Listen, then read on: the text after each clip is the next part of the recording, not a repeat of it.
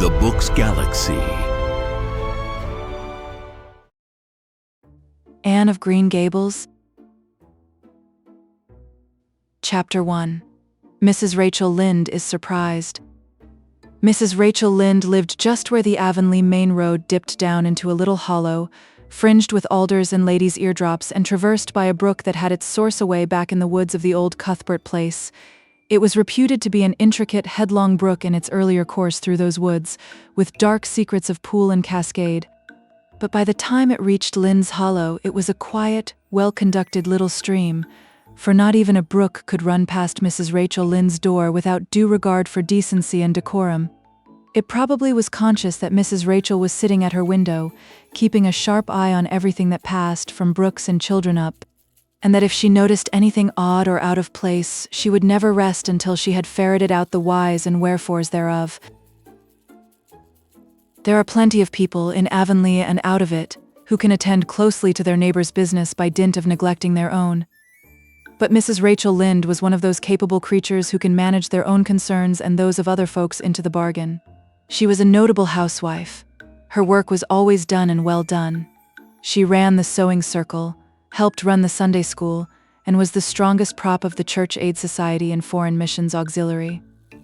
Yet with all this, Mrs. Rachel found abundant time to sit for hours at her kitchen window, knitting cotton warp quilts. She had knitted 16 of them, as Avonlea housekeepers were wont to tell in awed voices, and keeping a sharp eye on the main road that crossed the hollow and wound up the steep red hill beyond. Since Avonlea occupied a little triangular peninsula jutting out into the Gulf of St. Lawrence, with water on two sides of it, anybody who went out of it or into it had to pass over that hill road, and so run the unseen gauntlet of Mrs. Rachel's all-seeing eye. She was sitting there one afternoon in early June.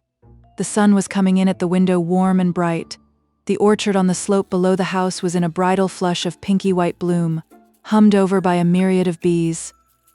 Thomas Lynde, a meek little man whom Avonlea people called Rachel Lynde's husband, was sowing his late turnip seed on the hill field beyond the barn, and Matthew Cuthbert ought to have been sowing his on the big red brook field away over by Green Gables. Mrs. Rachel knew that he ought because she had heard him tell Peter Morrison the evening before in William J. Blair's store over at Carmody that he meant to sow his turnip seed the next afternoon. Peter had asked him, of course, for Matthew Cuthbert had never been known to volunteer information about anything in his whole life. And yet here was Matthew Cuthbert, at 3:30 on the afternoon of a busy day, placidly driving over the hollow and up the hill. Moreover, he wore a white collar and his best suit of clothes, which was plain proof that he was going out of Avonlea.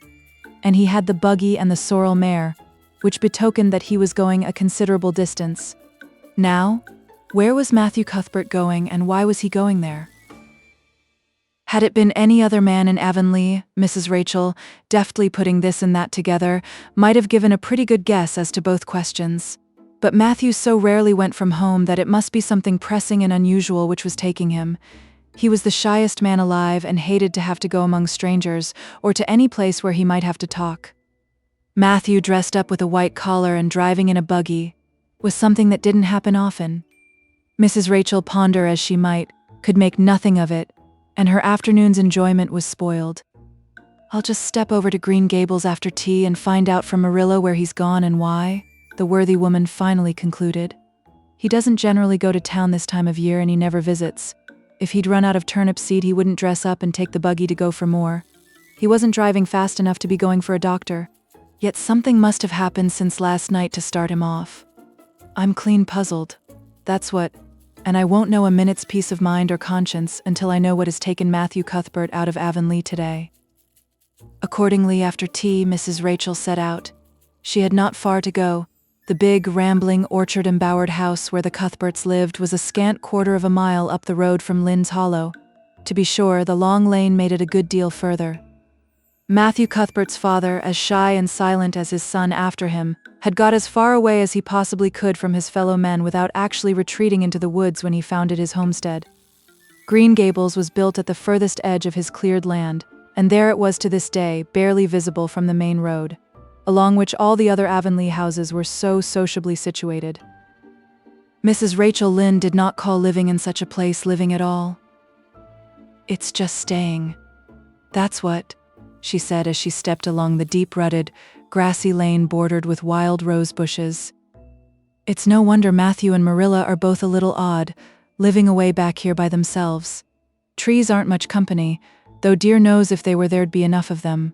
I'd ruther look at people. To be sure, they seem contented enough, but then I suppose they're used to it. A body can get used to anything, even to being hanged, as the Irishman said. With this, Mrs. Rachel stepped out of the lane into the backyard of Green Gables. Very green and neat and precise was that yard, set about on one side with great patriarchal willows and on the other with prim Lombardies. Not a stray stick nor stone was to be seen, for Mrs. Rachel would have seen it if there had been. Privately, she was of the opinion that Marilla Cuthbert swept that yard over as often as she swept her house. One could have eaten a meal off the ground without overbrimming the proverbial peck of dirt. Mrs. Rachel rapped smartly at the kitchen door and stepped in when bidden to do so. The kitchen at Green Gables was a cheerful apartment, or would have been cheerful if it had not been so painfully clean as to give it something of the appearance of an unused parlor. Its windows looked east and west. Through the west one, looking out on the backyard, came a flood of mellow June sunlight, but the east one, whence you got a glimpse of the bloom-white cherry trees in the left orchard and nodding, slender birches down in the hollow by the brook, was greened over by a tangle of vines. Here sat Marilla Cuthbert, when she sat at all, always slightly distrustful of sunshine, which seemed to her too dancing and irresponsible a thing for a world which was meant to be taken seriously, and here she sat now, knitting, and the table behind her was laid for supper. Mrs. Rachel, before she had fairly closed the door, had taken a mental note of everything that was on that table. There were 3 plates laid, so that Marilla must be expecting someone home with Matthew to tea, but the dishes were everyday dishes and there was only crab-apple preserves and one kind of cake, so that the expected company could not be any particular company. Yet what of Matthew's white collar and the sorrel mare? Mrs. Rachel was getting fairly dizzy with this unusual mystery about quiet, unmysterious Green Gables. "Good evening, Rachel," Marilla said briskly. "This is a real fine evening, isn't it? Won't you sit down? How are all your folks?" Something that for lack of any other name might be called friendship existed and always had existed between Marilla Cuthbert and Mrs. Rachel, in spite of, or perhaps because of, their dissimilarity. Marilla was a tall, thin woman, with angles and without curves. Her dark hair showed some gray streaks and was always twisted up in a hard little knot behind with 2 wire hairpins stuck aggressively through it. She looked like a woman of narrow experience and rigid conscience, which she was, but there was a saving something about her mouth which, if it had been ever so slightly developed, might have been considered indicative of a sense of humor. "We're all pretty well," said Mrs. Rachel. "I was kind of afraid you weren't, though, when I saw Matthew starting off today. I thought maybe he was going to the doctor's." Marilla's lips twitched understandingly. She had expected Mrs. Rachel up. She had known that the sight of Matthew jaunting off so unaccountably would be too much for her neighbor's curiosity. "Oh no, I'm quite well, although I had a bad headache yesterday," she said. "Matthew went to Bright River. We're getting a little boy from an orphan asylum in Nova Scotia, and he's coming on the train tonight." If Marilla had said that Matthew had gone to Bright River to meet a kangaroo from Australia, Mrs. Rachel could not have been more astonished. She was actually stricken dumb for 5 seconds. It was unsupposable that Marilla was making fun of her, but Mrs. Rachel was almost forced to suppose it. "Are you in earnest, Marilla?" she demanded when voice returned to her.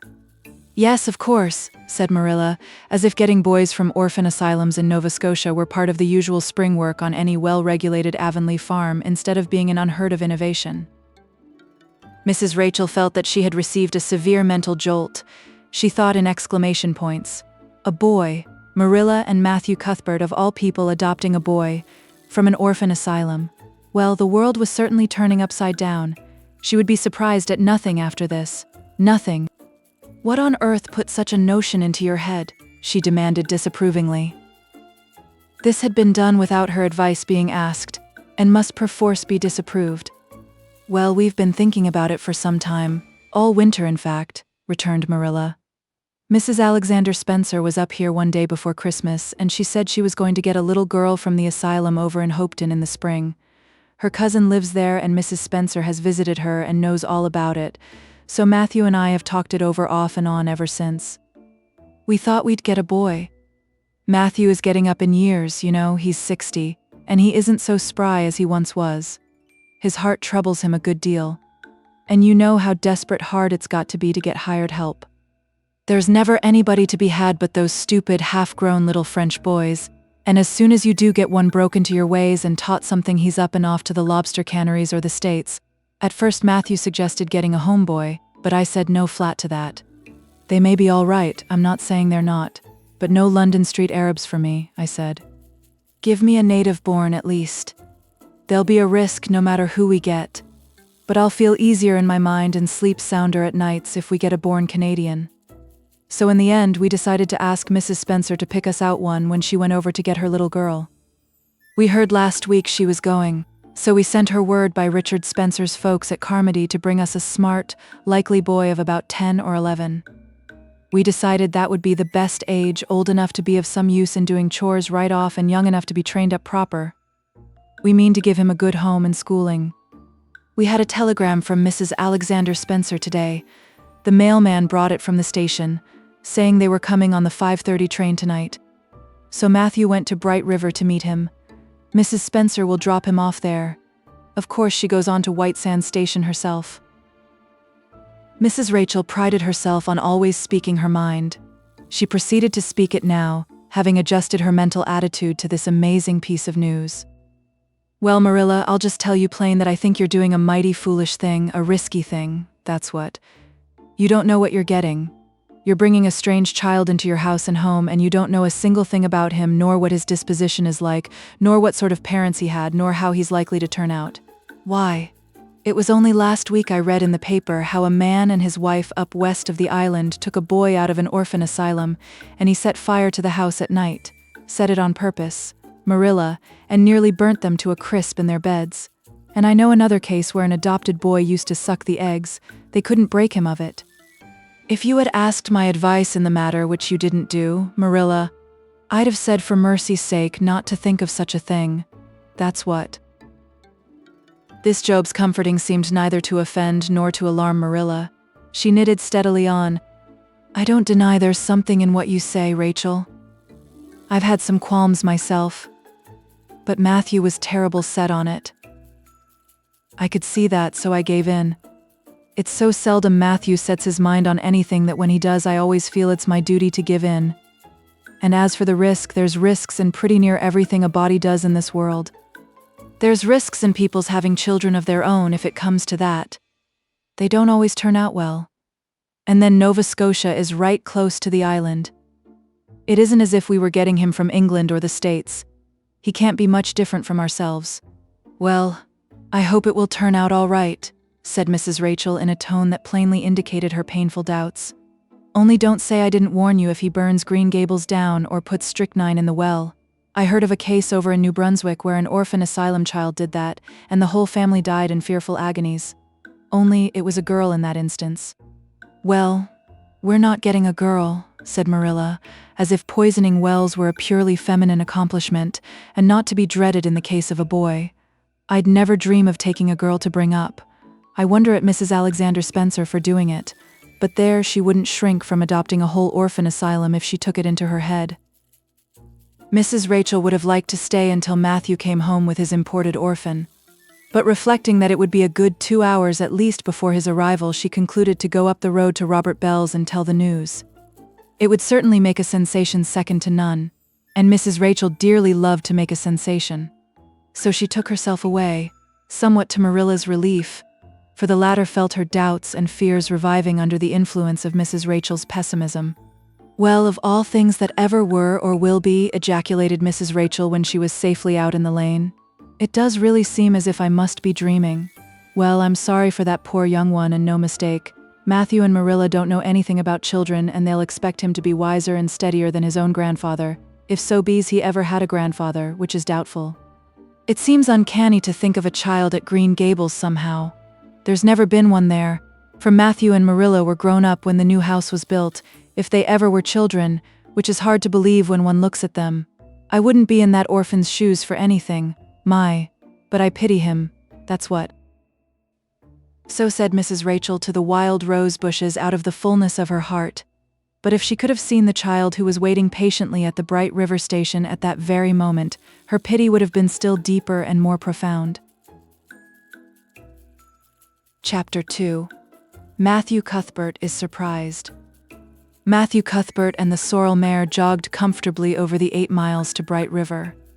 It was a pretty road, running along between snug farmsteads, with now and again a bit of balsamy fir wood to drive through, or a hollow where wild plums hung out their filmy bloom. The air was sweet with the breath of many apple orchards, and the meadows sloped away in the distance to horizon mists of pearl and purple, while the little birds sang as if it were the one day of summer in all the year. Matthew enjoyed the drive after his own fashion, except during the moments when he met women and had to nod to them, for in Prince Edward Island you're supposed to nod to all and sundry you meet on the road, whether you know them or not. Matthew dreaded all women except Marilla and Mrs. Rachel. He had an uncomfortable feeling that the mysterious creatures were secretly laughing at him. He may have been quite right in thinking so, for he was an odd-looking personage, with an ungainly figure and long iron-gray hair that touched his stooping shoulders, and a full, soft brown beard which he had worn ever since he was 20. In fact, he had looked at 20 very much as he looked at 60, lacking a little of the grayness. When he reached Bright River, there was no sign of any train. He thought he was too early, so he tied his horse in the yard of the small Bright River Hotel and went over to the station house. The long platform was almost deserted, the only living creature in sight being a girl who was sitting on a pile of shingles at the extreme end. Matthew, barely noting that it was a girl, sidled past her as quickly as possible without looking at her. Had he looked, he could hardly have failed to notice the tense rigidity and expectation of her attitude and expression. She was sitting there waiting for something or somebody, and, since sitting and waiting was the only thing to do just then, she sat and waited with all her might and main. Matthew encountered the station master locking up the ticket office preparatory to going home for supper, and asked him if the 5:30 train would soon be along. "The 5:30 train has been in and gone half an hour ago," answered that brisk official. "But there was a passenger dropped off for you, a little girl. She's sitting out there on the shingles. I asked her to go into the ladies' waiting room, but she informed me gravely that she preferred to stay outside. There was more scope for imagination," she said. "She's a case, I should say." "I'm not expecting a girl," said Matthew blankly. "It's a boy I've come for. He should be here. Mrs. Alexander Spencer was to bring him over from Nova Scotia for me." The station master whistled. "Guess there's some mistake," he said. "Mrs. Spencer came off the train with that girl and gave her into my charge. Said you and your sister were adopting her from an orphan asylum and that you would be along for her presently. That's all I know about it, and I haven't got any more orphans concealed hereabouts." "I don't understand," said Matthew helplessly, wishing that Marilla was at hand to cope with the situation. "Well, you'd better question the girl," said the station master carelessly. "I dare say she'll be able to explain. She's got a tongue of her own, that's certain. Maybe they were out of boys of the brand you wanted." He walked jauntily away, being hungry, and the unfortunate Matthew was left to do that which was harder for him than bearding a lion in its den, walk up to a girl, a strange girl, an orphan girl, and demand of her why she wasn't a boy. Matthew groaned in spirit as he turned about and shuffled gently down the platform towards her. She had been watching him ever since he had passed her, and she had her eyes on him now. Matthew was not looking at her and would not have seen what she was really like if he had been. But an ordinary observer would have seen this. A child of about 11, garbed in a very short, very tight, very ugly dress of yellowish-gray wincey. She wore a faded brown sailor hat, and beneath the hat, extending down her back, were 2 braids of very thick, decidedly red hair. Her face was small, white and thin, also much freckled. Her mouth was large, and so were her eyes, which looked green in some lights and moods and gray in others. So far, the ordinary observer, an extraordinary observer, might have seen that the chin was very pointed and pronounced, that the big eyes were full of spirit and vivacity, that the mouth was sweet-lipped and expressive, that the forehead was broad and full. In short, our discerning extraordinary observer might have concluded that no commonplace soul inhabited the body of this stray woman-child of whom shy Matthew Cuthbert was so ludicrously afraid. Matthew, however, was spared the ordeal of speaking first, for as soon as she concluded that he was coming to her, she stood up, grasping with one thin brown hand the handle of a shabby, old-fashioned carpet bag, the other she held out to him. "I suppose you are Mr. Matthew Cuthbert of Green Gables," she said in a peculiarly clear, sweet voice. "I'm very glad to see you. I was beginning to be afraid you weren't coming for me, and I was imagining all the things that might have happened to prevent you. I had made up my mind that if you didn't come for me tonight, I'd go down the track to that big wild cherry tree at the bend and climb up into it to stay all night. I wouldn't be a bit afraid, and it would be lovely to sleep in a wild cherry tree all white with bloom in the moonshine, don't you think? You could imagine you were dwelling in marble halls, couldn't you? And I was quite sure you would come for me in the morning, if you didn't tonight." Matthew had taken the scrawny little hand awkwardly in his. Then and there he decided what to do. He could not tell this child with the glowing eyes that there had been a mistake. He would take her home and let Marilla do that. She couldn't be left at Bright River anyhow, no matter what mistake had been made, so all questions and explanations might as well be deferred until he was safely back at Green Gables. "I'm sorry I was late," he said shyly. "Come along. The horse is over in the yard. Give me your bag." "Oh, I can carry it," the child responded cheerfully. "It isn't heavy. I've got all my worldly goods in it, but it isn't heavy. And if it isn't carried in just a certain way, the handle pulls out, so I'd better keep it because I know the exact knack of it. It's an extremely old carpet bag. Oh, I'm very glad you've come, even if it would have been nice to sleep in a wild cherry tree. We've got to drive a long piece, haven't we? Mrs. Spencer said it was 8 miles. I'm glad because I love driving. Oh, it seems so wonderful that I'm going to live with you and belong to you.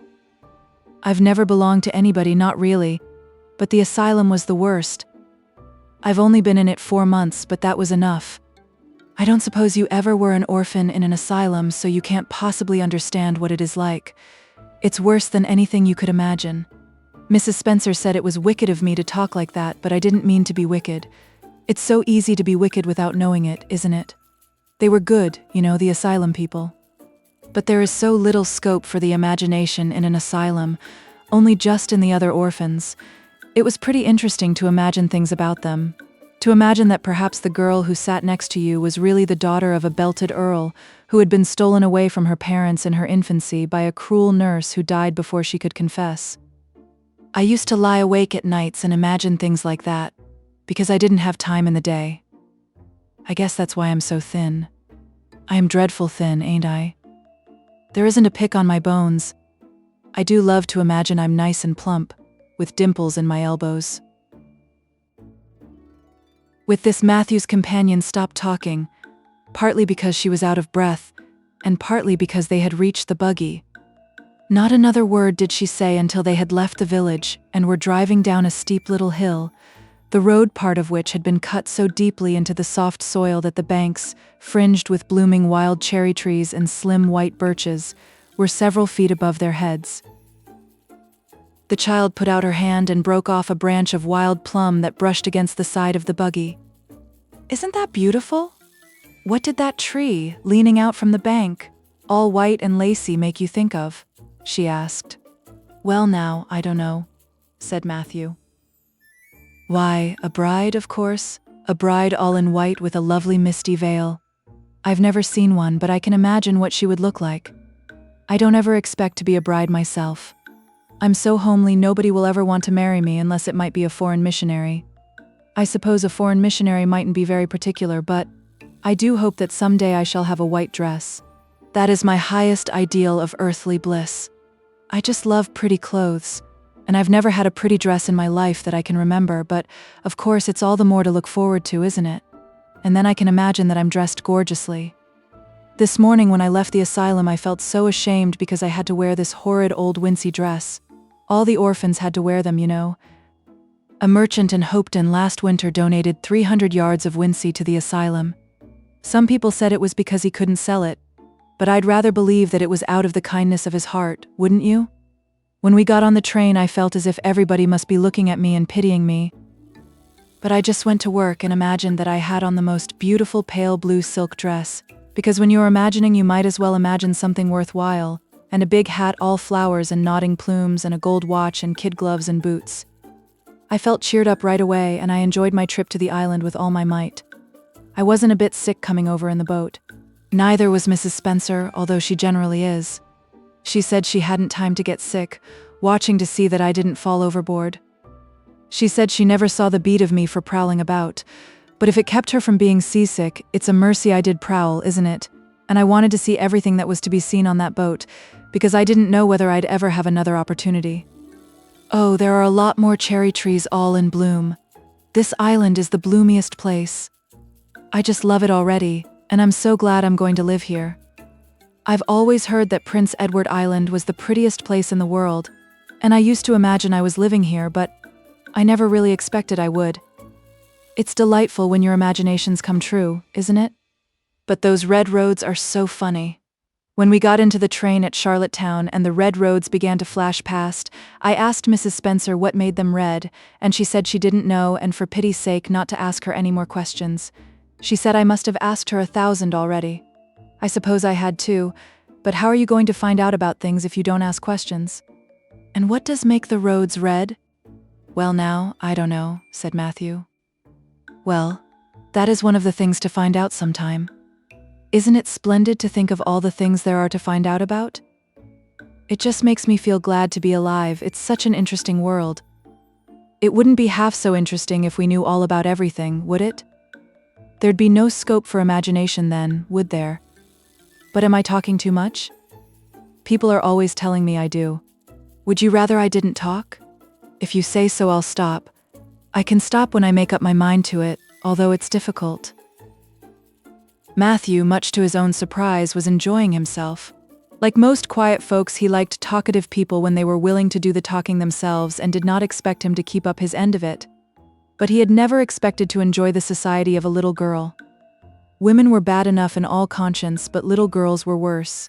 He detested the way they had of sidling past him timidly, with sidewise glances, as if they expected him to gobble them up at a mouthful if they ventured to say a word. That was the Avonlea type of well-bred little girl. But this freckled witch was very different, and although he found it rather difficult for his slower intelligence to keep up with her brisk mental processes, he thought that he kind of liked her chatter. So he said as shyly as usual, "Oh, you can talk as much as you like. I don't mind." "Oh, I'm so glad. I know you and I are going to get along together fine. It's such a relief to talk when one wants to and not be told that children should be seen and not heard. I've had that said to me 1,000,000 times if I have once.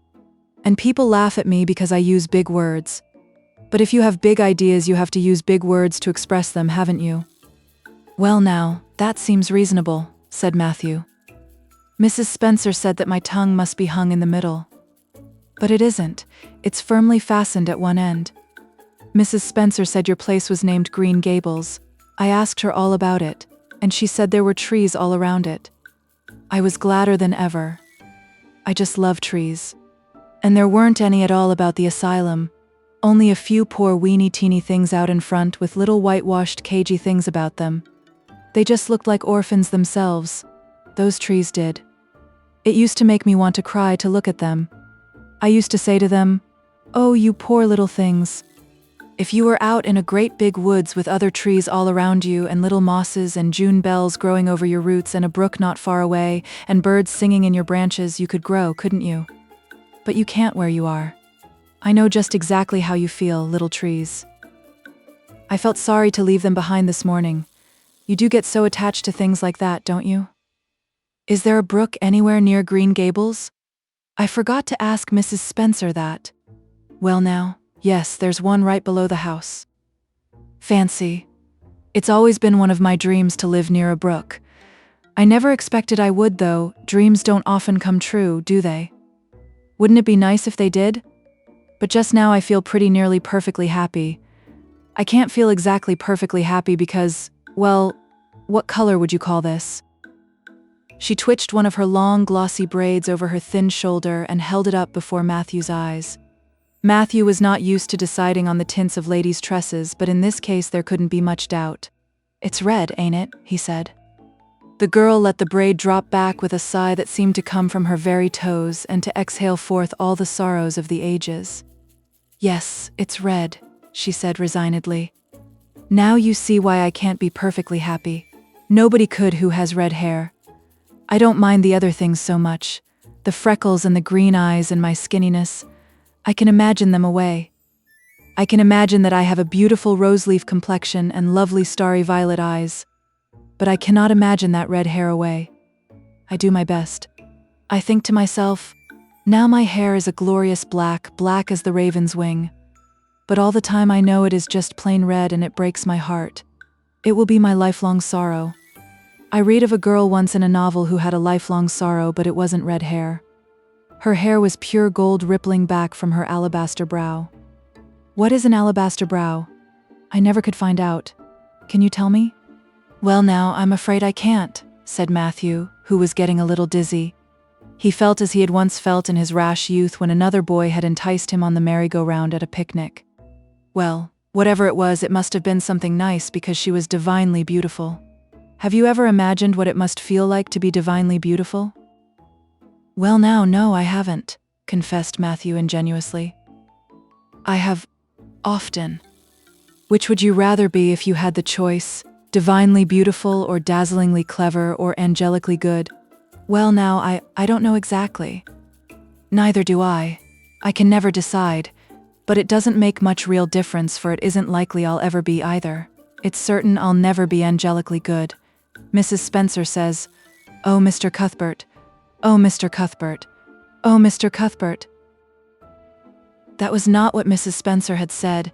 Neither had the child tumbled out of the buggy, nor had Matthew done anything astonishing. They had simply rounded a curve in the road and found themselves in the avenue.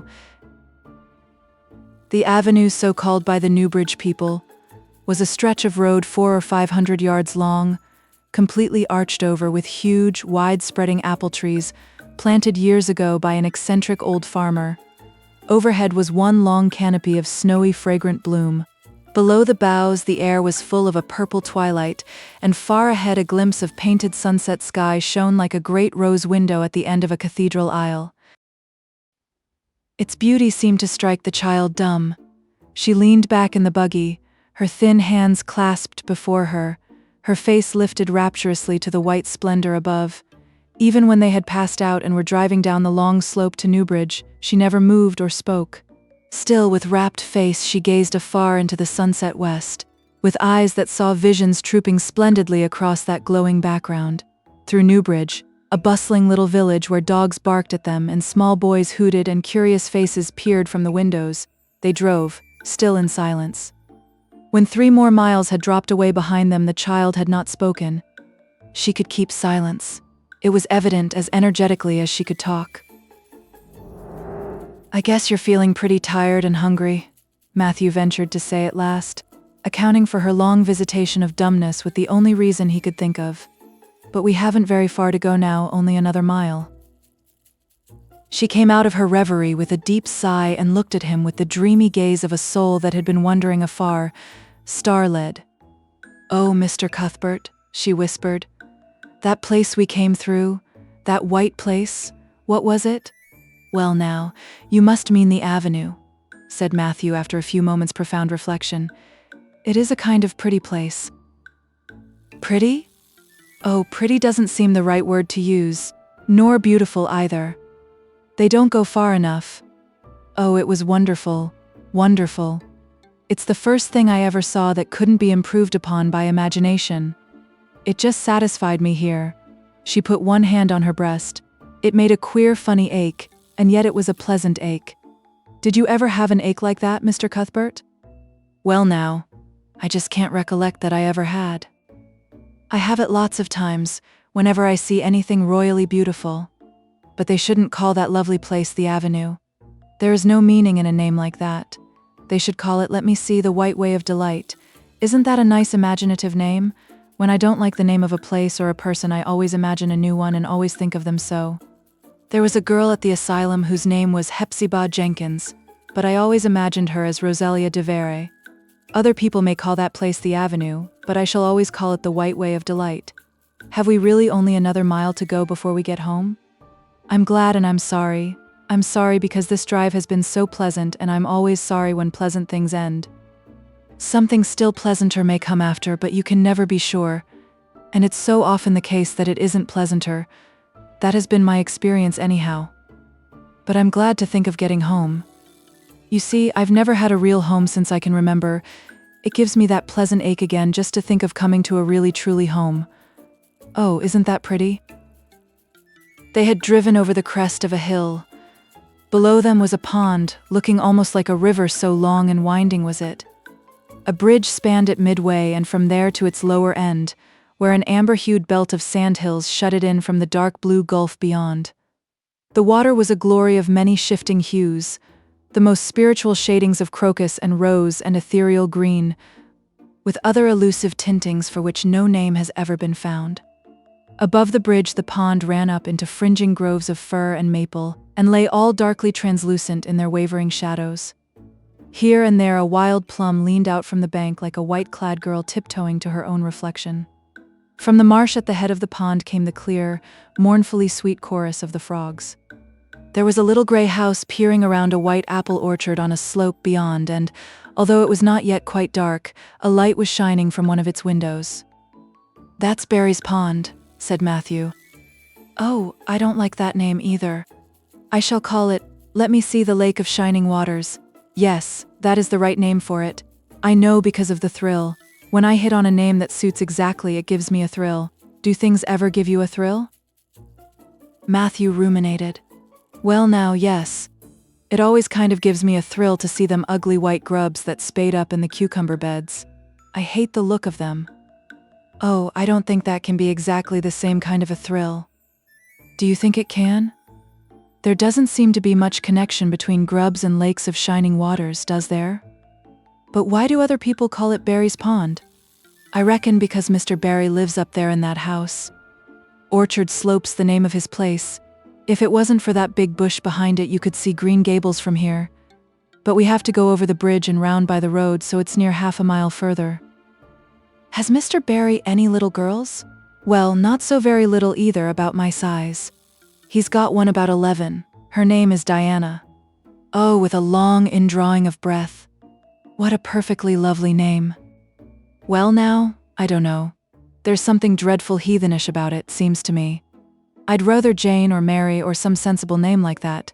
But when Diana was born, there was a schoolmaster boarding there, and they gave him the naming of her, and he called her Diana." "I wish there had been a schoolmaster like that around when I was born, then. Oh, here we are at the bridge. I'm going to shut my eyes tight. I'm always afraid going over bridges. I can't help imagining that perhaps, just as we get to the middle, they'll crumple up like a jackknife and nip us. So I shut my eyes. But I always have to open them for all when I think we're getting near the middle. Because, you see, if the bridge did crumple up, I'd want to see it crumple. What a jolly rumble it makes. I always like the rumble part of it. Isn't it splendid there are so many things to like in this world? There, we're over. Now I'll look back. Good night, dear Lake of Shining Waters. I always say good night to the things I love, just as I would to people. I think they like it. That water looks as if it was smiling at me." When they had driven up the further hill and around a corner, Matthew said, "We're pretty near home now. That's Green Gables over." "Oh, don't tell me," she interrupted breathlessly, catching at his partially raised arm and shutting her eyes that she might not see his gesture. "Let me guess. I'm sure I'll guess right." She opened her eyes and looked about her. They were on the crest of a hill. The sun had set some time since, but the landscape was still clear in the mellow afterlight. To the west, a dark church spire rose up against a marigold sky. Below was a little valley, and beyond a long, gently rising slope with snug farmsteads scattered along it. From one to another the child's eyes darted, eager and wistful. At last they lingered on one away to the left, far back from the road, dimly white with blossoming trees in the twilight of the surrounding woods. Over it, in the stainless southwest sky, a great crystal white star was shining like a lamp of guidance and promise. "That's it, isn't it?" she said, pointing. Matthew slapped the reins on the sorrel's back delightedly. "Well now, you've guessed it, but I reckon Mrs. Spencer described it so's you could tell." "No, she didn't. Really, she didn't." All she said might just as well have been about most of those other places. I hadn't any real idea what it looked like, but just as soon as I saw it I felt it was home. Oh, it seems as if I must be in a dream. Do you know, my arm must be black and blue from the elbow up, for I've pinched myself so many times today. Every little while a horrible sickening feeling would come over me and I'd be so afraid it was all a dream. Then I'd pinch myself to see if it was real until suddenly I remembered that even supposing it was only a dream I'd better go on dreaming as long as I could, so I stopped pinching. But it is real and we're nearly home. With a sigh of rapture she relapsed into silence. Matthew stirred uneasily. He felt glad that it would be Marilla, and not he, who would have to tell this waif of the world that the home she longed for was not to be hers after all. They drove over Lynde's Hollow, where it was already quite dark, but not so dark that Mrs. Rachel could not see them from her window vantage, and up the hill and into the long lane of Green Gables. By the time they arrived at the house, Matthew was shrinking from the approaching revelation with an energy he did not understand. It was not of Marilla or himself he was thinking, or of the trouble this mistake was probably going to make for them, but of the child's disappointment. When he thought of that rapt light being quenched in her eyes, he had an uncomfortable feeling that he was going to assist at murdering something, much the same feeling that came over him when he had to kill a lamb or calf or any other innocent little creature. The yard was quite dark as they turned into it, and the poplar leaves were rustling silkily all round it. "Listen to the trees talking in their sleep," she whispered, as he lifted her to the ground. "What nice dreams they must have." Then, holding tightly to the carpet bag which contained all her worldly goods, she followed him into the house. Chapter 3. Marilla Cuthbert is surprised. Marilla came briskly forward as Matthew opened the door, but when her eyes fell on the odd little figure in the stiff, ugly dress, with the long braids of red hair and the eager, luminous eyes, she stopped short in amazement. "Matthew Cuthbert, who's that?" she ejaculated. "Where is the boy?" "There wasn't any boy," said Matthew wretchedly. "There was only her." He nodded at the child, remembering that he had never even asked her name. "No boy, but there must have been a boy," insisted Marilla. "We sent word to Mrs. Spencer to bring a boy." "Well, she didn't. She brought her. I asked the station master, and I had to bring her home. She couldn't be left there, no matter where the mistake had come in." "Well, this is a pretty piece of business," ejaculated Marilla. During this dialogue the child had remained silent, her eyes roving from one to the other, all the animation fading out of her face. Suddenly she seemed to grasp the full meaning of what had been said. Dropping her precious carpet bag, she sprang forward a step and clasped her hands.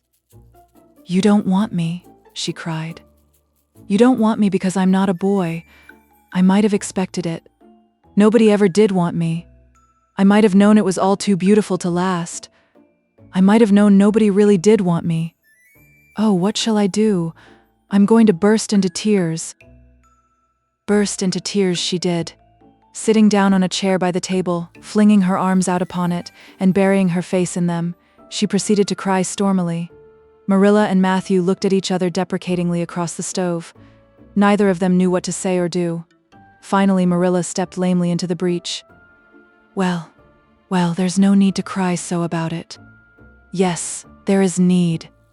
The child raised her head quickly, revealing a tear-stained face and trembling lips. "You would cry too if you were an orphan and had come to a place you thought was going to be home and found that they didn't want you because you weren't a boy. Oh, this is the most tragical thing that ever happened to me." Something like a reluctant smile, rather rusty from long disuse, mellowed Marilla's grim expression. "Well, don't cry anymore. We're not going to turn you out of doors tonight. You'll have to stay here until we investigate this affair. What's your name?"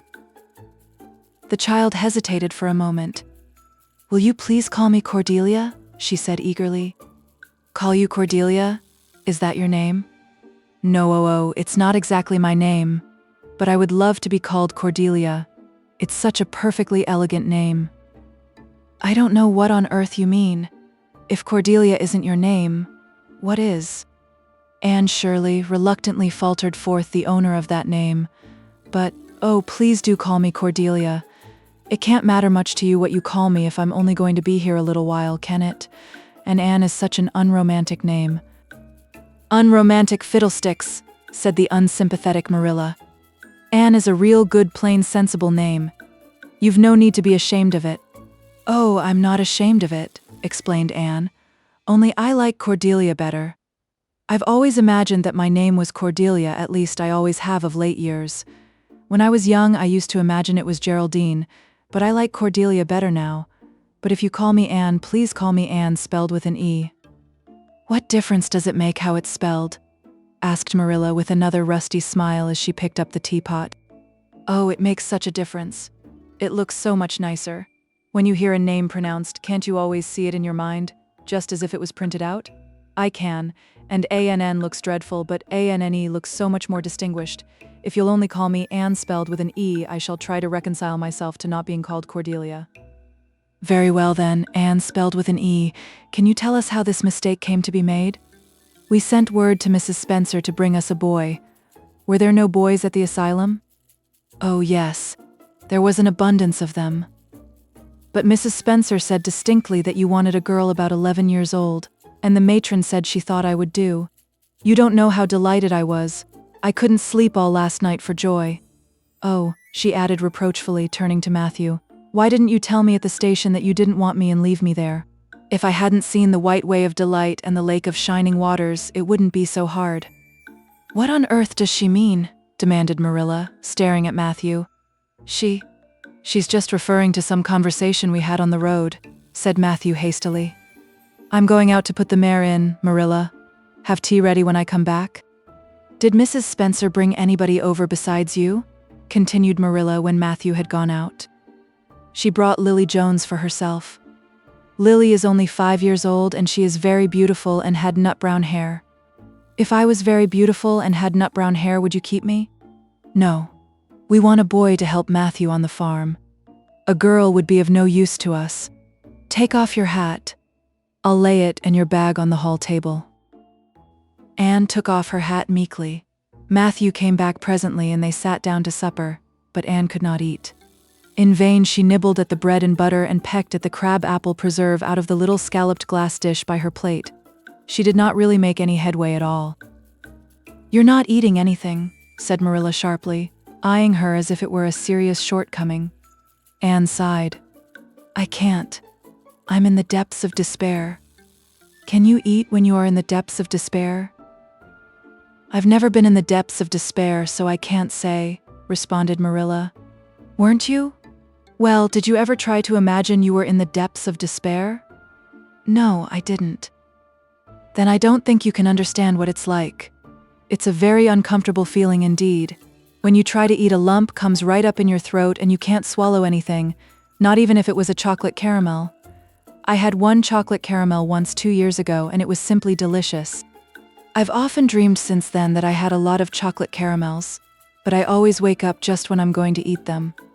I do hope you won't be offended because I can't eat. Everything is extremely nice, but still I cannot eat." "I guess she's tired," said Matthew, who hadn't spoken since his return from the barn. "Best put her to bed, Marilla." Marilla had been wondering where Anne should be put to bed. She had prepared a couch in the kitchen chamber for the desired and expected boy. But, although it was neat and clean, it did not seem quite the thing to put a girl there somehow.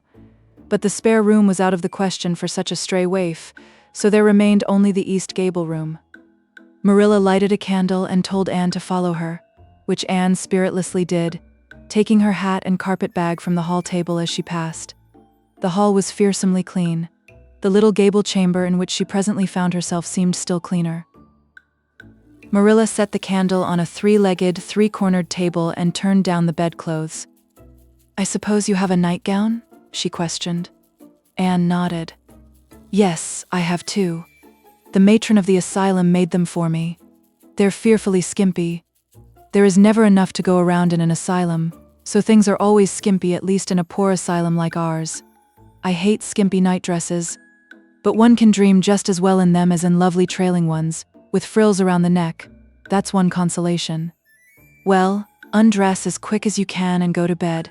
I'll come back in a few minutes for the candle. I daren't trust you to put it out yourself. You'd likely set the place on fire." When Marilla had gone, Anne looked around her wistfully. The whitewashed walls were so painfully bare and staring that she thought they must ache over their own bareness.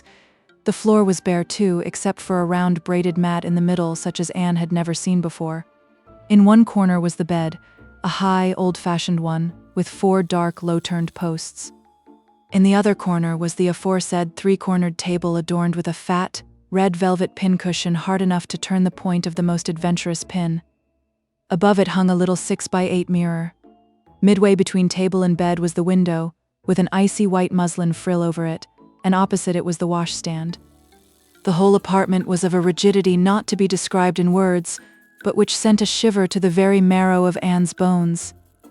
With a sob, she hastily discarded her garments, put on the skimpy nightgown, and sprang into bed, where she burrowed face downward into the pillow and pulled the clothes over her head.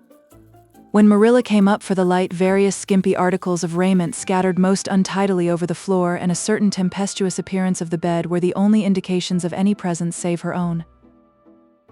She deliberately picked up Anne's clothes, placed them neatly on a prim yellow chair, and then, taking up the candle, went over to the bed. "Good night," she said, a little awkwardly, but not unkindly. Anne's white face and big eyes appeared over the bedclothes with a startling suddenness. "How can you call it a good night when you know it must be the very worst night I've ever had?" she said reproachfully.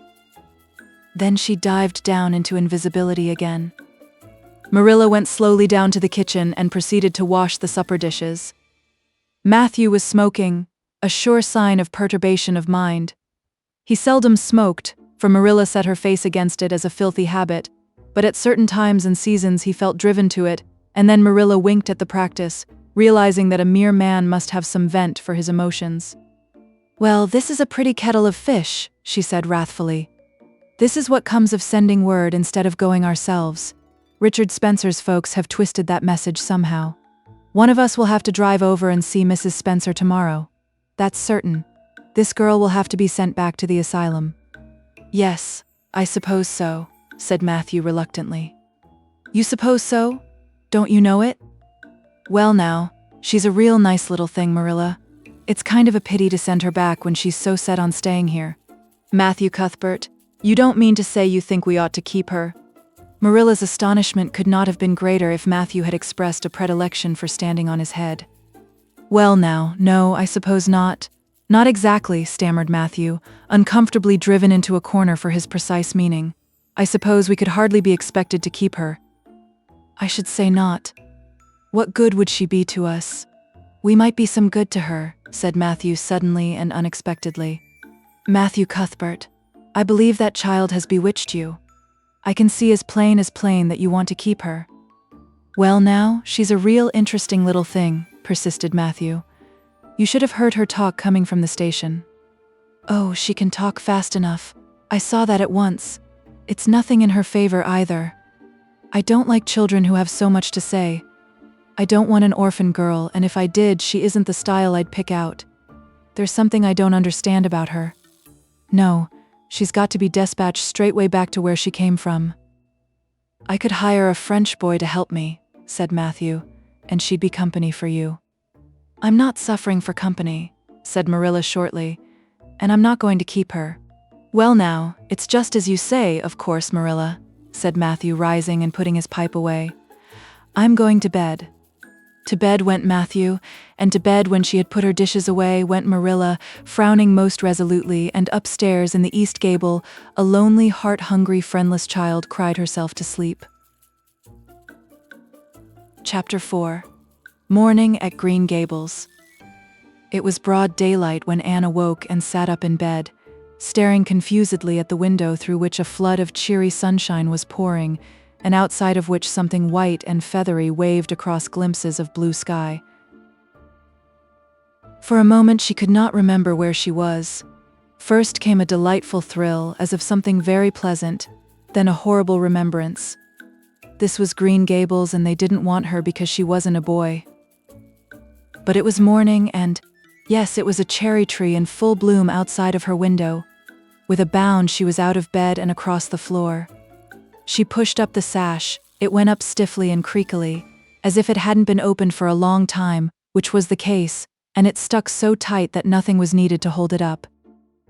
Anne dropped on her knees and gazed out into the June morning, her eyes glistening with delight. Oh, wasn't it beautiful? Wasn't it a lovely place? Suppose she wasn't really going to stay here. She would imagine she was. There was scope for imagination here. A huge cherry tree grew outside, so close that its boughs tapped against the house, and it was so thick-set with blossoms that hardly a leaf was to be seen. On both sides of the house was a big orchard, one of apple trees and one of cherry trees, also showered over with blossoms, and their grass was all sprinkled with dandelions. In the garden below were lilac trees purple with flowers, and their dizzily sweet fragrance drifted up to the window on the morning wind. Below the garden, a green field lush with clover sloped down to the hollow where the brook ran, and where scores of white birches grew, upspringing airily out of an undergrowth suggestive of delightful possibilities in ferns and mosses and woodsy things generally. Beyond it was a hill, green and feathery with spruce and fir. There was a gap in it where the gray gable end of the little house she had seen from the other side of the lake of shining waters was visible.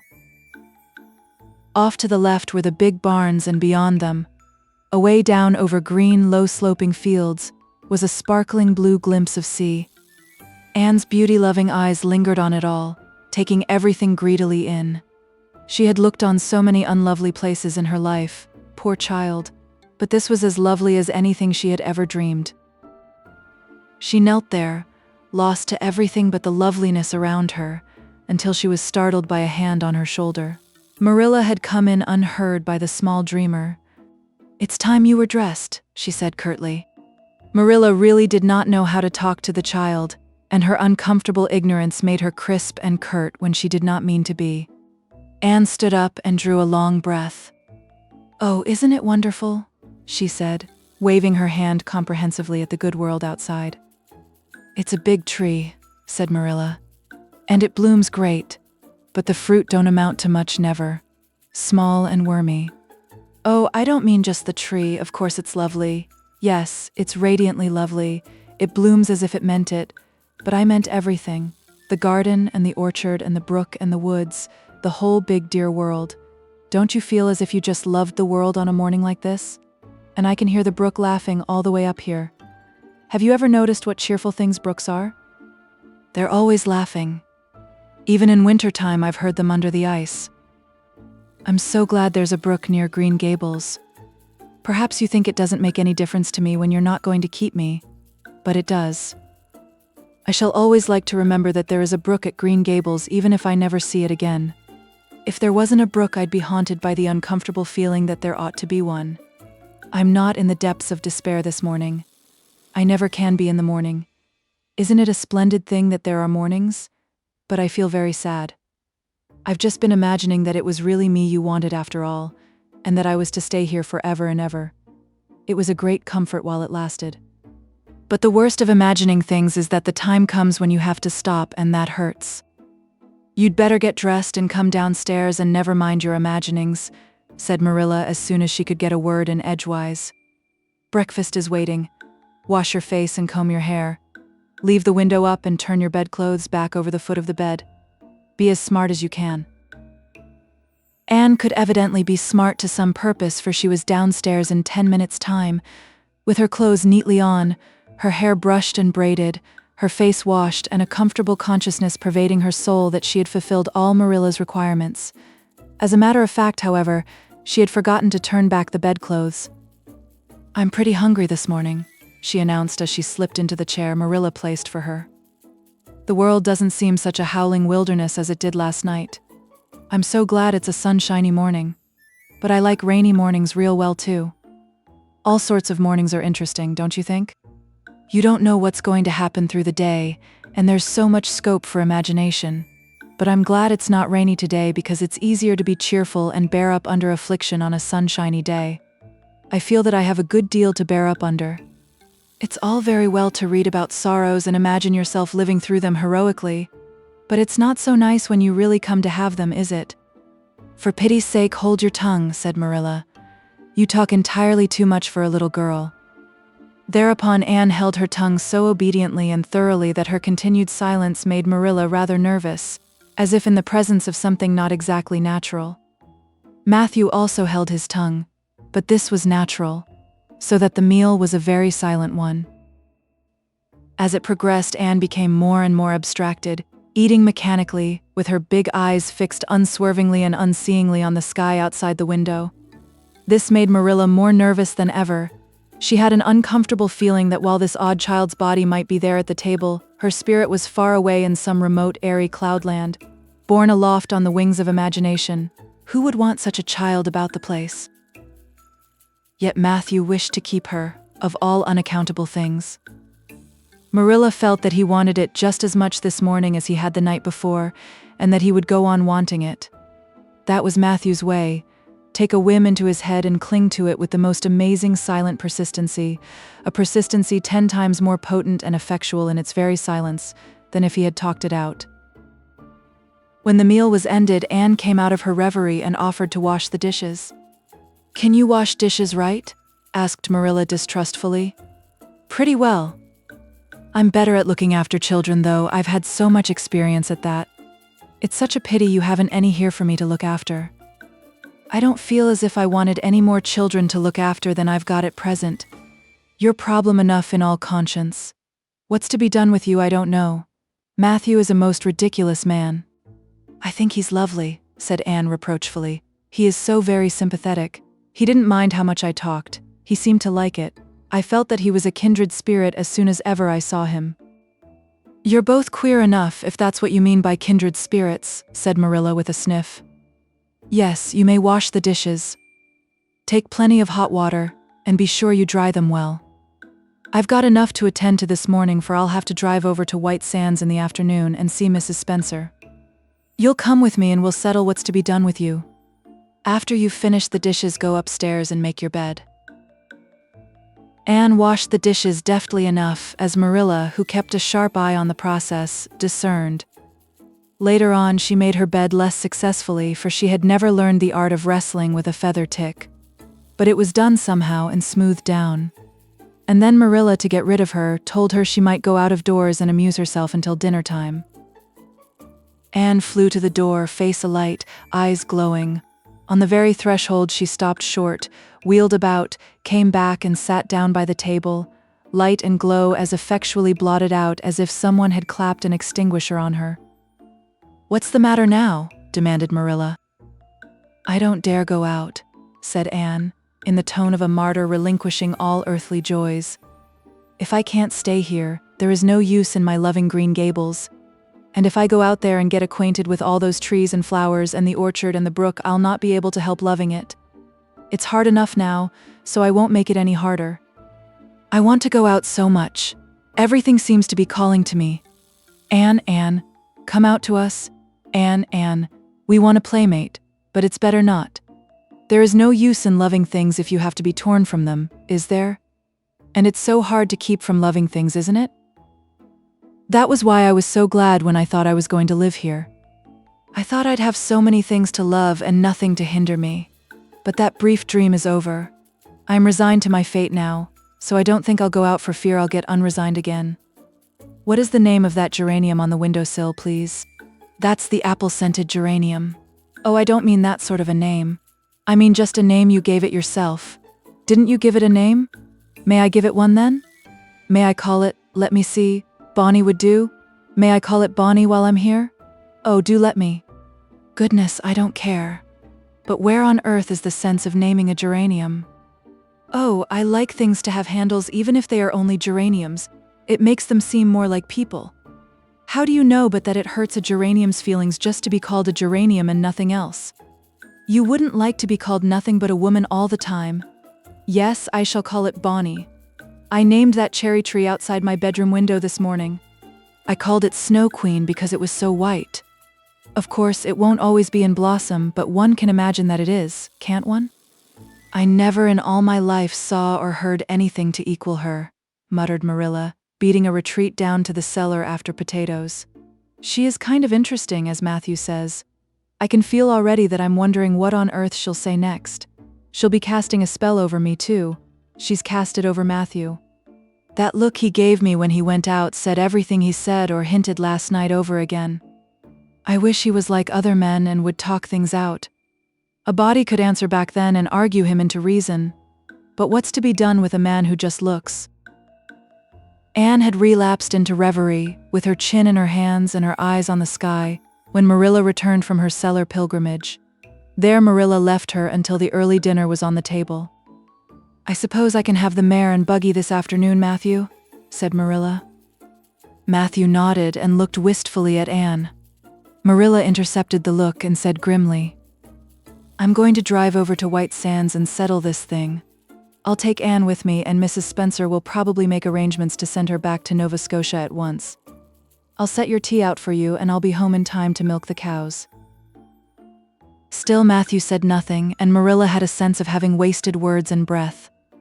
There is nothing more aggravating than a man who won't talk back, unless it is a woman who won't. Matthew hitched the sorrel into the buggy in due time, and Marilla and Anne set off. Matthew opened the yard gate for them, and as they drove slowly through, he said, to nobody in particular as it seemed, "Little Jerry Boaty from the creek was here this morning, and I told him I guessed I'd hire him for the summer." Marilla made no reply, but she hit the unlucky sorrel such a vicious clip with the whip that the fat mare, unused to such treatment, whizzed indignantly down the lane at an alarming pace. Marilla looked back once as the buggy bounced along and saw that aggravating Matthew leaning over the gate, looking wistfully after them. Chapter 5. Anne's History. "Do you know," said Anne confidentially, "I've made up my mind to enjoy this drive. It's been my experience that you can nearly always enjoy things if you make up your mind firmly that you will. Of course, you must make it up firmly. I'm not going to think about going back to the asylum while we're having our drive. I'm just going to think about the drive. Oh, look. There's one little early wild rose out. Isn't it lovely? Don't you think it must be glad to be a rose? Wouldn't it be nice if roses could talk? I'm sure they could tell us such lovely things. And isn't pink the most bewitching color in the world? I love it, but I can't wear it. Red-headed people can't wear pink, not even in imagination. Did you ever know of anybody whose hair was red when she was young, but got to be another color when she grew up?" "No, I don't know as I ever did," said Marilla mercilessly, "and I shouldn't think it likely to happen in your case either." Anne sighed. "Well, that is another hope gone. My life is a perfect graveyard of buried hopes. That's a sentence I read in a book once, and I say it over to comfort myself whenever I'm disappointed in anything." "I don't see where the comforting comes in myself," said Marilla. "Why? Because it sounds so nice and romantic. Just as if I were a heroine in a book, you know? I am so fond of romantic things, and a graveyard full of buried hopes is about as romantic a thing as one can imagine, isn't it? I'm rather glad I have one. Are we going across the Lake of Shining Waters today?" "We're not going over Barry's Pond, if that's what you mean by your Lake of Shining Waters. We're going by the Shore Road." "Shore Road sounds nice," said Anne dreamily. "Is it as nice as it sounds? Just when you said Shore Road, I saw it in a picture in my mind as quick as that. And White Sands is a pretty name too, but I don't like it as well as Avonlea. Avonlea is a lovely name. It just sounds like music. How far is it to White Sands?" "It's 5 miles. And as you're evidently bent on talking, you might as well talk to some purpose by telling me what you know about yourself." "Oh, what I know about myself isn't really worth telling," said Anne eagerly. "If you'll only let me tell you what I imagine about myself, you'll think it ever so much more interesting." "No, I don't want any of your imaginings. Just you stick to bald facts. Begin at the beginning. Where were you born and how old are you?" "I was 11 last March," said Anne, resigning herself to bald facts with a little sigh. "And I was born in Bolingbroke, Nova Scotia. My father's name was Walter Shirley, and he was a teacher in the Bolingbroke High School. My mother's name was Bertha Shirley. Aren't Walter and Bertha lovely names? I'm so glad my parents had nice names. It would be a real disgrace to have a father named, well, say Jedediah, wouldn't it?" "I guess it doesn't matter what a person's name is as long as he behaves himself," said Marilla, feeling herself called upon to inculcate a good and useful moral. "Well, I don't know." Anne looked thoughtful. "I read in a book once that a rose by any other name would smell as sweet, but I've never been able to believe it. I don't believe a rose would be as nice if it was called a thistle or a skunk cabbage. I suppose my father could have been a good man even if he had been called Jedediah, but I'm sure it would have been a cross. Well, my mother was a teacher in the high school too, but when she married father, she gave up teaching, of course. A husband was enough responsibility. Mrs. Thomas said that they were a pair of babies and as poor as church mice. They went to live in a weeny-teeny little yellow house in Bolingbroke. I've never seen that house, but I've imagined it thousands of times. I think it must have had honeysuckle over the parlor window and lilacs in the front yard and lilies of the valley just inside the gate. Yes, and muslin curtains in all the windows. Muslin curtains give a house such an air. I was born in that house. Mrs. Thomas said I was the homeliest baby she ever saw. I was so scrawny and tiny and nothing but eyes. But that mother thought I was perfectly beautiful. I should think a mother would be a better judge than a poor woman who came in to scrub, wouldn't you? I'm glad she was satisfied with me anyhow. I would feel so sad if I thought I was a disappointment to her, because she didn't live very long after that, you see. She died of fever when I was just 3 months old. I do wish she'd lived long enough for me to remember calling her mother. I think it would be so sweet to say mother, don't you? And father died 4 days afterwards from fever too. That left me an orphan and folks were at their wits' end, so Mrs. Thomas said what to do with me. You see, nobody wanted me even then. It seems to be my fate. Father and mother had both come from places far away, and it was well known they hadn't any relatives living. Finally, Mrs. Thomas said she'd take me, though she was poor and had a drunken husband. She brought me up by hand. Do you know if there is anything in being brought up by hand that ought to make people who are brought up that way better than other people? Because whenever I was naughty, Mrs. Thomas would ask me how I could be such a bad girl when she had brought me up by hand, reproachful-like. Mr. and Mrs. Thomas moved away from Bolingbroke to Marysville, and I lived with them until I was 8 years old. I helped look after the Thomas children. There were 4 of them younger than me, and I can tell you they took a lot of looking after. Then Mr. Thomas was killed falling under a train, and his mother offered to take Mrs. Thomas and the children, but she didn't want me. Mrs. Thomas was at her wits' end, so she said, what to do with me?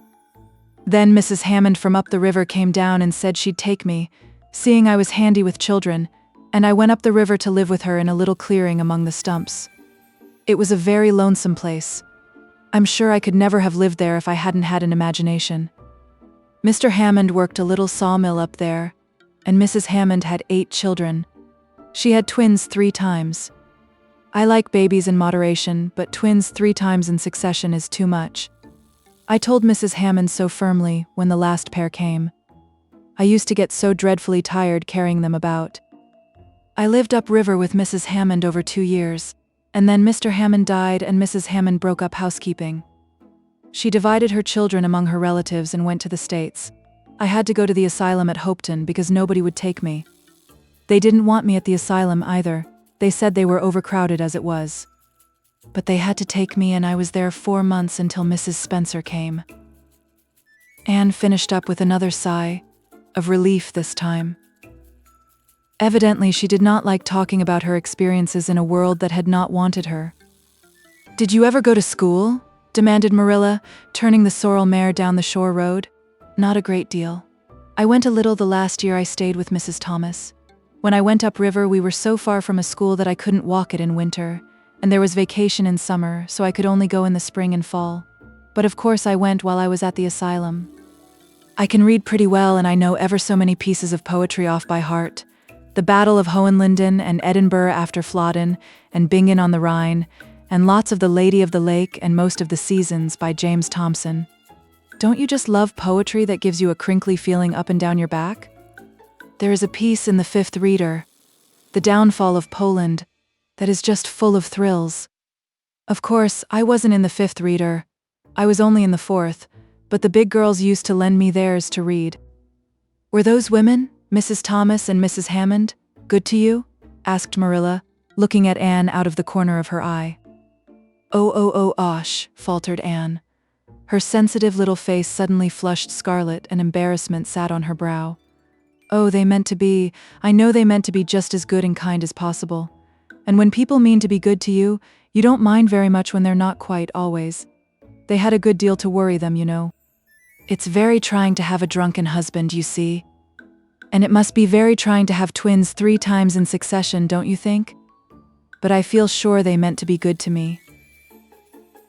Marilla asked no more questions.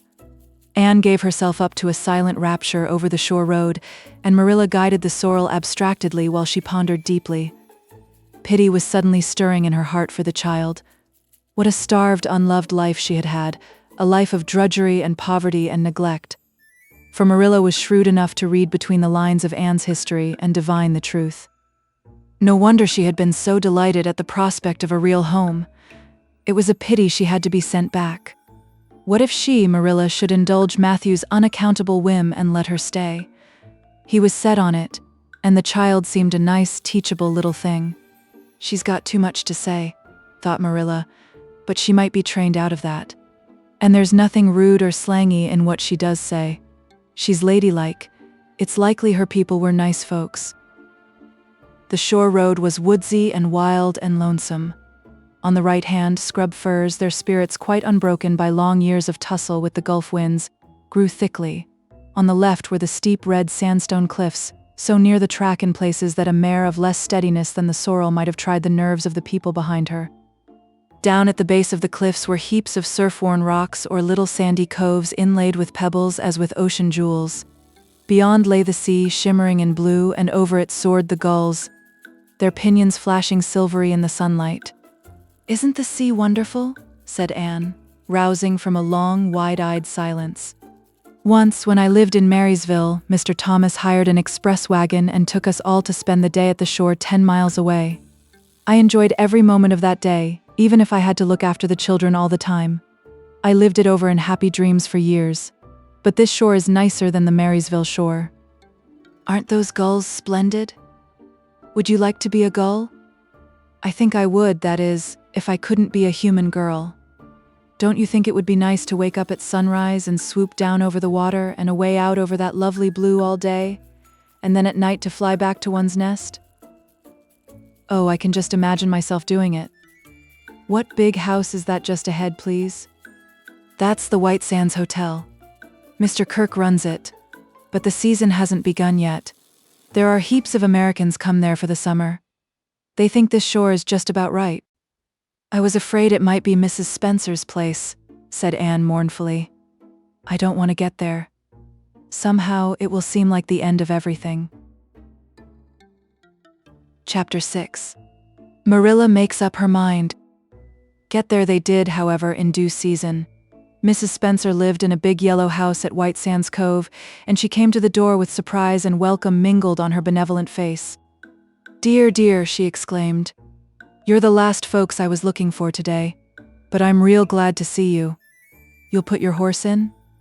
And how are you, Anne?" "I'm as well as can be expected, thank you," said Anne smilelessly. A blight seemed to have descended on her. "I suppose we'll stay a little while to rest the mare," said Marilla, "but I promised Matthew I'd be home early. The fact is, Mrs. Spencer, there's been a queer mistake somewhere, and I've come over to see where it is.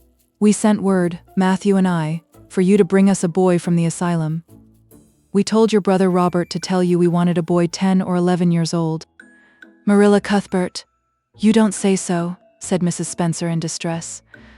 "Why, Robert sent word down by his daughter Nancy, and she said you wanted a girl, didn't she, Flora Jane?" appealing to her daughter who had come out to the steps. "She certainly did, Miss Cuthbert," corroborated Flora Jane earnestly. "I'm dreadful sorry," said Mrs. Spencer. "It's too bad, but it certainly wasn't my fault, you see. Miss Cuthbert, I did the best I could and I thought I was following your instructions. Nancy is a terrible flighty thing. I've often had to scold her well for her heedlessness." "It was our own fault," said Marilla resignedly. "We should have come to you ourselves and not left an important message to be passed along by word of mouth in that fashion. Anyhow, the mistake has been made and the only thing to do now is to set it right. Can we send the child back to the asylum? I suppose they'll take her back, won't they?" "I suppose so," said Mrs. Spencer thoughtfully, "but I don't think it will be necessary to send her back. Mrs. Peter Blewett was up here yesterday, and she was saying to me how much she wished she'd sent by me for a little girl to help her.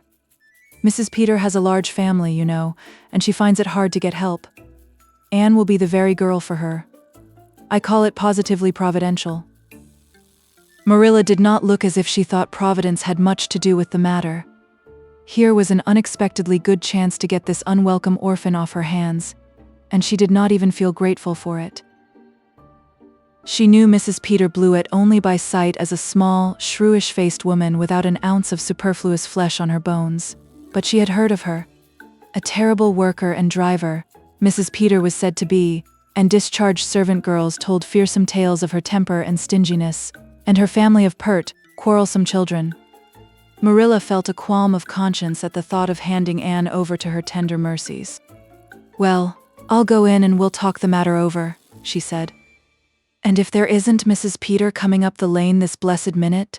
exclaimed Mrs. Spencer, bustling her guests through the hall into the parlor, where a deadly chill struck on them as if the air had been strained so long through dark green, closely drawn blinds that it had lost every particle of warmth it had ever possessed. "That is real lucky, for we can settle the matter right away. Take the armchair, Miss Cuthbert. Anne, you sit here on the ottoman and don't wriggle. Let me take your hats. Flora Jane, go out and put the kettle on. Good afternoon, Mrs. Blewett.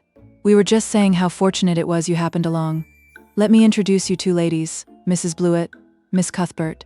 Please excuse me for just a moment. I forgot to tell Flora Jane to take the buns out of the oven." Mrs. Spencer whisked away after pulling up the blinds. Anne, sitting mutely on the ottoman, with her hands clasped tightly in her lap, stared at Mrs. Blewett as one fascinated. Was she to be given into the keeping of this sharp-faced, sharp-eyed woman? She felt a lump coming up in her throat and her eyes smarted painfully. She was beginning to be afraid she couldn't keep the tears back when Mrs. Spencer returned, flushed and beaming, quite capable of taking any and every difficulty, physical, mental, or spiritual, into consideration and settling it out of hand. "It seems there's been a mistake about this little girl, Mrs. Blewett," she said. "I was under the impression that Mr. and Miss Cuthbert wanted a little girl to adopt. I was certainly told so, but it seems it was a boy they wanted. So if you're still of the same mind you were yesterday, I think she'll be just the thing for you." Mrs. Blewett darted her eyes over Anne from head to foot. "How old are you and what's your name?" she demanded. Anne Shirley, faltered the shrinking child, not daring to make any stipulations regarding the spelling thereof. "And I'm 11 years old." "Humph. You don't look as if there was much to you, but you're wiry." "I don't know, but the wiry ones are the best after all." "Well, if I take you, you'll have to be a good girl, you know, good and smart and respectful. I'll expect you to earn your keep, and no mistake about that." "Yes, I suppose I might as well take her off your hands, Miss Cuthbert. The baby's awful fractious, and I'm clean worn out attending to him. If you like, I can take her right home now." Marilla looked at Anne and softened at sight of the child's pale face, with its look of mute misery, the misery of a helpless little creature who finds itself once more caught in the trap from which it had escaped. Marilla felt an uncomfortable conviction that, if she denied the appeal of that look, it would haunt her to her dying day. Moreover, she did not fancy Mrs. Blewett. To hand a sensitive, high-strung child over to such a woman. No, she could not take the responsibility of doing that. "Well, I don't know," she said slowly. "I didn't say that Matthew and I had absolutely decided that we wouldn't keep her. In fact, I may say that Matthew is disposed to keep her. I just came over to find out how the mistake had occurred. I think I'd better take her home again and talk it over with Matthew. I feel that I oughtn't to decide on anything without consulting him. If we make up our mind not to keep her, we'll bring or send her over to you tomorrow night. If we don't, you may know that she is going to stay with us. Will that suit you, Mrs. Blewett?" "I suppose it'll have to," said Mrs. Blewett ungraciously. During Marilla's speech, a sunrise had been dawning on Anne's face. First, the look of despair faded out. Then came a faint flush of hope. Her eyes grew deep and bright as morning stars. The child was quite transfigured, and, a moment later, when Mrs. Spencer and Mrs. Blewett went out in quest of a recipe the latter had come to borrow, she sprang up and flew across the room to Marilla. "Oh, Miss Cuthbert, did you really say that perhaps you would let me stay at Green Gables?" she said in a breathless whisper, as if speaking aloud might shatter the glorious possibility. "Did you really say it? Or did I only imagine that you did?" "I think you'd better learn to control that imagination of yours, Anne, if you can't distinguish between what is real and what isn't," said Marilla crossly. Yes, you did hear me say just that and no more. It isn't decided yet, and perhaps we will conclude to let Mrs. Blewett take you after all. She certainly needs you much more than I do. I'd rather go back to the asylum than go to live with her, said Anne passionately. She looks exactly like a gimlet. Marilla smothered a smile under the conviction that Anne must be reproved for such a speech.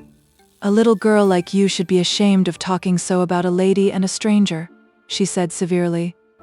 Go back and sit down quietly and hold your tongue and behave as a good girl should. I'll try to do and be anything you want me, if you'll only keep me, said Anne, returning meekly to her ottoman. When they arrived back at Green Gables that evening, Matthew met them in the lane. Marilla from afar had noted him prowling along it and guessed his motive. She was prepared for the relief she read in his face when he saw that she had at least brought Anne back with her.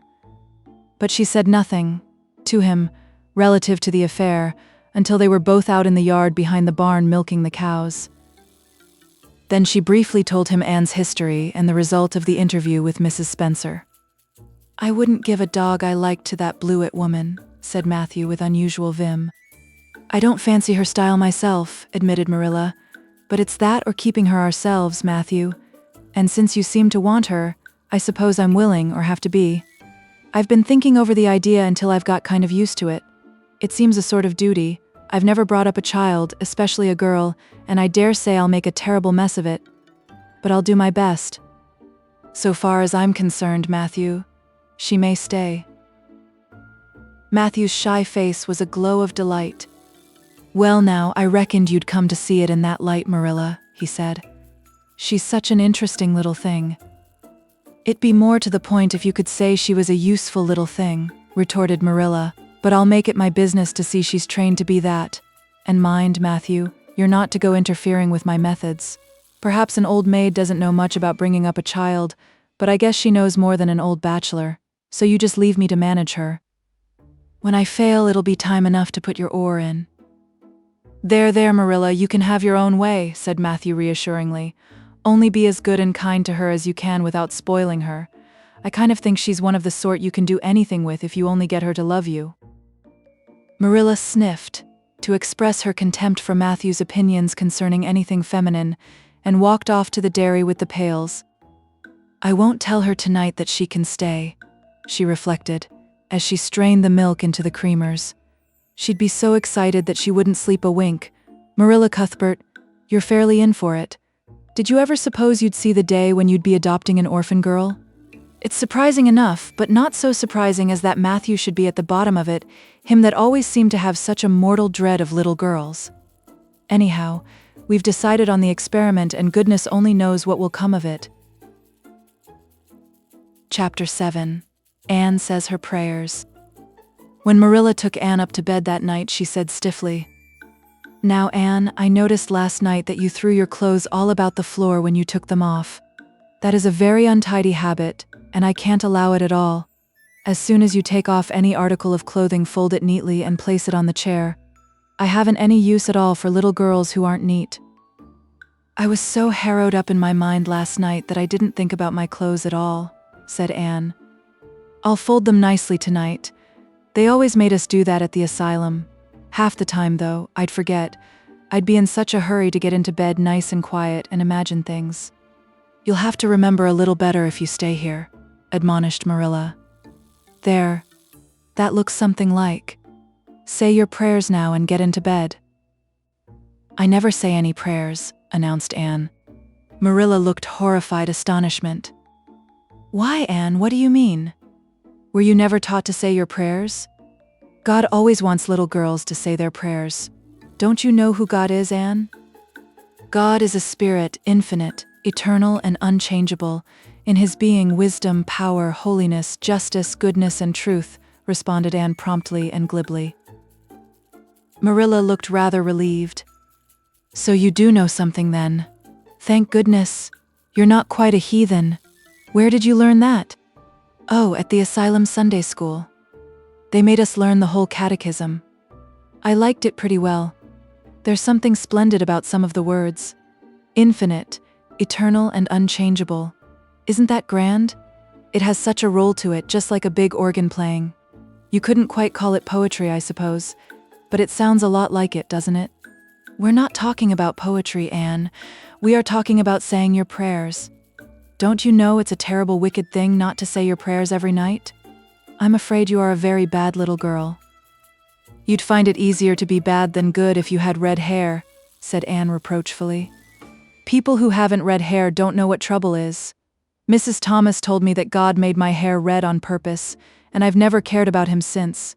And anyhow, I'd always be too tired at night to bother saying prayers. People who have to look after twins can't be expected to say their prayers. Now, do you honestly think they can? Marilla decided that Anne's religious training must be begun at once. Plainly, there was no time to be lost. You must say your prayers while you are under my roof, Anne. Why, of course, if you want me to, assented Anne cheerfully. I'd do anything to oblige you, but you'll have to tell me what to say for this once. After I get into bed, I'll imagine out a real nice prayer to say always. I believe that it will be quite interesting now that I come to think of it. You must kneel down, said Marilla in embarrassment. Anne knelt at Marilla's knee and looked up gravely. Why must people kneel down to pray? If I really wanted to pray, I'll tell you what I'd do. I'd go out into a great big field all alone or into the deep, deep woods, and I'd look up into the sky, up into that lovely blue sky that looks as if there was no end to its blueness. And then I'd just feel a prayer. Well, I'm ready. What am I to say? Marilla felt more embarrassed than ever. She had intended to teach Anne the childish classic, "Now I lay me down to sleep."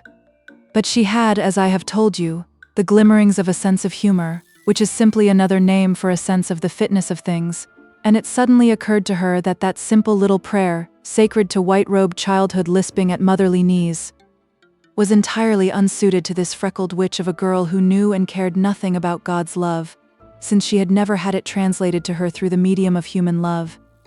"You're old enough to pray for yourself, Anne," she said finally. "Just thank God for your blessings and ask him humbly for the things you want." "Well, I'll do my best," promised Anne, burying her face in Marilla's lap. "Gracious Heavenly Father."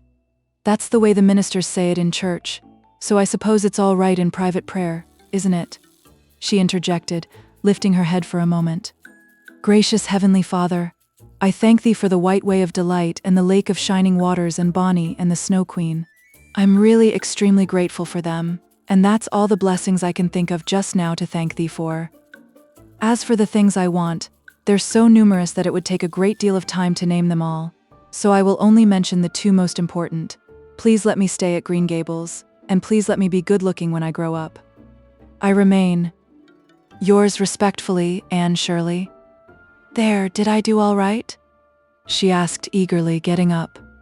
"I could have made it much more flowery if I'd had a little more time to think it over." Poor Marilla was only preserved from complete collapse by remembering that it was not irreverence, but simply spiritual ignorance on the part of Anne that was responsible for this extraordinary petition. She tucked the child up in bed, mentally vowing that she should be taught a prayer the very next day, and was leaving the room with the light when Anne called her back. "I've just thought of it now. I should have said amen in place of yours respectfully, shouldn't I? The way the ministers do. I'd forgotten it, but I felt a prayer should be finished off in some way, so I put in the other. Do you suppose it will make any difference?" I don't suppose it will," said Marilla. "Go to sleep now like a good child. Good night." "I can say good night tonight with a clear conscience," said Anne, cuddling luxuriously down among her pillows. Marilla retreated to the kitchen, set the candle firmly on the table, and glared at Matthew. "Matthew Cuthbert, it's about time somebody adopted that child and taught her something. She's next door to a perfect heathen. Will you believe that she never said a prayer in her life till tonight? I'll send to the manse tomorrow and borrow the Peep of the Day series, that's what I'll do, and she shall go to Sunday school just as soon as I can get some suitable clothes made for her. I foresee that I shall have my hands full. Well, we can't get through this world without our share of trouble. I've had a pretty easy life of it so far, but my time has come at last, and I suppose I'll just have to make the best of it." Chapter 8. Anne's bringing up is begun. For reasons best known to herself, Marilla did not tell Anne that she was to stay at Green Gables until the next afternoon, During the forenoon, she kept the child busy with various tasks and watched over her with a keen eye while she did them. By noon, she had concluded that Anne was smart and obedient, willing to work and quick to learn. Her most serious shortcoming seemed to be a tendency to fall into daydreams in the middle of a task and forget all about it until such time as she was sharply recalled to earth by a reprimand or a catastrophe. When Anne had finished washing the dinner dishes, she suddenly confronted Marilla with the air and expression of one desperately determined to learn the worst. Her thin little body trembled from head to foot, her face flushed and her eyes dilated until they were almost black. She clasped her hands tightly and said in an imploring voice, "Oh, please, Miss Cuthbert, won't you tell me if you are going to send me away or not? I've tried to be patient all the morning, but I really feel that I cannot bear not knowing any longer. It's a dreadful feeling. Please tell me." "You haven't scalded the dishcloth in clean hot water as I told you to do," said Marilla immovably. "Just go and do it before you ask any more questions, Anne." Anne went and attended to the dishcloth. Then she returned to Marilla and fastened imploring eyes on the latter's face. "Well," said Marilla, unable to find any excuse for deferring her explanation longer, "I suppose I might as well tell you. Matthew and I have decided to keep you, that is, if you will try to be a good little girl and show yourself grateful. Why, child, whatever is the matter?" "I'm crying," said Anne in a tone of bewilderment. "I can't think why. I'm glad as glad can be. Oh, glad doesn't seem the right word at all. I was glad about the white way and the cherry blossoms, but this. Oh, it's something more than glad. I'm so happy. I'll try to be so good. It will be uphill work, I expect, for Mrs. Thomas often told me I was desperately wicked. However, I'll do my very best, but can you tell me why I'm crying?" "I suppose it's because you're all excited and worked up," said Marilla disapprovingly. "Sit down on that chair and try to calm yourself. I'm afraid you both cry and laugh far too easily. Yes, you can stay here and we will try to do right by you. You must go to school, but it's only a fortnight till vacation, so it isn't worthwhile for you to start before it opens again in September." "What am I to call you?" asked Anne. "Shall I always say Miss Cuthbert? Can I call you Aunt Marilla?" "No, you'll call me just plain Marilla. I'm not used to being called Miss Cuthbert and it would make me nervous." "It sounds awfully disrespectful to just say Marilla," protested Anne. "I guess there'll be nothing disrespectful in it if you're careful to speak respectfully. Everybody, young and old, in Avonlea calls me Marilla except the minister. He says Miss Cuthbert when he thinks of it." "I'd love to call you Aunt Marilla," said Anne wistfully. "I've never had an aunt or any relation at all, not even a grandmother. It would make me feel as if I really belonged to you. Can't I call you Aunt Marilla?" "No, I'm not your aunt and I don't believe in calling people names that don't belong to them." "But we could imagine you were my aunt." "I couldn't," said Marilla grimly. "Do you never imagine things different from what they really are?" asked Anne wide-eyed. "No." Oh, Anne drew a long breath. "Oh, Miss Marilla, how much you miss." "I don't believe in imagining things different from what they really are," retorted Marilla. "When the Lord puts us in certain circumstances, He doesn't mean for us to imagine them away. And that reminds me. Go into the sitting room, Anne. Be sure your feet are clean and don't let any flies in, and bring me out the illustrated card that's on the mantelpiece. The Lord's Prayer is on it, and you'll devote your spare time this afternoon to learning it off by heart. There's to be no more of such praying as I heard last night." "I suppose I was very awkward," said Anne apologetically, "but then, you see, I'd never had any practice. You couldn't really expect a person to pray very well the first time she tried, could you? I thought out a splendid prayer after I went to bed, just as I promised you I would. It was nearly as long as a minister's and so poetical. But would you believe it? I couldn't remember one word when I woke up this morning. And I'm afraid I'll never be able to think out another one as good. Somehow, things never are so good when they're thought out a second time. Have you ever noticed that? Here is something for you to notice, Anne. When I tell you to do a thing, I want you to obey me at once and not stand stock still and discourse about it. Just you go and do as I bid you." Anne promptly departed for the sitting room across the hall. She failed to return. After waiting 10 minutes, Marilla laid down her knitting and marched after her with a grim expression. She found Anne standing motionless before a picture hanging on the wall between the two windows, with her eyes a star with dreams. The white and green light strained through apple trees and clustering vines outside fell over the wrapped little figure with a half-unearthly radiance. "Anne, whatever are you thinking of?" demanded Marilla sharply. Anne came back to earth with a start. "That," she said, pointing to the picture, a rather vivid chromo entitled, "Christ Blessing Little Children," and I was just imagining I was one of them, that I was the little girl in the blue dress, standing off by herself in the corner, as if she didn't belong to anybody, like me. She looks lonely and sad, don't you think? I guess she hadn't any father or mother of her own. But she wanted to be blessed too, so she just crept shyly up on the outside of the crowd, hoping nobody would notice her, except him. I'm sure I know just how she felt. Her heart must have beat and her hands must have got cold, like mine did when I asked you if I could stay. She was afraid he mightn't notice her. But it's likely he did, don't you think? I've been trying to imagine it all out, her edging a little nearer all the time until she was quite close to him, and then he would look at her and put his hand on her hair, and oh, such a thrill of joy as would run over her. But I wish the artist hadn't painted him so sorrowful looking. All his pictures are like that, if you've noticed. But I don't believe he could really have looked so sad, or the children would have been afraid of him.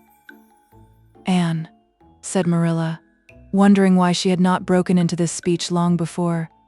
"You shouldn't talk that way. It's irreverent, positively irreverent." Anne's eyes marveled. "Why, I felt just as reverent as could be." "I'm sure I didn't mean to be irreverent." "Well, I don't suppose you did. But it doesn't sound right to talk so familiarly about such things.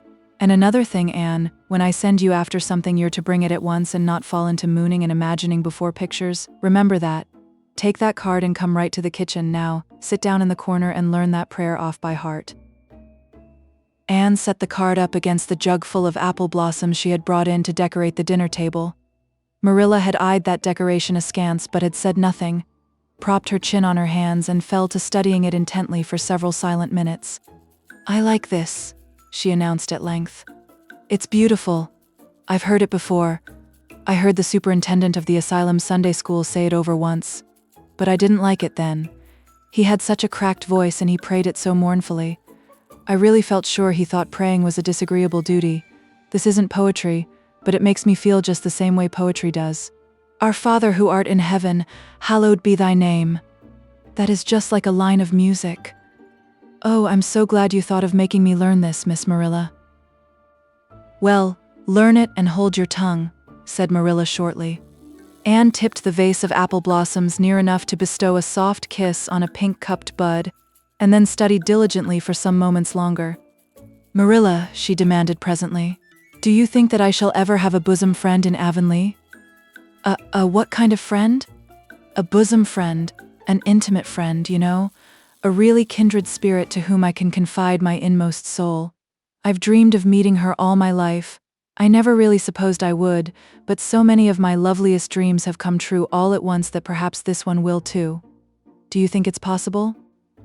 Diana Barry lives over at Orchard Slope and she's about your age.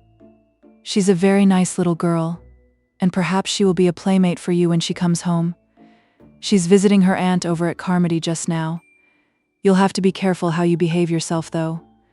Mrs. Barry is a very particular woman. She won't let Diana play with any little girl who isn't nice and good." Anne looked at Marilla through the apple blossoms, her eyes aglow with interest. "What is Diana like? Her hair isn't red, is it?" "Oh, I hope not.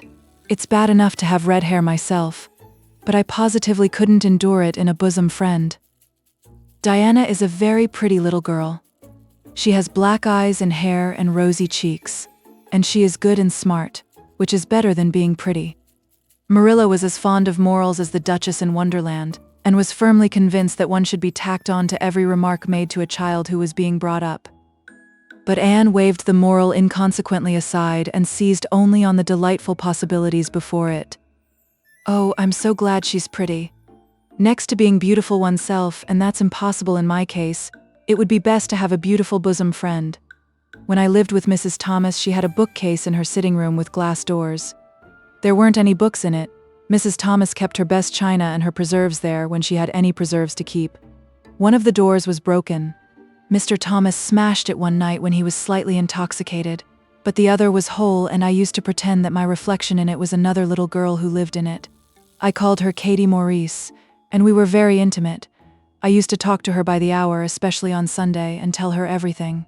Katie was the comfort and consolation of my life.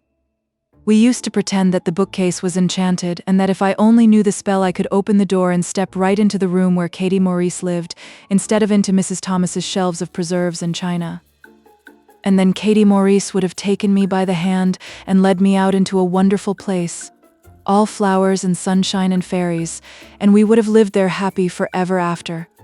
When I went to live with Mrs. Hammond, it just broke my heart to leave Katie Maurice. She felt it dreadfully too. I know she did, for she was crying when she kissed me goodbye through the bookcase door. There was no bookcase at Mrs. Hammond's, but just up the river a little way from the house there was a long green little valley, and the loveliest echo lived there. It echoed back every word you said, even if you didn't talk a bit loud. So I imagined that it was a little girl called Violetta, and we were great friends. And I loved her almost as well as I loved Katie Maurice, not quite, but almost, you know. The night before I went to the asylum, I said goodbye to Violetta, and oh, her goodbye came back to me in such sad, sad tones. I had become so attached to her that I hadn't the heart to imagine a bosom friend at the asylum, even if there had been any scope for imagination there. I think it's just as well there wasn't, said Marilla dryly. I don't approve of such goings-on. You seem to half believe your own imaginations. It will be well for you to have a real live friend to put such nonsense out of your head. But don't let Mrs. Barry hear you talking about your Katie Maurices and your Violettas, or she'll think you tell stories. Oh, I won't. I couldn't talk of them to everybody. Their memories are too sacred for that. But I thought I'd like to have you know about them. Oh, look, here's a big bee just tumbled out of an apple blossom. Just think what a lovely place to live in an apple blossom. Fancy going to sleep in it when the wind was rocking it. If I wasn't a human girl, I think I'd like to be a bee and live among the flowers. Yesterday you wanted to be a seagull, sniffed Marilla. I think you are very fickle-minded. I told you to learn that prayer and not talk.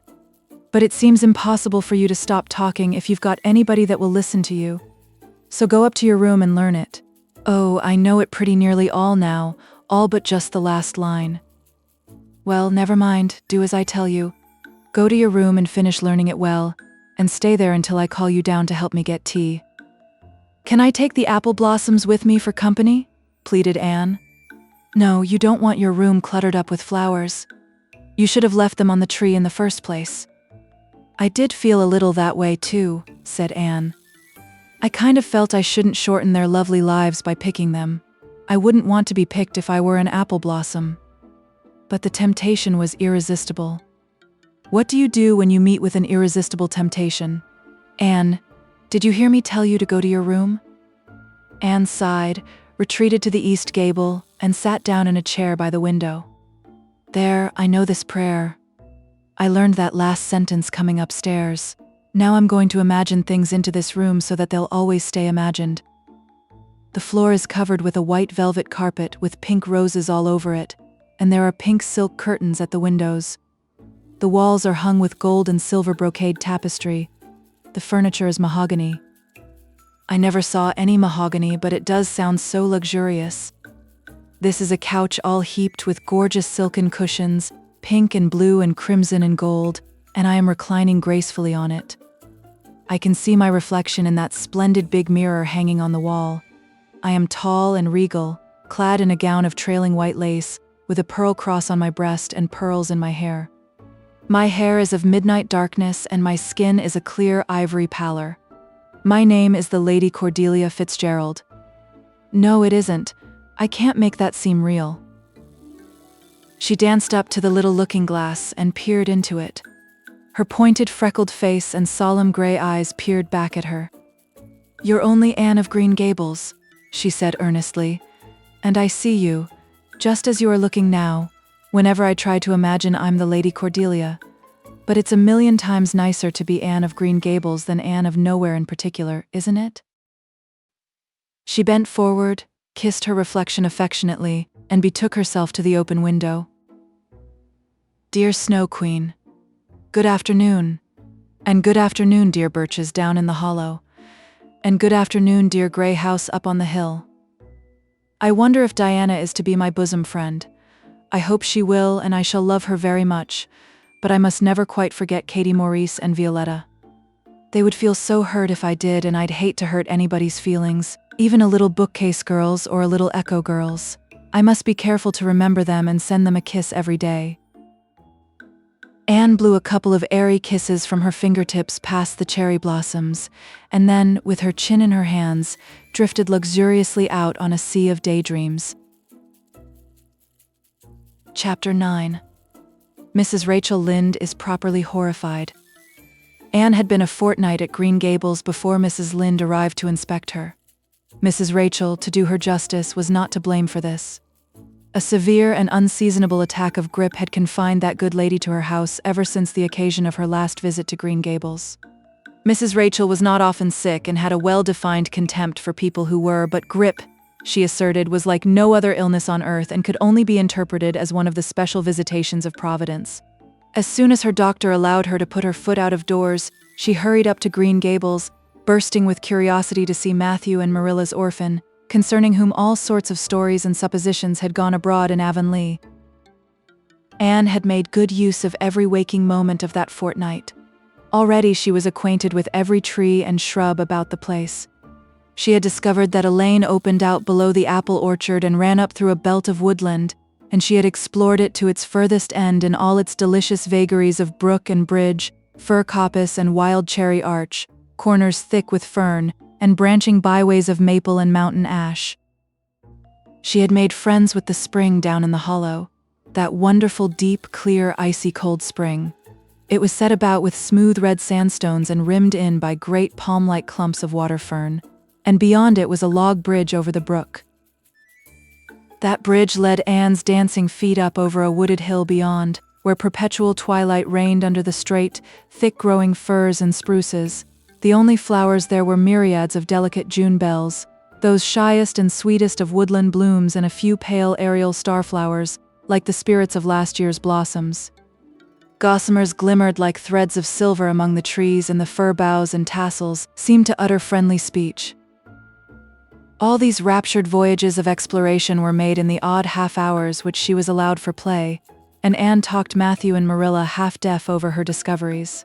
Not that Matthew complained, to be sure. He listened to it all with a wordless smile of enjoyment on his face. Marilla permitted the chatter until she found herself becoming too interested in it, whereupon she always promptly quenched Anne by a curt command to hold her tongue.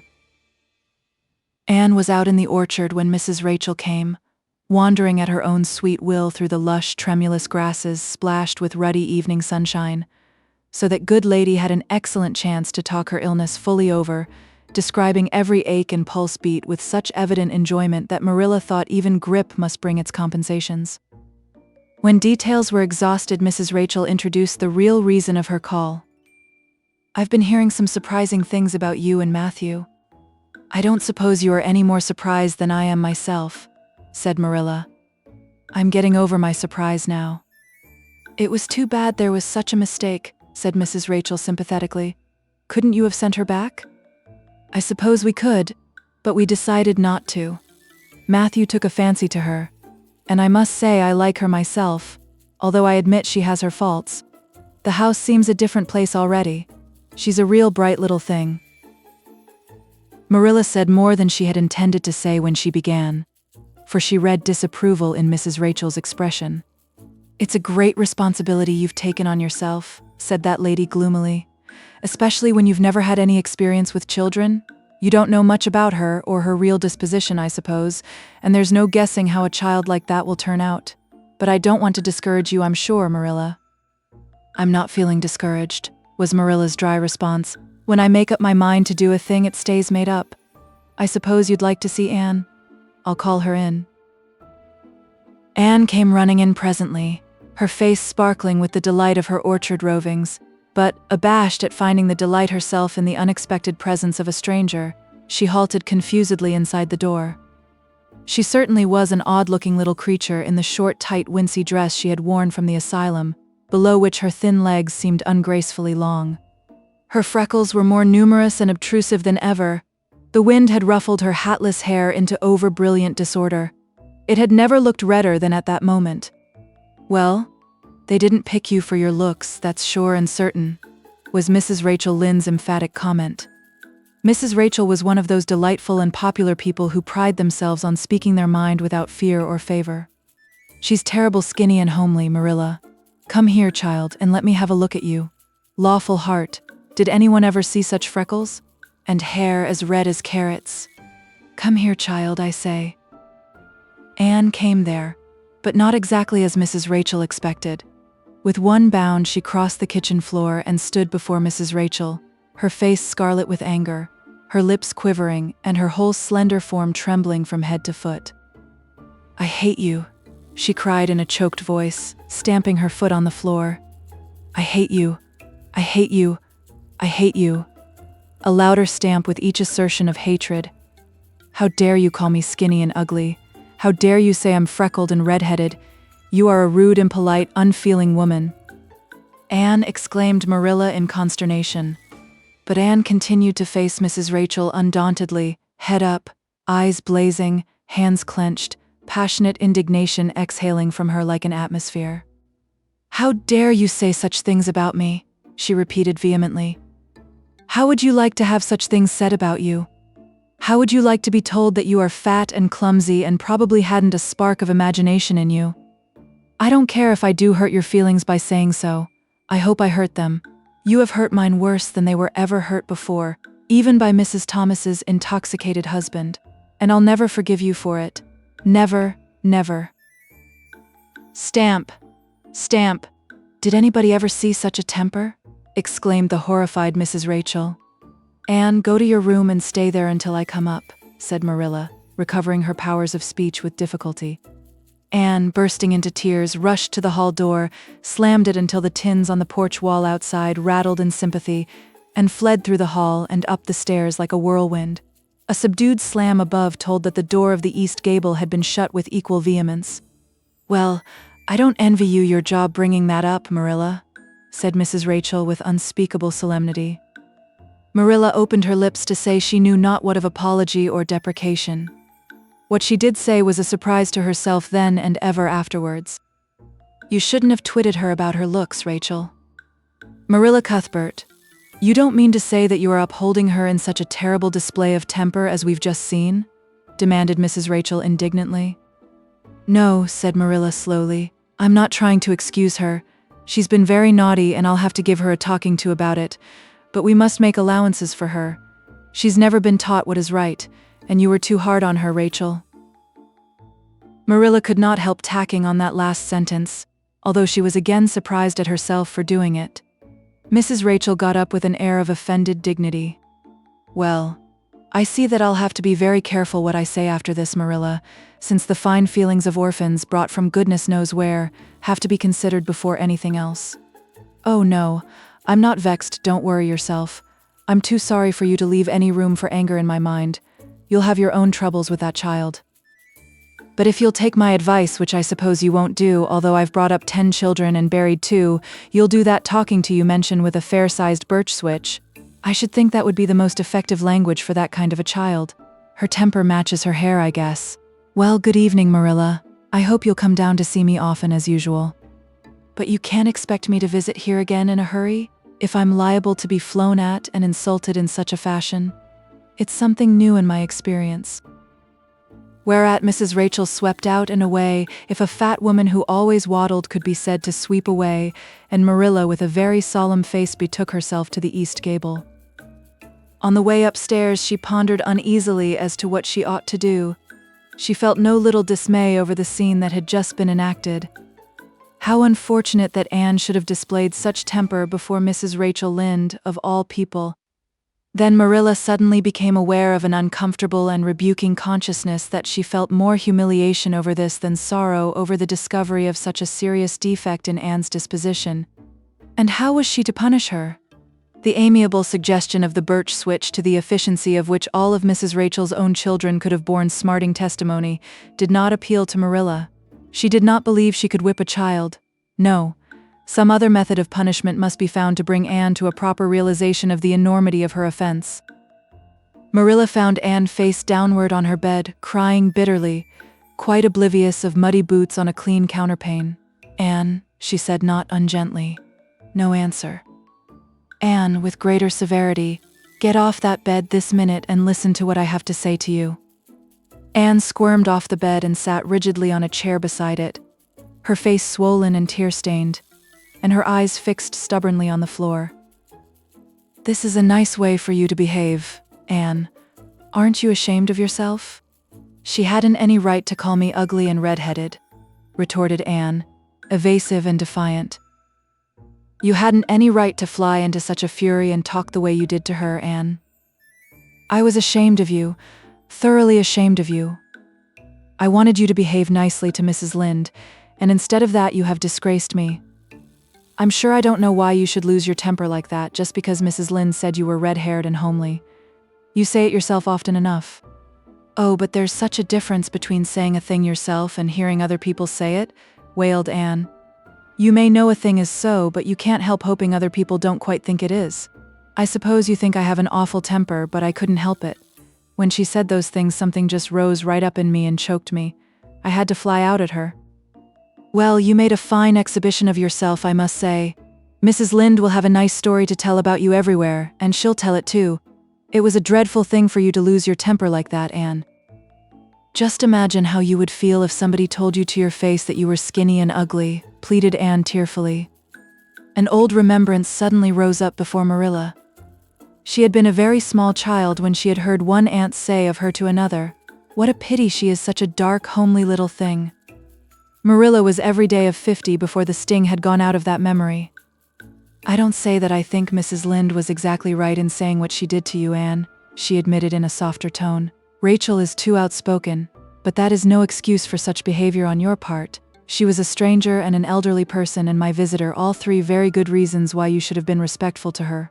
You were rude and saucy, and Marilla had a saving inspiration of punishment. You must go to her and tell her you are very sorry for your bad temper and ask her to forgive you." "I can never do that," said Anne determinedly and darkly. "You can punish me in any way you like, Marilla.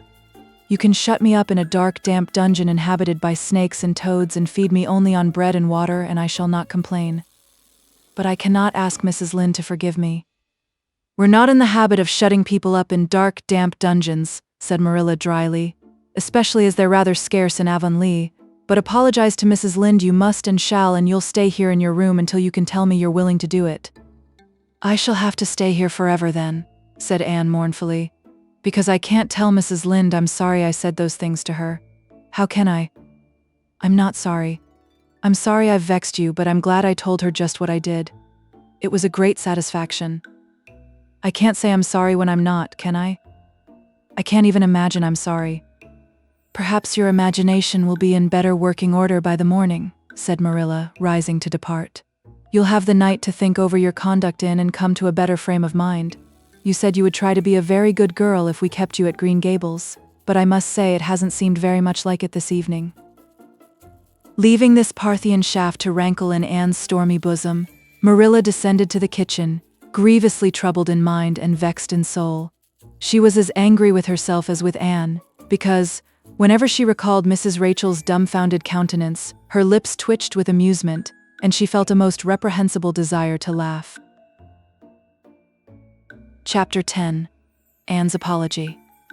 Marilla said nothing to Matthew about the affair that evening, but when Anne proved still refractory the next morning, an explanation had to be made to account for her absence from the breakfast table. Marilla told Matthew the whole story, taking pains to impress him with a due sense of the enormity of Anne's behavior. "It's a good thing Rachel Lynde got a calling down. She's a meddlesome old gossip," was Matthew's consolatory rejoinder. "Matthew Cuthbert, I'm astonished at you. You know that Anne's behavior was dreadful, and yet you take her part. I suppose you'll be saying next thing that she oughtn't to be punished at all." "Well now, no, not exactly," said Matthew uneasily. "I reckon she ought to be punished a little. But don't be too hard on her, Marilla. Recollect she hasn't ever had anyone to teach her right. You're going to give her something to eat, aren't you?" "When did you ever hear of me starving people into good behavior?" demanded Marilla indignantly. "She'll have her meals regular, and I'll carry them up to her myself. but she'll stay up there until she's willing to apologize to Mrs. Lynde, and that's final, Matthew. Breakfast, dinner, and supper were very silent meals, for Anne still remained obdurate. After each meal, Marilla carried a well-filled tray to the east gable and brought it down later on, not noticeably depleted. Matthew eyed its last descent with a troubled eye. Had Anne eaten anything at all? When Marilla went out that evening to bring the cows from the back pasture, Matthew, who had been hanging about the barns and watching, slipped into the house with the air of a burglar and crept upstairs. As a general thing, Matthew gravitated between the kitchen and the little bedroom off the hall where he slept. Once in a while he ventured uncomfortably into the parlor or sitting room when the minister came to tea, but he had never been upstairs in his own house since the spring he helped Marilla paper the spare bedroom, and that was 4 years ago. He tiptoed along the hall and stood for several minutes outside the door of the east gable before he summoned courage to tap on it with his fingers, and then opened the door to peep in. Anne was sitting on the yellow chair by the window, gazing mournfully out into the garden. Very small and unhappy she looked, and Matthew's heart smote him. He softly closed the door and tiptoed over to her. "Anne," he whispered, as if afraid of being overheard, "how are you making it, Anne?" Anne smiled wanly. "Pretty well? I imagine a good deal, and that helps to pass the time. Of course, it's rather lonesome. But then, I may as well get used to that." Anne smiled again, bravely facing the long years of solitary imprisonment before her. Matthew recollected that he must say what he had come to say without loss of time, lest Marilla return prematurely. "Well now, Anne, don't you think you'd better do it and have it over with?" he whispered. "It'll have to be done sooner or later, you know, for Marilla's a dreadful determined woman, dreadful determined, Anne. Do it right off, I say, and have it over." "Do you mean apologize to Mrs. Lynde?" "Yes, apologize, that's the very word," said Matthew eagerly. "Just smooth it over, so to speak. That's what I was trying to get at." "I suppose I could do it to oblige you," said Anne thoughtfully. "It would be true enough to say I'm sorry, because I'm sorry now. I wasn't a bit sorry last night. I was mad clear through, and I stayed mad all night. I know I did because I woke up 3 times and I was just furious every time. But this morning it was over. I wasn't in a temper anymore, and it left a dreadful sort of goneness, too. I felt so ashamed of myself. But I just couldn't think of going and telling Mrs. Lynde so. It would be so humiliating. I made up my mind I'd stay shut up here forever rather than do that. But still, I'd do anything for you if you really want me to." "Well now, of course I do. It's terrible lonesome downstairs without you. Just go and smooth things over. That's a good girl."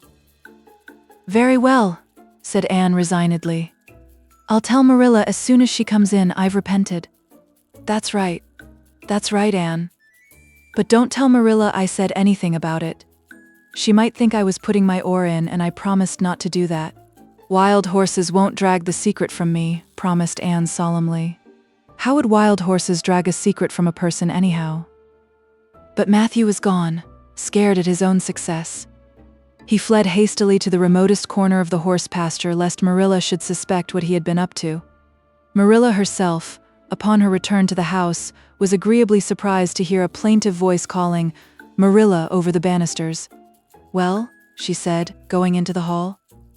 "I'm sorry I lost my temper and said rude things, and I'm willing to go and tell Mrs. Lynde so." "Very well."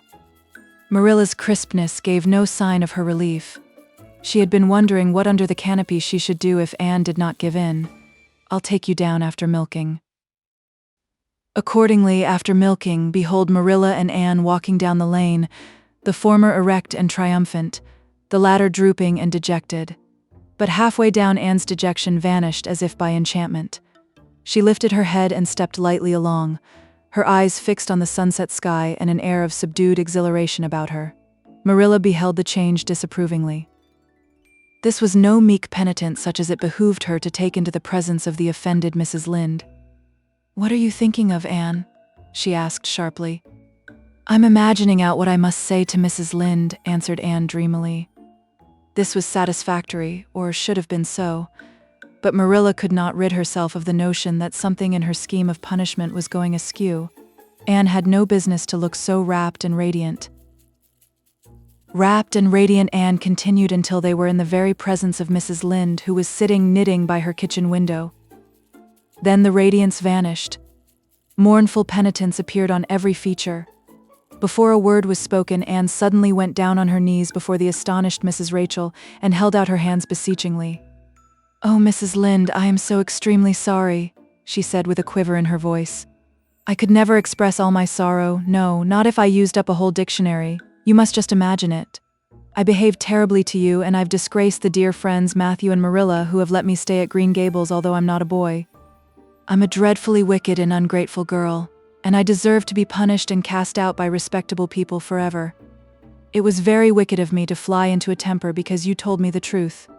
It was the truth. Every word you said was true. My hair is red and I'm freckled and skinny and ugly. What I said to you was true too, but I shouldn't have said it. Oh, Mrs. Lynde, please, please forgive me. If you refuse, it will be a lifelong sorrow on a poor little orphan girl, would you? Even if she had a dreadful temper. Oh, I'm sure you wouldn't. Please say you forgive me, Mrs. Lynde." Anne clasped her hands together, bowed her head, and waited for the word of judgment. There was no mistaking her sincerity. It breathed in every tone of her voice.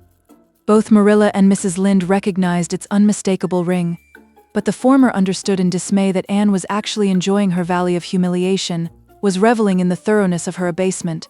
Where was the wholesome punishment upon which she, Marilla, had plumed herself? Anne had turned it into a species of positive pleasure.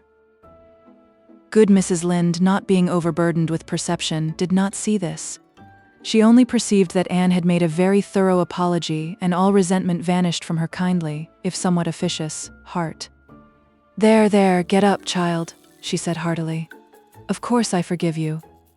I guess I was a little too hard on you anyway, but I'm such an outspoken person. You just mustn't mind me, that's what.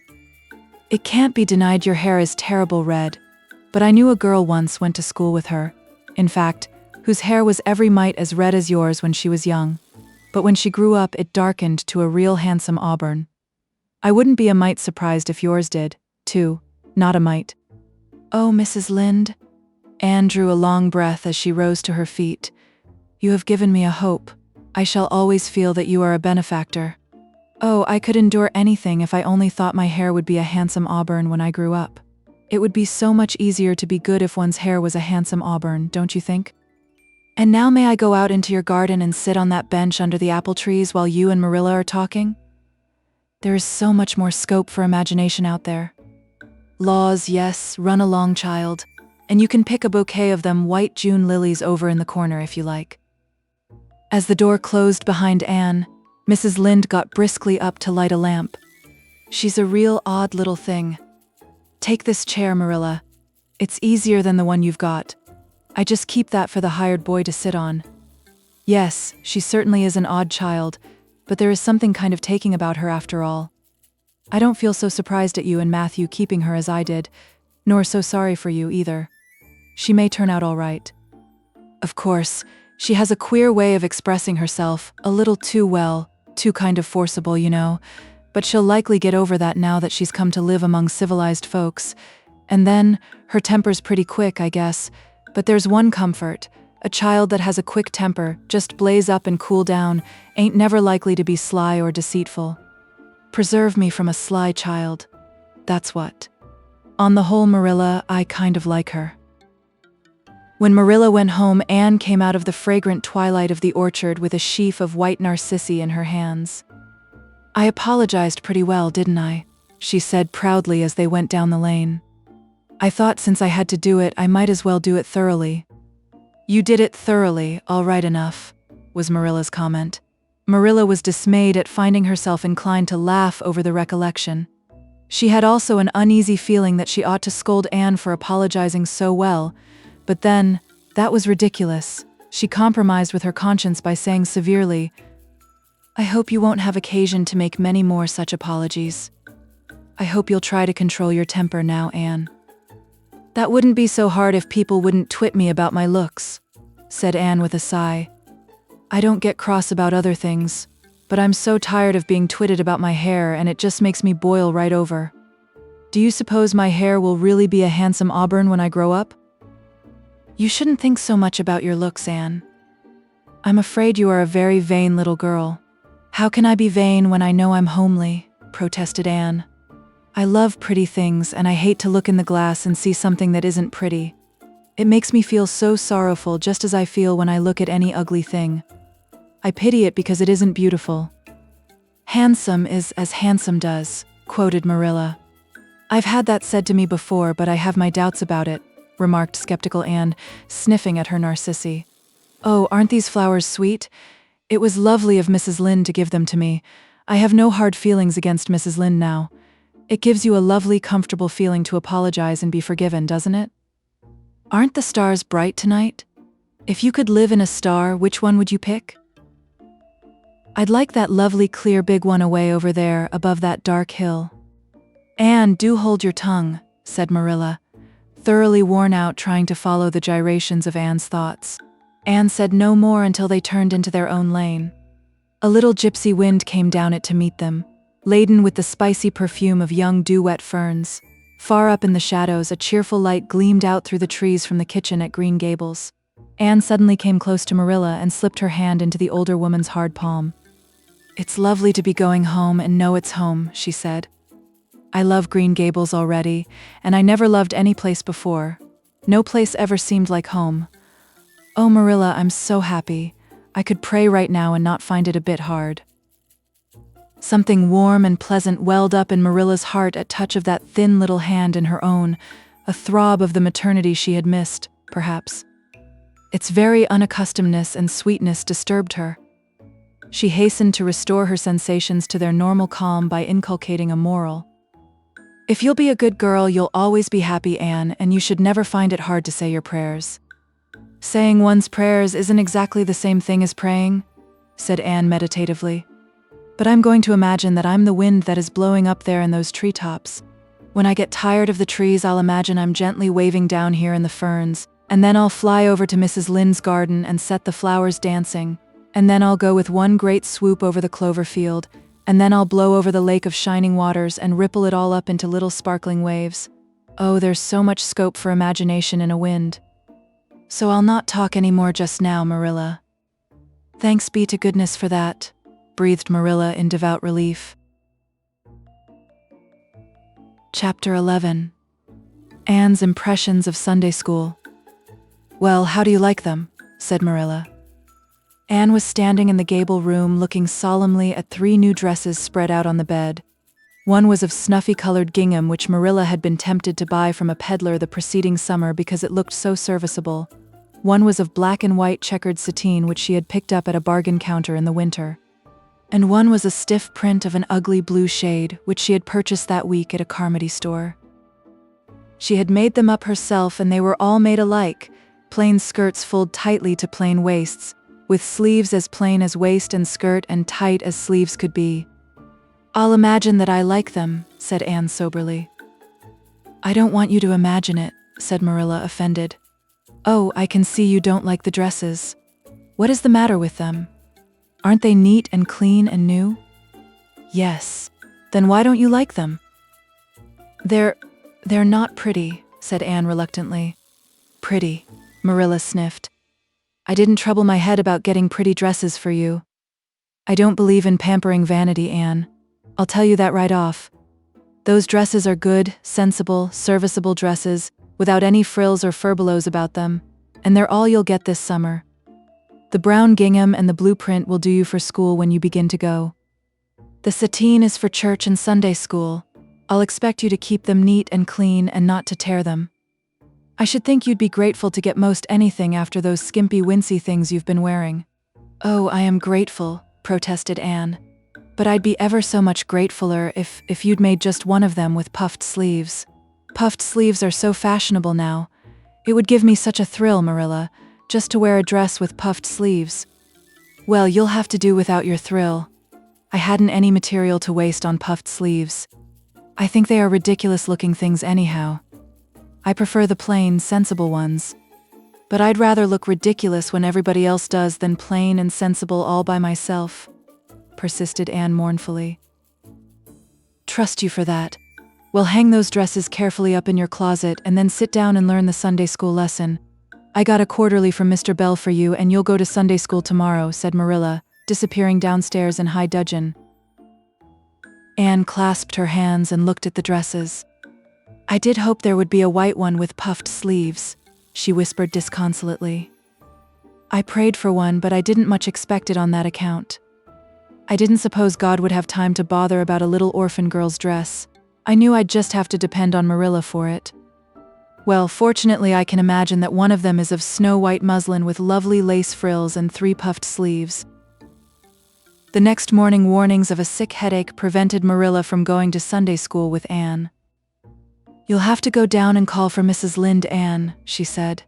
"She'll see that you get into the right class. Now mind you behave yourself properly. Stay to preaching afterwards and ask Mrs. Lynde to show you our pew. Here's a cent for collection. Don't stare at people and don't fidget. I shall expect you to tell me the text when you come home." Anne started off irreproachable, arrayed in the stiff black and white sateen, which, while decent as regards length and certainly not open to the charge of skimpiness, contrived to emphasize every corner and angle of her thin figure. Her hat was a little, flat, glossy new sailor, the extreme plainness of which had likewise much disappointed Anne, who had permitted herself secret visions of ribbon and flowers. The latter, however, were supplied before Anne reached the main road, for being confronted halfway down the lane with a golden frenzy of wind-stirred buttercups and a glory of wild roses, Anne promptly and liberally garlanded her hat with a heavy wreath of them. Whatever other people might have thought of the result, it satisfied Anne, and she tripped gaily down the road, holding her ruddy head with its decoration of pink and yellow very proudly. When she had reached Mrs. Lynde's house, she found that lady gone. Nothing daunted, Anne proceeded onward to the church alone. In the porch she found a crowd of little girls, all more or less gaily attired in whites and blues and pinks, and all staring with curious eyes at this stranger in their midst, with her extraordinary head adornment. Avonlea little girls had already heard queer stories about Anne. Mrs. Lynde said she had an awful temper. Jerry Boite, the hired boy at Green Gables, said she talked all the time to herself or to the trees and flowers like a crazy girl. They looked at her and whispered to each other behind their quarterlies. Nobody made any friendly advances. Then or later on, when the opening exercises were over, and Anne found herself in Miss Rogerson's class. Miss Rogerson was a middle-aged lady who had taught a Sunday school class for 20 years. Her method of teaching was to ask the printed questions from the quarterly, and look sternly over its edge at the particular little girl she thought ought to answer the question. She looked very often at Anne, and Anne, thanks to Marilla's drilling, answered promptly, but it may be questioned if she understood very much about either question or answer. She did not think she liked Miss Rogerson, and she felt very miserable. Every other little girl in the class had puffed sleeves. Anne felt that life was really not worth living without puffed sleeves. "Well, how did you like Sunday school?" Marilla wanted to know when Anne came home. Her wreath having faded, Anne had discarded it in the lane, so Marilla was spared the knowledge of that for a time. "I didn't like it a bit. It was horrid." "Anne Shirley," said Marilla rebukingly. Anne sat down on the rocker with a long sigh, kissed one of Bonnie's leaves, and waved her hand to a blossoming fuchsia. "They might have been lonesome while I was away," she explained. "And now about the Sunday school. I behaved well, just as you told me. Mrs. Lynde was gone, but I went right on myself. I went into the church with a lot of other little girls, and I sat in the corner of a pew by the window while the opening exercises went on. Mr. Bell made an awfully long prayer. I would have been dreadfully tired before he got through if I hadn't been sitting by that window. But it looked right out on the lake of shining waters, so I just gazed at that and imagined all sorts of splendid things. You shouldn't have done anything of the sort. You should have listened to Mr. Bell." "But he wasn't talking to me," protested Anne. "He was talking to God, and he didn't seem to be very much interested in it either. I think he thought God was too far off, though. There was a long row of white birches hanging over the lake, and the sunshine fell down through them. Way, way down, deep into the water. Oh, Marilla, it was like a beautiful dream. It gave me a thrill, and I just said, 'Thank you for it, God,' 2 or 3 times. "Not out loud, I hope," said Marilla anxiously. "Oh no, just under my breath. Well, Mr. Bell did get through at last, and they told me to go into the classroom with Miss Rogerson's class. There were 9 other girls in it. They all had puffed sleeves. I tried to imagine mine were puffed too, but I couldn't. Why couldn't I? It was as easy as could be to imagine they were puffed when I was alone in the east gable. But it was awfully hard there among the others who had really truly puffs. You shouldn't have been thinking about your sleeves in Sunday school. You should have been attending to the lesson. I hope you knew it. Oh yes, and I answered a lot of questions. Miss Rogerson asked ever so many. I don't think it was fair for her to do all the asking. There were lots I wanted to ask her, but I didn't like to because I didn't think she was a kindred spirit. Then all the other little girls recited a paraphrase. She asked me if I knew any. I told her I didn't, but I could recite "The Dog at His Master's Grave" if she liked. That's in the 3rd Royal Reader. It isn't a really truly religious piece of poetry, but it's so sad and melancholy that it might as well be. She said it wouldn't do, and she told me to learn the 19th paraphrase for next Sunday. I read it over in church afterwards, and it's splendid. There are 2 lines in particular that just thrill me. Quick as the slaughtered squadrons fell in Midian's evil day. I don't know what squadrons means, nor Midian either, but it sounds so tragical. I can hardly wait until next Sunday to recite it. I'll practice it all the week. After Sunday school, I asked Miss Rogerson because Mrs. Lynde was too far away to show me your pew. I sat just as still as I could, and the text was Revelations, 3rd chapter, 2nd and 3rd verses. It was a very long text. If I was a minister, I'd pick the short, snappy ones. The sermon was awfully long, too. I suppose the minister had to match it to the text. I didn't think he was a bit interesting. The trouble with him seems to be that he hasn't enough imagination. I didn't listen to him very much. I just let my thoughts run, and I thought of the most surprising things.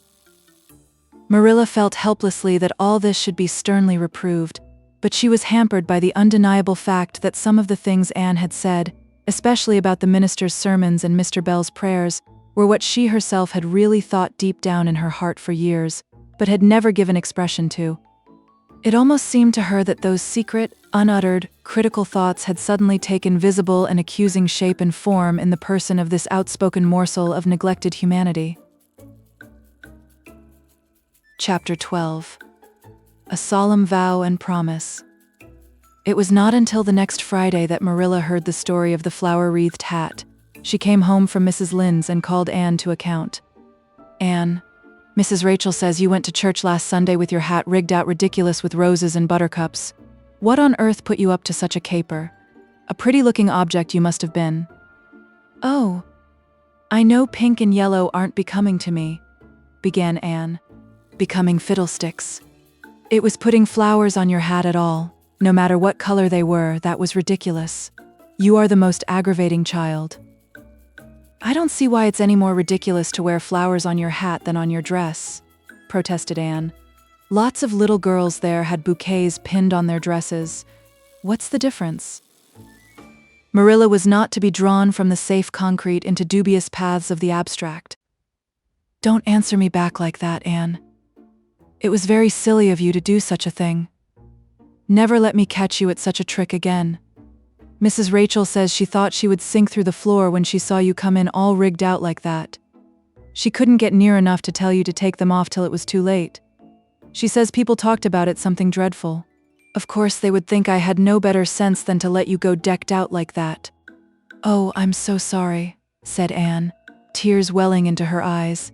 I never thought you'd mind. The roses and buttercups were so sweet and pretty. I thought they'd look lovely on my hat.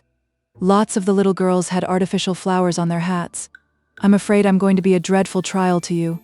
Maybe you'd better send me back to the asylum. That would be terrible. I don't think I could endure it. Most likely I would go into consumption. I'm so thin as it is, you see. But that would be better than being a trial to you. Nonsense, said Marilla, vexed at herself for having made the child cry. I don't want to send you back to the asylum, I'm sure. All I want is that you should behave like other little girls and not make yourself ridiculous. Don't cry anymore. I've got some news for you. Diana Barry came home this afternoon. I'm going up to see if I can borrow a skirt pattern from Mrs. Barry, and if you like you can come with me and get acquainted with Diana. Anne rose to her feet, with clasped hands, the tears still glistening on her cheeks. The dish towel she had been hemming slipped unheeded to the floor. "Oh, Marilla, I'm frightened. Now that it has come, I'm actually frightened. What if she shouldn't like me? It would be the most tragical disappointment of my life." "Now, don't get into a fluster. And I do wish you wouldn't use such long words. It sounds so funny in a little girl. I guess Diana will like you well enough.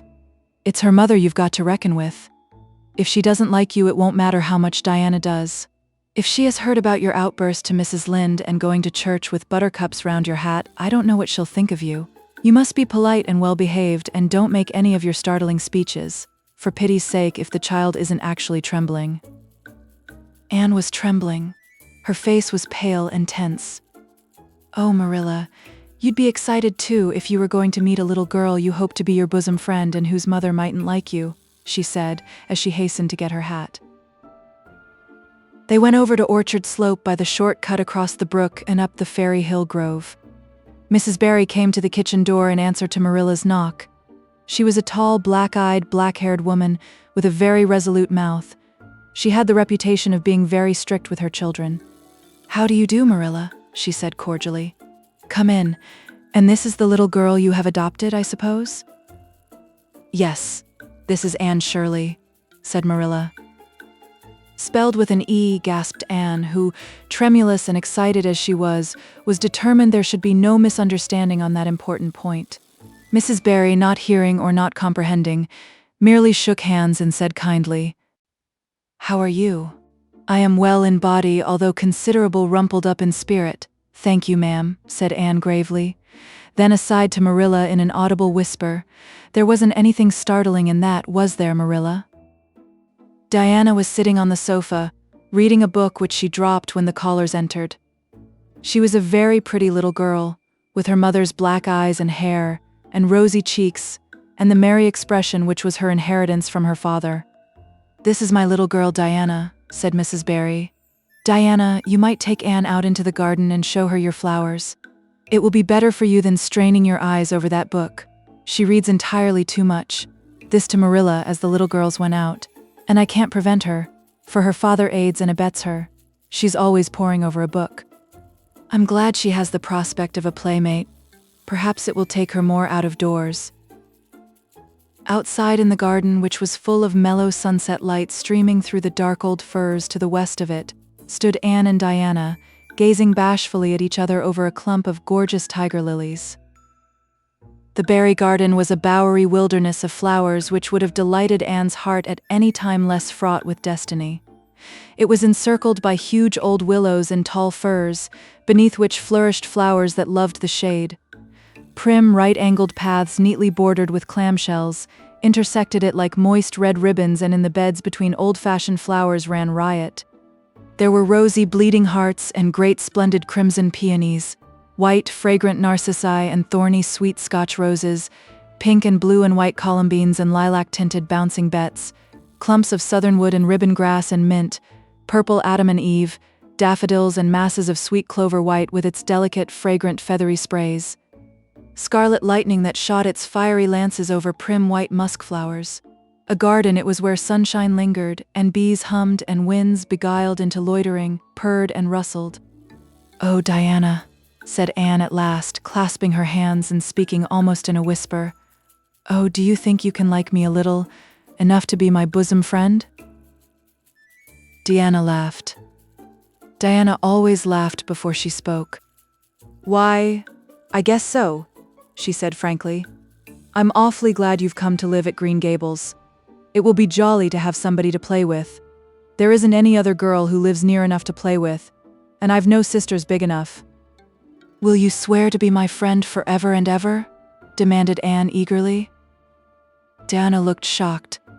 "Why, it's dreadfully wicked to swear," she said rebukingly. "Oh no, not my kind of swearing. There are two kinds, you know." "I never heard of but one kind," said Diana doubtfully.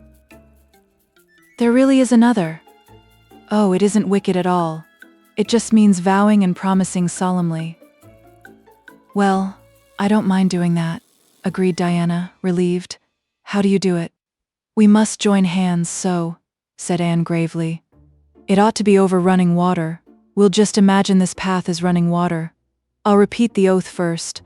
I solemnly swear to be faithful to my bosom friend, Diana Barry, as long as the sun and moon shall endure. Now you say it and put my name in. Diana repeated the oath with a laugh fore and aft. Then she said, You're a queer girl, Anne. I heard before that you were queer. But I believe I'm going to like you real well. When Marilla and Anne went home, Diana went with them as far as the log bridge. The two little girls walked with their arms about each other. At the brook they parted with many promises to spend the next afternoon together. Well, did you find Diana a kindred spirit? Asked Marilla as they went up through the garden of Green Gables. Oh, yes, sighed Anne, blissfully unconscious of any sarcasm on Marilla's part. Oh, Marilla, I'm the happiest girl on Prince Edward Island this very moment. I assure you I'll say my prayers with a right good will tonight. Diana and I are going to build a playhouse in Mr. William Bell's birch grove tomorrow. Can I have those broken pieces of china that are out in the woodshed? Diana's birthday is in February and mine is in March. Don't you think that is a very strange coincidence? Diana is going to lend me a book to read. She says it's perfectly splendid and tremendously exciting. She's going to show me a place back in the woods where rice lilies grow. Don't you think Diana has got very soulful eyes? I wish I had soulful eyes.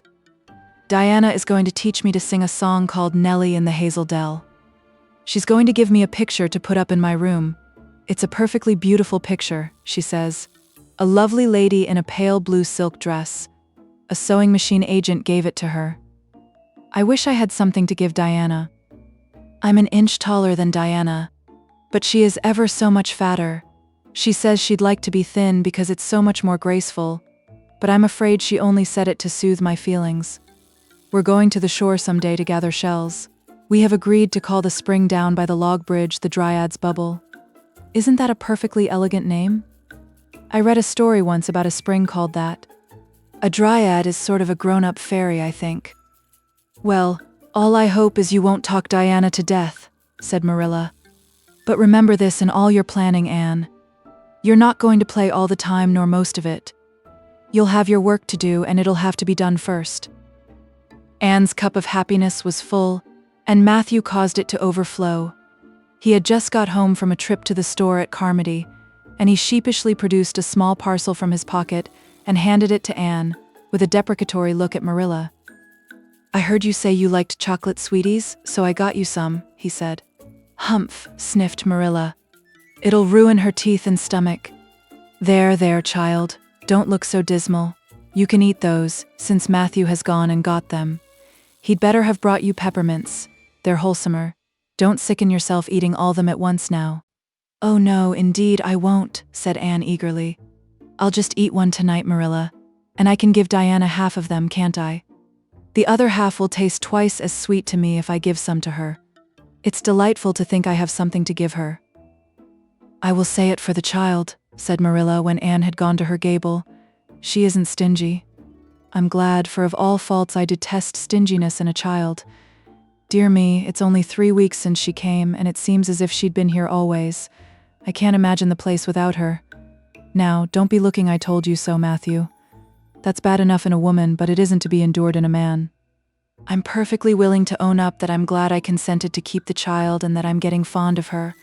But don't you rub it in, Matthew Cuthbert? Chapter 13. The Delights of Anticipation. It's time Anne was in to do her sewing, said Marilla, glancing at the clock and then out into the yellow August afternoon where everything drowsed in the heat. She stayed playing with Diana more than half an hour more and I gave her leave to, and now she's perched out there on the woodpile talking to Matthew, 19 to the dozen, when she knows perfectly well she ought to be at her work. And of course he's listening to her like a perfect ninny. I never saw such an infatuated man. The more she talks and the odder the things she says, the more he's delighted evidently. Anne Shirley, you come right in here this minute. Do you hear me? A series of staccato taps on the west window brought Anne flying in from the yard, eyes shining, cheeks faintly flushed with pink, unbraided hair streaming behind her in a torrent of brightness. Oh, Marilla, she exclaimed breathlessly. There's going to be a Sunday school picnic next week in Mr. Harmon Andrews's field right near the Lake of Shining Waters, and Mrs. Superintendent Bell and Mrs. Rachel Lynde are going to make ice cream. Think of it, Marilla, ice cream. And oh, Marilla, can I go to it? Just look at the clock if you please, Anne. What time did I tell you to come in? 2 o'clock. But isn't it splendid about the picnic, Marilla? Please, can I go? Oh, I've never been to a picnic. I've dreamed of picnics, but I've never. Yes, I told you to come at 2 o'clock, and it's 2:45. I'd like to know why you didn't obey me, Anne. Why, I meant to, Marilla, as much as could be. But you have no idea how fascinating Idlewild is. And then, of course, I had to tell Matthew about the picnic. Matthew is such a sympathetic listener. Please, can I go? You'll have to learn to resist the fascination of idle whatever you call it. When I tell you to come in at a certain time, I mean that time and not half an hour later. And you needn't stop to discourse with sympathetic listeners on your way either. As for the picnic, of course you can go. You're a Sunday school scholar, and it's not likely I'd refuse to let you go when all the other little girls are going. But, faltered Anne. Diana says that everybody must take a basket of things to eat. I can't cook, as you know, Marilla, and I don't mind going to a picnic without puffed sleeves so much. But I'd feel terribly humiliated if I had to go without a basket. It's been preying on my mind ever since Diana told me. Well, it needn't prey any longer. I'll bake you a basket. Oh, you dear good Marilla. Oh, you are so kind to me. Oh, I'm so much obliged to you. Getting through with her ohs, Anne cast herself into Marilla's arms and rapturously kissed her sallow cheek. It was the first time in her whole life that childish lips had voluntarily touched Marilla's face. Again, that sudden sensation of startling sweetness thrilled her. She was secretly vastly pleased at Anne's impulsive caress, which was probably the reason why she said brusquely, There, never mind your kissing nonsense. I'd sooner see you doing strictly as you're told. As for cooking, I mean to begin giving you lessons in that some of these days. But you're so feather-brained, Anne. I've been waiting to see if you'd sober down a little and learn to be steady before I begin. You've got to keep your wits about you in cooking and not stop in the middle of things to let your thoughts rove all over creation. Now, get out your patchwork and have your square done before tea time. I do not like patchwork, said Anne dolefully, hunting out her work basket and sitting down before a little heap of red and white diamonds with a sigh. I think some kinds of sewing would be nice, but there's no scope for imagination in patchwork. It's just one little seam after another, and you never seem to be getting anywhere. But of course I'd rather be Anne of Green Gables sewing patchwork than Anne of any other place with nothing to do but play. I wish time went as quick sewing patches as it does when I'm playing with Diana, though. Oh, we do have such elegant times, Marilla. I have to furnish most of the imagination, but I'm well able to do that. Diana is simply perfect in every other way. You know that little piece of land across the brook that runs up between our farm and Mr. Barry's? It belongs to Mr. William Bell, and right in the corner there is a little ring of white birch trees, the most romantic spot, Marilla. Diana and I have our playhouse there. We call it Idlewild.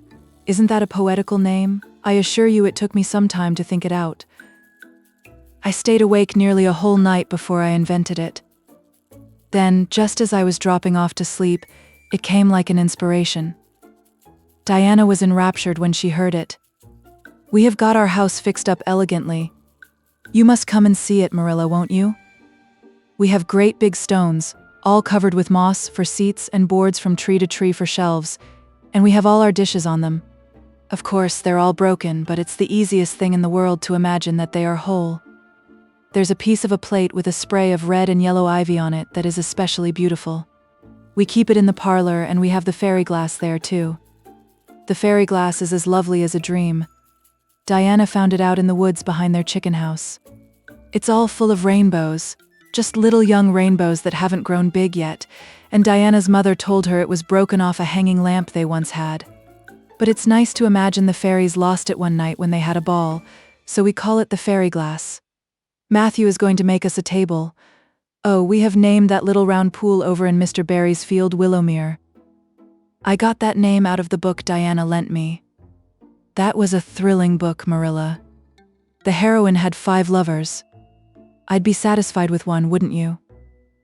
She was very handsome and she went through great tribulations. She could faint as easy as anything. I'd love to be able to faint, wouldn't you, Marilla? It's so romantic. But I'm really very healthy for all I'm so thin. I believe I'm getting fatter, though. Don't you think I am? I look at my elbows every morning when I get up to see if any dimples are coming. Diana is having a new dress made with elbow sleeves. She is going to wear it to the picnic. Oh, I do hope it will be fine next Wednesday. I don't feel that I could endure the disappointment if anything happened to prevent me from getting to the picnic. I suppose I'd live through it, but I'm certain it would be a lifelong sorrow. It wouldn't matter if I got to 100 picnics in after years. They wouldn't make up for missing this one. They're going to have boats on the Lake of Shining Waters and ice cream, as I told you. I have never tasted ice cream. Diana tried to explain what it was like, but I guess ice cream is one of those things that are beyond imagination. Anne, you have talked even on for 10 minutes by the clock, said Marilla. Now, just for curiosity's sake, see if you can hold your tongue for the same length of time. Anne held her tongue as desired, but for the rest of the week she talked picnic and thought picnic and dreamed picnic. On Saturday it rained and she worked herself up into such a frantic state, lest it should keep on raining until and over Wednesday, that Marilla made her sew an extra patchwork square by way of steadying her nerves. On Sunday, Anne confided to Marilla on the way home from church that she grew actually cold all over with excitement when the minister announced the picnic from the pulpit. Such a thrill as went up and down my back, Marilla. I don't think I'd ever really believed until then that there was honestly going to be a picnic. I couldn't help fearing I'd only imagined it. But when a minister says a thing in the pulpit, you just have to believe it.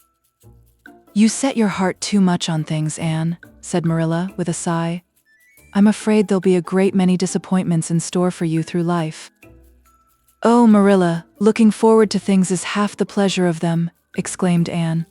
You mayn't get the things themselves, but nothing can prevent you from having the fun of looking forward to them. Mrs. Lynde says, "Blessed are they who expect nothing, for they shall not be disappointed." But I think it would be worse to expect nothing than to be disappointed. Marilla wore her amethyst brooch to church that day as usual. Marilla always wore her amethyst brooch to church. She would have thought it rather sacrilegious to leave it off, as bad as forgetting her Bible or her collection dime. That amethyst brooch was Marilla's most treasured possession. A seafaring uncle had given it to her mother, who in turn had bequeathed it to Marilla. It was an old-fashioned oval containing a braid of her mother's hair, surrounded by a border of very fine amethysts. Marilla knew too little about precious stones to realize how fine the amethysts actually were, but she thought them very beautiful and was always pleasantly conscious of their violet shimmer at her throat, above her good brown satin dress, even although she could not see it. Anne had been smitten with delighted admiration when she first saw that brooch. "Oh, Marilla, it's a perfectly elegant brooch. I don't know how you can pay attention to the sermon or the prayers when you have it on." "I couldn't. I know. I think amethysts are just sweet. They are what I used to think diamonds were like. Long ago, before I had ever seen a diamond, I read about them and I tried to imagine what they would be like. I thought they would be lovely glimmering purple stones. When I saw a real diamond in a lady's ring one day, I was so disappointed I cried. Of course, it was very lovely, but it wasn't my idea of a diamond. Will you let me hold the brooch for 1 minute, Marilla? Do you think amethysts can be the souls of good violets?" Chapter 14. Anne's Confession. On the Monday evening before the picnic, Marilla came down from her room with a troubled face. "Anne," she said to that small personage, who was shelling peas by the spotless table and singing, Nellie of the Hazel Dell, with a vigor and expression that did credit to Diana's teaching, "did you see anything of my amethyst brooch? I thought I stuck it in my pincushion when I came home from church yesterday evening, but I can't find it anywhere." I saw it this afternoon when you were away at the Aid Society," said Anne a little slowly. "I was passing your door when I saw it on the cushions, so I went in to look at it." "Did you touch it?" said Marilla sternly. "Yes," admitted Anne. "I took it up and I pinned it on my breast just to see how it would look." "You had no business to do anything of the sort. It's very wrong in a little girl to meddle. You shouldn't have gone into my room in the first place, and you shouldn't have touched a brooch that didn't belong to you in the second. Where did you put it?" "Oh, I put it back on the bureau. I hadn't it on a minute. Truly, I didn't mean to meddle, Marilla. I didn't think about its being wrong to go in and try on the brooch, but I see now that it was, and I'll never do it again. That's one good thing about me. I never do the same naughty thing twice. You didn't put it back, said Marilla. That brooch isn't anywhere on the bureau. You've taken it out or something, Anne? I did put it back, said Anne quickly, pertly, Marilla thought. I don't just remember whether I stuck it on the pincushion or laid it in the china tray, but I'm perfectly certain I put it back. I'll go and have another look, said Marilla, determining to be just. If you put that brooch back, it's there still. If it isn't, I'll know you didn't, that's all. Marilla went to her room and made a thorough search, not only over the bureau but in every other place she thought the brooch might possibly be. It was not to be found, and she returned to the kitchen. Anne, the brooch is gone. By your own admission, you were the last person to handle it. Now what have you done with it? Tell me the truth at once. Did you take it out and lose it?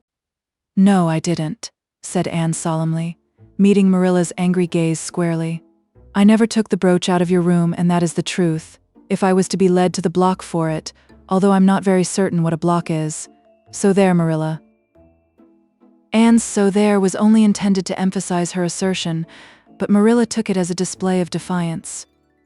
I believe you are telling me a falsehood, Anne, she said sharply. I know you are there now. Don't say anything more unless you are prepared to tell the whole truth. Go to your room and stay there until you are ready to confess. Will I take the peas with me? Said Anne meekly. No, I'll finish shelling them myself. Do as I bid you. When Anne had gone, Marilla went about her evening tasks in a very disturbed state of mind. She was worried about her valuable brooch. What if Anne had lost it?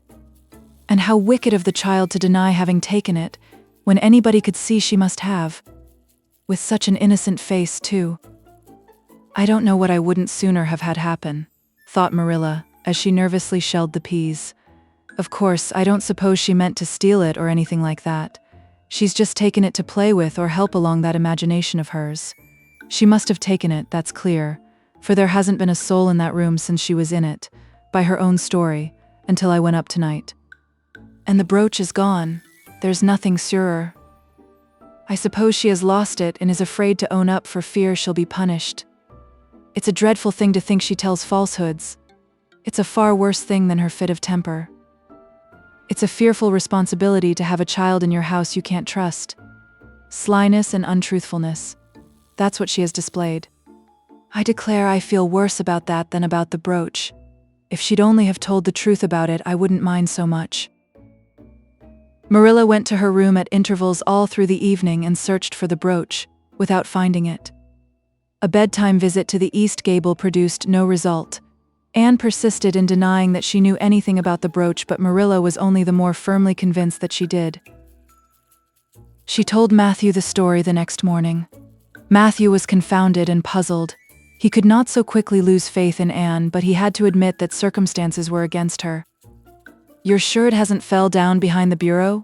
Was the only suggestion he could offer. I've moved the bureau, and I've taken out the drawers, and I've looked in every crack and cranny, was Marilla's positive answer. The brooch is gone, and that child has taken it and lied about it. That's the plain, ugly truth, Matthew Cuthbert, and we might as well look it in the face. Well now, what are you going to do about it? Matthew asked forlornly, feeling secretly thankful that Marilla and not he had to deal with the situation. He felt no desire to put his oar in this time. She'll stay in her room until she confesses, said Marilla grimly, remembering the success of this method in the former case. Then we'll see. Perhaps we'll be able to find the brooch if she'll only tell where she took it, but in any case she'll have to be severely punished, Matthew. Well now, you'll have to punish her, said Matthew, reaching for his hat. I've nothing to do with it, remember. You warned me off yourself. Marilla felt deserted by everyone. She could not even go to Mrs. Lynde for advice. She went up to the east gable with a very serious face and left it with a face more serious still. Anne steadfastly refused to confess. She persisted in asserting that she had not taken the brooch. The child had evidently been crying, and Marilla felt a pang of pity which she sternly repressed. By night she was, as she expressed it, beat out. You'll stay in this room until you confess, Anne. You can make up your mind to that, she said firmly. "But the picnic is tomorrow, Marilla," cried Anne. "You won't keep me from going to that, will you? You'll just let me out for the afternoon, won't you?" "Then I'll stay here as long as you like afterwards cheerfully. But I must go to the picnic." "You'll not go to picnics nor anywhere else until you've confessed, Anne." "Oh, Marilla," gasped Anne. But Marilla had gone out and shut the door.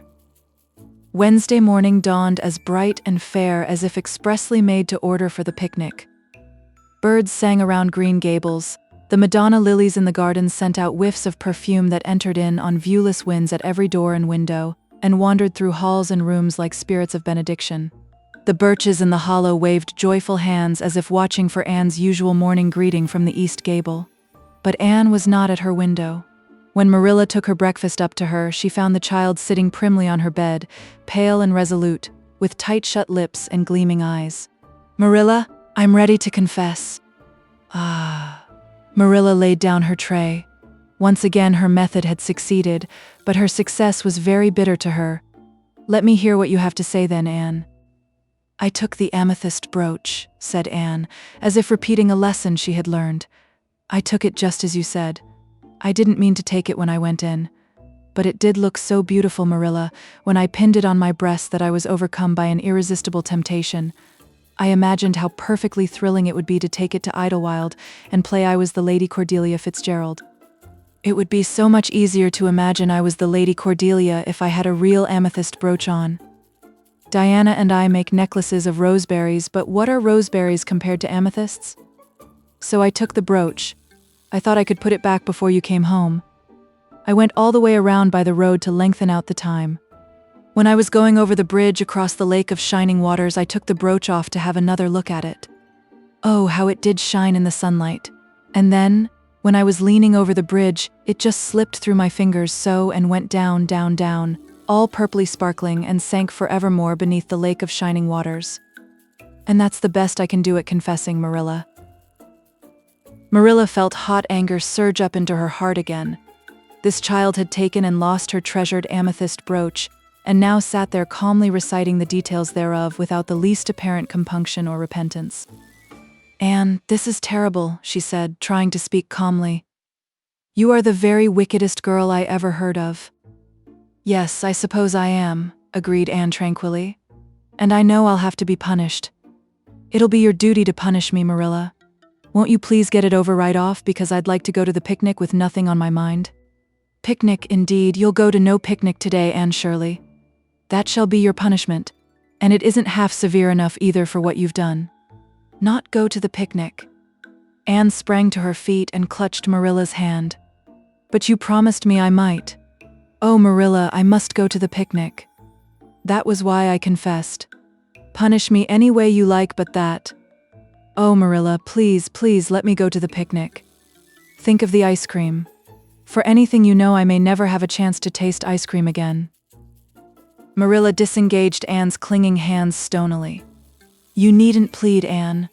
You are not going to the picnic, and that's final. No, not a word." Anne realized that Marilla was not to be moved.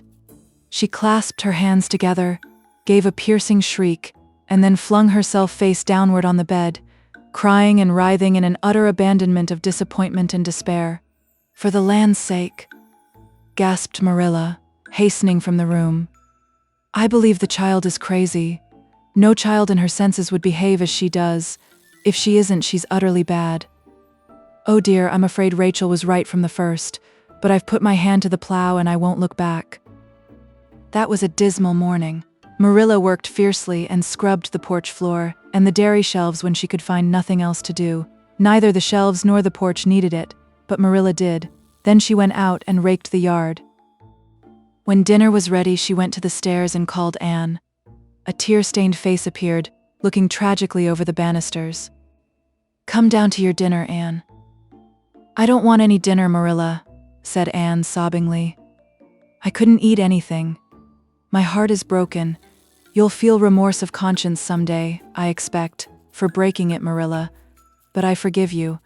Remember when the time comes that I forgive you. But please don't ask me to eat anything, especially boiled pork and greens. Boiled pork and greens are so unromantic when one is in affliction." Exasperated, Marilla returned to the kitchen and poured out her tale of woe to Matthew, who, between his sense of justice and his unlawful sympathy with Anne, was a miserable man. Well now, she shouldn't have taken the brooch, Marilla, or told stories about it, he admitted, mournfully surveying his plateful of unromantic pork and greens as if he, like Anne, thought it a food unsuited to crises of feeling. But she's such a little thing, such an interesting little thing. Don't you think it's pretty rough not to let her go to the picnic when she's so set on it? Matthew Cuthbert, I'm amazed at you. I think I've let her off entirely too easy. And she doesn't appear to realize how wicked she's been at all. That's what worries me most. If she'd really felt sorry, it wouldn't be so bad. And you don't seem to realize it, neither. You're making excuses for her all the time to yourself. I can see that. Well now, she's such a little thing, feebly reiterated Matthew. And there should be allowances made, Marilla. You know she's never had any bringing up. Well, she's having it now, retorted Marilla. The retort silenced Matthew if it did not convince him. That dinner was a very dismal meal. The only cheerful thing about it was Jerry Butte, the hired boy, and Marilla resented his cheerfulness as a personal insult. When her dishes were washed and her bread sponge set and her hens fed, Marilla remembered that she had noticed a small rent in her best black lace shawl when she had taken it off on Monday afternoon, on returning from the Ladies' Aid. She would go and mend it. The shawl was in a box in her trunk. As Marilla lifted it out, the sunlight falling through the vines that clustered thickly about the window struck upon something caught in the shawl, something that glittered and sparkled in facets of violet light.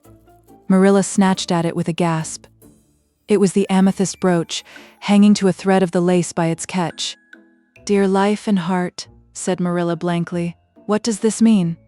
Here's my brooch safe and sound that I thought was at the bottom of Barry's pond. Whatever did that girl mean by saying she took it and lost it? I declare I believe Green Gables is bewitched. I remember now that when I took off my shawl Monday afternoon, I laid it on the bureau for a minute. I suppose the brooch got caught in it somehow. Well. Marilla betook herself to the east gable, brooch in hand. Anne had cried herself out and was sitting dejectedly by the window. Anne Shirley, said Marilla solemnly, I've just found my brooch hanging to my black lace shawl. Now I want to know what that rigmarole you told me this morning meant. Why, you said you'd keep me here until I confessed, returned Anne wearily, and so I decided to confess because I was bound to get to the picnic.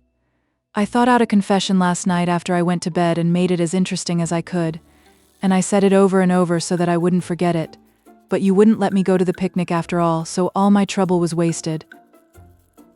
Marilla had to laugh in spite of herself, but her conscience pricked her. Anne, you do beat all, but I was wrong. I see that now. I shouldn't have doubted your word when I'd never known you to tell a story. Of course, it wasn't right for you to confess to a thing you hadn't done. It was very wrong to do so.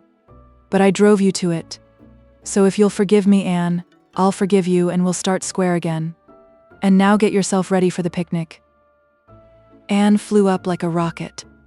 Oh, Marilla, isn't it too late? No, it's only 2 o'clock. They won't be more than well gathered yet, and it'll be an hour before they have tea. Wash your face and comb your hair and put on your gingham. I'll fill a basket for you. There's plenty of stuff baked in the house. And I'll get Jerry to hitch up the sorrel and drive you down to the picnic ground. Oh, Marilla, exclaimed Anne, flying to the washstand. 5 minutes ago I was so miserable I was wishing I'd never been born, and now I wouldn't change places with an angel. That night, a thoroughly happy, completely tired out Anne returned to Green Gables in a state of beatification impossible to describe.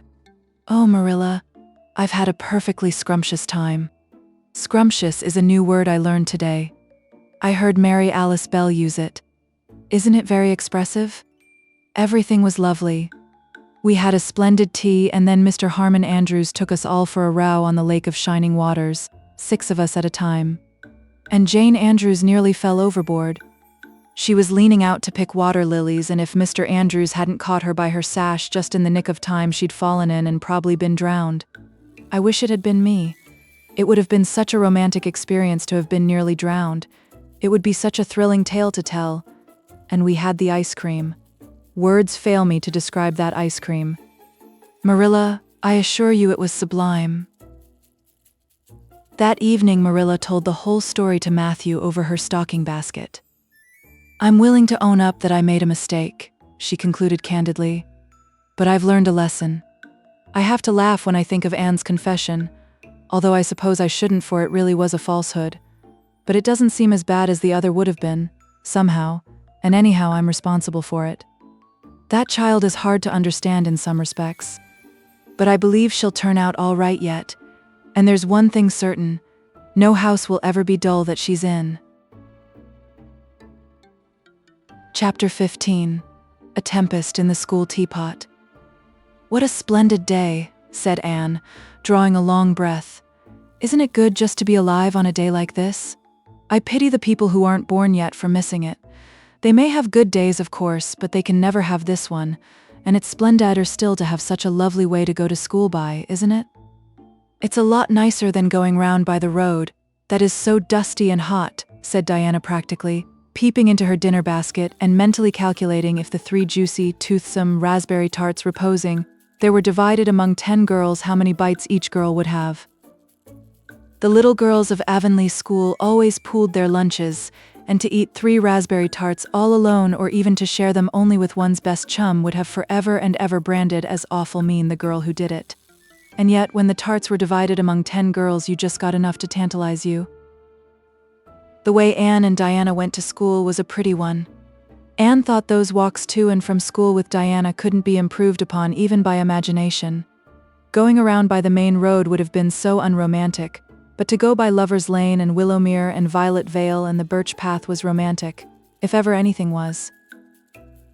Lover's Lane opened out below the orchard at Green Gables and stretched far up into the woods to the end of the Cuthbert farm. It was the way by which the cows were taken to the back pasture and the wood hauled home in winter. Anne had named it Lover's Lane before she had been a month at Green Gables. "Not that lovers ever really walk there," she explained to Marilla. "But Diana and I are reading a perfectly magnificent book, and there's a Lover's Lane in it. So we want to have one too, and it's a very pretty name, don't you think? So romantic. We can't imagine the lovers into it, you know? I like that lane because you can think out loud there without people calling you crazy." Anne, starting out alone in the morning, went down Lover's Lane as far as the brook. Here Diana met her, and the 2 little girls went on up the lane under the leafy arch of maples. "Maples are such sociable trees," said Anne. "They're always rustling and whispering to you until they came to a rustic bridge." Then they left the lane and walked through Mr. Barry's back field and past Willowmere. Beyond Willowmere came Violet Vale, a little green dimple in the shadow of Mr. Andrew Bell's big woods. "Of course there are no violets there now," Anne told Marilla. "But Diana says there are millions of them in spring." "Oh, Marilla, can't you just imagine you see them? It actually takes away my breath. I named it Violet Vale. Diana says she never saw the beat of me for hitting on fancy names for places. It's nice to be clever at something, isn't it? But Diana named the Birch Path. She wanted to, so I let her. But I'm sure I could have found something more poetical than plain Birch Path. Anybody can think of a name like that. But the Birch Path is one of the prettiest places in the world, Marilla." It was. Other people besides Anne thought so when they stumbled on it. It was a little narrow, twisting path, winding down over a long hill straight through Mr. Bell's woods, where the light came down sifted through so many emerald screens that it was as flawless as the heart of a diamond. It was fringed in all its length with slim young birches, white-stemmed and lissom-boughed. Ferns and starflowers and wild lilies of the valley and scarlet tufts of pigeonberries grew thickly along it, and always there was a delightful spiciness in the air, and music of bird calls and the murmur and laugh of woodwinds in the trees overhead. Now and then you might see a rabbit skipping across the road if you were quiet, which, with Anne and Diana, happened about once in a blue moon. Down in the valley, the path came out to the main road, and then it was just up the spruce hill to the school. The Avonlea School was a whitewashed building, low in the eaves and wide in the windows, furnished inside with comfortable, substantial, old-fashioned desks that opened and shut, and were carved all over their lids with the initials and hieroglyphics of 3 generations of schoolchildren. The schoolhouse was set back from the road, and behind it was a dusky fir wood and a brook where all the children put their bottles of milk in the morning to keep cool and sweet until dinner hour. Marilla had seen Anne start off to school on the first day of September with many secret misgivings. Anne was such an odd girl, How would she get on with the other children? And how on earth would she ever manage to hold her tongue during school hours? Things went better than Marilla feared, however. Anne came home that evening in high spirits. "I think I'm going to like school here," she announced. "I don't think much of the master, though. He's all the time curling his mustache and making eyes at Prissy Andrews. Prissy is grown up, you know. She's 16 and she's studying for the entrance examination into Queen's Academy at Charlottetown next year. Tilly Boulter says the master is dead gone on her. She's got a beautiful complexion and curly brown hair, and she does it up so elegantly. She sits in the long seat at the back, and he sits there too, most of the time to explain her lessons, he says. But Ruby Gillis says she saw him writing something on her slate, and when Prissy read it she blushed as red as a beet and giggled, and Ruby Gillis says she doesn't believe it had anything to do with the lesson." "Anne Shirley, don't let me hear you talking about your teacher in that way again," said Marilla sharply. "You don't go to school to criticize the master. I guess he can teach you something, and it's your business to learn. And I want you to understand right off that you are not to come home telling tales about him. That is something I won't encourage. I hope you were a good girl." "Indeed I was," said Anne comfortably.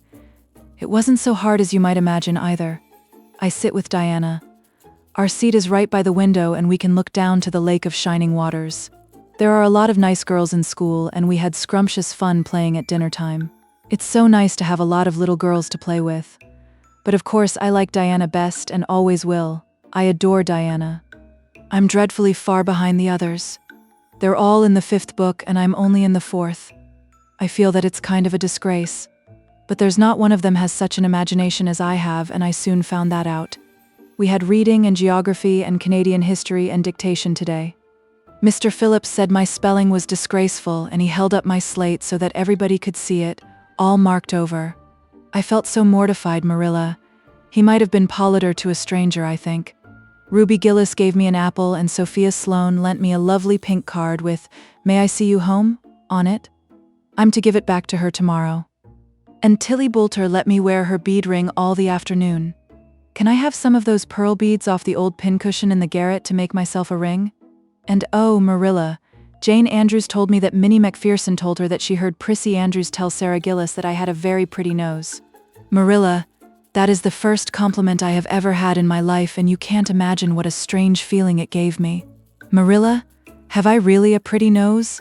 I know you'll tell me the truth. Your nose is well enough, said Marilla shortly. Secretly, she thought Anne's nose was a remarkable pretty one, but she had no intention of telling her so. That was 3 weeks ago, and all had gone smoothly so far. And now, this crisp September morning, Anne and Diana were tripping blithely down the birch path, 2 of the happiest little girls in Avonlea. "I guess Gilbert Blythe will be in school today," said Diana. "He's been visiting his cousins over in New Brunswick all summer, and he only came home Saturday night. He's awfully handsome, Anne, and he teases the girls something terrible. He just torments our lives out." Diana's voice indicated that she rather liked having her life tormented out than not. "Gilbert Blythe?" said Anne. "Isn't his name that's written up on the porch wall with Julia bells and a big take notice over them?" "Yes," said Diana, tossing her head. "But I'm sure he doesn't like Julia Bell so very much. I've heard him say he studied the multiplication table by her freckles." "Oh, don't speak about freckles to me," implored Anne. "It isn't delicate when I've got so many. But I do think that writing take notices up on the wall about the boys and girls is the silliest ever. I should just like to see anybody dare to write my name up with a boy's. Not, of course," she hastened to add, "that anybody would." Anne sighed. She didn't want her name written up, but it was a little humiliating to know that there was no danger of it. "Nonsense," said Diana, whose black eyes and glossy tresses had played such havoc with the hearts of Avonlea schoolboys that her name figured on the porch walls and half a dozen take notices. "It's only meant as a joke, and don't you be too sure your name won't ever be written up. Charlie Sloane is dead gone on you. He told his mother, mind you, that you were the smartest girl in school." "That's better than being good-looking." "No, it isn't," said Anne, feminine to the core. "I'd rather be pretty than clever. And I hate Charlie Sloane. I can't bear a boy with goggle eyes. If anyone wrote my name up with his, I'd never get over it. Diana Barry. But it is nice to keep head of your class." "You'll have Gilbert in your class after this," said Diana. "And he's used to being head of his class, I can tell you. He's only in the 4th book, although he's nearly 14. 4 years ago, his father was sick and had to go out to Alberta for his health, and Gilbert went with him. They were there 3 years and Gil didn't go to school hardly any until they came back. You won't find it so easy to keep head after this, Anne." "I'm glad," said Anne quickly. "I couldn't really feel proud of keeping head of little boys and girls of just 9 or 10. I got up yesterday spelling ebullition. Josie Pye was head and, mind you, she peeped in her book. Mr. Phillips didn't see her. He was looking at Prissy Andrews, but I did. I just swept her a look of freezing scorn and she got as red as a beet and spelled it wrong after all." "Those Pye girls are cheats all round," said Diana indignantly, as they climbed the fence of the main road. "Gertie Pye actually went and put her milk bottle in my place in the brook yesterday. Did you ever? I don't speak to her now." When Mr. Phillips was in the back of the room hearing Prissy Andrews's Latin, Diana whispered to Anne, "That's Gilbert Blythe sitting right across the aisle from you, Anne. Just look at him and see if you don't think he's handsome." Anne looked accordingly. She had a good chance to do so, for the said Gilbert Blythe was absorbed in stealthily pinning the long yellow braid of Ruby Gillis, who sat in front of him, to the back of her seat. He was a tall boy, with curly brown hair, roguish hazel eyes, and a mouth twisted into a teasing smile. Presently Ruby Gillis started up to take a sum to the master. She fell back into her seat with a little shriek, believing that her hair was pulled out by the roots. Everybody looked at her, and Mr. Phillips glared so sternly that Ruby began to cry. Gilbert had whisked the pin out of sight and was studying his history with the soberest face in the world. But when the commotion subsided, he looked at Anne and winked with inexpressible drollery. "I think your Gilbert Blythe is handsome," confided Anne to Diana. "But I think he's very bold. It isn't good manners to wink at a strange girl." But it was not until the afternoon that things really began to happen. Mr. Phillips was back in the corner explaining a problem in algebra to Prissy Andrews, and the rest of the scholars were doing pretty much as they pleased, eating green apples, whispering, drawing pictures on their slates, and driving crickets harnessed to strings up and down aisle. Gilbert Blythe was trying to make Anne Shirley look at him and failing utterly, because Anne was at that moment totally oblivious not only to the very existence of Gilbert Blythe, but of every other scholar in Avonlea School itself. With her chin propped on her hands and her eyes fixed on the blue glimpse of the lake of shining waters that the west window afforded, she was far away in a gorgeous dreamland, hearing and seeing nothing save her own wonderful visions. Gilbert Blythe wasn't used to putting himself out to make a girl look at him and meeting with failure. She should look at him, that red-haired Shirley girl with the little pointed chin and the big eyes that weren't like the eyes of any other girl in Avonlea School. Gilbert reached across the aisle, picked up the end of Anne's long red braid, held it out at arm's length and said in a piercing whisper, "Carrots. Carrots." Then Anne looked at him with a vengeance. She did more than look. She sprang to her feet, her bright fancies fallen into cureless ruin. She flashed one indignant glance at Gilbert from eyes whose angry sparkle was swiftly quenched in equally angry tears. "You mean hateful boy," she exclaimed passionately. "How dare you?" And then, thwack. Anne had brought her slate down on Gilbert's head and cracked it, slate not head, clear across. Avonlea School always enjoyed a scene. This was an especially enjoyable one. Everybody said "oh" in horrified delight. Diana gasped. Ruby Gillis, who was inclined to be hysterical, began to cry. Tommy Sloane let his team of crickets escape him altogether while he stared open-mouthed at the tableau. Mr. Phillips stalked down the aisle and laid his hand heavily on Anne's shoulder. "Anne Shirley, what does this mean?" he said angrily. Anne returned no answer. It was asking too much of flesh and blood to expect her to tell before the whole school that she had been called carrots. Gilbert it was who spoke up stoutly. "It was my fault, Mr. Phillips," I teased her. Mr. Phillips paid no heed to Gilbert. "I am sorry to see a pupil of mine displaying such a temper and such a vindictive spirit," he said in a solemn tone, as if the mere fact of being a pupil of his ought to root out all evil passions from the hearts of small, imperfect mortals. "Anne, go and stand on the platform in front of the blackboard for the rest of the afternoon." Anne would have infinitely preferred a whipping to this punishment, under which her sensitive spirit quivered as from a whiplash. With a white, set face she obeyed. Mr. Phillips took a chalk crayon and wrote on the blackboard above her head. Anne Shirley has a very bad temper. Anne Shirley must learn to control her temper, and then read it out loud so that even the primer class, who couldn't read writing, should understand it. Anne stood there the rest of the afternoon with that legend above her. She did not cry or hang her head.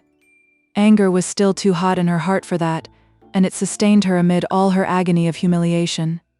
With resentful eyes and passion-red cheeks, she confronted alike Diana's sympathetic gaze and Charlie Sloane's indignant nods and Josie Pye's malicious smiles. As for Gilbert Blythe, she would not even look at him. She would never look at him again.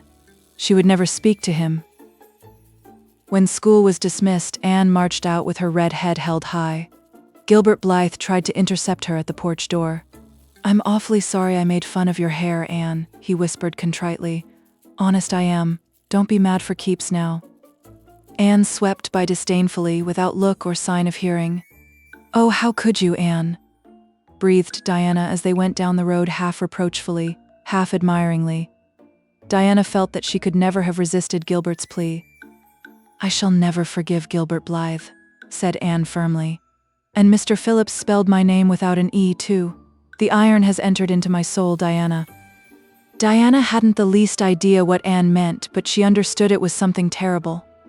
"You mustn't mind Gilbert making fun of your hair," she said soothingly. "Why, he makes fun of all the girls. He laughs at mine because it's so black. He's called me a crow a dozen times, and I never heard him apologize for anything before either." "There's a great deal of difference between being called a crow and being called carrots," said Anne with dignity. "Gilbert Blythe has hurt my feelings excruciatingly, Diana." It is possible the matter might have blown over without more excruciation if nothing else had happened. But when things begin to happen, they are apt to keep on. Avonlea scholars often spent noon hour picking gum in Mr. Bell's spruce grove over the hill and across his big pasture field.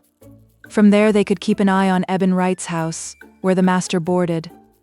When they saw Mr. Phillips emerging therefrom, they ran for the schoolhouse, but the distance being about 3 times longer than Mr. Wright's lane, they were very apt to arrive there, breathless and gasping, some 3 minutes too late. On the following day, Mr. Phillips was seized with one of his spasmodic fits of reform and announced before going home to dinner that he should expect to find all the scholars in their seats when he returned. Anyone who came in late would be punished. All the boys and some of the girls went to Mr. Bell's spruce grove as usual, fully intending to stay only long enough to pick a chew. But spruce groves are seductive and yellow nuts of gum beguiling. They picked and loitered and strayed. And as usual, the first thing that recalled them to a sense of the flight of time was Jimmy Glover shouting from the top of a patriarchal old spruce, "Master's coming." The girls who were on the ground started first and managed to reach the schoolhouse in time, but without a second to spare. The boys, who had to wriggle hastily down from the trees, were later, and Anne, who had not been picking gum at all but was wandering happily in the far end of the grove, waist deep among the bracken, singing softly to herself, with a wreath of rice lilies on her hair as if she were some wild divinity of the shadowy places, was latest of all. Anne could run like a deer, however. Run she did, with the impish result that she overtook the boys at the door and was swept into the schoolhouse among them just as Mr. Phillips was in the act of hanging up his hat. Mr. Phillips's brief reforming energy was over. He didn't want the bother of punishing a dozen pupils, but it was necessary to do something to save his word, so he looked about for a scapegoat and found it in Anne, who had dropped into her seat, gasping for breath, with a forgotten lily wreath hanging askew over one ear and giving her a particularly rakish and disheveled appearance. "Anne Shirley, since you seem to be so fond of the boys' company, we shall indulge your taste for it this afternoon," he said sarcastically. "Take those flowers out of your hair and sit with Gilbert Blythe." The other boys snickered. Diana, turning pale with pity, plucked the wreath from Anne's hair and squeezed her hand. Anne stared at the master as if turned to stone. "Did you hear what I said, Anne?" queried Mr. Phillips sternly.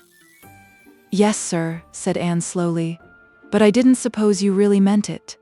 "I assure you I did," still with the sarcastic inflection which all the children, and Anne especially, hated.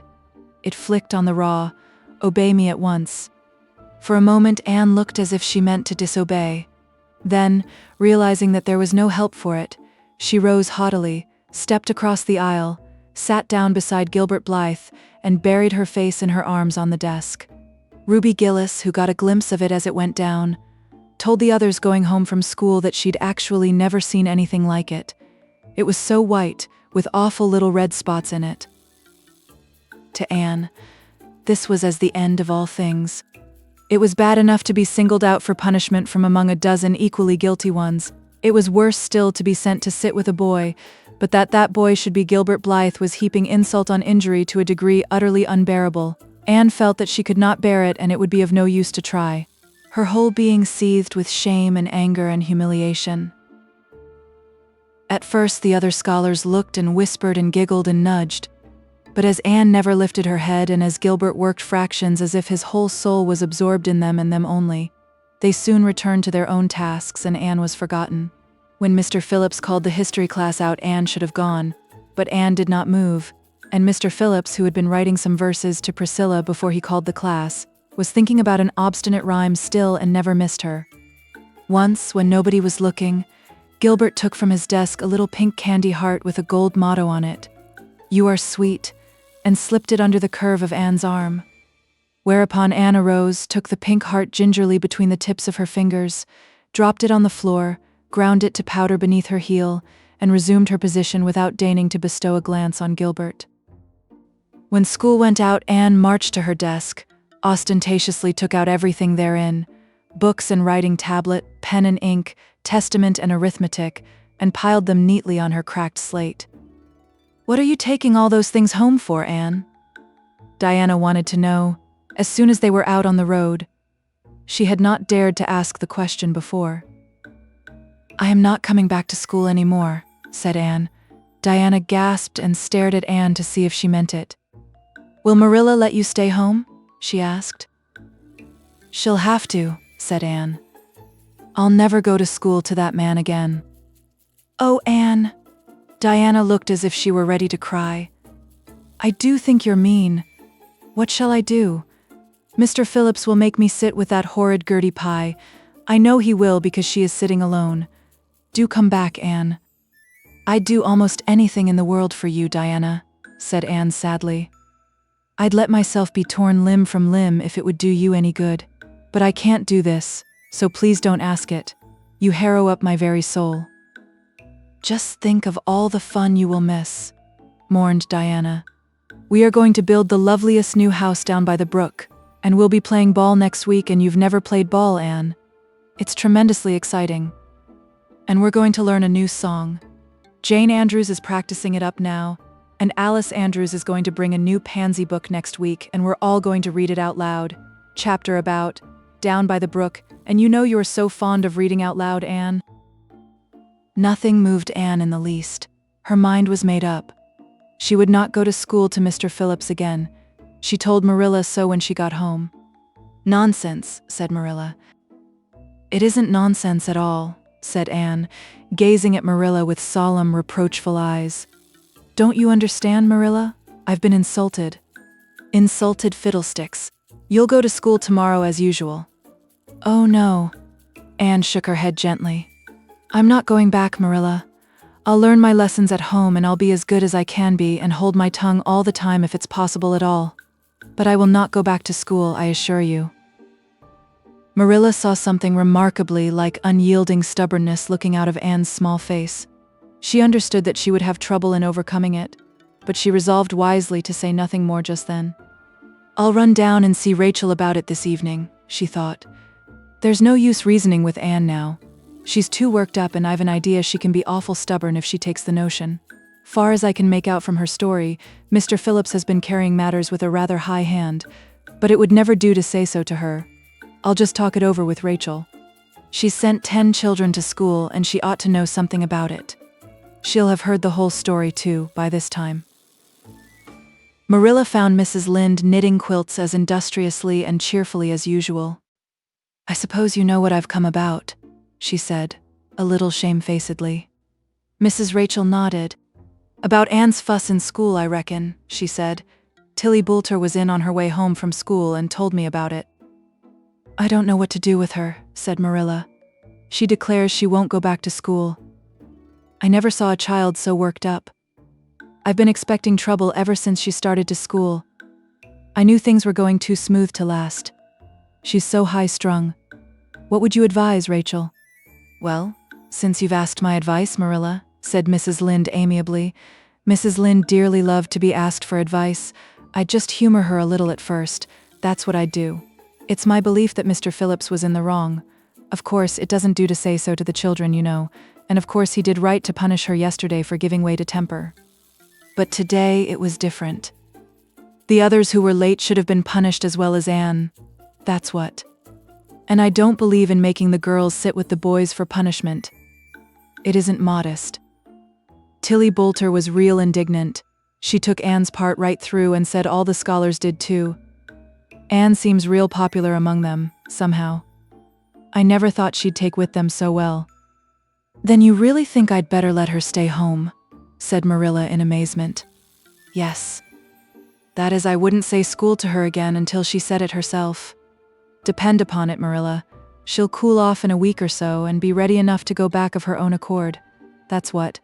While if you were to make her go back right off, dear knows what freak or tantrum she'd take next and make more trouble than ever. The less fuss made the better, in my opinion. She won't miss much by not going to school, as far as that goes. Mr. Phillips isn't any good at all as a teacher. The order he keeps is scandalous. That's what. And he neglects the young fry and puts all his time on those big scholars he's getting ready for Queen's. He'd never have got the school for another year if his uncle hadn't been a trustee. The trustee, for he just leads the other two around by the nose. That's what. I declare, I don't know what education in this island is coming to. Mrs. Rachel shook her head, as much as to say if she were only at the head of the educational system of the province things would be much better managed. Marilla took Mrs. Rachel's advice, and not another word was said to Anne about going back to school. She learned her lessons at home, did her chores, and played with Diana in the chilly purple autumn twilights, but when she met Gilbert Blythe on the road or encountered him in Sunday school, she passed him by with an icy contempt that was no whit thawed by his evident desire to appease her. Even Diana's efforts as a peacemaker were of no avail. Anne had evidently made up her mind to hate Gilbert Blythe to the end of life.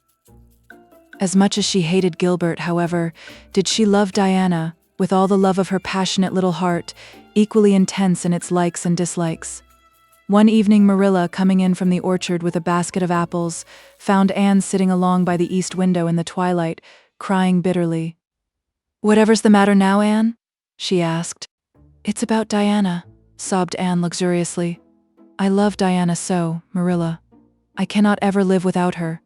But I know very well when we grow up that Diana will get married and go away and leave me. And oh, what shall I do? I hate her husband. I just hate him furiously. I've been imagining it all out, the wedding and everything, Diana dressed in snowy garments with a veil and looking as beautiful and regal as a queen, and me the bridesmaid with a lovely dress too, and puffed sleeves but with a breaking heart hid beneath my smiling face. And then bidding Diana goodbye. Here Anne broke down entirely and wept with increasing bitterness. Marilla turned quickly away to hide her twitching face, but it was no use. She collapsed on the nearest chair and burst into such a hearty and unusual peal of laughter that Matthew, crossing the yard outside, halted in amazement. When had he heard Marilla laugh like that before? "Well, Anne Shirley," said Marilla as soon as she could speak, "if you must borrow trouble, for pity's sake borrow it handier home. I should think you had an imagination, sure enough." Chapter 16. Diana is invited to tea with tragic results. October was a beautiful month at Green Gables, when the birches in the hollow turned as golden as sunshine, and the maples behind the orchard were royal crimson, and the wild cherry trees along the lane put on the loveliest shades of dark red and bronzy green, while the fields sunned themselves in aftermaths. Anne reveled in the world of color about her. "Oh, Marilla," she exclaimed one Saturday morning, coming dancing in with her arms full of gorgeous boughs. "I'm so glad I live in a world where there are Octobers. It would be terrible if we just skipped from September to November, wouldn't it? Look at these maple branches. Don't they give you a thrill? Several thrills? I'm going to decorate my room with them. Messy things, said Marilla, whose aesthetic sense was not noticeably developed. You clutter up your room entirely too much with out-of-doors stuff, Anne. Bedrooms were made to sleep in. Oh, and dream in too, Marilla. And you know one can dream so much better in a room where there are pretty things. I'm going to put these boughs in the old blue jug and set them on my table. Mind you don't drop leaves all over the stairs then. I'm going on a meeting of the AIDS Society at Carmody this afternoon, Anne, and I won't likely be home before dark. You'll have to get Matthew and Jerry their supper, so mind you don't forget to put the tea to draw until you sit down at the table as you did last time. It was dreadful of me to forget, said Anne apologetically. But that was the afternoon I was trying to think of a name for Violet Vale, and it crowded other things out. Matthew was so good. He never scolded a bit. He put the tea down himself and said we could wait a while as well as not, and I told him a lovely fairy story while we were waiting, so he didn't find the time long at all. It was a beautiful fairy story, Marilla. I forgot the end of it, so I made up an end for it myself, and Matthew said he couldn't tell where the join came in. Matthew would think it all right, Anne, if you took a notion to get up and have dinner in the middle of the night. But you keep your wits about you this time. And I don't really know if I'm doing right.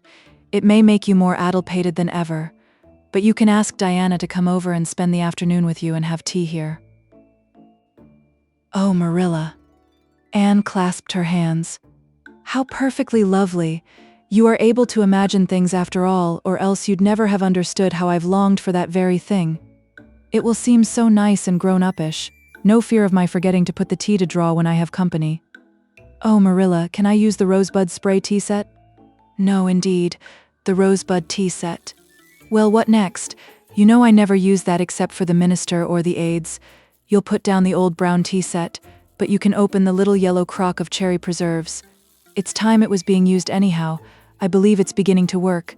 And you can cut some fruitcake and have some of the cookies and snaps. I can just imagine myself sitting down at the head of the table and pouring out the tea, said Anne, shutting her eyes ecstatically, and asking Diana if she takes sugar. I know she doesn't, but of course I'll ask her just as if I didn't know. And then pressing her to take another piece of fruitcake and another helping of preserves. Oh, Marilla, it's a wonderful sensation just to think of it. Can I take her into the spare room to lay off her hat when she comes? And then into the parlor to sit?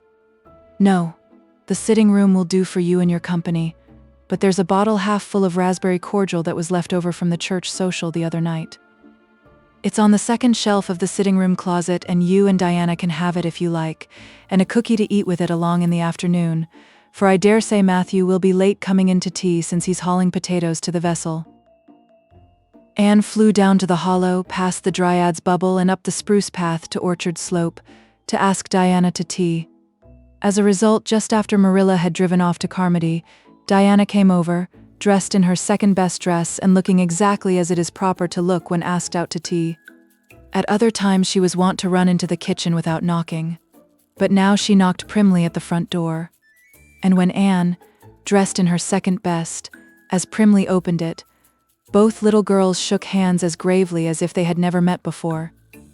This unnatural solemnity lasted until after Diana had been taken to the east gable to lay off her hat and then had sat for 10 minutes in the sitting room, toes in position. "How is your mother?" inquired Anne politely, just as if she had not seen Mrs. Barry picking apples that morning in excellent health and spirits. "She is very well, thank you. I suppose Mr. Cuthbert is hauling potatoes to the lily sands this afternoon, is he?" said Diana, who had ridden down to Mr. Harmon Andrews's that morning in Matthew's cart. "Yes, our potato crop is very good this year. I hope your father's crop is good too." "It is fairly good, thank you. Have you picked many of your apples yet?" "Oh, ever so many," said Anne, forgetting to be dignified and jumping up quickly. "Let's go out to the orchard and get some of the red sweetings, Diana. Marilla says we can have all that are left on the tree. Marilla is a very generous woman. She said we could have fruitcake and cherry preserves for tea. But it isn't good manners to tell your company what you're going to give them to eat, so I won't tell you what she said we could have to drink. Only it begins with an R and a C and it's bright red color. I love bright red drinks, don't you? They taste twice as good as any other color." The orchard, with its great sweeping boughs that bent to the ground with fruit, proved so delightful that the little girls spent most of the afternoon in it, sitting in a grassy corner where the frost had spared the green and the mellow autumn sunshine lingered warmly, eating apples and talking as hard as they could. Diana had much to tell Anne of what went on in school. She had to sit with Gertie Pye and she hated it. Gertie squeaked her pencil all the time and it just made her, Diana's, blood run cold. Ruby Gillis had charmed all her warts away, true's you live, with a magic pebble that old Mary Jo from the creek gave her. You had to rub the warts with the pebble and then throw it away over your left shoulder at the time of the new moon, and the warts would all go. Charlie Sloane's name was written up with M. White's on the porch wall, and M. White was awful mad about it. Sam Bolter had sassed Mr. Phillips in class, and Mr. Phillips whipped him, and Sam's father came down to the school and dared Mr. Phillips to lay a hand on one of his children again. And Mattie Andrews had a new red hood and a blue crossover with tassels on it, and the airs she put on about it were perfectly sickening. And Lizzie Wright didn't speak to Mamie Wilson because Mamie Wilson's grown-up sister had cut out Lizzie Wright's grown-up sister with her bow, and everybody missed Anne so and wished she's come to school again, and Gilbert Blythe. But Anne didn't want to hear about Gilbert Blythe. She jumped up hurriedly and said, "Suppose they go in and have some raspberry cordial." Anne looked on the second shelf of the room pantry, but there was no bottle of raspberry cordial there. Search revealed it away back on the top shelf. Anne put it on a tray and set it on the table with a tumbler. "Now, please help yourself, Diana," she said politely. "I don't believe I'll have any just now. I don't feel as if I wanted any after all those apples." Diana poured herself out a tumblerful, looked at its bright red hue admiringly, and then sipped it daintily. "That's awfully nice raspberry cordial, Anne," she said. "I didn't know raspberry cordial was so nice. I'm real glad you like it. Take as much as you want. I'm going to run out and stir the fire up. There are so many responsibilities on a person's mind when they're keeping house, isn't there?" When Anne came back from the kitchen, Diana was drinking her second glassful of cordial, and, being entreated thereto by Anne, she offered no particular objection to the drinking of a third. The tumblerfuls were generous ones, and the raspberry cordial was certainly very nice. "The nicest I ever drank," said Diana. "It's ever so much nicer than Mrs. Lynde's, although she brags of hers so much. It doesn't taste a bit like hers. I should think Marilla's raspberry cordial would probably be much nicer than Mrs. Lynde's," said Anne loyally. "Marilla is a famous cook. She is trying to teach me to cook, but I assure you, Diana, it is uphill work. There's so little scope for imagination in cookery. You just have to go by rules. The last time I made a cake, I forgot to put the flour in." "I was thinking the loveliest story about you and me, Diana. I thought you were desperately ill with smallpox and everybody deserted you, but I went boldly to your bedside and nursed you back to life, and then I took the smallpox and died, and I was buried under those poplar trees in the graveyard, and you planted a rose bush by my grave and watered it with your tears, and you never forgot the friend of your youth who sacrificed her life for you. Oh, it was such a pathetic tale, Diana. The tears just rained down over my cheeks while I mixed the cake. But I forgot the flour, and the cake was a dismal failure. Flour is so essential to cakes, you know. Marilla was very cross, and I don't wonder. I'm a great trial to her. She was terribly mortified about the pudding sauce last week. We had a plum pudding for dinner on Tuesday, and there was half the pudding and a pitcherful of sauce left over. Marilla said there was enough for another dinner and told me to set it on the pantry shelf and cover it. I meant to cover it just as much as could be, Diana. But when I carried it in, I was imagining I was a nun. Of course I'm a Protestant, but I imagined I was a Catholic, taking the veil to bury a broken heart in cloistered seclusion, and I forgot all about covering the pudding sauce. I thought of it next morning and ran to the pantry. Diana, fancy if you can my extreme horror at finding a mouse drowned in that pudding sauce. I lifted the mouse out with a spoon and threw it out in the yard, and then I washed the spoon in 3 waters. Marilla was out milking, and I fully intended to ask her when she came in if I'd give the sauce to the pigs. But when she did come in, I was imagining that I was a frost fairy going through the woods turning the trees red and yellow, whichever they wanted to be, so I never thought about the pudding sauce again, and Marilla sent me out to pick apples. Well, Mr. and Mrs. Chester Ross from Spencervale came here that morning. You know they are very stylish people, especially Mrs. Chester Ross. When Marilla called me and dinner was all ready and everybody was at the table, I tried to be as polite and dignified as I could be, for I wanted Mrs. Chester Ross to think I was a ladylike little girl even if I wasn't pretty. Everything went right until I saw Marilla coming with the plum pudding in one hand and the pitcher of pudding sauce warmed up in the other. Diana, that was a terrible moment. I remembered everything and I just stood up in my place and shrieked out, "Marilla, you mustn't use that pudding sauce. There was a mouse drowned in it. I forgot to tell you before." Oh, Diana, I shall never forget that awful moment if I live to be 100. Mrs. Chester Ross just looked at me and I thought I would sink through the floor with mortification. She is such a perfect housekeeper and fancy what she must have thought of us. Marilla turned red as fire, but she never said a word then. She just carried that sauce and pudding out and brought in some strawberry preserves. She even offered me some, but I couldn't swallow a mouthful. It was like heaping coals of fire on my head. After Mrs. Chester Ross went away, Marilla gave me a dreadful scolding. "Why, Diana, what is the matter?" Diana had stood up very unsteadily. Then she sat down again, putting her hands to her head. I'm awful sick," she said, a little thickly. I must go right home." "Oh, you mustn't dream of going home without your tea," cried Anne in distress. "I'll get it right off. I'll go and put the tea down this very minute." "I must go home," repeated Diana, stupidly but determinedly. "Let me get you a lunch anyhow," implored Anne. "Let me give you a bit of fruit cake and some of the cherry preserves. Lie down on the sofa for a little while and you'll be better. Where do you feel bad?" "I must go home," said Diana, and that was all she would say. In vain Anne pleaded. "I never heard of company going home without tea," she mourned. "Oh, Diana, do you suppose that it's possible you're really taking the smallpox? If you are, I'll go and nurse you. You can depend on that. I'll never forsake you. But I do wish you'd stay till after tea. Where do you feel bad?" "I'm awful dizzy," said Diana. And indeed she walked very dizzily. Anne, with tears of disappointment in her eyes, got Diana's hat and went with her as far as the Barry yard fence. Then she wept all the way back to Green Gables, where she sorrowfully put the remainder of the raspberry cordial back into the pantry and got tea ready for Matthew and Jerry, with all the zest gone out of the performance. The next day was Sunday, and as the rain poured down in torrents from dawn till dusk, Anne did not stir abroad from Green Gables. Monday afternoon Marilla sent her down to Mrs. Lynde's on an errand. In a very short space of time Anne came flying back up the lane with tears rolling down her cheeks. Into the kitchen she dashed and flung herself face downward on the sofa in an agony.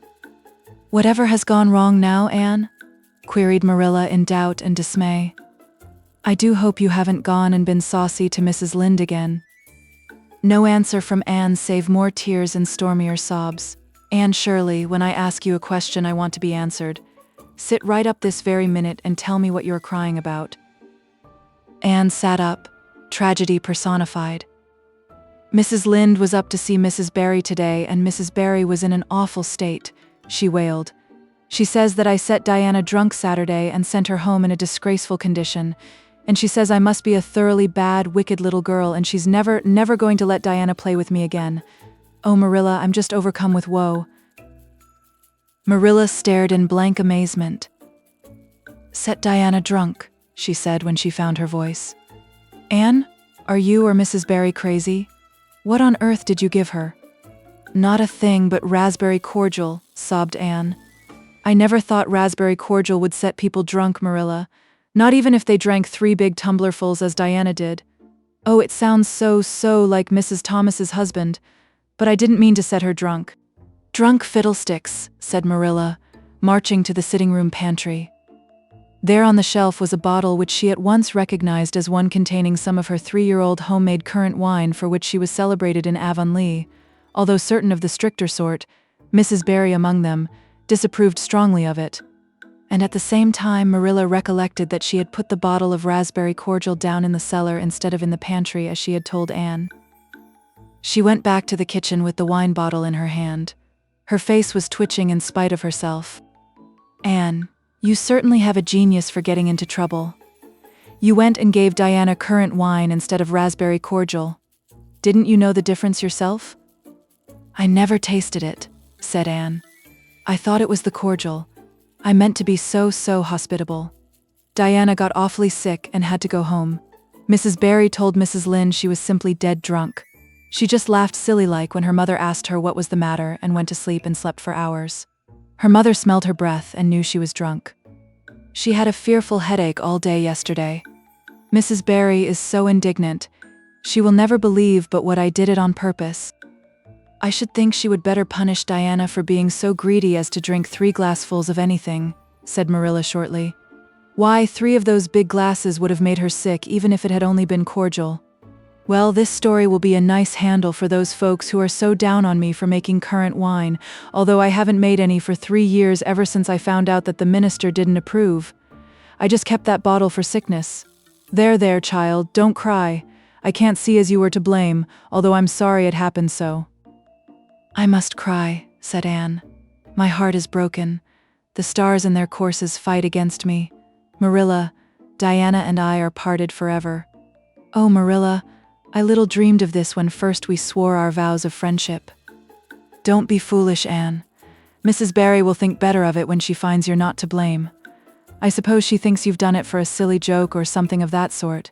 You'd best go up this evening and tell her how it was." "My courage fails me at the thought of facing Diana's injured mother," sighed Anne. "I wish you'd go, Marilla.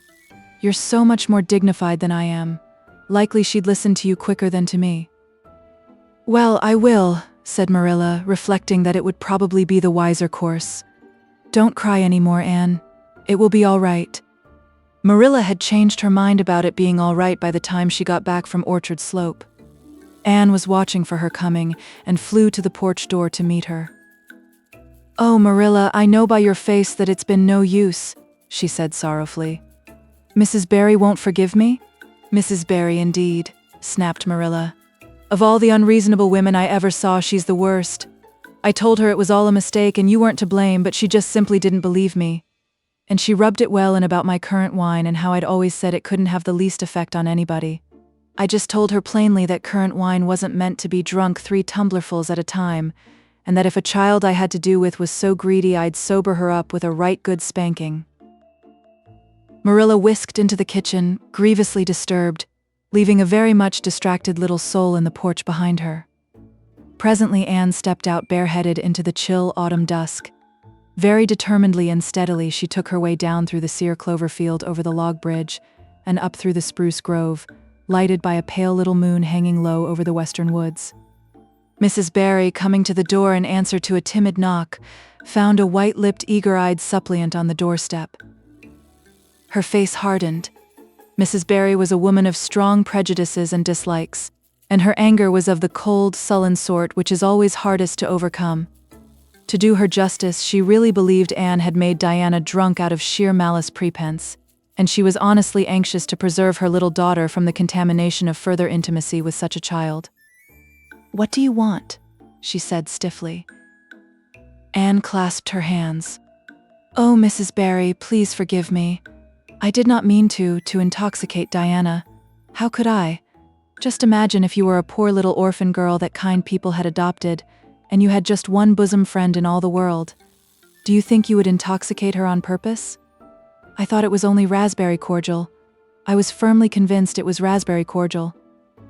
Oh, please don't say that you won't let Diana play with me anymore. If you do, you will cover my life with a dark cloud of woe." This speech, which would have softened good Mrs. Lynde's heart in a twinkling, had no effect on Mrs. Barry except to irritate her still more. She was suspicious of Anne's big words and dramatic gestures and imagined that the child was making fun of her, so she said coldly and cruelly, "I don't think you are a fit little girl for Diana to associate with. You'd better go home and behave yourself." Anne's lips quivered. "Won't you let me see Diana just once to say farewell?" she implored. "Diana has gone over to Carmody with her father," said Mrs. Barry, going in and shutting the door. Anne went back to Green Gables calm with despair. "My last hope is gone," she told Marilla. "I went up and saw Mrs. Barry myself, and she treated me very insultingly. Marilla, I do not think she is a well-bred woman. There is nothing more to do except to pray, and I haven't much hope that that'll do much good because, Marilla, I do not believe that God himself can do very much with such an obstinate person as Mrs. Barry.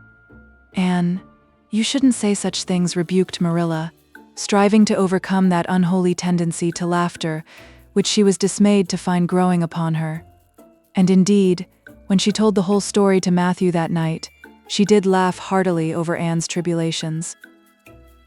But when she slipped into the east gable before going to bed and found that Anne had cried herself to sleep, an unaccustomed softness crept into her face.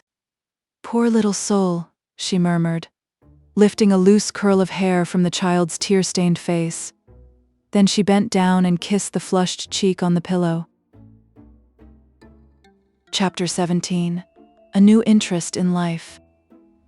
The next afternoon, Anne, bending over her patchwork at the kitchen window, happened to glance out and beheld Diana down by the Dryad's bubble beckoning mysteriously. In a trice, Anne was out of the house and flying down to the hollow, astonishment and hope struggling in her expressive eyes. But the hope faded when she saw Diana's dejected countenance. "Your mother hasn't relented?" she gasped. Diana shook her head mournfully. "No, and oh, Anne, she says I'm never to play with you again. I've cried and cried, and I told her it wasn't your fault, but it wasn't any use. I had ever such a time coaxing her to let me come down and say goodbye to you. She said I was only to stay 10 minutes, and she's timing me by the clock." 10 minutes isn't very long to say an eternal farewell in, said Anne tearfully. "Oh, Diana, will you promise faithfully never to forget me, the friend of your youth, no matter what dearer friends may caress thee?" "Indeed I will," sobbed Diana, "and I'll never have another bosom friend. I don't want to have. I couldn't love anybody as I love you." "Oh, Diana," cried Anne, clasping her hands, "do you love me?" "Why, of course I do. Didn't you know that?" "No." Anne drew a long breath. "I thought you liked me, of course, but I never hoped you loved me." "Why, Diana? I didn't think anybody could love me. Nobody ever has loved me since I can remember. Oh, this is wonderful. It's a ray of light which will forever shine on the darkness of a path severed from thee, Diana. Oh, just say it once again." "I love you devotedly, Anne," said Diana stanchly, "and I always will, you may be sure of that." "And I will always love thee, Diana," said Anne, solemnly extending her hand. "In the years to come thy memory will shine like a star over my lonely life. As that last story we read together says, Diana, wilt thou give me a lock of thy jet-black tresses in parting to treasure forevermore?" "Have you got anything to cut it with?" queried Diana, wiping away the tears which Anne's affecting accents had caused to flow afresh, and returning to practicalities. "Yes, I've got my patchwork scissors in my apron pocket, fortunately," said Anne. She solemnly clipped one of Diana's curls. "Fare thee well, my beloved friend. Henceforth we must be as strangers, though living side by side, but my heart will ever be faithful to thee." Anne stood and watched Diana out of sight, mournfully waving her hand to the latter whenever she turned to look back. Then she returned to the house, not a little consoled for the time being by this romantic parting. "It is all over," she informed Marilla. "I shall never have another friend. I'm really worse off than ever before, for I haven't Katie Maurice and Violetta now, and even if I had it wouldn't be the same. Somehow, little dream girls are not satisfying after a real friend. Diana and I had such an affecting farewell down by the spring. It will be sacred in my memory forever.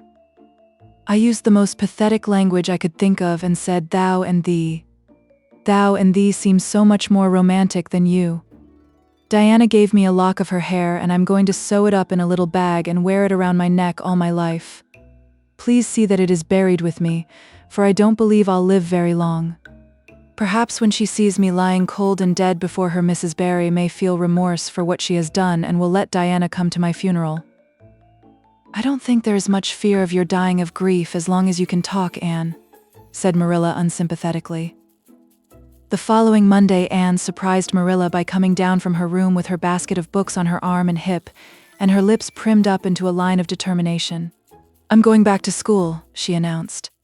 "That is all there is left in life for me, now that my friend has been ruthlessly torn from me. In school I can look at her and muse over days departed." "You'd better muse over your lessons and sums," said Marilla, concealing her delight at this development of the situation. "If you're going back to school, I hope we'll hear no more of breaking slates over people's heads and such carryings on. Behave yourself and do just what your teacher tells you." "I'll try to be a model pupil," agreed Anne dolefully. "There won't be much fun in it, I expect. Mr. Phillips said Minnie Andrews was a model pupil and there isn't a spark of imagination or life in her. She is just dull and poky and never seems to have a good time. But I feel so depressed that perhaps it will come easy to me now. I'm going round by the road. I couldn't bear to go by the birch path all alone. I should weep bitter tears if I did." Anne was welcomed back to school with open arms. Her imagination had been sorely missed in games, her voice in the singing and her dramatic ability in the perusal aloud of books at dinner hour. Ruby Gillis smuggled 3 blue plums over to her during Testament reading. Ella Mae McPherson gave her an enormous yellow pansy cut from the covers of a floral catalogue, a species of desk decoration much prized in Avonlea school. Sophia Sloane offered to teach her a perfectly elegant new pattern of knit lace, so nice for trimming aprons. Katie Boulter gave her a perfume bottle to keep slate water in, and Julia Bell copied carefully on a piece of pale pink paper, scalloped on the edges, the following effusion: "To Anne, when twilight drops her curtain down, and pins it with a star. Remember that you have a friend, though she may wander far." "It's so nice to be appreciated," sighed Anne rapturously to Marilla that night. The girls were not the only scholars who appreciated her. When Anne went to her seat after dinner hour, she had been told by Mr. Phillips to sit with the model Minnie Andrews. She found on her desk a big luscious strawberry apple. Anne caught it up all ready to take a bite when she remembered that the only place in Avonlea where strawberry apples grew was in the old Blythe orchard on the other side of the Lake of Shining Waters. Anne dropped the apple as if it were a red-hot coal, and ostentatiously wiped her fingers on her handkerchief. The apple lay untouched on her desk until the next morning, when little Timothy Andrews, who swept the school and kindled the fire, annexed it as one of his perquisites. Charlie Sloane's slate pencil, gorgeously bedizened with striped red and yellow paper, costing 2 cents where ordinary pencils cost only 1, which he sent up to her after dinner hour, met with a more favorable reception. Anne was graciously pleased to accept it, and rewarded the donor with a smile which exalted that infatuated youth straightway into the 7th heaven of delight, and caused him to make such fearful errors in his dictation that Mr. Phillips kept him in after school to rewrite it. But as the Caesar's pageant shorn of Brutus's bust did but of Rome's best son remind her more, so the marked absence of any tribute or recognition from Diana Barry, who was sitting with Gertie Pye, embittered Anne's little triumph. "Diana might just have smiled at me once, I think," she mourned to Marilla that night. But the next morning a note most fearfully and wonderfully twisted and folded, and a small parcel were passed across to Anne. "Dear Anne," ran the former, "Mother says I'm not to play with you or talk to you even in school. It isn't my fault, and don't be cross at me, because I love you as much as ever. I miss you awfully to tell all my secrets to, and I don't like Gertie Pye one bit. I made you one of the new bookmarkers out of red tissue paper. They are awfully fashionable now, and only 3 girls in school know how to make them. When you look at it, remember, your true friend, Diana Barry." Anne read the note, kissed the bookmark, and dispatched a prompt reply back to the other side of the school. "My own darling Diana, of course I am not cross at you because you have to obey your mother. Our spirits can commune. I shall keep your lovely present forever. Minnie Andrews is a very nice little girl, although she has no imagination, but after having been Diana's bosom friend, I cannot be Minnie's. Please excuse mistakes because my spelling isn't very good yet, although much improved.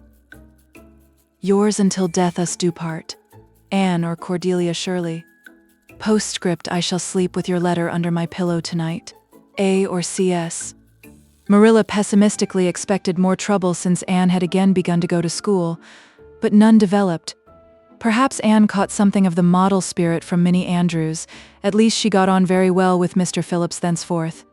She flung herself into her studies heart and soul, determined not to be outdone in any class by Gilbert Blythe. The rivalry between them was soon apparent. It was entirely good-natured on Gilbert's side, but it is much to be feared that the same thing cannot be said of Anne, who had certainly an unpraiseworthy tenacity for holding grudges. She was as intense in her hatreds as in her loves.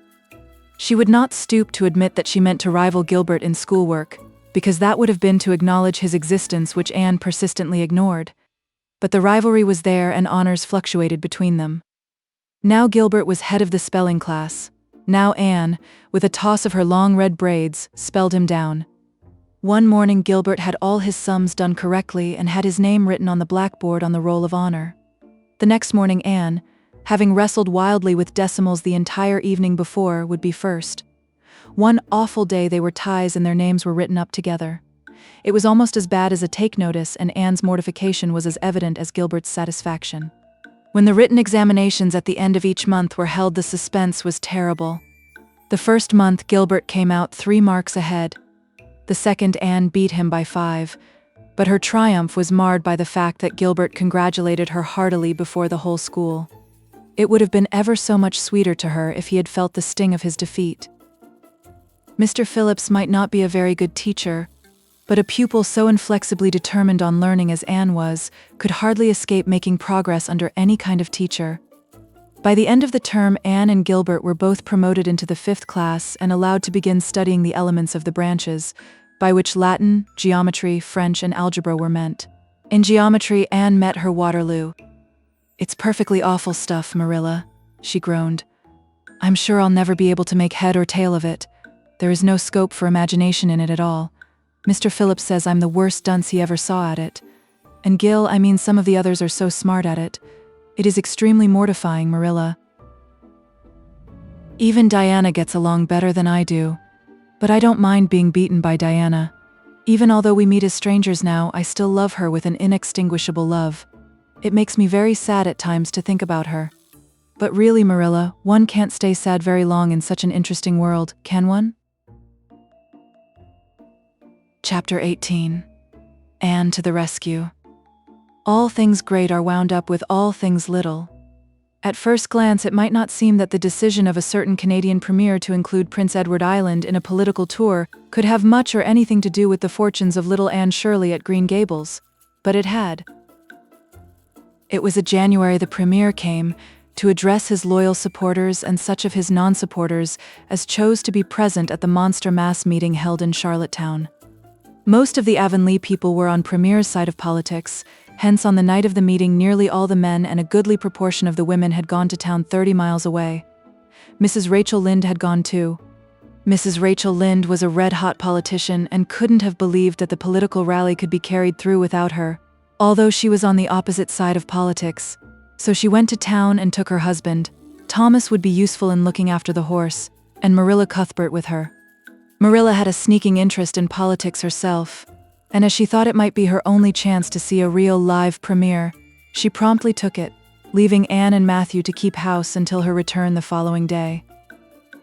Hence, while Marilla and Mrs. Rachel were enjoying themselves hugely at the mass meeting, Anne and Matthew had the cheerful kitchen at Green Gables all to themselves. A bright fire was glowing in the old-fashioned Waterloo stove, and blue-white frost crystals were shining on the window panes.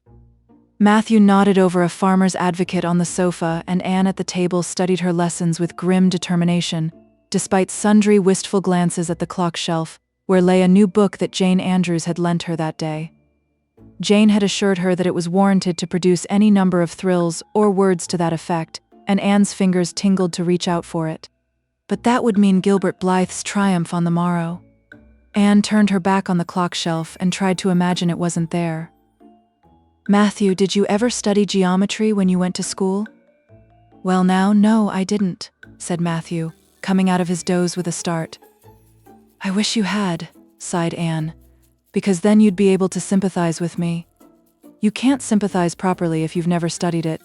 It is casting a cloud over my whole life. I'm such a dunce at it, Matthew." "Well now, I don't know," said Matthew soothingly. "I guess you're all right at anything. Mr. Phillips told me last week in Blair's store at Carmody that you was the smartest scholar in school and was making rapid progress."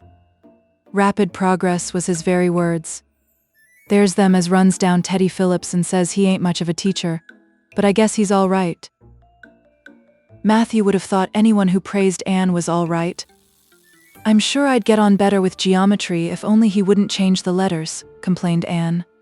I learn the proposition off by heart, and then he draws it on the blackboard and puts different letters from what are in the book, and I get all mixed up. I don't think a teacher should take such a mean advantage, do you? We're studying agriculture now, and I've found out at last what makes the roads red. It's a great comfort. I wonder how Marilla and Mrs. Lynde are enjoying themselves. Mrs. Lynde says Canada is going to the dogs the way things are being run at Ottawa, and that it's an awful warning to the electors. She says if women were allowed to vote, we would soon see a blessed change. What way do you vote, Matthew? Conservative, said Matthew promptly. To vote conservative was part of Matthew's religion. Then I'm conservative too, said Anne decidedly. I'm glad because some of the boys in school are grits.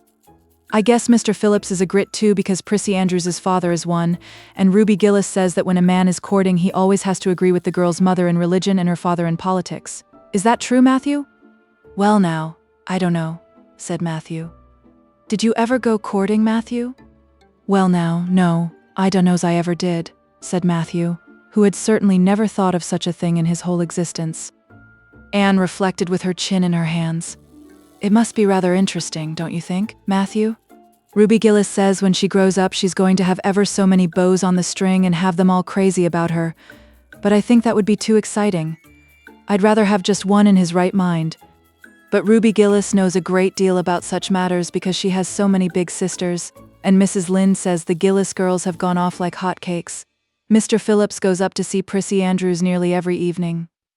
He says it is to help her with her lessons, but Miranda Sloane is studying for Queen's too, and I should think she needed help a lot more than Prissy because she's ever so much stupider. But he never goes to help her in the evenings at all. There are a great many things in this world that I can't understand very well, Matthew. Well now, I don't know as I comprehend them all myself, acknowledged Matthew. Well, I suppose I must finish up my lessons. I won't allow myself to open that new book Jane lent me until I'm through. But it's a terrible temptation, Matthew.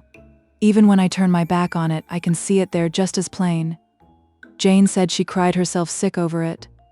I love a book that makes me cry. But I think I'll carry that book into the sitting room and lock it in the jam closet and give you the key. And you must not give it to me, Matthew, until my lessons are done, not even if I implore you on my bended knees. It's all very well to say resist temptation, but it's ever so much easier to resist it if you can't get the key. And then shall I run down the cellar and get some russets, Matthew? Wouldn't you like some russets? Well now, I don't know but what I would, said Matthew, who never ate russets but knew Anne's weakness for them. Just as Anne emerged triumphantly from the cellar with her plate full of russets came the sound of flying footsteps on the icy boardwalk outside, and the next moment the kitchen door was flung open and in rushed Diana Barry, white-faced and breathless, with a shawl wrapped hastily around her head. Anne promptly let go of her candle and plate in her surprise, and plate, candle, and apples crashed together down the cellar ladder, and were found at the bottom embedded in melted grease the next day by Marilla, who gathered them up and thanked mercy the house hadn't been set on fire. Whatever is the matter, Diana? Cried Anne. Has your mother relented at last? Oh, Anne, do come quick, implored Diana nervously. Minnie May is awful sick. She's got croup. Young Mary Jo says, and father and mother are away to town and there's nobody to go for the doctor. Minnie May is awful bad and young Mary Jo doesn't know what to do, and oh, Anne, I'm so scared. Matthew, without a word, reached out for cap and coat, slipped past Diana and away into the darkness of the yard. He's gone to harness the sorrel mare to go to Carmody for the doctor, said Anne, who was hurrying on hood and jacket. I know it as well as if he'd said so. Matthew and I are such kindred spirits I can read his thoughts without words at all. I don't believe he'll find the doctor at Carmody, sobbed Diana. I know that Dr. Blair went to town, and I guess Dr. Spencer would go too. Young Mary Jo never saw anybody with croup, and Mrs. Lynde is away. Oh, Anne. Don't cry, Di, said Anne cheerily. I know exactly what to do for croup. You forget that Mrs. Hammond had twins 3 times. When you look after 3 pairs of twins, you naturally get a lot of experience. They all had croup regularly. Just wait till I get the Ipecac bottle. You mayn't have any at your house. Come on now. The 2 little girls hastened out hand in hand and hurried through Lover's Lane and across the crusted field beyond, for the snow was too deep to go by the shorter wood way. Anne, although sincerely sorry for Minnie May, was far from being insensible to the romance of the situation and to the sweetness of once more sharing that romance with a kindred spirit. The night was clear and frosty, all ebony of shadow and silver of snowy slope. Big stars were shining over the silent fields. Here and there the dark pointed firs stood up with snow powdering their branches and the wind whistling through them. Anne thought it was truly delightful to go skimming through all this mystery and loveliness with your bosom friend who had been so long estranged. Minnie May, aged 3, was really very sick. She lay on the kitchen sofa feverish and restless, while her hoarse breathing could be heard all over the house. Young Mary Jo, a buxom, broad-faced French girl from the Creek, whom Mrs. Barry had engaged to stay with the children during her absence, was helpless and bewildered, quite incapable of thinking what to do, or doing it if she thought of it. Anne went to work with skill and promptness. Minnie May has croup all right. She's pretty bad, but I've seen them worse. First, we must have lots of hot water. I declare, Diana, there isn't more than a cupful in the kettle. There, I filled it up and, Mary Jo, you may put some wood in the stove. I don't want to hurt your feelings, but it seems to me you might have thought of this before if you'd any imagination. Now, I'll undress Minnie May and put her to bed, and you try to find some soft flannel cloths, Diana. I'm going to give her a dose of ipecac first of all. Minnie May did not take kindly to the ipecac, but Anne had not brought up 3 pairs of twins for nothing. Down that ipecac went, not only once, but many times during the long, anxious night when the 2 little girls worked patiently over the suffering Minnie May, and young Mary Jo, honestly anxious to do all she could, kept up a roaring fire and heated more water than would have been needed for a hospital of croupy babies. It was 3 o'clock when Matthew came with a doctor, for he had been obliged to go all the way to Spencervale for one. But the pressing need for assistance was past. Minnie May was much better and was sleeping soundly. I was awfully near giving up in despair, explained Anne. She got worse and worse until she was sicker than ever the Hammond twins were, even the last pair. I actually thought she was going to choke to death. I gave her every drop of ipecac in that bottle, and when the last dose went down, I said to myself not to Diana or young Mary Jo, because I didn't want to worry them any more than they were worried, but I had to say it to myself just to relieve my feelings. This is the last lingering hope, and I fear 'tis a vain one. But in about 3 minutes she coughed up the phlegm and began to get better right away. You must just imagine my relief, doctor, because I can't express it in words. You know there are some things that cannot be expressed in words. Yes, I know, nodded the doctor. He looked at Anne as if he were thinking some things about her that couldn't be expressed in words. Later on, however, he expressed them to Mr. and Mrs. Barry. That little red-headed girl they have over at Cuthbert's is as smart as they make 'em. I tell you, she saved that baby's life, for it would have been too late by the time I got there. She seems to have a skill and presence of mind perfectly wonderful in a child of her age. I never saw anything like the eyes of her when she was explaining the case to me. Anne had gone home in the wonderful white-frosted winter morning, heavy-eyed from loss of sleep, but still talking unweariedly to Matthew as they crossed the long white field and walked under the glittering fairy arch of the Lovers' Lane maples. Oh, Matthew, isn't it a wonderful morning? The world looks like something God had just imagined for his own pleasure, doesn't it? Those trees look as if I could blow them away with a breath, poof. I'm so glad I live in a world where there are white frosts, aren't you? And I'm so glad Mrs. Hammond had 3 pairs of twins after all. If she hadn't, I mightn't have known what to do for Minnie May. I'm real sorry I was ever cross with Mrs. Hammond for having twins, but, oh Matthew, I'm so sleepy. I can't go to school. I just know I couldn't keep my eyes open and I'd be so stupid. But I hate to stay home. For Gil, some of the others will get head of the class, and it's so hard to get up again. Although, of course, the harder it is, the more satisfaction you have when you do get up, haven't you? Well now, I guess you'll manage all right, said Matthew, looking at Anne's white little face and the dark shadows under her eyes. You just go right to bed and have a good sleep. I'll do all the chores. Anne accordingly went to bed and slept so long and soundly that it was well on in the white and rosy winter afternoon when she awoke and descended to the kitchen where Marilla, who had arrived home in the meantime, was sitting knitting. Oh, did you see the premiere? Exclaimed Anne at once. What did he look like, Marilla? Well, he never got to be premier on account of his looks, said Marilla. Such a nose as that man had, but he can speak. I was proud of being a conservative. Rachel Lynde, of course, being a liberal, had no use for him. Your dinner is in the oven, Anne, and you can get yourself some blue plum preserve out of the pantry. I guess you're hungry. Matthew has been telling me about last night. I must say it was fortunate you knew what to do. I wouldn't have had any idea myself, for I never saw a case of croup. There now, never mind talking till you've had your dinner. I can tell by the look of you that you're just full up with speeches, but they'll keep. Marilla had something to tell Anne, but she did not tell it just then, for she knew if she did, Anne's consequent excitement would lift her clear out of the region of such material matters as appetite or dinner. Not until Anne had finished her saucer of blue plums did Marilla say, "Mrs. Barry was here this afternoon, Anne. She wanted to see you, but I wouldn't wake you up. She says you saved Minnie May's life, and she is very sorry she acted as she did in that affair of the currant wine. She says she knows now you didn't mean to set Diana drunk, and she hopes you'll forgive her and be good friends with Diana again. You're to go over this evening if you like, for Diana can't stir outside the door on account of a bad cold she caught last night. Now, Anne Shirley, for pity's sake, don't fly up into the air."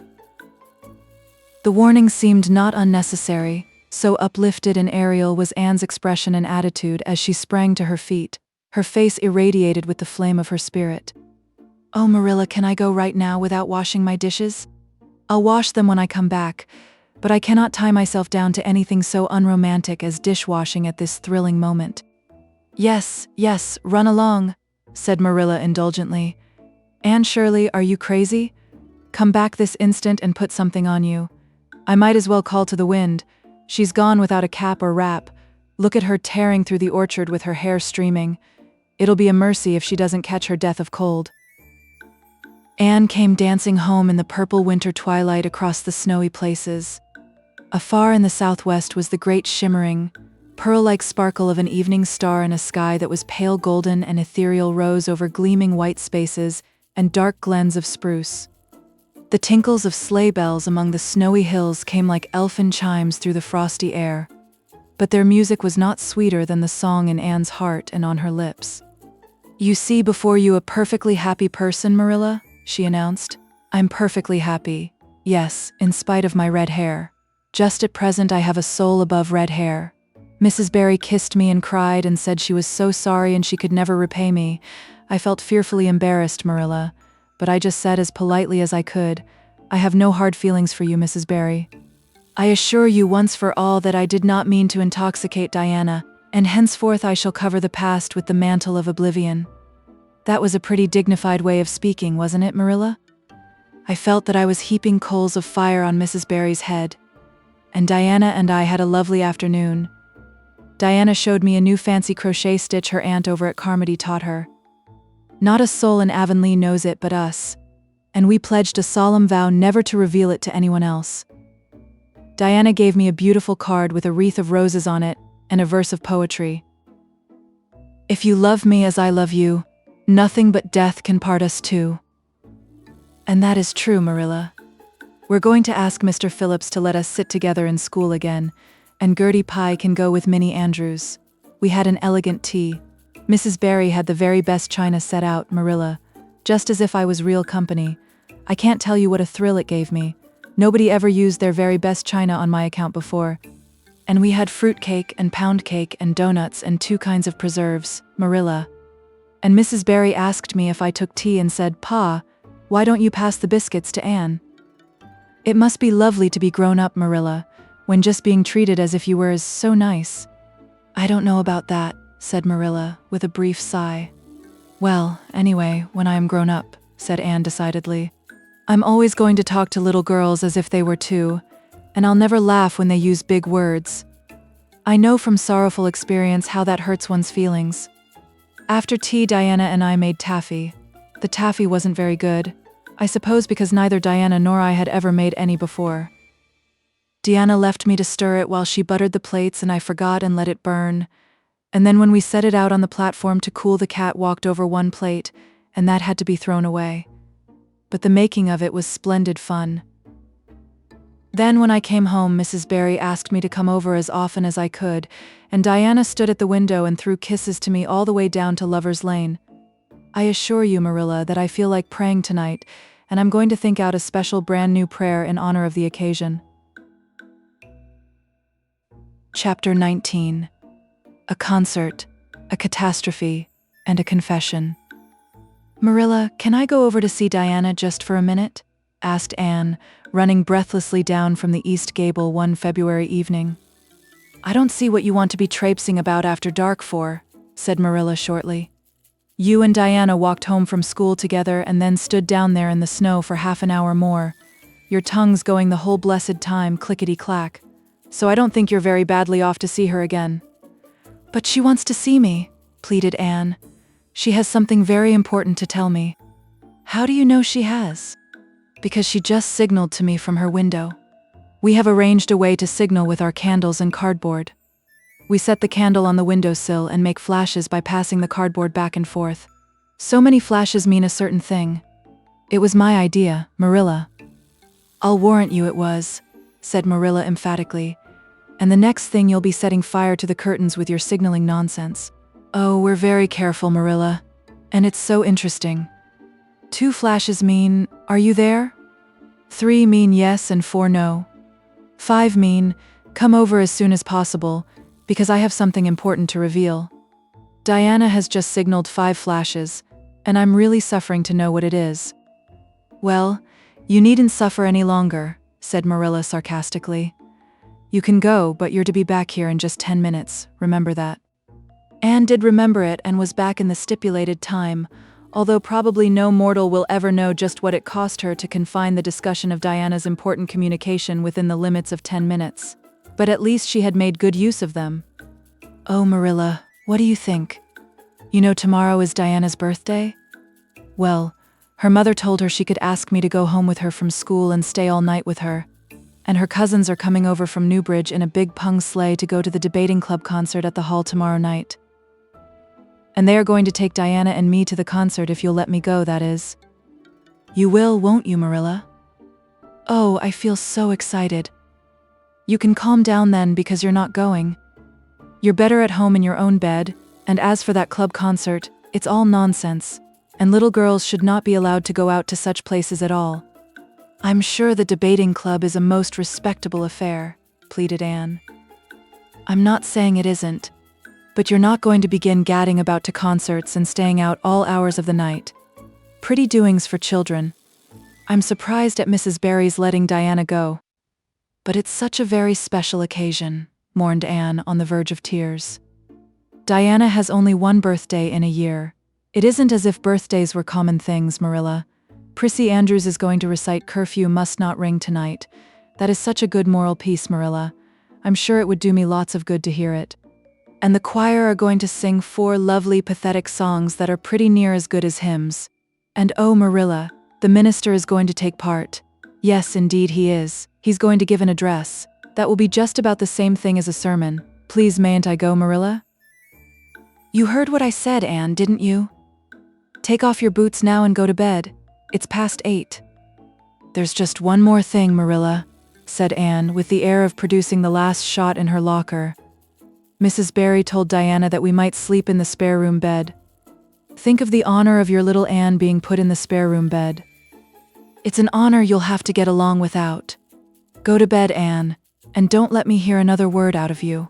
When Anne, with tears rolling over her cheeks, had gone sorrowfully upstairs, Matthew, who had been apparently sound asleep on the lounge during the whole dialogue, opened his eyes and said decidedly, "Well now, Marilla, I think you ought to let Anne go."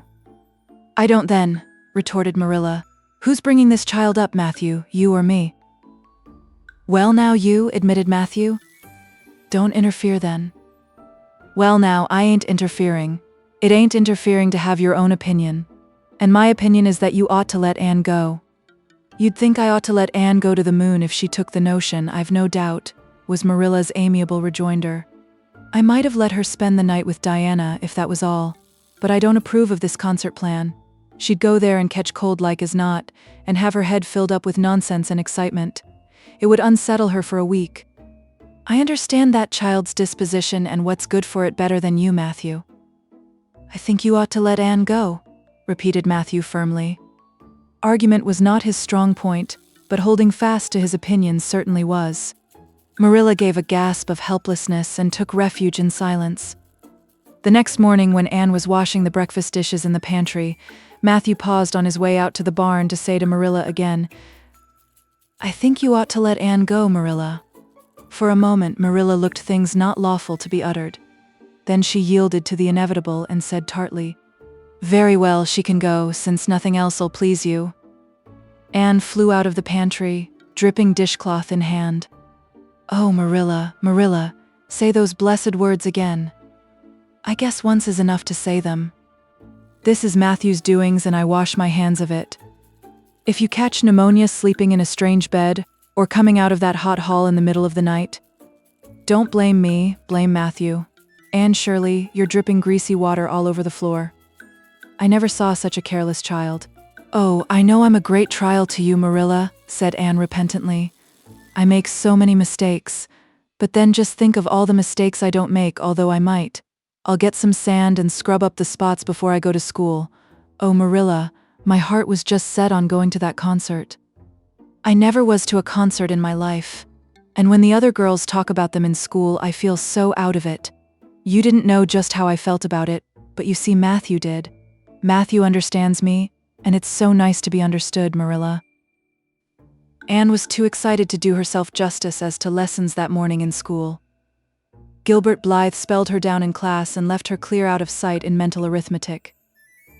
Anne's consequent humiliation was less than it might have been, however, in view of the concert and the spare room bed.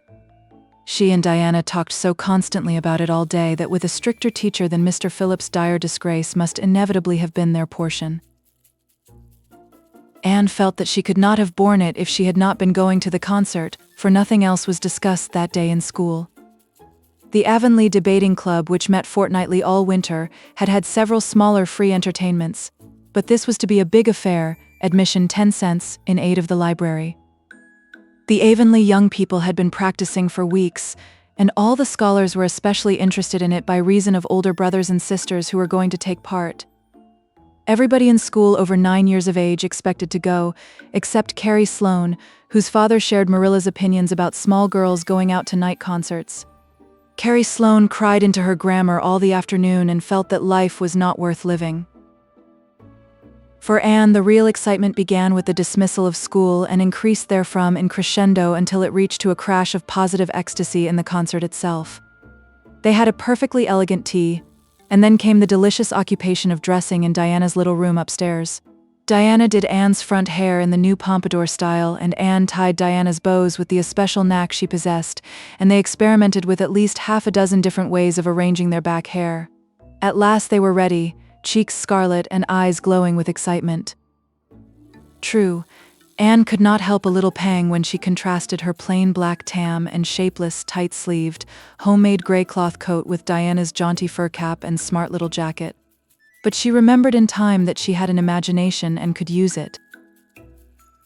Then Diana's cousins, the Murrays from Newbridge, came.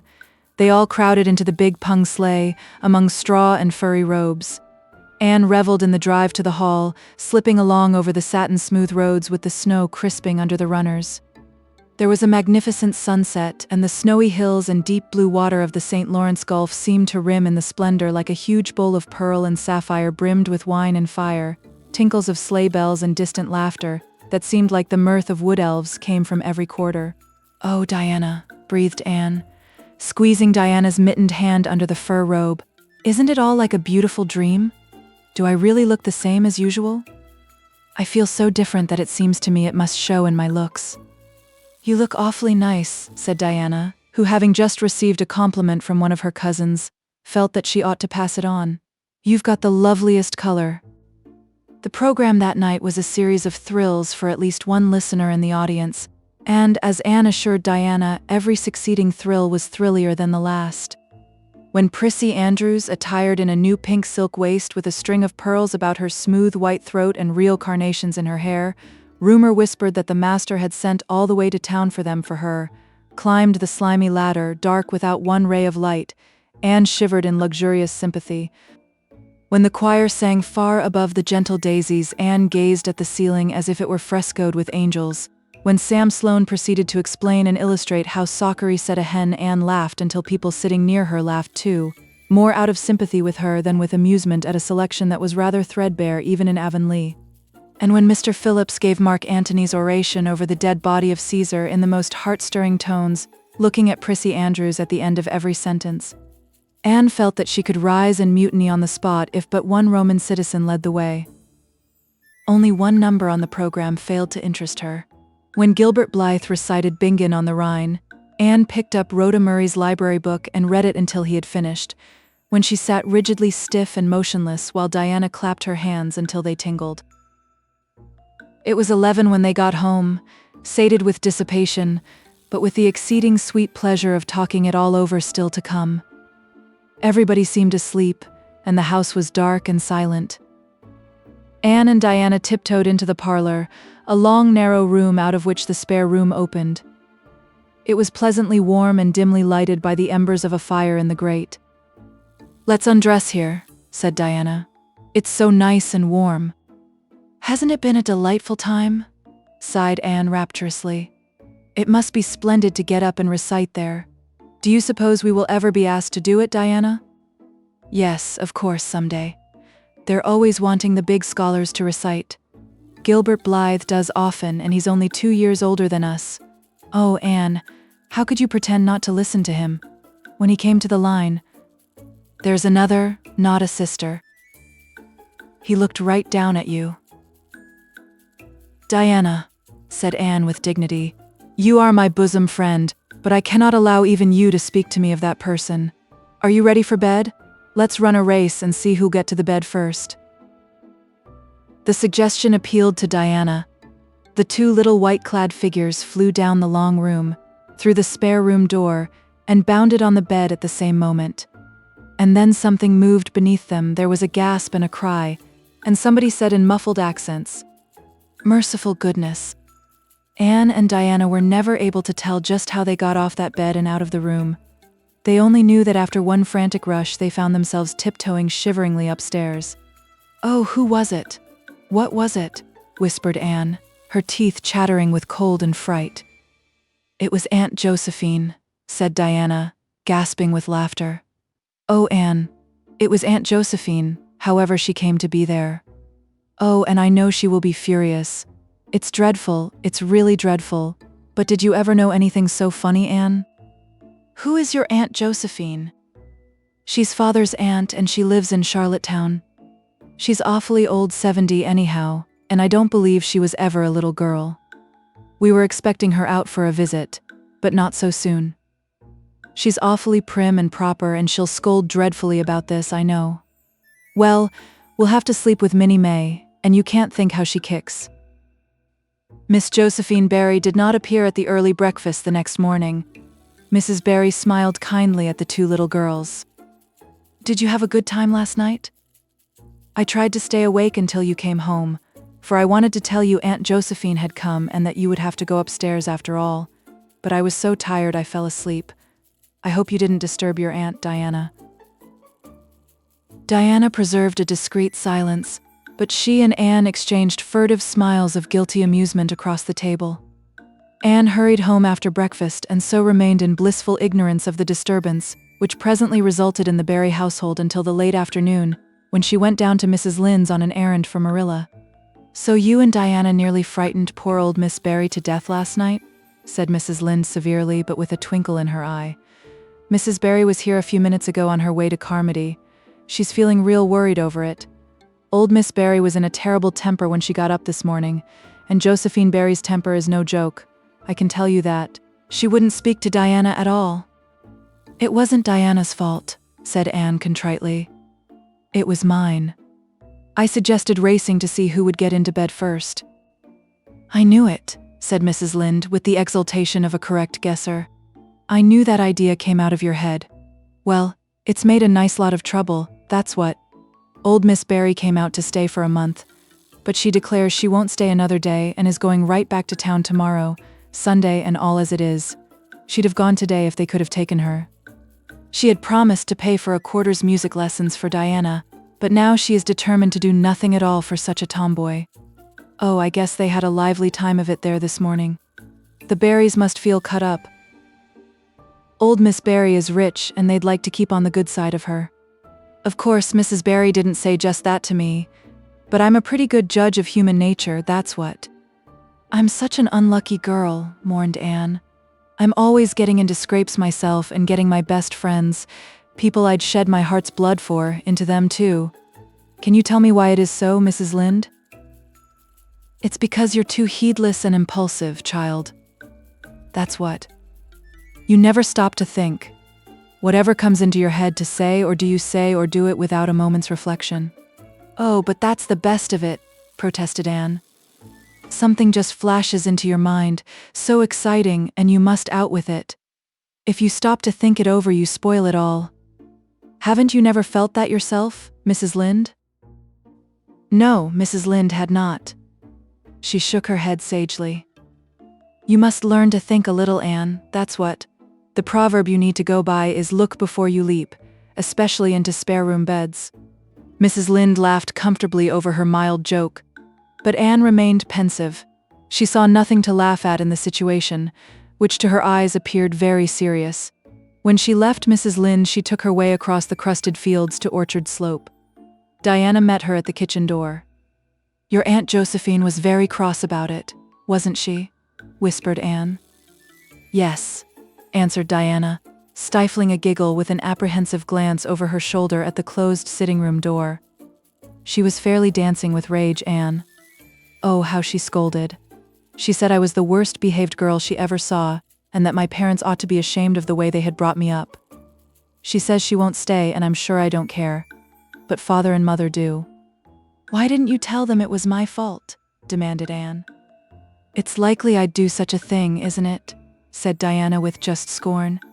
I'm no telltale, Anne Shirley, and anyhow I was just as much to blame as you. Well, I'm going in to tell her myself, said Anne resolutely. Diana stared. Anne Shirley, you'd never. Why, she'll eat you alive. Don't frighten me any more than I am frightened, implored Anne. I'd rather walk up to a cannon's mouth, but I've got to do it, Diana. It was my fault, and I've got to confess. I've had practice in confessing, fortunately.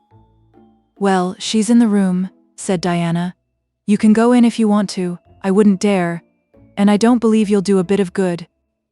With this encouragement, Anne bearded the lion in its den, that is to say, walked resolutely up to the sitting-room door and knocked faintly. A sharp come-in followed. Miss Josephine Barry, thin, prim, and rigid, was knitting fiercely by the fire, her wrath quite unappeased and her eyes snapping through her gold-rimmed glasses. She wheeled around in her chair, expecting to see Diana, and beheld a white-faced girl whose great eyes were brimmed up with a mixture of desperate courage and shrinking terror. "Who are you?" demanded Miss Josephine Barry without ceremony. "I'm Anne of Green Gables," said the small visitor tremulously, clasping her hands with her characteristic gesture. "And I've come to confess, if you please." "Confess what?" "That it was all my fault about jumping into bed on you last night. I suggested it. Diana would never have thought of such a thing, I am sure. Diana is a very ladylike girl, Miss Barry. So you must see how unjust it is to blame her." "Oh, I must, hey? I rather think Diana did her share of the jumping at least, such carryings on in a respectable house." "But we were only in fun," persisted Anne. "I think you ought to forgive us, Miss Barry, now that we've apologized, and anyhow, please forgive Diana and let her have her music lessons. Diana's heart is set on her music lessons, Miss Barry, and I know too well what it is to set your heart on a thing and not get it. If you must be cross with anyone, be cross with me. I've been so used in my early days to having people cross at me that I can endure it much better than Diana can." Much of the snap had gone out of the old lady's eyes by this time and was replaced by a twinkle of amused interest, but she still said severely, "I don't think it is any excuse for you that you were only in fun. Little girls never indulged in that kind of fun when I was young. You don't know what it is to be awakened out of a sound sleep after a long and arduous journey by two great girls coming bounce down on you." "I don't know, but I can imagine," said Anne eagerly. "I'm sure it must have been very disturbing. But then, there is our side of it too. Have you any imagination, Miss Barry?" If you have, just put yourself in our place. We didn't know there was anybody in that bed and you nearly scared us to death. It was simply awful the way we felt. And then we couldn't sleep in the spare room after being promised. I suppose you're used to sleeping in spare rooms, but just imagine what you would feel like if you were a little orphan girl who had never had such an honor. All the snap had gone by this time. Miss Barry actually laughed, a sound which caused Diana, waiting in speechless anxiety in the kitchen outside, to give a great gasp of relief. "I'm afraid my imagination is a little rusty. It's so long since I used it," she said. "I dare say your claim to sympathy is just as strong as mine. It all depends on the way we look at it. Sit down here and tell me about yourself." "I am very sorry I can't," said Anne firmly. "I would like to because you seem like an interesting lady, and you might even be a kindred spirit, although you don't look very much like it. But it is my duty to go home to Miss Marilla Cuthbert. Miss Marilla Cuthbert is a very kind lady who has taken me to bring up properly. She is doing her best, but it is very discouraging work. You must not blame her because I jumped on the bed. But before I go, I do wish you would tell me if you will forgive Diana and stay just as long as you meant to in Avonlea." "I think perhaps I will if you will come over and talk to me occasionally," said Miss Barry. That evening, Miss Barry gave Diana a silver bangle bracelet and told the senior members of the household that she had unpacked her valise. "I've made up my mind to stay simply for the sake of getting better acquainted with that Anne girl," she said frankly. "She amuses me, and at my time of life an amusing person is a rarity." Marilla's only comment when she heard the story was, "I told you so." This was for Matthew's benefit. Miss Barry stayed her month out and over. She was a more agreeable guest than usual, for Anne kept her in good humor. They became firm friends. When Miss Barry went away, she said, "Remember, you Anne girl, when you come to town you're to visit me and I'll put you in my very sparest spare room bed to sleep." Miss Barry was a kindred spirit after all, Anne confided to Marilla. "You wouldn't think so to look at her, but she is. You don't find it right out at first, as in Matthew's case, but after a while you come to see it. Kindred spirits are not so scarce as I used to think. It's splendid to find out there are so many of them in the world." Chapter 20.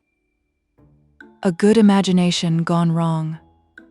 Spring had come once more to Green Gables, the beautiful, capricious, reluctant Canadian spring, lingering along through April and May in a succession of sweet, fresh, chilly days, with pink sunsets and miracles of resurrection and growth. The maples in Lover's Lane were red-budded and little curly ferns pushed up around the Dryad's bubble. Away up in the barrens, behind Mr. Silas Sloane's place, the mayflowers blossomed out, pink and white stars of sweetness under their brown leaves. All the schoolgirls and boys had one golden afternoon gathering them, coming home in the clear, echoing twilight with arms and baskets full of flowery spoil. "I'm so sorry for people who live in lands where there are no mayflowers," said Anne. "Diana says perhaps they have something better, but there couldn't be anything better than mayflowers, could there, Marilla? And Diana says if they don't know what they are like, they don't miss them. But I think that is the saddest thing of all. I think it would be tragic, Marilla, not to know what mayflowers are like and not to miss them. Do you know what I think mayflowers are, Marilla? I think they must be the souls of the flowers that died last summer, and this is their heaven. But we had a splendid time today, Marilla.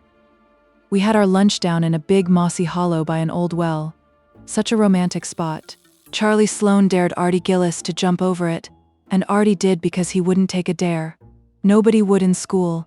It is very fashionable to dare. Mr. Phillips gave all the mayflowers he found to Prissy Andrews, and I heard him to say sweets to the sweet. He got that out of a book, I know, but it shows he has some imagination. I was offered some mayflowers too, but I rejected them with scorn. I can't tell you the person's name because I have vowed never to let it cross my lips.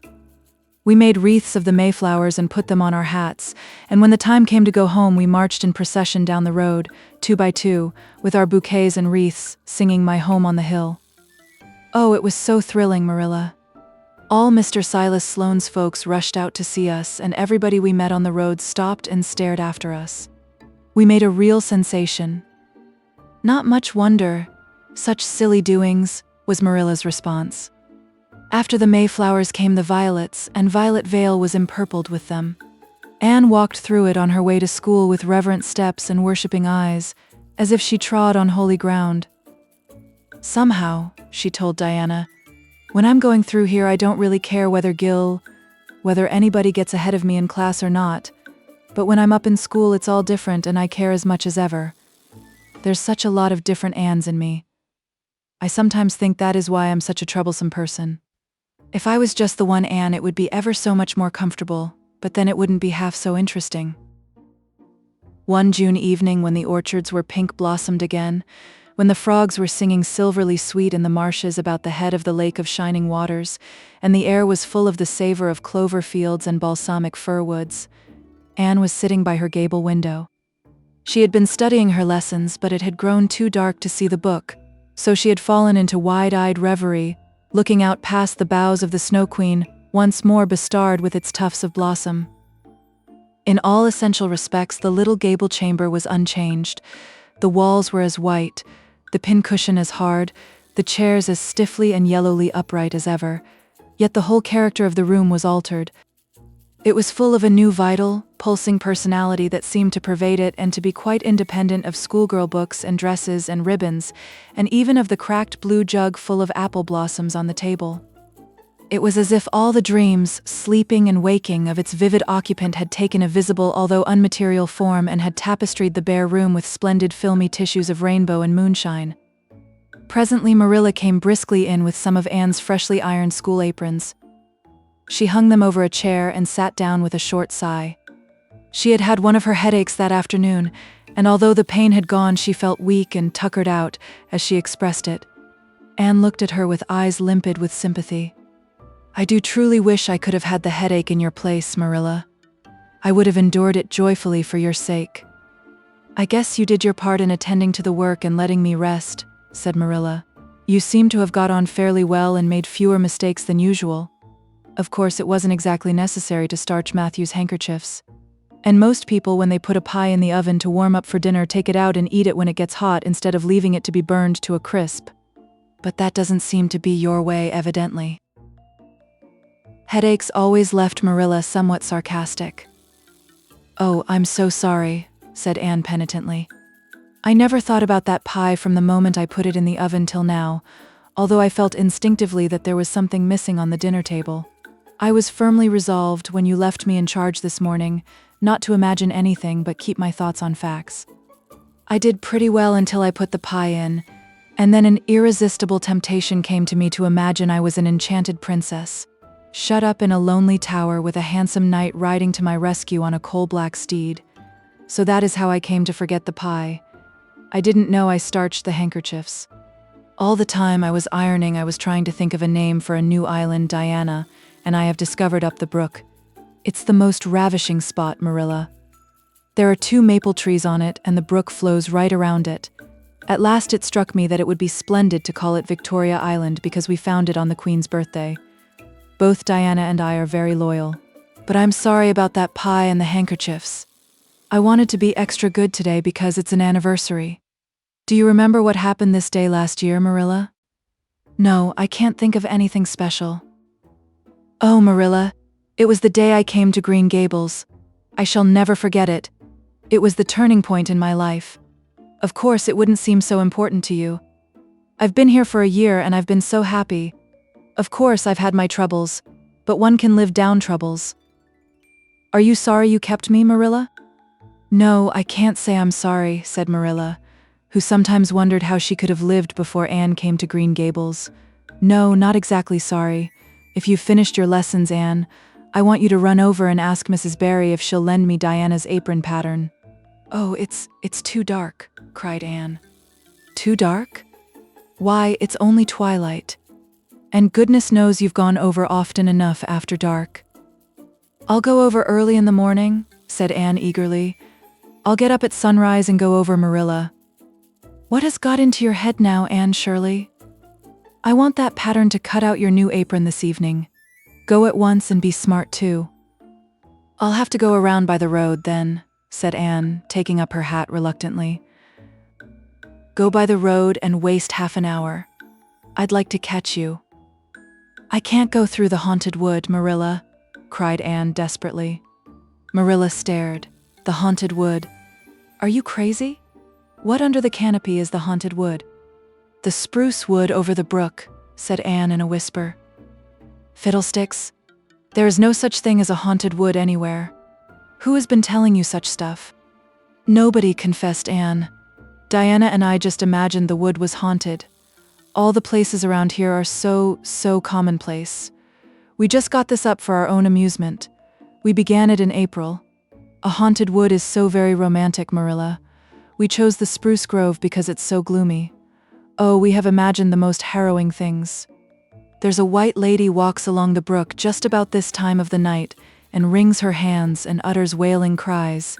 She appears when there is to be a death in the family, and the ghost of a little murdered child haunts the corner up by Idlewild. It creeps up behind you and lays its cold fingers on your hand, so, oh Marilla, it gives me a shudder to think of it. And there's a headless man stalks up and down the path, and skeletons glower at you between the boughs. Oh Marilla, I wouldn't go through the haunted wood after dark now for anything. I'd be sure that white things would reach out from behind the trees and grab me. Did ever anyone hear the like?" ejaculated Marilla, who had listened in dumb amazement. "Anne Shirley, do you mean to tell me you believe all that wicked nonsense of your own imagination?"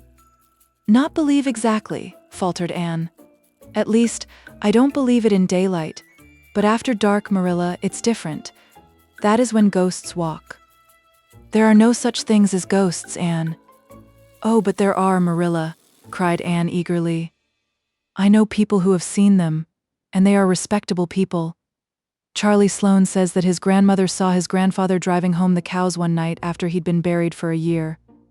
You know Charlie Sloane's grandmother wouldn't tell a story for anything. She's a very religious woman. And Mrs. Thomas's father was pursued home one night by a lamb of fire with its head cut off hanging by a strip of skin. He said he knew it was the spirit of his brother and that it was a warning he would die within 9 days. He didn't, but he died 2 years after. So you see it was really true, and Ruby Gillis says—" "Anne Shirley," interrupted Marilla firmly, "I never want to hear you talking in this fashion again. I've had my doubts about that imagination of yours right along, and if this is going to be the outcome of it, I won't countenance any such doings. You'll go right over to Barry's and you'll go through that spruce grove, just for a lesson and a warning to you. And never let me hear a word out of your head about haunted woods again." Anne might plead and cry as she liked, and did, for her terror was very real. Her imagination had run away with her, and she held the spruce grove in mortal dread after nightfall. But Marilla was inexorable. She marched the shrinking ghost-seer down to the spring and ordered her to proceed straightway over the bridge and into the dusky retreats of wailing ladies and headless specters beyond. "Oh, Marilla, how can you be so cruel?" sobbed Anne. "What would you feel like if a white thing did snatch me up and carry me off?" "I'll risk it," said Marilla unfeelingly. "You know I always mean what I say. I'll cure you of imagining ghosts into places. March now." Anne marched. That is, she stumbled over the bridge and went shuddering up the horrible dim path beyond. Anne never forgot that walk. Bitterly did she repent the license she had given to her imagination. The goblins of her fancy lurked in every shadow about her, reaching out their cold, fleshless hands to grasp the terrified small girl who had called them into being. A white strip of birch bark blowing up from the hollow over the brown floor of the grove made her heart stand still. The long-drawn wail of 2 old boughs rubbing against each other brought out the perspiration in beads on her forehead. The swoop of bats in the darkness over her was as the wings of unearthly creatures. When she reached Mr. William Bell's field, she fled across it as if pursued by an army of white things, and arrived at the Barry kitchen door so out of breath that she could hardly gasp out her request for the apron pattern. Diana was away so that she had no excuse to linger. The dreadful return journey had to be faced. Anne went back over it with shut eyes, preferring to take the risk of dashing her brains out among the boughs to that of seeing a white thing. When she finally stumbled over the log bridge, she drew one long shivering breath of relief. "Well, so nothing caught you?" said Marilla unsympathetically. "Oh, Marilla," chattered Anne. "I'll be contented with CC commonplace places after this." Chapter 21. A new departure in Flavorings. Dear me, there is nothing but meetings and partings in this world, as Mrs. Lynde says, remarked Anne plaintively, putting her slate and books down on the kitchen table on the last day of June and wiping her red eyes with a very damp handkerchief. Wasn't it fortunate, Marilla, that I took an extra handkerchief to school today? I had a presentiment that it would be needed. I never thought you were so fond of Mr. Phillips that you'd require 2 handkerchiefs to dry your tears just because he was going away, said Marilla. I don't think I was crying because I was really so very fond of him, reflected Anne. I just cried because all the others did. It was Ruby Gillis started it. Ruby Gillis has always declared she hated Mr. Phillips, but just as soon as he got up to make his farewell speech, she burst into tears. Then all the girls began to cry, one after the other. I tried to hold out, Marilla. I tried to remember the time Mr. Phillips made me sit with Gil with a boy, and the time he spelled my name without an E on the blackboard, and how he said I was the worst dunce he ever saw at geometry and laughed at my spelling, and all the times he had been so horrid and sarcastic, but somehow I couldn't, Marilla, and I just had to cry too. Jane Andrews has been talking for a month about how glad she'd be when Mr. Phillips went away, and she declared she'd never shed a tear. Well, she was worse than any of us and had to borrow a handkerchief from her brother. Of course the boys didn't cry because she hadn't brought one of her own, not expecting to need it. Oh, Marilla, it was heartrending. Mr. Phillips made such a beautiful farewell speech beginning, "The time has come for us to part." It was very affecting. And he had tears in his eyes too, Marilla. Oh, I felt dreadfully sorry and remorseful for all the times I'd talked in school and drawn pictures of him on my slate and made fun of him and Prissy. I can tell you I wished I'd been a model pupil like Minnie Andrews. She hadn't anything on her conscience. The girls cried all the way home from school. Carrie Sloane kept saying every few minutes, "The time has come for us to part," and that would start us off again whenever we were in any danger of cheering up. I do feel dreadfully sad, Marilla. But one can't feel quite in the depths of despair with 2 months' vacation before them, can they, Marilla? And besides, we met the new minister and his wife coming from the station. For all I was feeling so bad about Mr. Phillips going away, I couldn't help taking a little interest in a new minister, could I? His wife is very pretty. Not exactly regally lovely, of course it wouldn't do, I suppose, for a minister to have a regally lovely wife, because it might set a bad example. Mrs. Lynde says the minister's wife over at Newbridge sets a very bad example because she dresses so fashionably. Our new minister's wife was dressed in blue muslin with lovely puffed sleeves and a hat trimmed with roses. Jane Andrews said she thought puffed sleeves were too worldly for a minister's wife, but I didn't make any such uncharitable remark, Marilla, because I know what it is to long for puffed sleeves. Besides, she's only been a minister's wife for a little while, so one should make allowances, shouldn't they? They are going to board with Mrs. Lynde until the manse is ready. If Marilla, in going down to Mrs. Lynde's that evening, was actuated by any motive save her avowed one of returning the quilting frames she had borrowed the preceding winter, it was an amiable weakness shared by most of the Avonlea people. Many a thing Mrs. Lynde had lent, sometimes never expecting to see it again, came home that night in charge of the borrowers thereof. A new minister, and moreover a minister with a wife, was a lawful object of curiosity in a quiet little country settlement, where sensations were few and far between. Old Mr. Bentley, the minister whom Anne had found lacking in imagination, had been pastor of Avonlea for 18 years. He was a widower when he came, and a widower he remained, despite the fact that gossip regularly married him to this, that, or the other one, every year of his sojourn. In the preceding February he had resigned his charge and departed amid the regrets of his people, most of whom had the affection born of long intercourse for their good old minister in spite of his shortcomings as an orator. Since then the Avonlea Church had enjoyed a variety of religious dissipation in listening to the many and various candidates and supplies who came Sunday after Sunday to preach on trial. These stood or fell by the judgment of the fathers and mothers in Israel. But a certain small, red-haired girl who sat meekly in the corner of the old Cuthbert pew also had her opinions about them, and discussed the same in full with Matthew, Marilla always declining from principle to criticize ministers in any shape or form. "I don't think Mr. Smith would have done," Matthew was Anne's final summing up. "Mrs. Lynde says his delivery was so poor, but I think his worst fault was just like Mr. Bentley's. He had no imagination. And Mr. Terry had too much. He let it run away with him just as I did mine in the matter of the haunted wood. Besides, Mrs. Lynde says his theology wasn't sound." Mr. Gresham was a very good man and a very religious man, but he told too many funny stories and made the people laugh in church. He was undignified, and you must have some dignity about a minister, mustn't you, Matthew?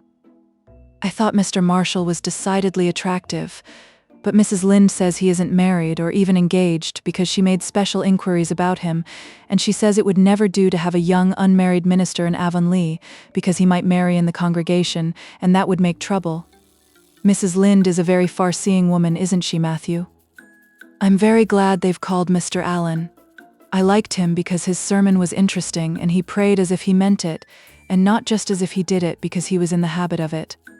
Mrs. Lynde says he isn't perfect, but she says she supposes we couldn't expect a perfect minister for $750 a year, and anyhow his theology is sound because she questioned him thoroughly on all the points of doctrine, and she knows his wife's people, and they are most respectable, and the women are all good housekeepers.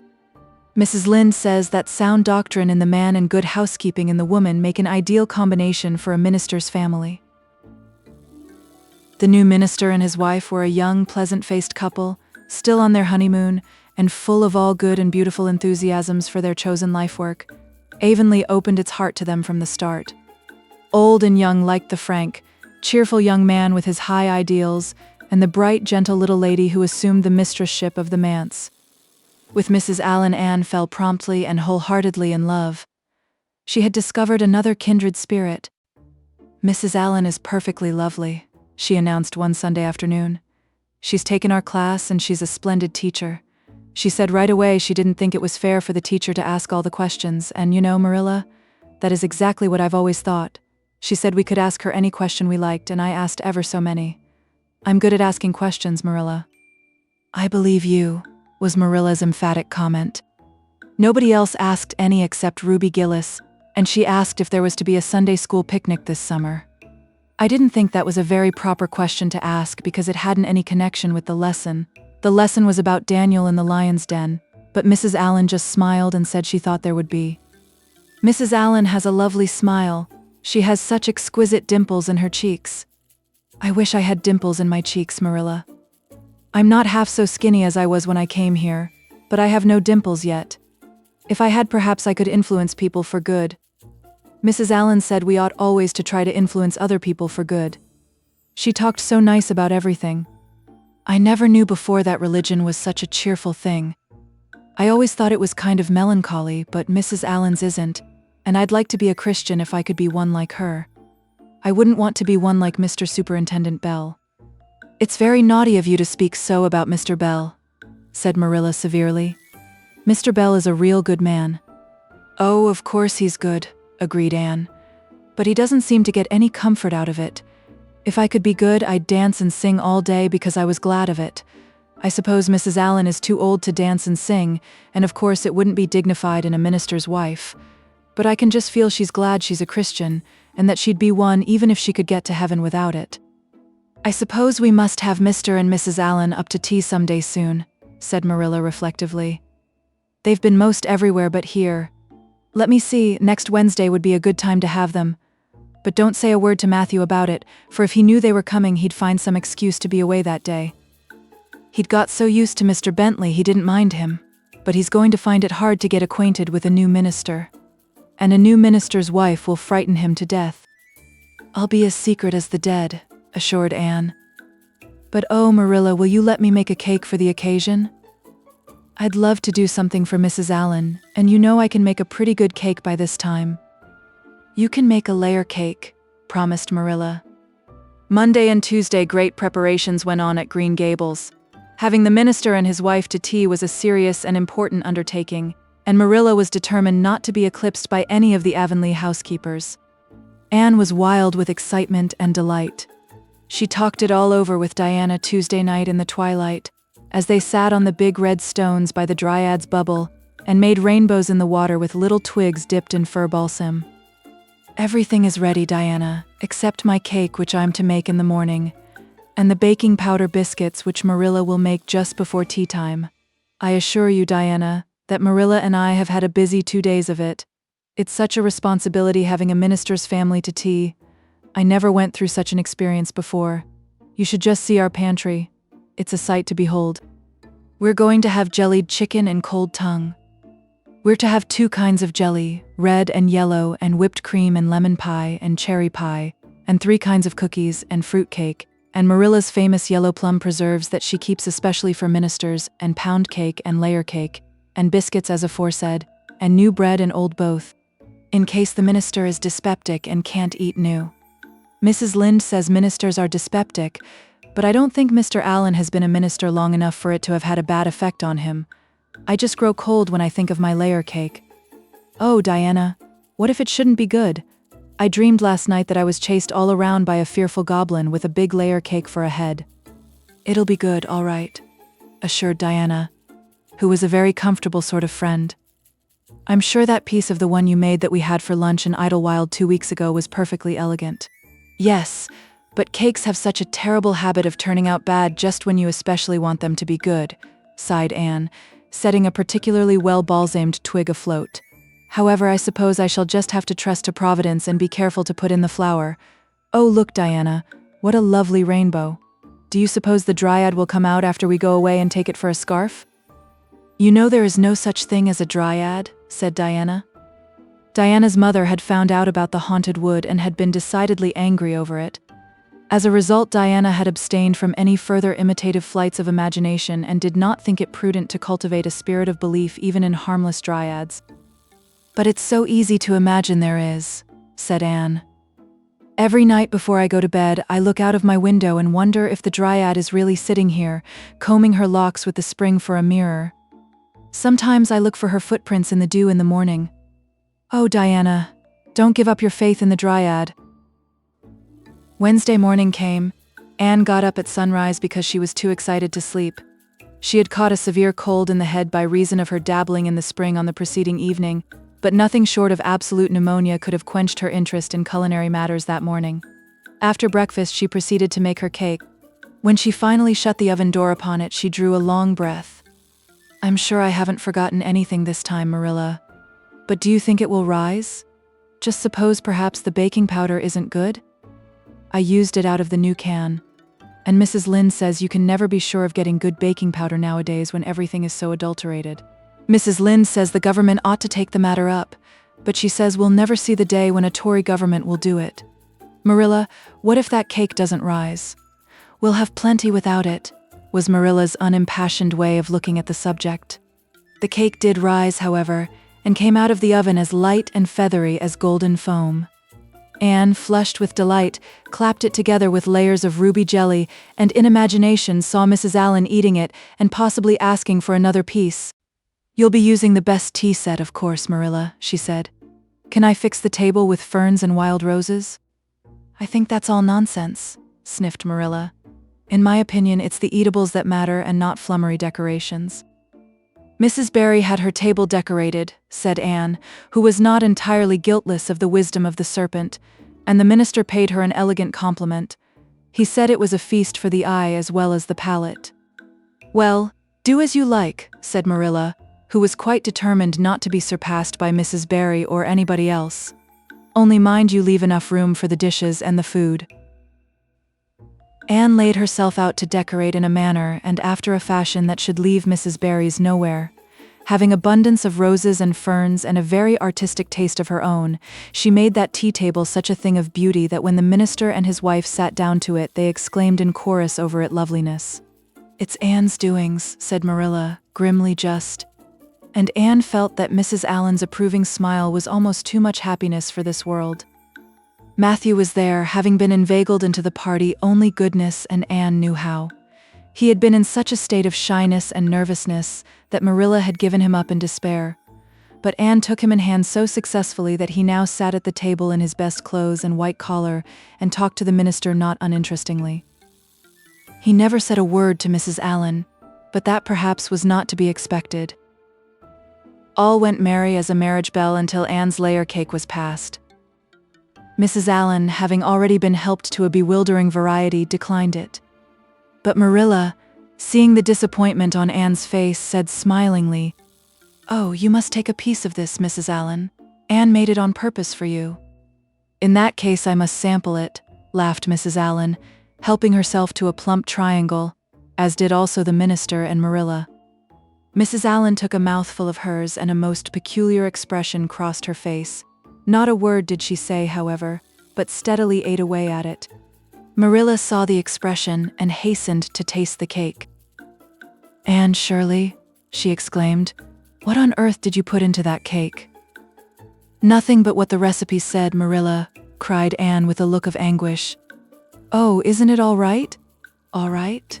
It's simply horrible, Mr. Allen. Don't try to eat it.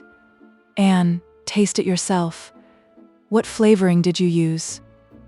"Vanilla," said Anne, her face scarlet with mortification after tasting the cake. "Only vanilla." "Oh, Marilla, it must have been the baking powder. I had my suspicions of that back. Baking powder fiddlesticks. Go and bring me the bottle of vanilla you used." Anne fled to the pantry and returned with a small bottle partially filled with a brown liquid and labeled yellowly, "Best Vanilla." Marilla took it, uncorked it, smelled it. "Mercy on us, Anne. You flavored that cake with anodyne liniment. I broke the liniment bottle last week and poured what was left into an old empty vanilla bottle. I suppose it's partly my fault. I should have warned you, but for pity's sake, why couldn't you have smelled it?" Anne dissolved into tears under this double disgrace. "I couldn't. I had such a cold." And with this she fairly fled to the gable chamber, where she cast herself on the bed and wept, as one who refuses to be comforted. Presently a light step sounded on the stairs and somebody entered the room. "Oh, Marilla," sobbed Anne without looking up. "I'm disgraced forever. I shall never be able to live this down. It will get out, things always do get out in Avonlea. Diana will ask me how my cake turned out, and I shall have to tell her the truth. I shall always be pointed at as the girl who flavored a cake with anodyne liniment. Gil, the boys in school will never get over laughing at it. Oh, Marilla, if you have a spark of Christian pity, don't tell me that I must go down and wash the dishes after this. I'll wash them when the minister and his wife are gone, but I cannot ever look Mrs. Allen in the face again.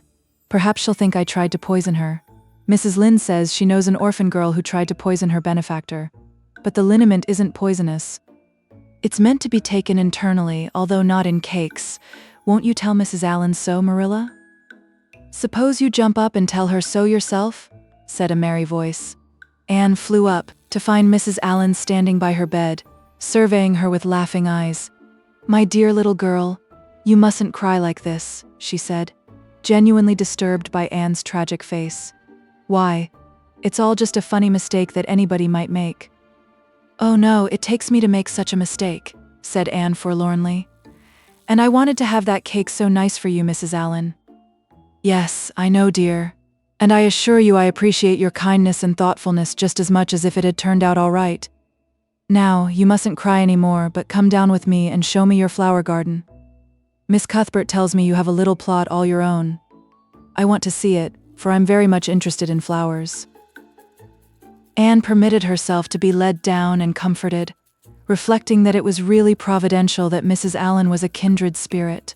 Nothing more was said about the liniment cake, and when the guests went away, Anne found that she had enjoyed the evening more than could have been expected, considering that terrible incident. Nevertheless, she sighed deeply. "Marilla, isn't it nice to think that tomorrow is a new day with no mistakes in it yet?" "I'll warrant you'll make plenty in it," said Marilla. "I never saw your beat for making mistakes, Anne." "Yes, and well I know it," admitted Anne mournfully. "But have you ever noticed one encouraging thing about me, Marilla? I never make the same mistake twice. I don't know as that's much benefit when you're always making new ones. Oh, don't you see, Marilla?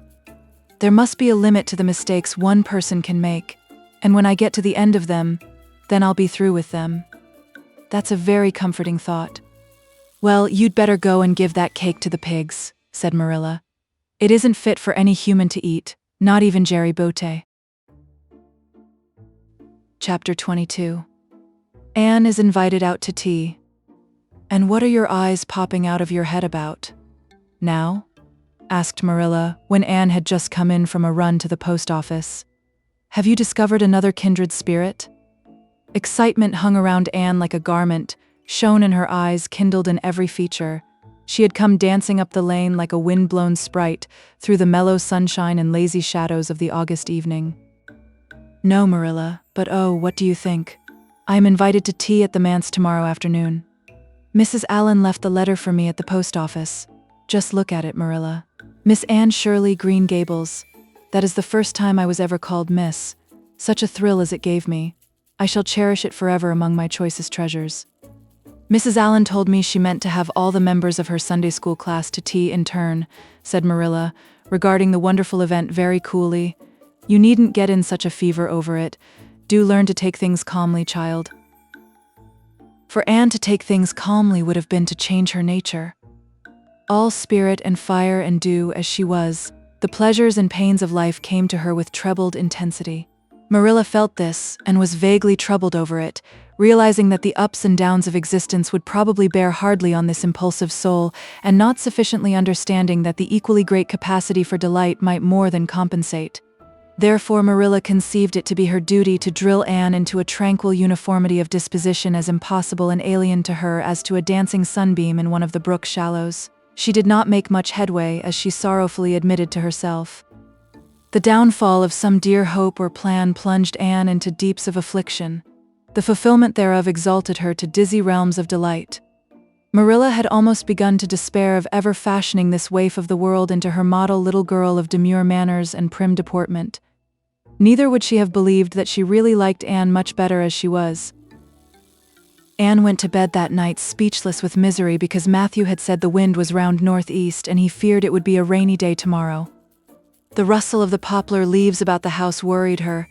It sounded so like pattering raindrops, and the full, faraway roar of the Gulf, to which she listened delightedly at other times, loving its strange, sonorous, haunting rhythm, now seemed like a prophecy of storm and disaster to a small maiden who particularly wanted a fine day. Anne thought that the morning would never come. But all things have an end, even nights before the day on which you are invited to take tea at the manse. The morning, in spite of Matthew's predictions, was fine, and Anne's spirits soared to their highest. "Oh, Marilla, there is something in me today that makes me just love everybody I see," she exclaimed as she washed the breakfast dishes. "You don't know how good I feel? Wouldn't it be nice if it could last? I believe I could be a model child if I were just invited out to tea every day. But oh, Marilla, it's a solemn occasion too. I feel so anxious. What if I shouldn't behave properly? You know, I never had tea at a manse before, and I'm not sure that I know all the rules of etiquette, although I've been studying the rules given in the etiquette department of the Family Herald ever since I came here. I'm so afraid I'll do something silly or forget to do something I should do. Would it be good manners to take a second helping of anything if you wanted to very much? The trouble with you, Anne, is that you're thinking too much about yourself. You should just think of Mrs. Allen and what would be nicest and most agreeable to her," said Marilla, hitting for once in her life on a very sound and pithy piece of advice. Anne instantly realized this. "You are right, Marilla. I'll try not to think about myself at all."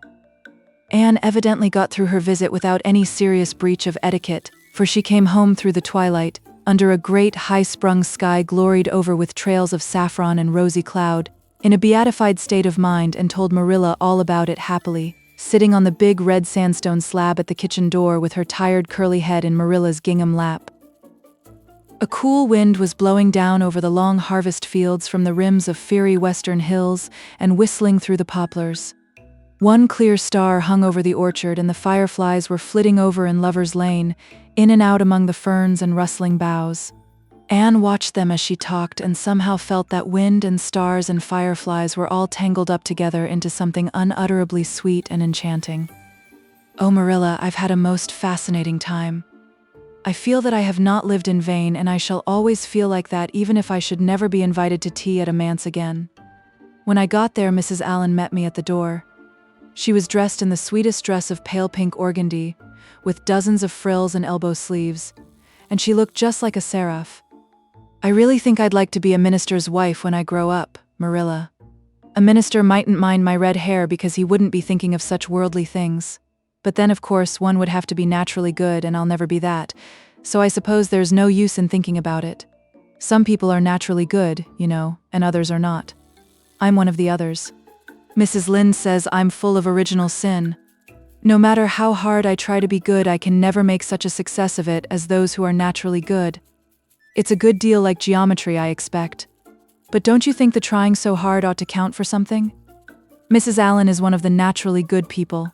I love her passionately. You know, there are some people, like Matthew and Mrs. Allen, that you can love right off without any trouble. And there are others, like Mrs. Lynde, that you have to try very hard to love.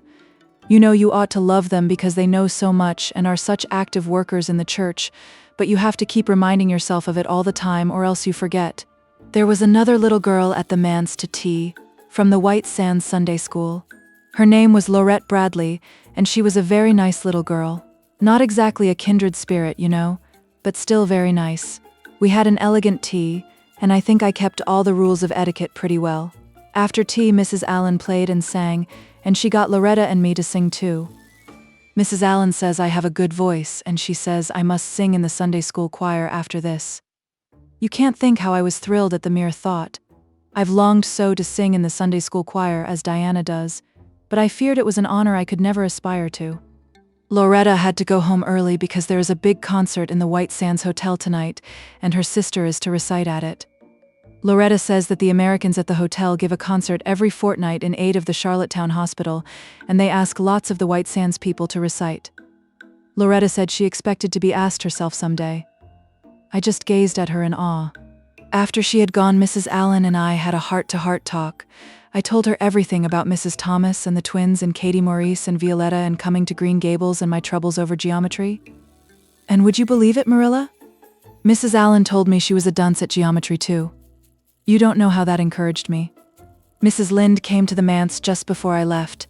And what do you think, Marilla? The trustees have hired a new teacher, and it's a lady. Her name is Miss Muriel Stacy. Isn't that a romantic name? Mrs. Lynde says they've never had a female teacher in Avonlea before, and she thinks it is a dangerous innovation. But I think it will be splendid to have a lady teacher, and I really don't see how I'm going to live through the 2 weeks before school begins. I'm so impatient to see her. Chapter 23. Anne comes to grief in an affair of honor. Anne had to live through more than 2 weeks as it happened, almost a month having elapsed since the liniment cake episode. It was high time for her to get into fresh trouble of some sort. Little mistakes, such as absent-mindedly emptying a pan of skim milk into a basket of yarn balls in the pantry instead of into the pig's bucket, and walking clean over the edge of the log bridge into the brook while wrapped in imaginative reverie, not really being worth counting. A week after the tea at the manse, Diana Barry gave a party. Small and select, Anne assured Marilla.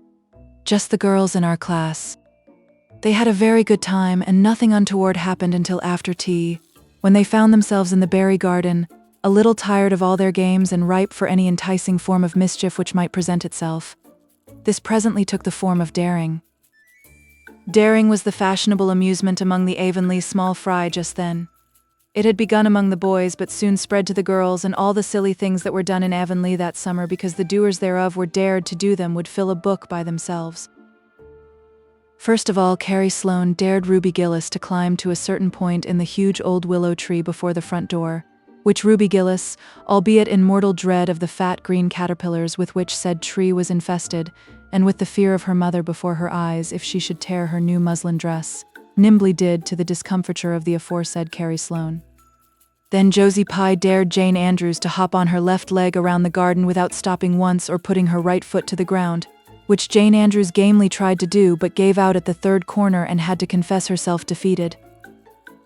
Josie's triumph being rather more pronounced than good taste permitted, Anne Shirley dared her to walk along the top of the board fence which bounded the garden to the east. Now, to walk board fences requires more skill and steadiness of head and heel than one might suppose who has never tried it. But Josie Pye, if deficient in some qualities that make for popularity, had at least a natural and inborn gift, duly cultivated, for walking board fences. Josie walked the berry fence with an airy unconcern which seemed to imply that a little thing like that wasn't worth a dare. Reluctant admiration greeted her exploit, for most of the other girls could appreciate it, having suffered many things themselves in their efforts to walk fences. Josie descended from her perch, flushed with victory, and darted a defiant glance at Anne. Anne tossed her red braids. "I don't think it's such a very wonderful thing to walk a little, low board fence," she said. "I knew a girl in Marysville who could walk the ridgepole of a roof." "I don't believe it," said Josie flatly. "I don't believe anybody could walk a ridgepole. You couldn't, anyhow." "Couldn't I?" cried Anne rashly. "Then I dare you to do it," said Josie defiantly. "I dare you to climb up there and walk the ridgepole of Mr. Barry's kitchen roof." Anne turned pale, but there was clearly only one thing to be done. She walked toward the house, where a ladder was leaning against the kitchen roof. All the fifth-class girls said, "Oh," partly in excitement, partly in dismay. "Don't you do it, Anne," entreated Diana. "You'll fall off and be killed." "Never mind, Josie Pye. It isn't fair to dare anybody to do anything so dangerous." "I must do it. My honor is at stake," said Anne solemnly. "I shall walk that ridgepole, Diana, or perish in the attempt. If I am killed, you are to have my pearl bead ring." Anne climbed the ladder amid breathless silence, gained the ridgepole, balanced herself uprightly on that precarious footing, and started to walk along it, dizzily conscious that she was uncomfortably high up in the world and that walking ridgepoles was not a thing in which your imagination helped you out much. Nevertheless, she managed to take several steps before the catastrophe came. Then she swayed, lost her balance, stumbled, staggered, and fell, sliding down over the sun-baked roof and crashing off it through the tangle of Virginia creeper beneath, all before the dismayed circle below could give a simultaneous terrified shriek. If Anne had tumbled off the roof on the side up which she had ascended, Diana would probably have fallen heir to the pearl bead ring then and there.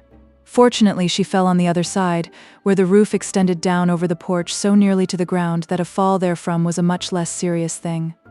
Nevertheless, when Diana and the other girls had rushed frantically around the house, except Ruby Gillis, who remained as if rooted to the ground and went into hysterics, they found Anne lying all white and limp among the wreck and ruin of the Virginia creeper. "Anne, are you killed?" shrieked Diana, throwing herself on her knees beside her friend. "Oh, Anne, dear Anne, speak just one word to me and tell me if you're killed." To the immense relief of all the girls, and especially of Josie Pye, who in spite of lack of imagination, had been seized with horrible visions of a future branded as the girl who was the cause of Anne Shirley's early and tragic death, Anne sat dizzily up and answered uncertainly, "No, Diana, I am not killed, but I think I am rendered unconscious." "Where?" sobbed Carrie Sloane. "Oh, where, Anne?" Before Anne could answer, Mrs. Barry appeared on the scene. At sight of her, Anne tried to scramble to her feet, but sank back again with a sharp little cry of pain. "What's the matter? Where have you hurt yourself?" demanded Mrs. Barry. "My ankle," gasped Anne. "Oh, Diana, please find your father and ask him to take me home. I know I can never walk there, and I'm sure I couldn't hop so far on one foot when Jane couldn't even hop around the garden." Marilla was out in the orchard picking a panful of summer apples when she saw Mr. Barry coming over the log bridge and up the slope, with Mrs. Barry beside him and a whole procession of little girls trailing after him. In his arms he carried Anne, whose head lay limply against his shoulder. At that moment, Marilla had a revelation. In the sudden stab of fear that pierced her very heart, she realized what Anne had come to mean to her. She would have admitted that she liked Anne, nay, that she was very fond of Anne, but now she knew as she hurried wildly down the slope that Anne was dearer to her than anything else on earth. "Mr. Barry, what has happened to her?" she gasped, more white and shaken than the self-contained, sensible Marilla had been for many years. Anne herself answered, lifting her head. "Don't be very frightened, Marilla. I was walking the ridgepole and I fell off. I expect I have sprained my ankle, but, Marilla, I might have broken my neck. Let us look on the bright side of things. I might have known you'd go and do something of the sort when I let you go to that party," said Marilla, sharp and shrewish in her very relief. "Bring her in here, Mr. Barry, and lay her on the sofa. Mercy me, the child has gone and fainted." It was quite true. Overcome by the pain of her injury, Anne had one more of her wishes granted to her. She had fainted dead away. Matthew, hastily summoned from the harvest field, was straightway dispatched for the doctor, who in due time came, to discover that the injury was more serious than they had supposed. Anne's ankle was broken. That night, when Marilla went up to the east gable, where a white-faced girl was lying, a plaintive voice greeted her from the bed. "Aren't you very sorry for me, Marilla? It was your own fault. said Marilla, twitching down the blind and lighting a lamp. And that is just why you should be sorry for me, said Anne, because the thought that it is all my own fault is what makes it so hard. If I could blame it on anybody, I would feel so much better. But what would you have done, Marilla, if you had been dared to walk a ridgepole? I'd have stayed on good firm ground and let them dare away. Such absurdity, said Marilla. Anne sighed. But you have such strength of mind, Marilla. I haven't. I just felt that I couldn't bear Josie Pye's scorn. She would have crowed over me all my life. And I think I have been punished so much that you needn't be very cross with me, Marilla. It's not a bit nice to faint after all. And the doctor hurt me dreadfully when he was setting my ankle. I won't be able to go around for 6 or 7 weeks, and I'll miss the new lady teacher. She won't be new anymore by the time I'm able to go to school. And Gil, everybody will get ahead of me in class. Oh, I am an afflicted mortal. But I'll try to bear it all bravely if only you won't be cross with me, Marilla. There, I'm not cross, said Marilla. You're an unlucky child, there's no doubt about that. But as you say, you'll have the suffering of it. Here now, try and eat some supper. Isn't it fortunate I've got such an imagination? Said Anne. It will help me through splendidly, I expect. What do people who haven't any imagination do when they break their bones? Do you suppose, Marilla? Anne had good reason to bless her imagination many a time and oft during the tedious 7 weeks that followed. But she was not solely dependent on it.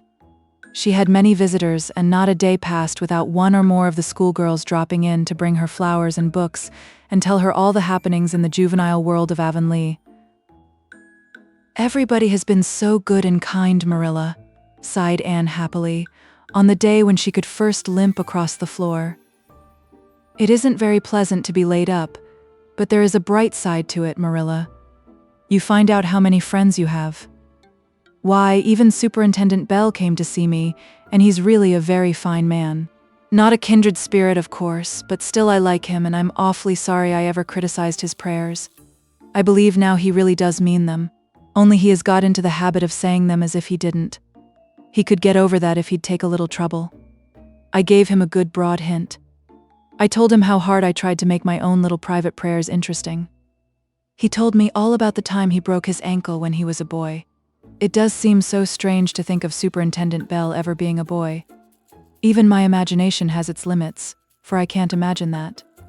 When I try to imagine him as a boy, I see him with gray whiskers and spectacles, just as he looks in Sunday school, only small. Now, it's so easy to imagine Mrs. Allen as a little girl. Mrs. Allen has been to see me 14 times. Isn't that something to be proud of, Marilla?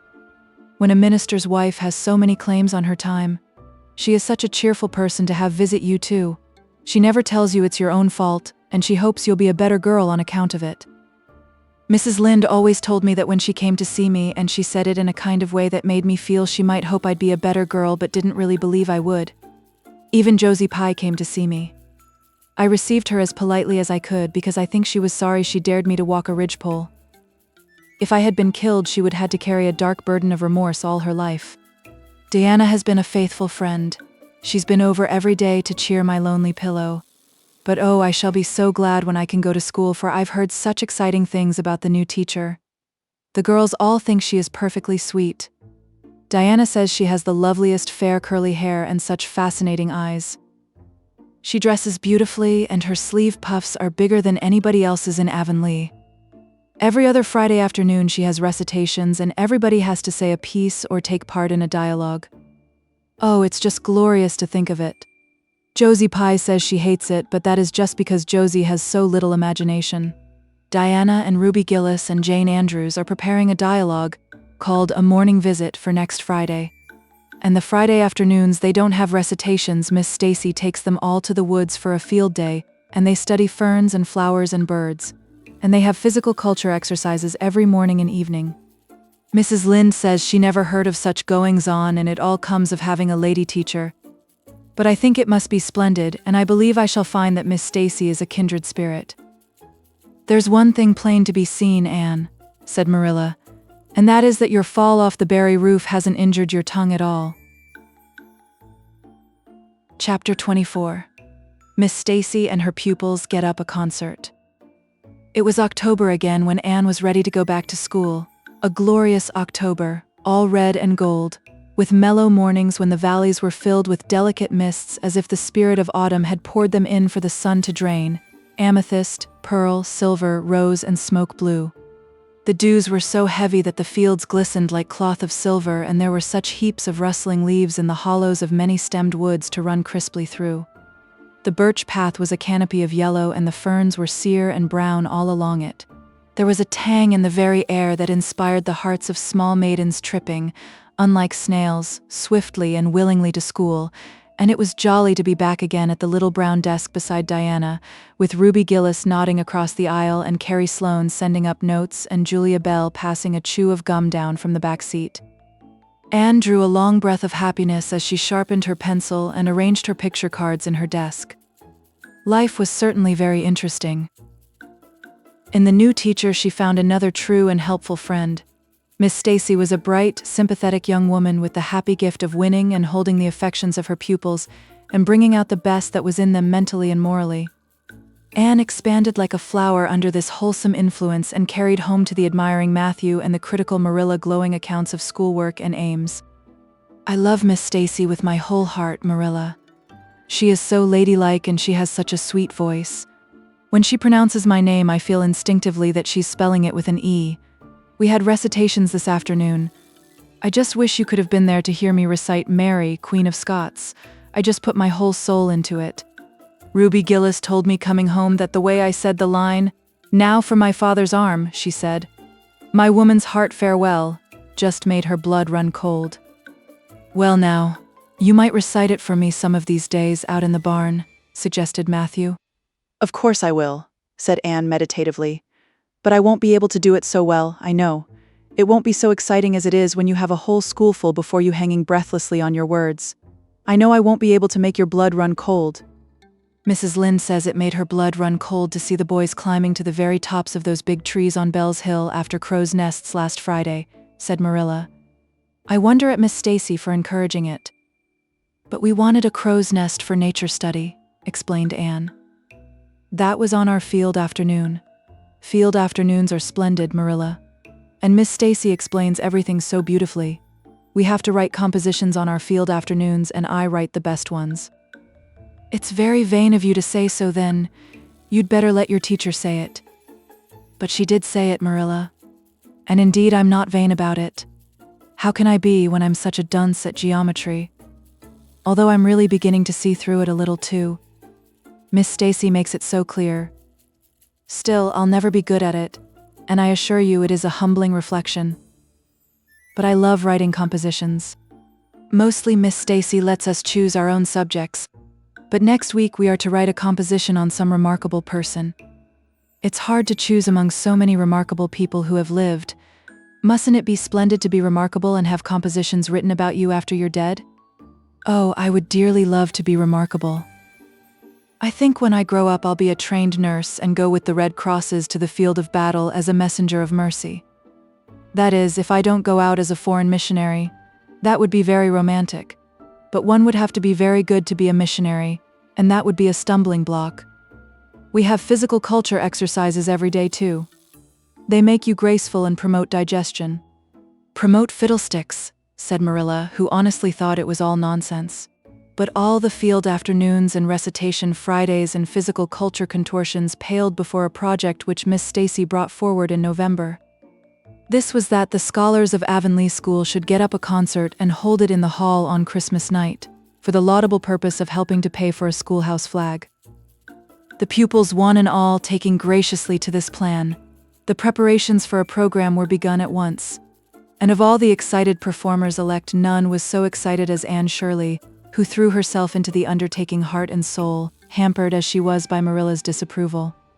Marilla thought it all rank foolishness. "It's just filling your heads up with nonsense and taking time that ought to be put on your lessons," she grumbled. "I don't approve of children's getting up concerts and racing about to practices. It makes them vain and forward and fond of gadding." "But think of the worthy object," pleaded Anne. "A flag will cultivate a spirit of patriotism, Marilla." "Fudge.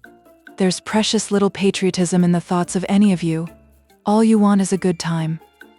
"Well, when you can combine patriotism and fun, isn't it all right?" Of course it's real nice to be getting up a concert. We're going to have 6 choruses and Diana is to sing a solo. I'm in 2 dialogues, the Society for the Suppression of Gossip and the Fairy Queen. The boys are going to have a dialogue too, and I'm to have 2 recitations, Marilla. I just tremble when I think of it. But it's a nice, thrilly kind of tremble. And we're to have a tableau at the last. Faith, hope, and charity. Diana and Ruby and I are to be in it, all draped in white with flowing hair. I'm to be Hope, with my hands clasped so and my eyes uplifted. I'm going to practice my recitations in the garret. Don't be alarmed if you hear me groaning. I have to groan heartrendingly in one of them, and it's really hard to get up a good artistic groan, Marilla. Josie Pye is sulky because she didn't get the part she wanted in the dialogue. She wanted to be the Fairy Queen. That would have been ridiculous, for whoever heard of a Fairy Queen as fat as Josie? Fairy Queens must be slender. Jane Andrews is to be the queen, and I am to be one of her maids of honor. Josie says she thinks a red-haired fairy is just as ridiculous as a fat one, but I do not let myself mind what Josie says. I'm to have a wreath of white roses on my hair, and Ruby Gillis is going to lend me her slippers because I haven't any of my own. It's necessary for fairies to have slippers, you know. You couldn't imagine a fairy wearing boots, could you? Especially with copper toes? We are going to decorate the hall with creeping spruce and fir mottos with pink tissue paper roses in them. And we are all to march in 2 by 2 after the audience is seated, while Emma White plays a march on the organ. Oh, Marilla, I know you're not so enthusiastic about it as I am, but don't you hope your little Anne will distinguish herself? All I hope is that you'll behave yourself. I'll be heartily glad when all this fuss is over and you'll be able to settle down. You are simply good for nothing just now with your head stuffed full of dialogues and groans and tableaus. As for your tongue, it's a marvel it's not clean worn out. Anne sighed and betook herself to the backyard, over which a young new moon was shining through the leafless poplar boughs from an apple-green western sky, and where Matthew was splitting wood, Anne perched herself on a block and talked the concert over with him, sure of an appreciative and sympathetic listener in this instance at least. Well, now I reckon it's going to be a pretty good concert, and I expect you'll do your part fine, he said, smiling down into her eager, vivacious little face. Anne smiled back at him. Those 2 were the best of friends, and Matthew thanked his stars many a time, and oft that he had nothing to do with bringing her up. That was Marilla's exclusive duty. If it had been his, he would have been worried over frequent conflicts between inclination and said duty. As it was, he was free to spoil Anne, Marilla's phrasing, as much as he liked. But it was not such a bad arrangement after all. A little appreciation sometimes does quite as much good as all the conscientious bringing up in the world. Chapter 25. Matthew insists on puffed sleeves. Matthew was having a bad 10 minutes of it. He had come into the kitchen in the twilight of a cold gray December evening and had sat down in the woodbox corner to take off his heavy boots, unconscious of the fact that Anne and a bevy of her schoolmates were having a practice of the Fairy Queen in the sitting room. Presently they came trooping through the hall and out into the kitchen, laughing and chattering gaily. They did not see Matthew, who shrank bashfully back into the shadows beyond the woodbox with a boot in one hand and a bootjack in the other, and he watched them shyly for the aforesaid 10 minutes, as they put on caps and jackets and talked about the dialogue in the concert. Anne stood among them, bright-eyed and animated as they, but Matthew suddenly became conscious that there was something about her different from her mates, and what worried Matthew was that the difference impressed him as being something that should not exist. Anne had a brighter face, and bigger, starrier eyes and more delicate features than the other. Even shy, unobservant Matthew had learned to take note of these things, but the difference that disturbed him did not consist in any of these respects. Then in what did it consist? Matthew was haunted by this question long after the girls had gone, arm in arm, down the long, hard-frozen lane, and Anne had betaken herself to her books. He could not refer it to Marilla, who, he felt, would be quite sure to sniff scornfully and remark that the only difference she saw between Anne and the other girls was that they sometimes kept their tongues quiet while Anne never did. This, Matthew felt, would be no great help. He had recourse to his pipe that evening to help him study it out, much to Marilla's disgust. After 2 hours of smoking and hard reflection, Matthew arrived at a solution of his problem. Anne was not dressed like the other girls. The more Matthew thought about the matter, the more he was convinced that Anne never had been dressed like the other girls, never since she had come to Green Gables. Marilla kept her clothed in plain, dark dresses, all made after the same unvarying pattern. If Matthew knew there was such a thing as fashion in dress, it was as much as he did. But he was quite sure that Anne's sleeves did not look at all like the sleeves the other girls wore. He recalled the cluster of little girls he had seen around her that evening, all gay in waists of red and blue and pink and white, and he wondered why Marilla always kept her so plainly and soberly gowned. Of course, it must be all right. Marilla knew best, and Marilla was bringing her up. Probably some wise, inscrutable motive was to be served thereby.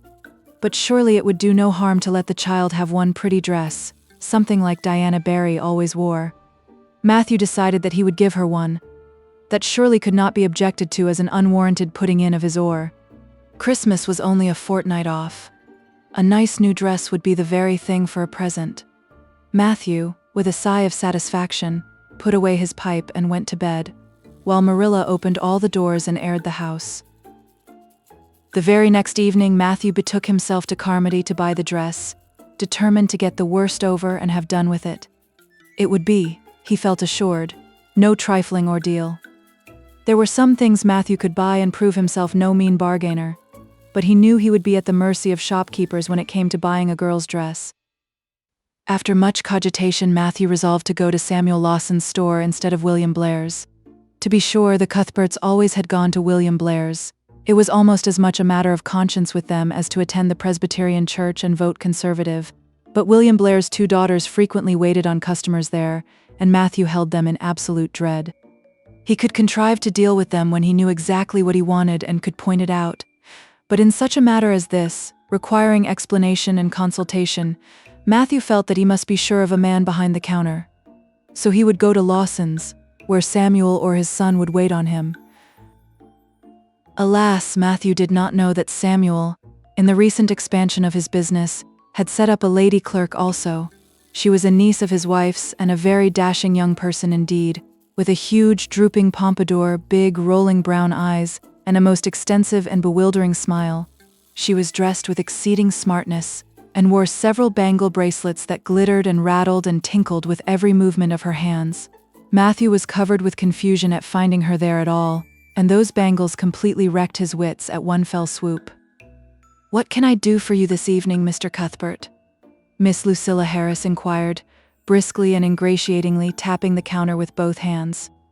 "Have you any garden rakes?" stammered Matthew. Miss Harris looked somewhat surprised, as well she might, to hear a man inquiring for garden rakes in the middle of December. "I believe we have 1 or 2 left over," she said, "but they're upstairs in the lumber room. I'll go and see." During her absence, Matthew collected his scattered senses for another effort. When Miss Harris returned with the rake and cheerfully inquired, "Anything else tonight, Mr. Cuthbert?" Matthew took his courage in both hands and replied, "Well now, since you suggest it, I might as well buy some hayseed." Miss Harris had heard Matthew Cuthbert called odd. She now concluded that he was entirely crazy. "We only keep hayseed in the spring," she explained loftily. "We've none on hand just now." "Oh, certainly, just as you say," stammered unhappy Matthew, seizing the rake and making for the door. At the threshold he recollected that he had not paid for it, and he turned miserably back. While Miss Harris was counting out his change, he rallied his powers for a final desperate attempt. "Well now, if it isn't too much trouble, I might as well, I'd like to look at some sugar?" "White or brown?" queried Miss Harris patiently. "Oh, well now, brown," said Matthew feebly. "There's a barrel of it over there," said Miss Harris, shaking her bangles at it. "It's the only kind we have." I'll take 20 pounds of it," said Matthew, with beads of perspiration standing on his forehead. Matthew had driven halfway home before he was his own man again. It had been a gruesome experience, but it served him right, he thought, for committing the heresy of going to a strange store. When he reached home, he hid the rake in the tool house, but the sugar he carried in to Marilla. "Brown sugar," exclaimed Marilla. "Whatever possessed you to get so much? You know I never use it except for the hired man's porridge or black fruit cake. Jerry's gone and I've made my cake long ago. It's not good sugar, either. It's coarse and dark. William Blair doesn't usually keep sugar like that." I thought it might come in handy sometime," said Matthew, making good his escape. When Matthew came to think the matter over, he decided that a woman was required to cope with the situation. Marilla was out of the question. Matthew felt sure she would throw cold water on his project at once. Remained only Mrs. Lynde, for of no other woman in Avonlea would Matthew have dared to ask advice. To Mrs. Lynde he went accordingly, and that good lady promptly took the matter out of the harassed man's hands. "Pick out a dress for you to give Anne." "To be sure I will. I'm going to Carmody tomorrow and I'll attend to it. Have you something particular in mind?" "No? Well, I'll just go by my own judgment then. I believe a nice rich brown would just suit Anne, and William Blair has some new Gloria in that's real pretty. Perhaps you'd like me to make it up for her too, seeing that if Marilla was to make it, Anne would probably get wind of it before the time and spoil the surprise." "Well, I'll do it. No, it isn't a mite of trouble. I like sewing. I'll make it to fit my niece, Jenny Gillis, for she and Anne are as like as two peas as far as figure goes." "Well, now, I'm much obliged," said Matthew, and I dunno, but I think they make the sleeves different nowadays to what they used to be. If it wouldn't be asking too much, I'd like them made in the new way." "Puffs? Of course. You needn't worry a speck more about it, Matthew. I'll make it up in the very latest fashion," said Mrs. Lynde. To herself she added when Matthew had gone, "It'll be a real satisfaction to see that poor child wearing something decent for once. The way Marilla dresses her is positively ridiculous, that's what, and I've ached to tell her so plainly a dozen times. I've held my tongue though, for I can see Marilla doesn't want advice and she thinks she knows more about bringing children up than I do, for all she's an old maid. But that's always the way. Folks that has brought up children know that there's no hard and fast method in the world that'll suit every child. But them as never have think it's all as plain and easy as rule of 3, just set your 3 terms down so fashion, and the sum'll work out correct. But flesh and blood don't come under the head of arithmetic, and that's where Marilla Cuthbert makes her mistake. I suppose she's trying to cultivate a spirit of humility in Anne by dressing her as she does, but it's more likely to cultivate envy and discontent. I'm sure the child must feel the difference between her clothes and the other girls. But to think of Matthew taking notice of it, that man is waking up after being asleep for over 60 years. Marilla knew all the following fortnight that Matthew had something on his mind, but what it was she could not guess until Christmas Eve, when Mrs. Lynde brought up the new dress. Marilla behaved pretty well on the whole, although it is very likely she distrusted Mrs. Lynde's diplomatic explanation that she had made the dress because Matthew was afraid Anne would find out about it too soon if Marilla made it. "So this is what Matthew has been looking so mysterious over and grinning about to himself for 2 weeks, is it?" she said a little stiffly but tolerantly. "I knew he was up to some foolishness. Well, I must say I don't think Anne needed any more dresses. I made her 3 good, warm, serviceable ones this fall, and anything more is sheer extravagance. There's enough material in those sleeves alone to make a waist, I declare there is. You'll just pamper Anne's vanity, Matthew, and she's as vain as a peacock now. Well, I hope she'll be satisfied at last, for I know she's been hankering after those silly sleeves ever since they came in, although she never said a word after the first. The puffs have been getting bigger and more ridiculous right along. They're as big as balloons now. Next year, anybody who wears them will have to go through a door sideways." Christmas morning broke on a beautiful white world. It had been a very mild December and people had looked forward to a green Christmas, but just enough snow fell softly in the night to transfigure Avonlea. Anne peeped out from her frosted gable window with delighted eyes. The firs in the haunted wood were all feathery and wonderful. The birches and wild cherry trees were outlined in pearl. The plowed fields were stretches of snowy dimples, and there was a crisp tang in the air that was glorious. Anne ran downstairs singing until her voice re-echoed through Green Gables. "Merry Christmas, Marilla. Merry Christmas, Matthew. Isn't it a lovely Christmas? I'm so glad it's white. Any other kind of Christmas doesn't seem real, does it? I don't like green Christmases. They're not green, they're just nasty faded browns and grays. What makes people call them green? Why, Matthew, is that for me? Oh, Matthew." Matthew had sheepishly unfolded the dress from its paper swathings and held it out with a deprecatory glance at Marilla, who feigned to be contemptuously filling the teapot, but nevertheless watched the scene out of the corner of her eye with a rather interested air. Anne took the dress and looked at it in reverent silence. Oh, how pretty it was! A lovely soft brown gloria with all the gloss of silk, a skirt with dainty frills and shirrings, a waist elaborately pine-tucked in the most fashionable way, with a little ruffle of filmy lace at the neck. But the sleeves, they were the crowning glory. Long elbow cuffs, and above them 2 beautiful puffs divided by rows of shirring and bows of brown silk ribbon. "That's a Christmas present for you, Anne," said Matthew shyly. Why, Anne, don't you like it?" Well now. For Anne's eyes had suddenly filled with tears. "Like it? Oh, Matthew!" Anne laid the dress over a chair and clasped her hands. "Matthew, it's perfectly exquisite. Oh, I can never thank you enough. Look at those sleeves. Oh, it seems to me this must be a happy dream." Well, let us have breakfast," interrupted Marilla. "I must say, Anne, I don't think you needed the dress, but since Matthew has got it for you, see that you take good care of it. There's a hair ribbon Mrs. Lynde left for you. It's brown to match the dress. Come now, sit in." "I don't see how I'm going to eat breakfast," said Anne rapturously. "Breakfast seems so commonplace at such an exciting moment. I'd rather feast my eyes on that dress. I'm so glad that puffed sleeves are still fashionable. It did seem to me that I'd never get over it if they went out before I had a dress with them. I'd never have felt quite satisfied, you see.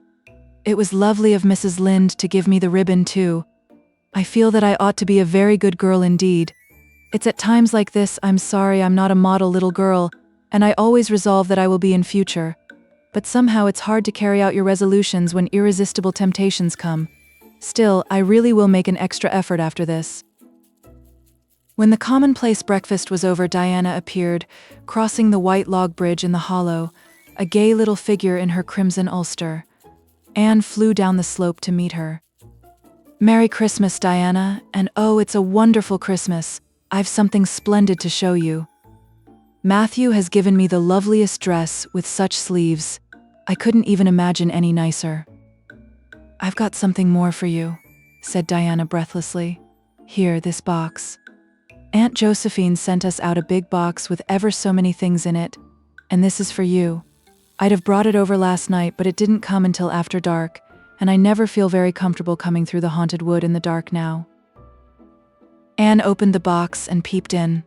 First a card with "For the Anne girl and Merry Christmas" written on it, and then a pair of the daintiest little kid slippers, with beaded toes and satin bows and glistening buckles.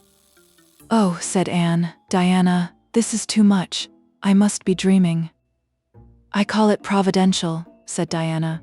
"You won't have to borrow Ruby's slippers now, and that's a blessing, for they're 2 sizes too big for you, and it would be awful to hear a fairy shuffling. Josie Pye would be delighted. Mind you, Rob Wright went home with Gertie Pye from the practice night before last. Did you ever hear anything equal to that?" All the Avonlea scholars were in a fever of excitement that day, for the hall had to be decorated, and a last grand rehearsal held. The concert came off in the evening and was a pronounced success.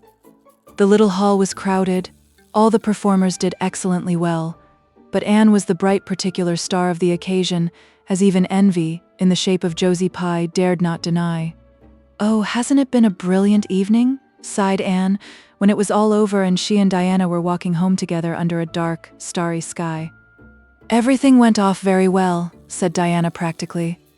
"I guess we must have made as much as $10. Mind you, Mr. Allen is going to send an account of it to the Charlottetown papers." "Oh, Diana, will we really see our names in print? It makes me thrill to think of it. Your solo was perfectly elegant, Diana. I felt prouder than you did when it was encored. I just said to myself, it is my dear bosom friend who is so honored. Well, your recitations just brought down the house, Anne. That sad one was simply splendid." "Oh, I was so nervous, Diana.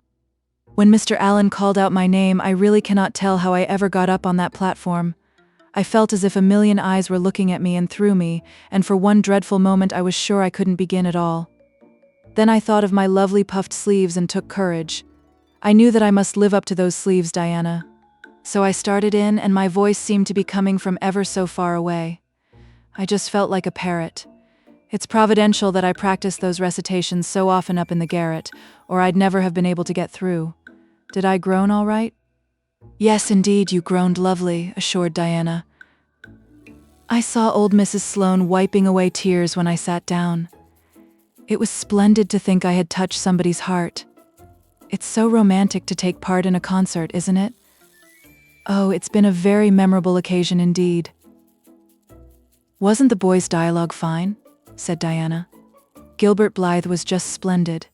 Anne, I do think it's awful mean the way you treat Gil. Wait till I tell you. When you ran off the platform after the fairy dialogue, one of your roses fell out of your hair. I saw Gil pick it up and put it in his breast pocket. There now. You're so romantic that I'm sure you ought to be pleased at that." "It's nothing to me what that person does," said Anne loftily. "I simply never waste a thought on him, Diana." That night, Marilla and Matthew, who had been out to a concert for the first time in 20 years, sat for a while by the kitchen fire after Anne had gone to bed. "Well now, I guess our Anne did as well as any of them," said Matthew proudly. "Yes, she did," admitted Marilla. "She's a bright child, Matthew, and she looked real nice too. I've been kind of opposed to this concert scheme, but I suppose there's no real harm in it after all. Anyhow, I was proud of Anne tonight, although I'm not going to tell her so." "Well now, I was proud of her, and I did tell her so 'fore she went upstairs," said Matthew. "We must see what we can do for her some of these days, Marilla. I guess she'll need something more than Avonlea School by and by." "There's time enough to think of that," said Marilla. "She's only 13 in March, though tonight it struck me she was growing quite a big girl. Mrs. Lynde made that dress a mite too long, and it makes Anne look so tall. She's quick to learn, and I guess the best thing we can do for her will be to send her to Queen's after a spell. But nothing need be said about that for a year or two yet." "Well now, it'll do no harm to be thinking it over off and on," said Matthew. "Things like that are all the better for lots of thinking over." Chapter 26. The Story Club is formed. Junior Avonlea found it hard to settle down to humdrum existence again. To Anne in particular, things seemed fearfully flat, stale, and unprofitable after the goblet of excitement she had been sipping for weeks. Could she go back to the former quiet pleasures of those faraway days before the concert? At first, as she told Diana, she did not really think she could. "I'm positively certain, Diana, that life can never be quite the same again as it was in those olden days," she said mournfully, as if referring to a period of at least 50 years back. "Perhaps after a while I'll get used to it, but I'm afraid concerts spoil people for everyday life. I suppose that is why Marilla disapproves of them. Marilla is such a sensible woman." "It must be a great deal better to be sensible, but still, I don't believe I'd really want to be a sensible person because they are so unromantic. Mrs. Lynde says there is no danger of my ever being one, but you can never tell. I feel just now that I may grow up to be sensible yet, but perhaps that is only because I'm tired. I simply couldn't sleep last night for ever so long. I just lay awake and imagined the concert over and over again. That's one splendid thing about such affairs, it's so lovely to look back to them." Eventually, however, Avonlea School slipped back into its old groove and took up its old interests. To be sure, the concert left traces. Ruby Gillis and Emma White, who had quarreled over a point of precedence in their platform seats, no longer sat at the same desk, and a promising friendship of 3 years was broken up.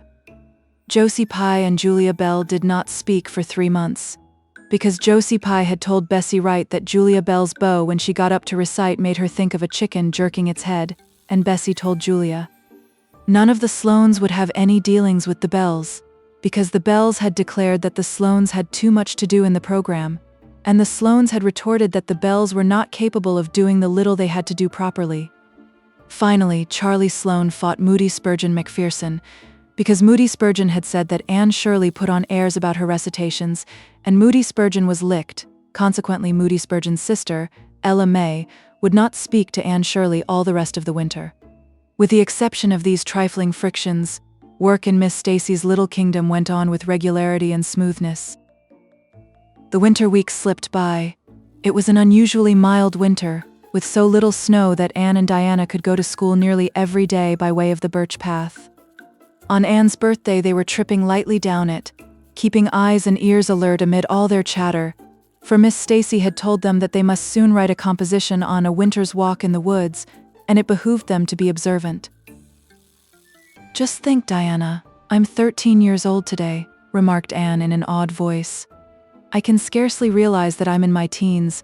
When I woke this morning, it seemed to me that everything must be different. You've been 13 for a month, so I suppose it doesn't seem such a novelty to you as it does to me. It makes life seem so much more interesting. In 2 more years, I'll be really grown up. It's a great comfort to think that I'll be able to use big words then without being laughed at." "Ruby Gillis says she means to have a beau as soon as she's 15, said Diana. "Ruby Gillis thinks of nothing but booze," said Anne disdainfully. "She's actually delighted when anyone writes her name up in a take notice for all she pretends to be so mad, but I'm afraid that is an uncharitable speech. Mrs. Allen says we should never make uncharitable speeches, but they do slip out so often before you think, don't they? I simply can't talk about Josie Pye without making an uncharitable speech, so I never mention her at all. You may have noticed that. I'm trying to be as much like Mrs. Allen as I possibly can, for I think she's perfect. Mr. Allen thinks so too. Mrs. Lynde says he just worships the ground she treads on, and she doesn't really think it right for a minister to set his affections so much on a mortal being. But then, Diana, even ministers are human and have their besetting sins just like everybody else. I had such an interesting talk with Mrs. Allen about besetting sins last Sunday afternoon. There are just a few things it's proper to talk about on Sundays, and that is one of them. My besetting sin is imagining too much and forgetting my duties. I'm striving very hard to overcome it, and now that I'm really 13, perhaps I'll get on better. In 4 more years we'll be able to put our hair up, said Diana. Alice Bell is only 16 and she is wearing hers up, but I think that's ridiculous. I shall wait until I'm 17. If I had Alice Bell's crooked nose, said Anne decidedly, I wouldn't, but there. I won't say what I was going to because it was extremely uncharitable. Besides, I was comparing it with my own nose, and that's vanity. I'm afraid I think too much about my nose ever since I heard that compliment about it long ago. It really is a great comfort to me. Oh, Diana, look, there's a rabbit. That's something to remember for our woods composition. I really think the woods are just as lovely in winter as in summer. They're so white and still, as if they were asleep and dreaming pretty dreams. I won't mind writing that composition when its time comes, sighed Diana. I can manage to write about the woods, but the one we're to hand in Monday is terrible. The idea of Miss Stacy telling us to write a story out of our own heads. Why? It's as easy as wink, said Anne. It's easy for you because you have an imagination, retorted Diana. But what would you do if you had been born without one? I suppose you have your composition all done? Anne nodded, trying hard not to look virtuously complacent and failing miserably. I wrote it last Monday evening. It's called The Jealous Rival, or In Death Not Divided. I read it to Marilla and she said it was stuff and nonsense. Then I read it to Matthew and he said it was fine. That is the kind of critic I like. It's a sad, sweet story.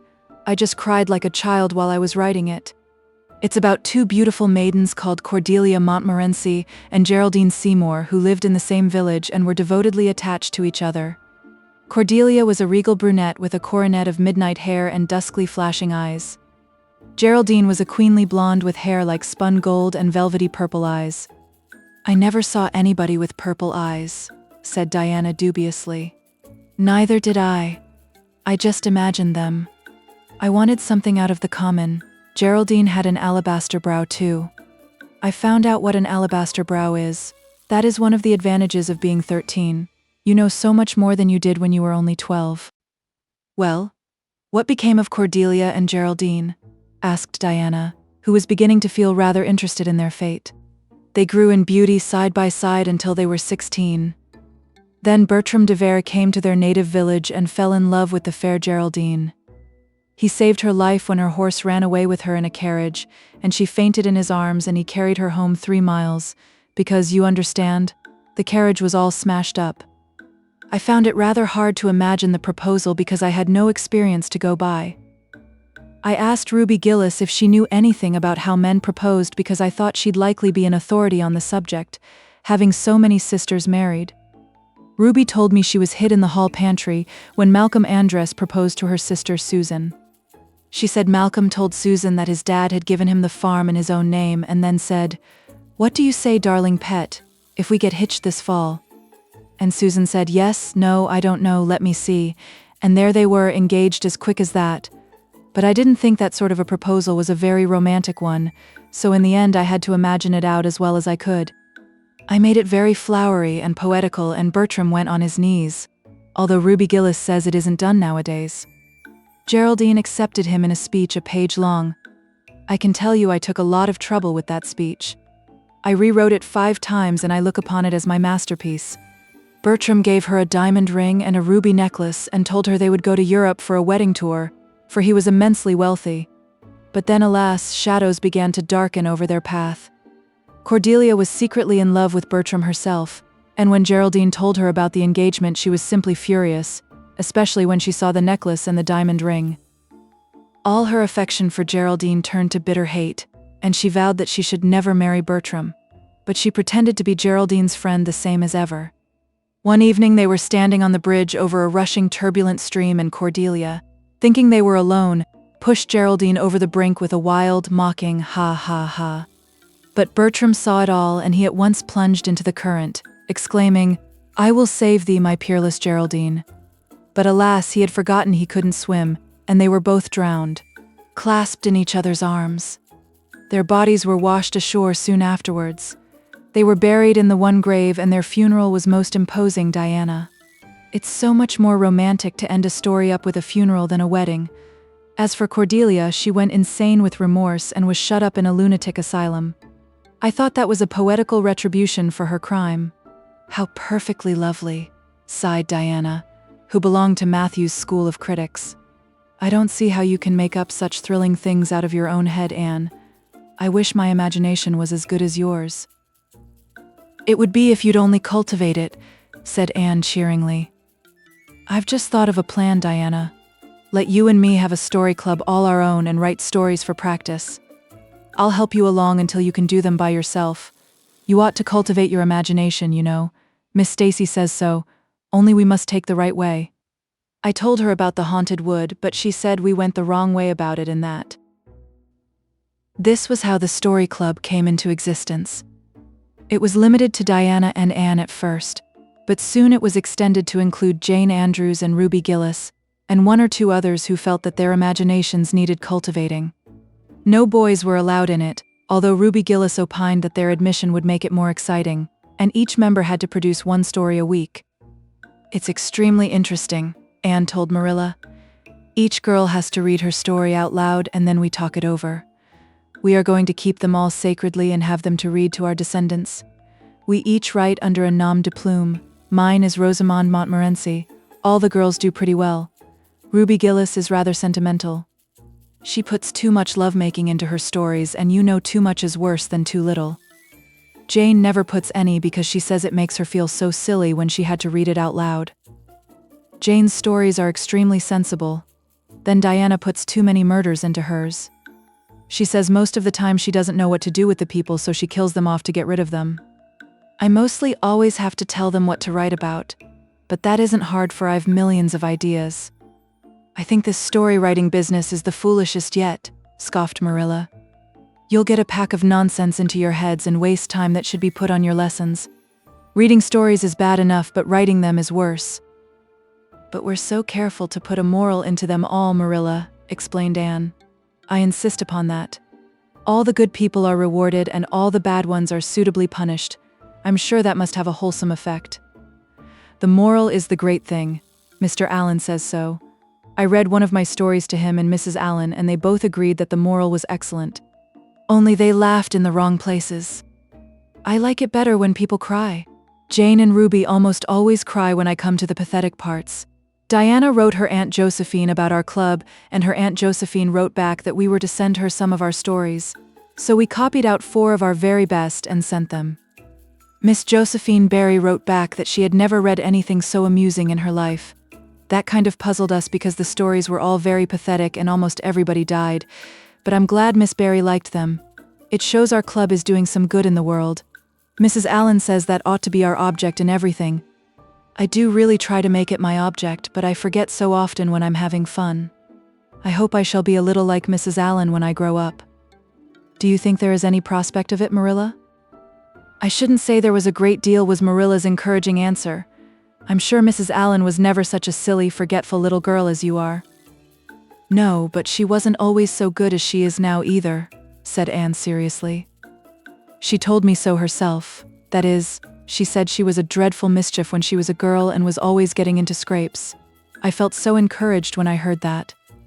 Is it very wicked of me, Marilla, to feel encouraged when I hear that other people have been bad and mischievous? Mrs. Lynde says it is. Mrs. Lynde says she always feels shocked when she hears of anyone ever having been naughty, no matter how small they were. Mrs. Lynde says she once heard a minister confess that when he was a boy he stole a strawberry tart out of his aunt's pantry, and she never had any respect for that minister again. Now, I wouldn't have felt that way. I'd have thought that it was real noble of him to confess it. And I'd have thought what an encouraging thing it would be for small boys nowadays who do naughty things and are sorry for them to know that perhaps they may grow up to be ministers in spite of it. That's how I'd feel, Marilla. The way I feel at present, Anne, said Marilla, is that it's high time you had those dishes washed. You've taken half an hour longer than you should with all your chattering. Learn to work first and talk afterwards. Chapter 27. Vanity and Vexation of Spirit. Marilla, walking home one late April evening from an aid meeting, realized that the winter was over and gone with the thrill of delight that spring never fails to bring to the oldest and saddest as well as to the youngest and merriest. Marilla was not given to subjective analysis of her thoughts and feelings. She probably imagined that she was thinking about the aides and their missionary box and the new carpet for the vestry room, but under these reflections was a harmonious consciousness of red fields smoking into pale purply mists in the declining sun, of long sharp-pointed fir shadows falling over the meadow beyond the brook, of still crimson-budded maples around a mirror-like wood pool, of awakening in the world and a stir of hidden pulses under the gray sod. The spring was abroad in the land, and Marilla's sober middle-aged step was lighter and swifter because of its deep, primal gladness. Her eyes dwelt affectionately on Green Gables, peering through its network of trees and reflecting the sunlight back from its windows in several little coruscations of glory. Marilla, as she picked her steps along the damp lane, thought that it was really a satisfaction to know that she was going home to a briskly snapping wood fire and a table nicely spread for tea, instead of to the cold comfort of old aid meeting evenings before Anne had come to Green Gables. Consequently, when Marilla entered her kitchen and found the fire black out, with no sign of Anne anywhere, she felt justly disappointed and irritated. She had told Anne to be sure and have tea ready at 5 o'clock, but now she must hurry to take off her second-best dress and prepare the meal herself against Matthew's return from plowing. "I'll settle Miss Anne when she comes home," said Marilla grimly, as she shaved up kindlings with a carving knife and with more vim than was strictly necessary. Matthew had come in and was waiting patiently for his tea in his corner. "She's gadding off somewhere with Diana, writing stories or practicing dialogues or some such tomfoolery, and never thinking once about the time or her duties.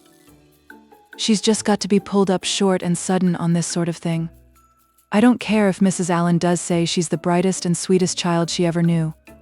She may be bright and sweet enough, but her head is full of nonsense, and there's never any knowing what shape it'll break out in next. Just as soon as she grows out of one freak, she takes up with another. But there. Here I am saying the very thing I was so riled with Rachel Lynde for saying at the aid today. I was real glad when Mrs. Allen spoke up for Anne, for if she hadn't, I know I'd have said something too sharp to Rachel before everybody. Anne's got plenty of faults, goodness knows, and far be it from me to deny it. But I'm bringing her up and not Rachel Lynde, who'd pick faults in the angel Gabriel himself if he lived in Avonlea. Just the same, Anne has no business to leave the house like this when I told her she was to stay home this afternoon and look after things. I must say, with all her faults, I never found her disobedient or untrustworthy before, and I'm real sorry to find her so now." "Well now, I don't know," said Matthew, who, being patient and wise and above all hungry, had deemed it best to let Marilla talk her wrath out unhindered, having learned by experience that she got through with whatever work was on hand much quicker, if not delayed by untimely argument. "Perhaps you're judging her too hasty, Marilla. Don't call her untrustworthy until you're sure she has disobeyed you. Maybe it can all be explained. Anne's a great hand at explaining." "She's not here when I told her to stay," retorted Marilla. "I reckon she'll find it hard to explain that to my satisfaction. Of course I knew you'd take her part, Matthew, but I'm bringing her up, not you." It was dark when supper was ready, and still no sign of Anne, coming hurriedly over the log bridge or up Lover's Lane, breathless and repentant with a sense of neglected duties. Marilla washed and put away the dishes grimly. Then, wanting a candle to light her way down the cellar, she went up to the east gable for the one that generally stood on Anne's table. Lighting it, she turned around to see Anne herself lying on the bed, face downward among the pillows. "Mercy on us," said astonished Marilla. "Have you been asleep, Anne?" "No," was the muffled reply. "Are you sick then?" demanded Marilla anxiously, going over to the bed. Anne cowered deeper into her pillows as if desirous of hiding herself forever from mortal eyes. "No. But please, Marilla, go away and don't look at me. I'm in the depths of despair and I don't care who gets head in class or writes the best composition or sings in the Sunday school choir anymore. Little things like that are of no importance now because I don't suppose I'll ever be able to go anywhere again. My career is closed, please, Marilla. Go away and don't look at me." "Did anyone ever hear the like?" the mystified Marilla wanted to know. "Anne Shirley, whatever is the matter with you? What have you done? Get right up this minute and tell me. This minute, I say. There now. What is it?" Anne had slid to the floor in despairing obedience. "Look at my hair, Marilla," she whispered. Accordingly, Marilla lifted her candle and looked scrutinizingly at Anne's hair, flowing in heavy masses down her back. It certainly had a very strange appearance. "Anne Shirley, what have you done to your hair? Why, it's green. Green it might be called, if it were any earthly color. A queer, dull, bronzy green, with streaks here and there of the original red to heighten the ghastly effect." Never in all her life had Marilla seen anything so grotesque as Anne's hair at that moment. "Yes, it's green," moaned Anne. "I thought nothing could be as bad as red hair. But now I know it's 10 times worse to have green hair. Oh, Marilla, you little know how utterly wretched I am." "I little know how you got into this fix, but I mean to find out," said Marilla. "Come right down to the kitchen, it's too cold up here, and tell me just what you've done. I've been expecting something queer for some time. You haven't got into any scrape for over 2 months, and I was sure another one was due.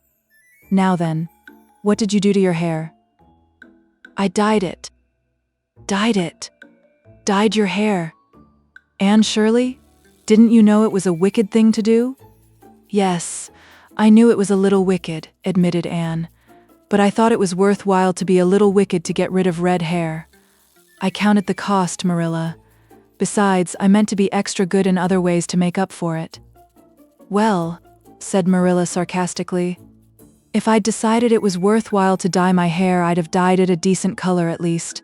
I wouldn't have dyed it green." "But I didn't mean to dye it green, Marilla," protested Anne dejectedly. "If I was wicked, I meant to be wicked to some purpose. He said it would turn my hair a beautiful raven black. He positively assured me that it would. How could I doubt his word, Marilla? I know what it feels like to have your word doubted. And Mrs. Allen says we should never suspect anyone of not telling us the truth unless we have proof that they're not. I have proof now. Green hair is proof enough for anybody, but I hadn't then, and I believed every word he said implicitly." "Who said? Who are you talking about?" "The peddler that was here this afternoon. I bought the dye from him. Anne Shirley, how often have I told you never to let one of those Italians in the house? I don't believe in encouraging them to come around at all." "Oh, I didn't let him in the house. I remembered what you told me, and I went out, carefully shut the door, and looked at his things on the step. Besides, he wasn't an Italian, he was a German Jew.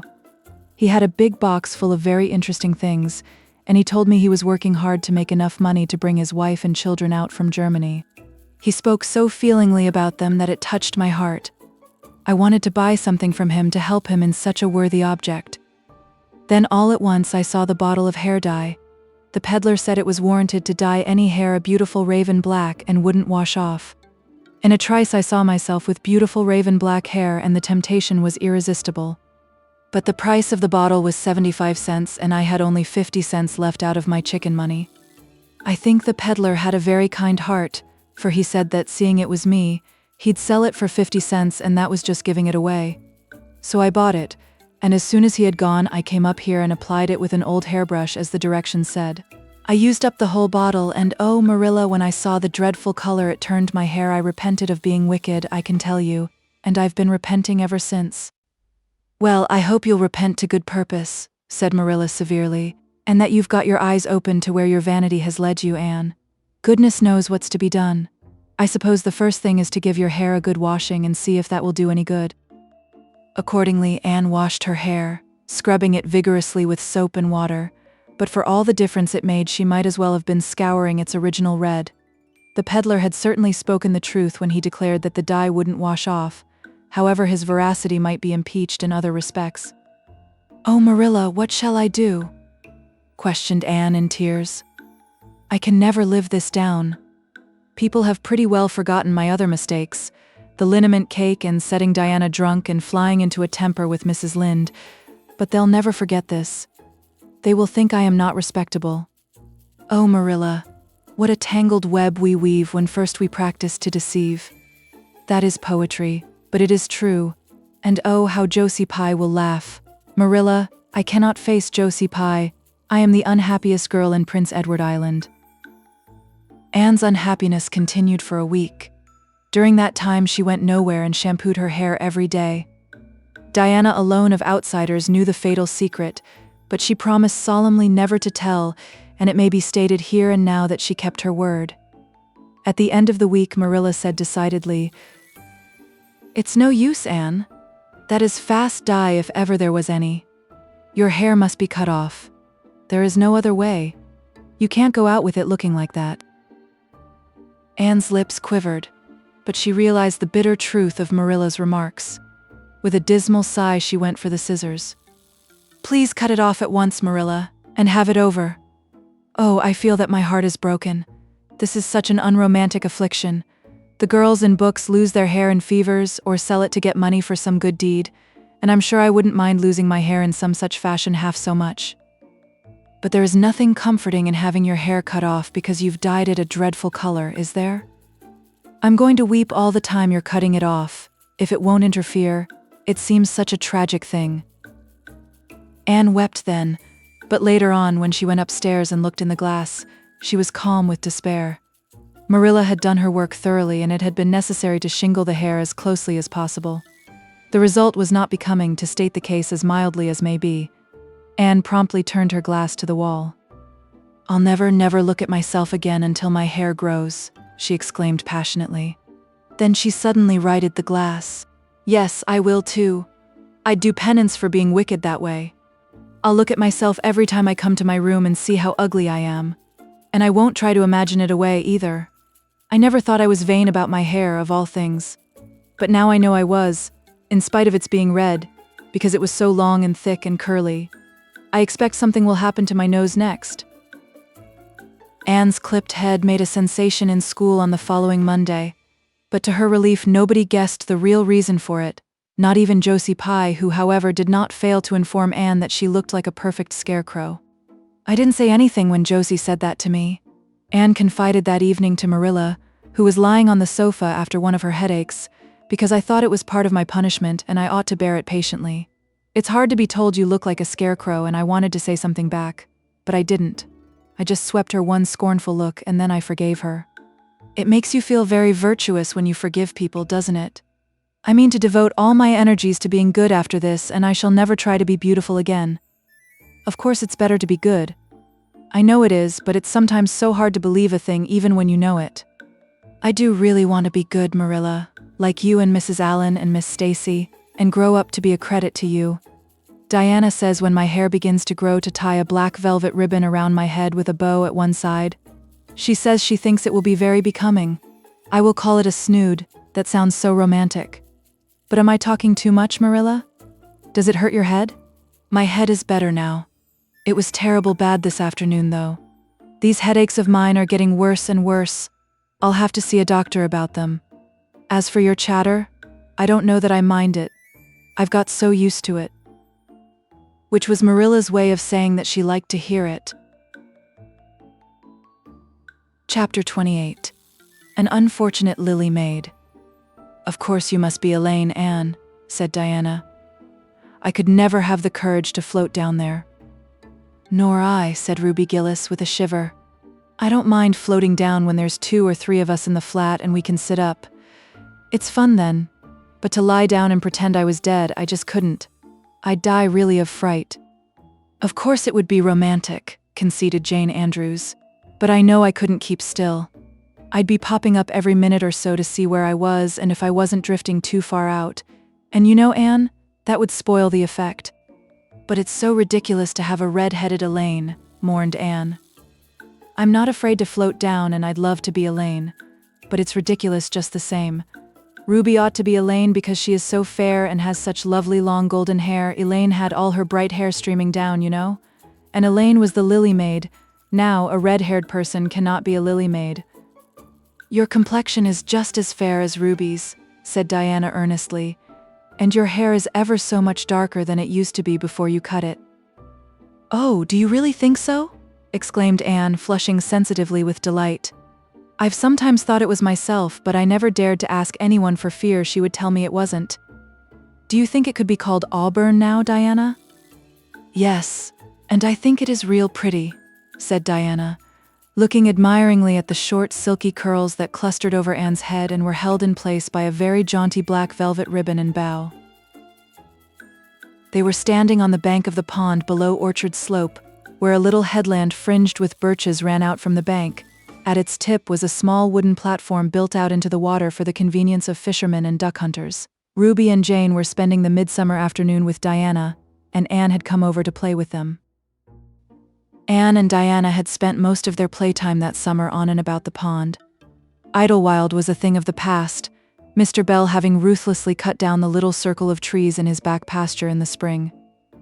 Anne had sat among the stumps and wept, not without an eye to the romance of it, but she was speedily consoled, for, after all, as she and Diana said, big girls of 13, going on 14, were too old for such childish amusements as playhouses, and there were more fascinating sports to be found about the pond. It was splendid to fish for trout over the bridge, and the 2 girls learned to row themselves about in the little flat-bottomed dory Mr. Barry kept for duck shooting. It was Anne's idea that they dramatize Elaine. They had studied Tennyson's poem in school the preceding winter, the superintendent of education having prescribed it in the English course for the Prince Edward Island schools. They had analyzed and parsed it and torn it to pieces in general until it was a wonder there was any meaning at all left in it for them, but at least the fair Lily Maid and Lancelot and Guinevere and King Arthur had become very real people to them, and Anne was devoured by secret regret that she had not been born in Camelot. Those days, she said, were so much more romantic than the present. Anne's plan was hailed with enthusiasm. The girls had discovered that if the flat were pushed off from the landing place, it would drift down with the current under the bridge and finally strand itself on another headland lower down, which ran out at a curve in the pond. They had often gone down like this, and nothing could be more convenient for playing Elaine. Well, I'll be Elaine, said Anne, yielding reluctantly, for, although she would have been delighted to play the principal character, yet her artistic sense demanded fitness for it, and this, she felt, her limitations made impossible. Ruby, you must be King Arthur and Jane will be Guinevere and Diana must be Lancelot. But first you must be the brothers and the father. We can't have the old dumb servitor because there isn't room for 2 in the flat when one is lying down. We must pall the barge all its length in blackest samite. That old black shawl of your mother's will be just the thing, Diana. The black shawl having been procured, Anne spread it over the flat and then lay down on the bottom, with closed eyes and hands folded over her breast. Oh, she does look really dead, whispered Ruby Gillis nervously, watching the still, white little face under the flickering shadows of the birches. It makes me feel frightened, girls. Do you suppose it's really right to act like this? Mrs. Lynde says that all play acting is abominably wicked. Ruby, you shouldn't talk about Mrs. Lynde, said Anne severely. It spoils the effect because this is hundreds of years before Mrs. Lynde was born. Jane, you arrange this. It's silly for Elaine to be talking when she's dead. Jane rose to the occasion. Cloth of gold for coverlet there was none, but an old piano scarf of yellow Japanese crepe was an excellent substitute. A white lily was not obtainable just then, but the effect of a tall blue iris placed in one of Anne's folded hands was all that could be desired. Now, she's all ready, said Jane. We must kiss her quiet brows and, Diana, you say, sister, farewell forever. And Ruby, you say, farewell, sweet sister, both of you as sorrowfully as you possibly can. Anne, for goodness sake, smile a little. You know Elaine lay as though she smiled. That's better. Now push the flat off.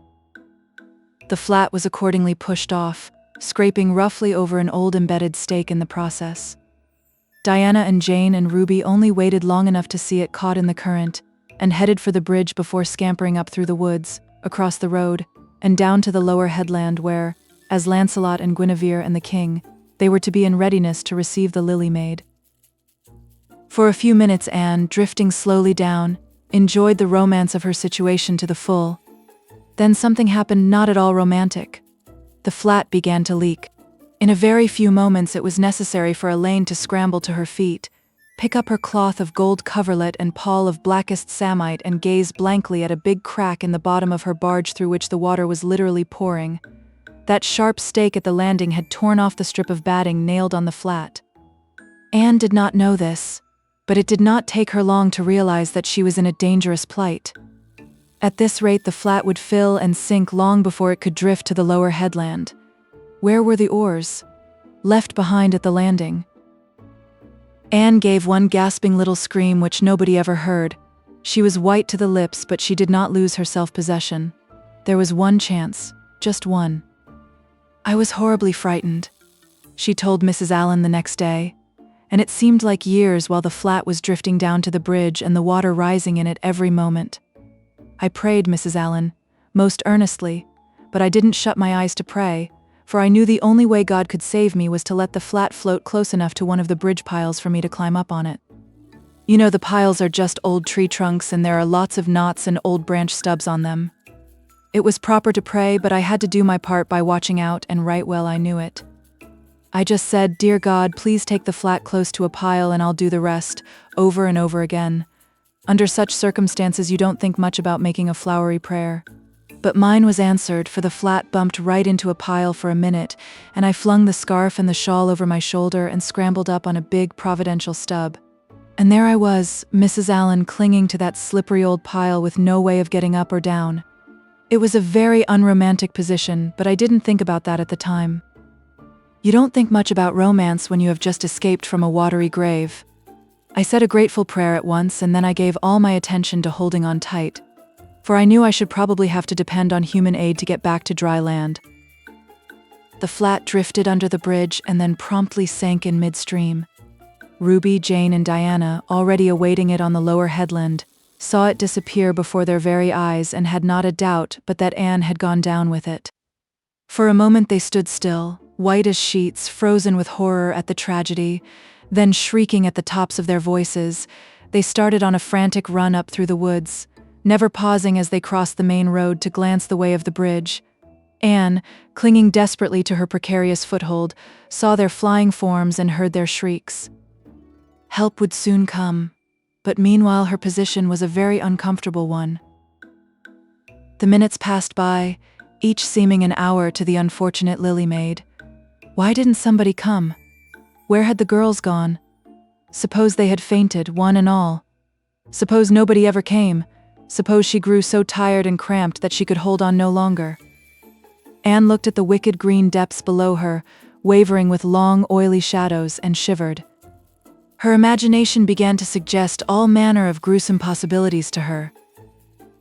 Then, just as she thought she really could not endure the ache in her arms and wrists another moment, Gilbert Blythe came rowing under the bridge in Harmon Andrews's dory. Gilbert glanced up and, much to his amazement, beheld a little white, scornful face looking down upon him with big, frightened but also scornful gray eyes. Anne Shirley, how on earth did you get there? He exclaimed. Without waiting for an answer, he pulled close to the pile and extended his hand. There was no help for it. Anne, clinging to Gilbert Blythe's hand, scrambled down into the dory where she sat, drabbled and furious in the stern with her arms full of dripping shawl and wet crepe. It was certainly extremely difficult to be dignified under the circumstances. What has happened, Anne?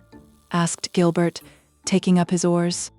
We were playing Elaine, explained Anne frigidly, without even looking at her rescuer. and I had to drift down to Camelot in the barge, the flat. The flat began to leak and I climbed out on the pile. The girls went for help. Will you be kind enough to row me to the landing? Gilbert obligingly rowed to the landing and Anne, disdaining assistance, sprang nimbly on shore. I'm very much obliged to you, she said haughtily as she turned away. But Gilbert had also sprung from the boat and now laid a detaining hand on her arm. Anne, he said hurriedly, look here. Can't we be good friends? I'm awfully sorry I made fun of your hair that time. I didn't mean to vex you and I only meant it for a joke. Besides, it's so long ago. I think your hair is awfully pretty now. Honest, I do. Let's be friends. For a moment, Anne hesitated. She had an odd, newly awakened consciousness under all her outraged dignity that the half-shy, half-eager expression in Gilbert's hazel eyes was something that was very good to see. Her heart gave a quick, queer little beat. But the bitterness of her old grievance promptly stiffened up her wavering determination. That scene of 2 years before flashed back into her recollection as vividly as if it had taken place yesterday. Gilbert had called her carrots and had brought about her disgrace before the whole school. Her resentment, which to other and older people might be as laughable as its cause, was in no whit allayed and softened by time seemingly. She hated Gilbert Blythe. She would never forgive him. No, she said coldly. I shall never be friends with you, Gilbert Blythe, and I don't want to be. All right. Gilbert sprang into his skiff with an angry color in his cheeks. I'll never ask you to be friends again, Anne Shirley. And I don't care either. He pulled away with swift, defiant strokes, and Anne went up the steep, ferny little path under the maples. She held her head very high, but she was conscious of an odd feeling of regret. She almost wished she had answered Gilbert differently. Of course, he had insulted her terribly, but still, altogether Anne rather thought it would be a relief to sit down and have a good cry. She was really quite unstrung, for the reaction from her fright and cramped clinging was making itself felt. Halfway up the path, she met Jane and Diana rushing back to the pond in a state narrowly removed from positive frenzy. They had found nobody at Orchard Slope, both Mr. and Mrs. Barry being away. Here Ruby Gillis had succumbed to hysterics and was left to recover from them as best she might, while Jane and Diana flew through the haunted wood and across the brook to Green Gables. There they had found nobody either, for Marilla had gone to Carmody and Matthew was making hay in the backfield. Oh, Anne, gasped Diana, fairly falling on the former's neck and weeping with relief and delight. Oh, Anne, we thought you were drowned and we felt like murderers because we had made you be, Elaine, and Ruby is in hysterics. Oh, Anne, how did you escape?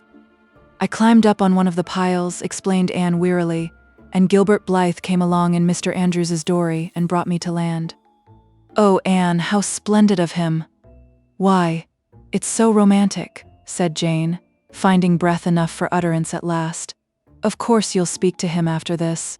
Of course I won't, flashed Anne with a momentary return of her old spirit. And I don't want ever to hear the word romantic again, Jane Andrews. I'm awfully sorry you were so frightened, girls. It is all my fault. I feel sure I was born under an unlucky star. Everything I do gets me or my dearest friends into a scrape. We've gone and lost your father's flat, Diana, and I have a presentiment that we'll not be allowed to row on the pond anymore. Anne's presentiment proved more trustworthy than presentiments are apt to do. Great was the consternation in the Barry and Cuthbert households when the events of the afternoon became known. Will you ever have any sense, Anne? Groaned Marilla. Oh yes, I think I will, Marilla, returned Anne optimistically. A good cry, indulged in the grateful solitude of the East Gable, had soothed her nerves and restored her to her wonted cheerfulness. I think my prospects of becoming sensible are brighter now than ever. I don't see how, said Marilla. Well, explained Anne, I've learned a new and valuable lesson today. Ever since I came to Green Gables, I've been making mistakes, and each mistake has helped to cure me of some great shortcoming. The affair of the amethyst brooch cured me of meddling with things that didn't belong to me. The haunted wood mistake cured me of letting my imagination run away with me. The liniment cake mistake cured me of carelessness in cooking. Dyeing my hair cured me of vanity. I never think about my hair and nose now, at least very seldom. And today's mistake is going to cure me of being too romantic. I have come to the conclusion that it is no use trying to be romantic in Avonlea. It was probably easy enough in towered Camelot hundreds of years ago, But romance is not appreciated now.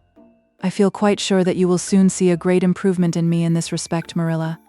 I'm sure I hope so, said Marilla skeptically. But Matthew, who had been sitting mutely in his corner, laid a hand on Anne's shoulder when Marilla had gone out. Don't give up all your romance, Anne, he whispered shyly. A little of it is a good thing, not too much of course, but keep a little of it, Anne. Keep a little of it. Chapter 29. An epoch in Anne's life. Anne was bringing the cows home from the back pasture by way of Lover's Lane. It was a September evening and all the gaps and clearings in the woods were brimmed up with ruby sunset light. Here and there the lane was splashed with it, but for the most part it was already quite shadowy beneath the maples, and the spaces under the firs were filled with a clear violet dusk like airy wine. The winds were out in their tops, and there is no sweeter music on earth than that which the wind makes in the fir trees at evening. The cows swung placidly down the lane, and Anne followed them dreamily, repeating aloud the battle canto from Marmion, which had also been part of their English course the preceding winter, and which Miss Stacy had made them learn off by heart, and exulting in its rushing lines and the clash of spears in its imagery. When she came to the lines, the stubborn spearsmen still made good their dark, impenetrable wood. She stopped in ecstasy to shut her eyes that she might the better fancy herself one of that heroic ring. When she opened them again, it was to behold Diana coming through the gate that led into the berry field and looking so important that Anne instantly divined there was news to be told, but betray too eager curiosity she would not. "Isn't this evening just like a purple dream, Diana? It makes me so glad to be alive. In the mornings I always think the mornings are best, but when evening comes I think it's lovelier still." "It's a very fine evening," said Diana, "but oh, I have such news, Anne. Guess. You can have 3 guesses." "Charlotte Gillis is going to be married in the church after all, and Mrs. Allen wants us to decorate it," cried Anne. "No, Charlotte's beau won't agree to that, because nobody ever has been married in the church yet, and he thinks it would seem too much like a funeral. It's too mean, because it would be such fun. Guess again." "Jane's mother is going to let her have a birthday party?" Deanna shook her head, her black eyes dancing with merriment. "I can't think what it can be," said Anne in despair, "unless it's that moody Spurgeon Macpherson saw you home from prayer meeting last night. Did he?" "I should think not," exclaimed Diana indignantly. "I wouldn't be likely to boast of it if he did, the horrid creature.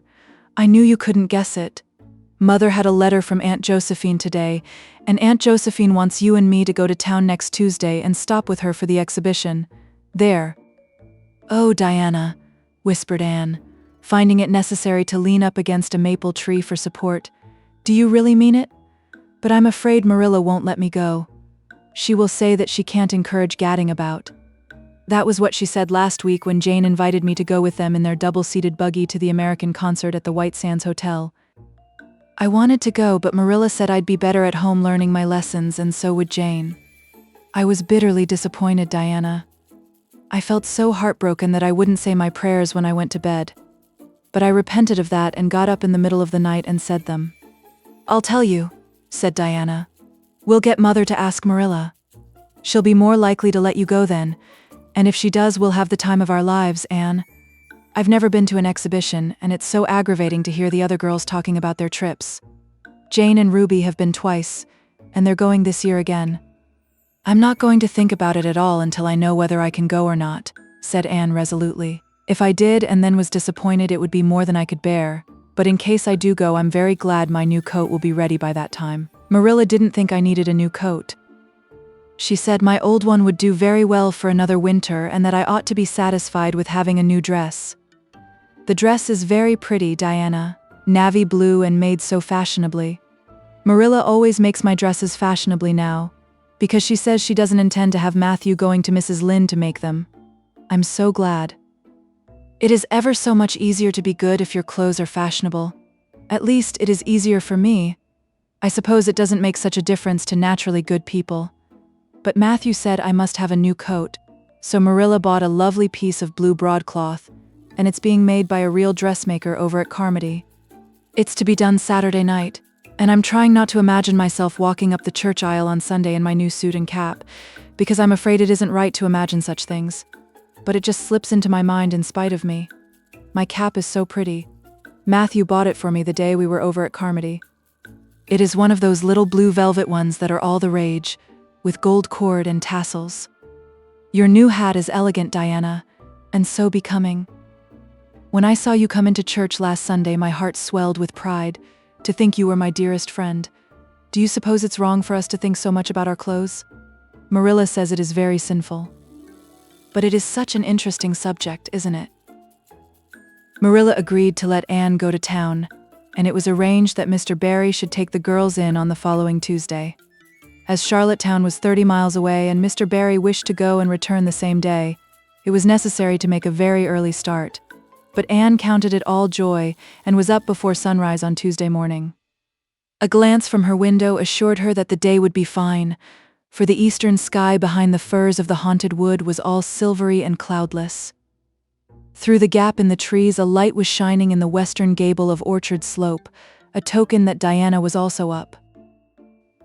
Anne was dressed by the time Matthew had the fire on and had the breakfast ready when Marilla came down, but for her own part was much too excited to eat.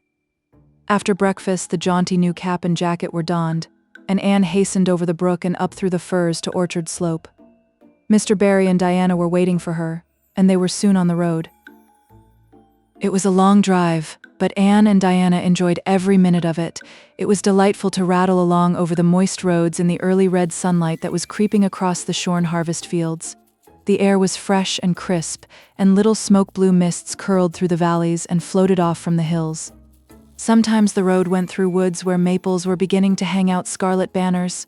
Sometimes it crossed rivers on bridges that made Anne's flesh cringe with the old, half-delightful fear. Sometimes it wound along a harbor shore and passed by a little cluster of weather-gray fishing huts. Again, it mounted to hills whence a far sweep of curving upland or misty blue sky could be seen. But wherever it went, there was much of interest to discuss. It was almost noon when they reached town and found their way to Beechwood. It was quite a fine old mansion, set back from the street in a seclusion of green elms and branching beeches. Miss Barry met them at the door with a twinkle in her sharp black eyes. "So you've come to see me at last, you Anne girl," she said. "Mercy, child, how you have grown. You're taller than I am, I declare. And you're ever so much better looking than you used to be, too. But I dare say you know that without being told." "Indeed I didn't," said Anne radiantly. "I know I'm not so freckled as I used to be, so I've much to be thankful for, but I really hadn't dared to hope there was any other improvement. I'm so glad you think there is, Miss Barry." Miss Barry's house was furnished with great magnificence, as Anne told Marilla afterward. The two little country girls were rather abashed by the splendor of the parlor where Miss Barry left them when she went to see about dinner. "Isn't it just like a palace?" whispered Diana. "I never was in Aunt Josephine's house before, and I'd no idea it was so grand. I just wish Julia Bell could see this. She puts on such airs about her mother's parlor." "Velvet carpet," sighed Anne luxuriously, "and silk curtains. I've dreamed of such things, Diana. But do you know, I don't believe I feel very comfortable with them after all. There are so many things in this room, and all so splendid that there is no scope for imagination. That is one consolation when you are poor. There are so many more things you can imagine about." Their sojourn in town was something that Anne and Diana dated from for years. From first to last it was crowded with delights. On Wednesday, Miss Barry took them to the exhibition grounds and kept them there all day. It was splendid, Anne related to Marilla later on. "I never imagined anything so interesting. I don't really know which department was the most interesting. I think I liked the horses and the flowers and the fancy work best. Josie Pye took first prize for knitted lace. I was real glad she did. And I was glad that I felt glad, for it shows I'm improving, don't you think, Marilla, when I can rejoice in Josie's success? Mr. Harmon Andrews took second prize for Gravenstein apples and Mr. Bell took first prize for a pig. Diana said she thought it was ridiculous for a Sunday school superintendent to take a prize in pigs, but I don't see why, do you? She said she would always think of it after this when he was praying so solemnly. Clara Louise McPherson took a prize for painting, and Mrs. Lynde got first prize for homemade butter and cheese. So Avonlea was pretty well represented, wasn't it? Mrs. Lynde was there that day, and I never knew how much I really liked her until I saw her familiar face among all those strangers. There were thousands of people there, Marilla. It made me feel dreadfully insignificant. And Miss Barry took us up to the grandstand to see the horse races. Mrs. Lynde wouldn't go. She said horse racing was an abomination, and she, being a church member, thought it her bounden duty to set a good example by staying away. But there were so many there, I don't believe Mrs. Lynde's absence would ever be noticed. I don't think, though, that I ought to go very often to horse races because they are awfully fascinating. Diana got so excited that she offered to bet me 10 cents that the red horse would win. I didn't believe he would, but I refused to bet because I wanted to tell Mrs. Allen all about everything, and I felt sure it wouldn't do to tell her that. It's always wrong to do anything you can't tell the minister's wife. It's as good as an extra conscience to have a minister's wife for your friend. And I was very glad I didn't bet, because the red horse did win, and I would have lost 10 cents. So you see that virtue was its own reward. We saw a man go up in a balloon.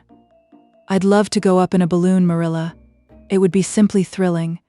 And we saw a man selling fortunes. You paid him 10 cents and a little bird picked out your fortune for you.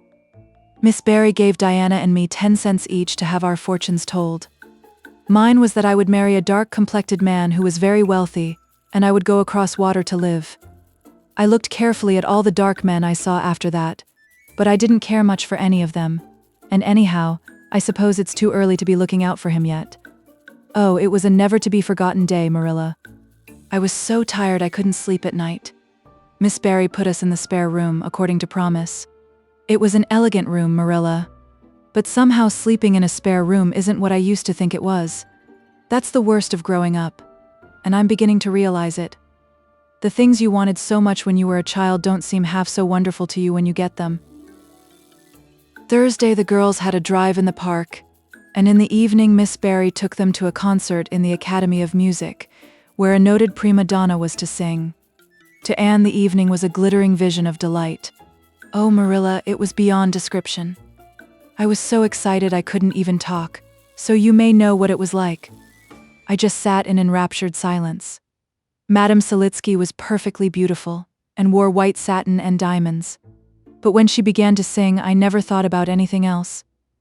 Oh, I can't tell you how I felt, but it seemed to me that it could never be hard to be good anymore. I felt like I do when I look up to the stars. Tears came into my eyes, but, oh, they were such happy tears. I was so sorry when it was all over, and I told Miss Barry I didn't see how I was ever to return to common life again. She said she thought if we went over to the restaurant across the street and had an ice cream it might help me. That sounded so prosaic, but to my surprise I found it true. The ice cream was delicious, Marilla, and it was so lovely and dissipated to be sitting there eating it at 11 o'clock at night. Diana said she believed she was born for city life. Miss Barry asked me what my opinion was, but I said I would have to think it over very seriously before I could tell her what I really thought, so I thought it over after I went to bed. That is the best time to think things out. And I came to the conclusion, Marilla, that I wasn't born for city life and that I was glad of it. It's nice to be eating ice cream at brilliant restaurants at 11 o'clock at night once in a while, but as a regular thing I'd rather be in the East Gable at 11, sound asleep, but kind of knowing even in my sleep that the stars were shining outside and that the wind was blowing in the firs across the brook. I told Miss Barry so at breakfast the next morning and she laughed. Miss Barry generally laughed at anything I said, even when I said the most solemn things. I don't think I liked it, Marilla, because I wasn't trying to be funny. But she is a most hospitable lady and treated us royally. Friday brought going home time, and Mr. Barry drove in for the girls. Well, I hope you've enjoyed yourselves, said Miss Barry, as she bade them goodbye. Indeed we have, said Diana. And you, Anne girl? I've enjoyed every minute of the time, said Anne, throwing her arms impulsively about the old woman's neck and kissing her wrinkled cheek. Diana would never have dared to do such a thing and felt rather aghast at Anne's freedom. But Miss Barry was pleased, and she stood on her veranda and watched the buggy out of sight. Then she went back into her big house with a sigh. It seemed very lonely, lacking those fresh young lives. Miss Barry was a rather selfish old lady, if the truth must be told, and had never cared much for anybody but herself. She valued people only as they were of service to her or amused her. Anne had amused her, and consequently stood high in the old lady's good graces. But Miss Barry found herself thinking less about Anne's quaint speeches than of her fresh enthusiasms, her transparent emotions, her little winning ways, and the sweetness of her eyes and lips. "I thought Marilla Cuthbert was an old fool when I heard she'd adopted a girl out of an orphan asylum," she said to herself, "but I guess she didn't make much of a mistake after all. If I'd a child like Anne in the house all the time, I'd be a better and happier woman." Anne and Diana found the drive home as pleasant as the drive in. Pleasanter indeed, since there was the delightful consciousness of home waiting at the end of it. It was sunset when they passed through White Sands and turned into the shore road. Beyond, the Avonlea hills came out darkly against the saffron sky. Behind them, the moon was rising out of the sea that grew all radiant and transfigured in her light. Every little cove along the curving road was a marvel of dancing ripples. The waves broke with a soft swish on the rocks below them, and the tang of the sea was in the strong, fresh air. "Oh, but it's good to be alive and to be going home," breathed Anne. When she crossed the log bridge over the brook, the kitchen light of Green Gables winked her a friendly welcome back, and through the open door shone the hearth fire, sending out its warm red glow athwart the chilly autumn night. Anne ran blithely up the hill and into the kitchen, where a hot supper was waiting on the table. "So you've got back?" said Marilla, folding up her knitting. "Yes, and oh, it's so good to be back," said Anne joyously. "I could kiss everything, even to the clock. Marilla, a broiled chicken. You don't mean to say you cooked that for me?" "Yes, I did," said Marilla. "I thought you'd be hungry after such a drive and need something real appetizing. Hurry and take off your things and we'll have supper as soon as Matthew comes in. I'm glad you've got back, I must say. It's been fearful lonesome here without you, and I never put in 4 longer days."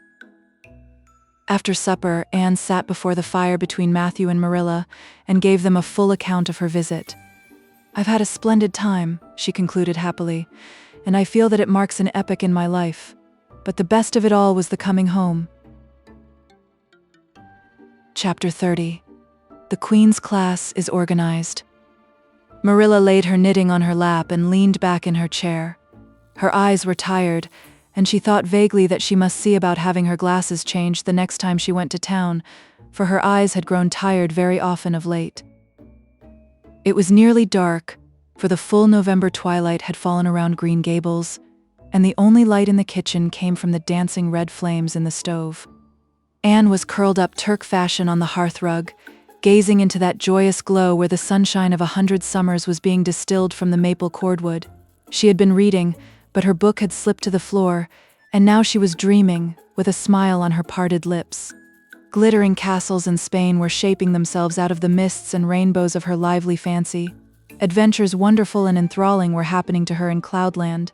Adventures that always turned out triumphantly and never involved her in scrapes like those of actual life. Marilla looked at her with a tenderness that would never have been suffered to reveal itself in any clearer light than that soft mingling of fair-sheen and shadow. The lesson of a love that should display itself easily in spoken word and open look was one Marilla could never learn. But she had learned to love this slim, gray-eyed girl with an affection all the deeper and stronger from its very undemonstrativeness. Her love made her afraid of being unduly indulgent, indeed. She had an uneasy feeling that it was rather sinful to set one's heart so intensely on any human creature as she had set hers on Anne, and perhaps she performed a sort of unconscious penance for this by being stricter and more critical than if the girl had been less dear to her. Certainly Anne herself had no idea how Marilla loved her. She sometimes thought wistfully that Marilla was very hard to please and distinctly lacking in sympathy and understanding, but she always checked the thought reproachfully, remembering what she owed to Marilla. "Anne," said Marilla abruptly, "Miss Stacy was here this afternoon when you were out with Diana." Anne came back from her other world with a start and a sigh. "Was she? Oh, I'm so sorry I wasn't in. Why didn't you call me, Marilla? Diana and I were only over in the haunted wood. It's lovely in the woods now. All the little wood things, the ferns and the satin leaves and the crackerberries have gone to sleep, just as if somebody had tucked them away until spring under a blanket of leaves. I think it was a little gray fairy with a rainbow scarf that came tiptoeing along the last moonlight night and did it. Diana wouldn't say much about that, though. Diana has never forgotten the scolding her mother gave her about imagining ghosts into the haunted wood. It had a very bad effect on Diana's imagination. It blighted it. Mrs. Lynde says Myrtle Bell is a blighted being. I asked Ruby Gillis why Myrtle was blighted, and Ruby said she guessed it was because her young man had gone back on her.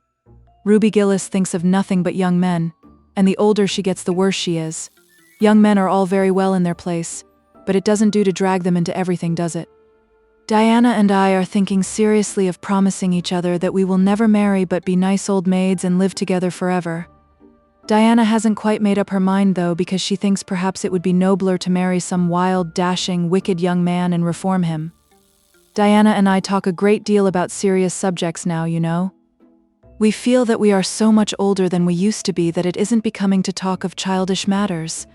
It's such a solemn thing to be almost 14, Marilla. Miss Stacy took all us girls who are in our teens down to the Brook last Wednesday and talked to us about it. She said we couldn't be too careful what habits we formed and what ideals we acquired in our teens, because by the time we were 20 our characters would be developed and the foundation laid for our whole future life. And she said if the foundation was shaky we could never build anything really worthwhile on it. Diana and I talked the matter over coming home from school. We felt extremely solemn, Marilla, and we decided that we would try to be very careful indeed and form respectable habits and learn all we could and be as sensible as possible, so that by the time we were 20 our characters would be properly developed. It's perfectly appalling to think of being 20, Marilla. It sounds so fearfully old and grown up. But why was Miss Stacy here this afternoon? That is what I want to tell you, Anne. If you'll ever give me a chance to get a word in edgewise, she was talking about you. About me? Anne looked rather scared. Then she flushed and exclaimed, "Oh, I know what she was saying. I meant to tell you, Marilla, honestly I did, but I forgot. Miss Stacy caught me reading Ben-Hur in school yesterday afternoon when I should have been studying my Canadian history. Jane Andrews lent it to me. I was reading it at dinner hour and I had just got to the chariot race when school went in. I was simply wild to know how it turned out, although I felt sure Ben-Hur must win, because it wouldn't be poetical justice if he didn't. So I spread the history open on my desk lid and then tucked Ben-Hur between the desk and my knee. I just looked as if I were studying Canadian history, you know, while all the while I was reveling in Ben-Hur. I was so interested in it that I never noticed Miss Stacy coming down the aisle until all at once. I just looked up and there she was looking down at me. So reproachful-like. I can't tell you how ashamed I felt, Marilla, especially when I heard Josie Pye giggling. Miss Stacy took Ben-Hur away, but she never said a word then. She kept me in at recess and talked to me. She said I had done very wrong in two respects. First, I was wasting the time I ought to have put on my studies. And secondly, I was deceiving my teacher and trying to make it appear I was reading a history when it was a storybook instead. I had never realized until that moment, Marilla, that what I was doing was deceitful. I was shocked. I cried bitterly and asked Miss Stacy to forgive me, and I'd never do such a thing again. And I offered to do penance by never so much as looking at Ben-Hur for a whole week, not even to see how the chariot race turned out. But Miss Stacy said she wouldn't require that, and she forgave me freely, so I think it wasn't very kind of her to come up here to you about it after all. Miss Stacy never mentioned such a thing to me, Anne, and it's only your guilty conscience that's the matter with you. You have no business to be taking storybooks to school. You read too many novels anyhow. When I was a girl, I wasn't so much as allowed to look at a novel. Oh, how can you call Ben-Hur a novel when it's really such a religious book? Protested Anne. Of course it's a little too exciting to be proper reading for Sunday, and I only read it on weekdays. And I never read any book now unless either Miss Stacy or Mrs. Allen thinks it is a proper book for a girl 13 3/4 to read. Miss Stacy made me promise that. She found me reading a book one day called The Lurid Mystery of the Haunted Hall. It was one Ruby Gillis had lent me, and oh, Marilla, it was so fascinating and creepy, it just curdled the blood in my veins. But Miss Stacy said it was a very silly, unwholesome book, and she asked me not to read any more of it or any like it. I didn't mind promising not to read any more like it, but it was agonizing to give back that book without knowing how it turned out. But my love for Miss Stacy stood the test, and I did. It's really wonderful, Marilla, what you can do when you're truly anxious to please a certain person. Well, I guess I'll light the lamp and get to work, said Marilla. I see plainly that you don't want to hear what Miss Stacy had to say. You're more interested in the sound of your own tongue than in anything else." "Oh, indeed, Marilla, I do want to hear it," cried Anne contritely. "I won't say another word, not one. I know I talk too much, but I am really trying to overcome it, and although I say far too much, yet if you only knew how many things I want to say and don't, you'd give me some credit for it. Please tell me, Marilla." "Well, Miss Stacy wants to organize a class among her advanced students who mean to study for the entrance examination into Queen's. She intends to give them extra lessons for an hour after school, and she came to ask Matthew and me if we would like to have you join it. What do you think about it yourself, Anne? Would you like to go to Queen's and pass for a teacher?" "Oh, Marilla." Anne straightened to her knees and clasped her hands. "It's been the dream of my life, that is, for the last 6 months, ever since Ruby and Jane began to talk of studying for the entrance. But I didn't say anything about it because I supposed it would be perfectly useless. I'd love to be a teacher. But won't it be dreadfully expensive? Mr. Andrews says it cost him $150 to put Prissy through, and Prissy wasn't a dunce in geometry. I guess you needn't worry about that part of it. When Matthew and I took you to bring up, we resolved we would do the best we could for you and give you a good education. I believe in a girl being fitted to earn her own living whether she ever has to or not. You'll always have a home at Green Gables as long as Matthew and I are here. But nobody knows what is going to happen in this uncertain world, and it's just as well to be prepared. So you can join the Queen's class if you like, Anne." "Oh, Marilla, thank you." Anne flung her arms about Marilla's waist and looked up earnestly into her face. "I'm extremely grateful to you and Matthew, and I'll study as hard as I can and do my very best to be a credit to you. I warn you not to expect much in geometry, but I think I can hold my own in anything else if I work hard. I dare say you'll get along well enough. Miss Stacy says you are bright and diligent." Not for worlds would Marilla have told Anne just what Miss Stacy had said about her. That would have been to pamper Vanity. "You needn't rush to any extreme of killing yourself over your books. There is no hurry. You won't be ready to try the entrance for a year and a half yet. But it's well to begin in time and be thoroughly grounded, Miss Stacy says." "I shall take more interest than ever in my studies now," said Anne blissfully, "because I have a purpose in life. Mr. Allen says everybody should have a purpose in life and pursue it faithfully. Only he says we must first make sure that it is a worthy purpose. I would call it a worthy purpose to want to be a teacher like Miss Stacy, wouldn't you, Marilla? I think it's a very noble profession." The Queen's class was organized in due time. Gilbert Blythe, Anne Shirley, Ruby Gillis, Jane Andrews, Josie Pye, Charlie Sloane, and Moody Spurgeon McPherson joined it. Diana Barry did not, as her parents did not intend to send her to Queen's. This seemed nothing short of a calamity to Anne. Never, since the night on which Minnie May had had the croup, had she and Diana been separated in anything. On the evening when the Queen's class first remained in school for the extra lessons, and Anne saw Diana go slowly out with the others, to walk home alone through the Birch Path and Violet Vale, it was all the former could do to keep her seat and refrain from rushing impulsively after her chum. A lump came into her throat, and she hastily retired behind the pages of her uplifted Latin grammar to hide the tears in her eyes. Not for worlds would Anne have had Gilbert Blythe or Josie Pye see those tears. "But oh, Marilla, I really felt that I had tasted the bitterness of death," as Mr. Allen said in his sermon last Sunday, when I saw Diana go out alone, she said mournfully that night. "I thought how splendid it would have been if Diana had only been going to study for the entrance, too. But we can't have things perfect in this imperfect world, as Mrs. Lynde says. Mrs. Lynde isn't exactly a comforting person sometimes, but there's no doubt she says a great many very true things.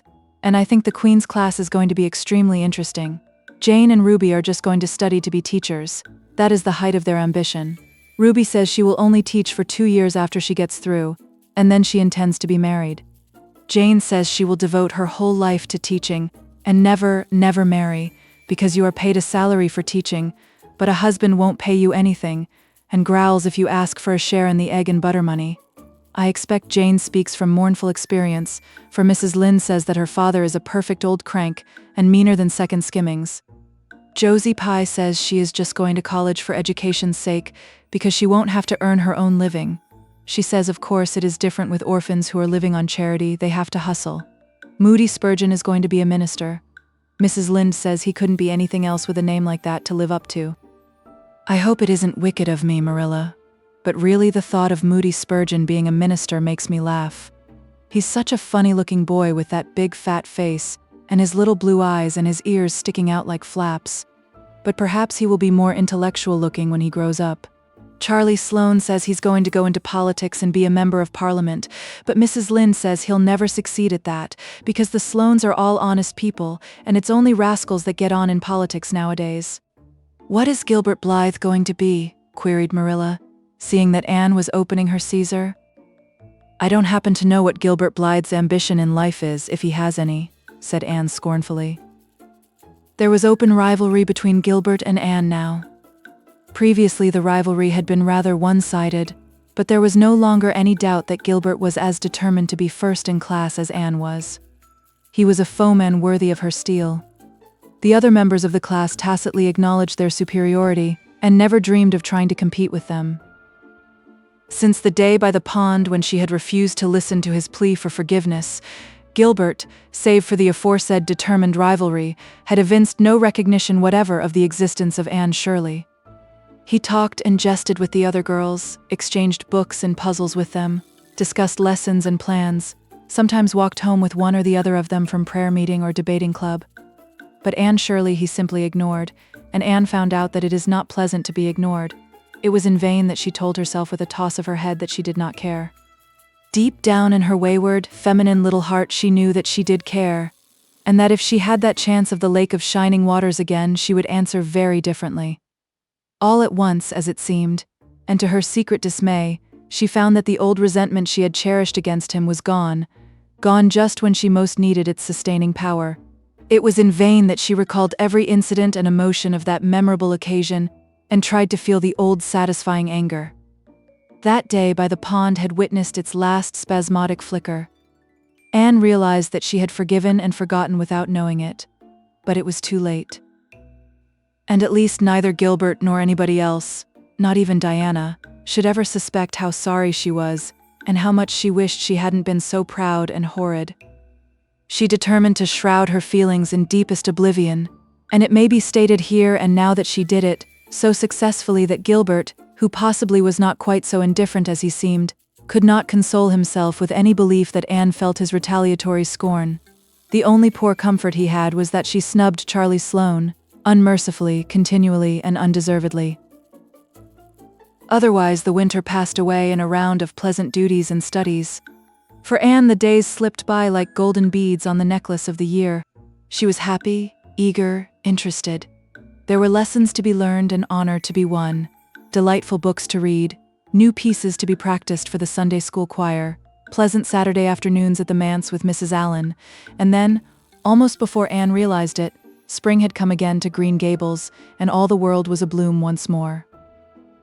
Studies palled just a wee bit then, the Queen's class, left behind in school while the others scattered to green lanes and leafy woodcuts and meadow byways, looked wistfully out of the windows and discovered that Latin verbs and French exercises had somehow lost the tang and zest they had possessed in the crisp winter months. Even Anne and Gilbert lagged and grew indifferent. Teacher and taught were alike glad when the term was ended, and the glad vacation days stretched rosily before them. "But you've done good work this past year," Miss Stacy told them on the last evening, "and you deserve a good, jolly vacation. Have the best time you can in the out-of-door world and lay in a good stock of health and vitality and ambition to carry you through next year. It will be the tug of war, you know, the last year before the entrance." "Are you going to be back next year, Miss Stacy?" asked Josie Pye. Josie Pye never scrupled to ask questions. In this instance, the rest of the class felt grateful to her. None of them would have dared to ask it of Miss Stacy, but all wanted to. For there had been alarming rumors running at large through the school for some time that Miss Stacy was not coming back the next year, that she had been offered a position in the grade school of her own home district and meant to accept. The Queen's class listened in breathless suspense for her answer. "Yes, I think I will," said Miss Stacy. "I thought of taking another school, but I have decided to come back to Avonlea. To tell the truth, I've grown so interested in my pupils here that I found I couldn't leave them. So I'll stay and see you through." "Hurrah," said Moody Spurgeon. Moody Spurgeon had never been so carried away by his feelings before, and he blushed uncomfortably every time he thought about it for a week. "Oh, I'm so glad," said Anne with shining eyes. "Dear Stacy, it would be perfectly dreadful if you didn't come back. I don't believe I could have the heart to go on with my studies at all if another teacher came here." When Anne got home that night, she stacked all her textbooks away in an old trunk in the attic, locked it, and threw the key into the blanket box. "I'm not even going to look at a school book in vacation," she told Marilla. "I've studied as hard all the term as I possibly could, and I've pored over that geometry until I know every proposition in the first book off by heart, even when the letters are changed. I just feel tired of everything sensible, and I'm going to let my imagination run riot for the summer." "Oh, you needn't be alarmed, Marilla. I'll only let it run riot within reasonable limits. But I want to have a real good jolly time this summer, for maybe it's the last summer I'll be a little girl. Mrs. Lynde says that if I keep stretching out next year as I've done this, I'll have to put on longer skirts. She says I'm all running to legs and eyes. And when I put on longer skirts, I shall feel that I have to live up to them and be very dignified. It won't even do to believe in fairies then, I'm afraid, so I'm going to believe in them with all my whole heart this summer. I think we're going to have a very gay vacation. Ruby Gillis is going to have a birthday party soon, and there's the Sunday school picnic and the missionary concert next month. And Mr. Barry says that some evening he'll take Diana and me over to the White Sands Hotel and have dinner there. They have dinner there in the evening, you know. Jane Andrews was over once last summer, and she says it was a dazzling sight to see the electric lights and the flowers and all the lady guests in such beautiful dresses. Jane says it was her first glimpse into high life, and she'll never forget it to her dying day." Mrs. Lynde came up the next afternoon to find out why Marilla had not been at the aid meeting on Thursday. When Marilla was not at aid meeting, people knew there was something wrong at Green Gables. "Matthew had a bad spell with his heart Thursday," Marilla explained, "and I didn't feel like leaving him. Oh yes, he's all right again now, but he takes them spells oftener than he used to, and I'm anxious about him. The doctor says he must be careful to avoid excitement." "That's easy enough, for Matthew doesn't go about looking for excitement by any means and never did. But he's not to do any very heavy work either, and you might as well tell Matthew not to breathe as not to work. Come and lay off your things, Rachel. You'll stay to tea?" "Well, seeing you're so pressing, perhaps I might as well stay," said Mrs. Rachel, who had not the slightest intention of doing anything else. Mrs. Rachel and Marilla sat comfortably in the parlor while Anne got the tea and made hot biscuits that were light and white enough to defy even Mrs. Rachel's criticism. "I must say Anne has turned out a real smart girl," admitted Mrs. Rachel, as Marilla accompanied her to the end of the lane at sunset. "She must be a great help to you." "She is," said Marilla, "and she's real steady and reliable now. I used to be afraid she'd never get over her feather-brained ways, but she has, and I wouldn't be afraid to trust her in anything now. I never would have thought she'd have turned out so well that first day I was here 3 years ago," said Mrs. Rachel. "Lawful heart, shall I ever forget that tantrum of hers. When I went home that night, I says to Thomas, says I, 'Mark my words, Thomas, Marilla Cuthbert'll live to rue the step she's took.' But I was mistaken, and I'm real glad of it. I ain't one of those kind of people, Marilla, as can never be brought to own up that they've made a mistake. No, that never was my way, thank goodness. I did make a mistake in judging Anne, but it weren't no wonder, for an odder, unexpecteder witch of a child there never was in this world. That's what. There was no ciphering her out by the rules that worked with other children. It's nothing short of wonderful how she's improved these 3 years, but especially in looks.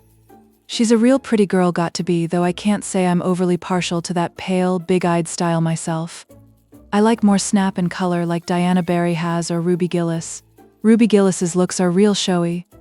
But somehow, I don't know how it is, but when Anne and them are together, though she ain't half as handsome, she makes them look kind of common and overdone, something like them white June lilies she calls narcissus alongside of the big red peonies. That's what. Chapter 31. Where the Brook and River Meet. Anne had her good summer and enjoyed it wholeheartedly. She and Diana fairly lived outdoors, reveling in all the delights that Lover's Lane and the Dryad's Bubble in Willowmere and Victoria Island afforded. Marilla offered no objections to Anne's gypsyings. The Spencervale doctor who had come the night Minnie May had the croup met Anne at the house of a patient one afternoon early in vacation, looked her over sharply, screwed up his mouth, shook his head, and sent a message to Marilla Cuthbert by another person. It was, "Keep that red-headed girl of yours in the open air all summer, and don't let her read books until she gets more spring into her step." This message frightened Marilla wholesomely. She read Anne's death warrant by consumption in it, unless it was scrupulously obeyed. As a result, Anne had the golden summer of her life as far as freedom and frolic went. She walked, rode, buried, and dreamed to her heart's content, and when September came she was bright-eyed and alert, with a step that would have satisfied the Spencervale doctor and a heart full of ambition and zest once more. "I feel just like studying with might and main," she declared as she brought her books down from the attic. "Oh, you good old friends. I'm glad to see your honest faces once more. Yes, even you, geometry. I've had a perfectly beautiful summer, Marilla, and now I'm rejoicing as a strong man to run a race, as Mr. Allen said last Sunday. Doesn't Mr. Allen preach magnificent sermons? Mrs. Lynde says he is improving every day, and the first thing we know some city church will gobble him up, and then we'll be left and have to turn to and break in another green preacher. But I don't see the use of meeting trouble halfway. Do you, Marilla? I think it would be better just to enjoy Mr. Allen while we have him. If I were a man, I think I'd be a minister. They can have such an influence for good if their theology is sound, and it must be thrilling to preach splendid sermons and stir your hearers' hearts. Why can't women be ministers, Marilla? I asked Mrs. Lynde that, and she was shocked and said it would be a scandalous thing. She said there might be female ministers in the States, and she believed there was, but thank goodness we hadn't got to that stage in Canada yet, and she hoped we never would. But I don't see why. I think women would make splendid ministers. When there is a social to be got up or a church tea or anything else to raise money, the women have to turn to and do the work. I'm sure Mrs. Lynde can pray every bit as well as Superintendent Bell, and I've no doubt she could preach too with a little practice. Yes, I believe she could, said Marilla dryly.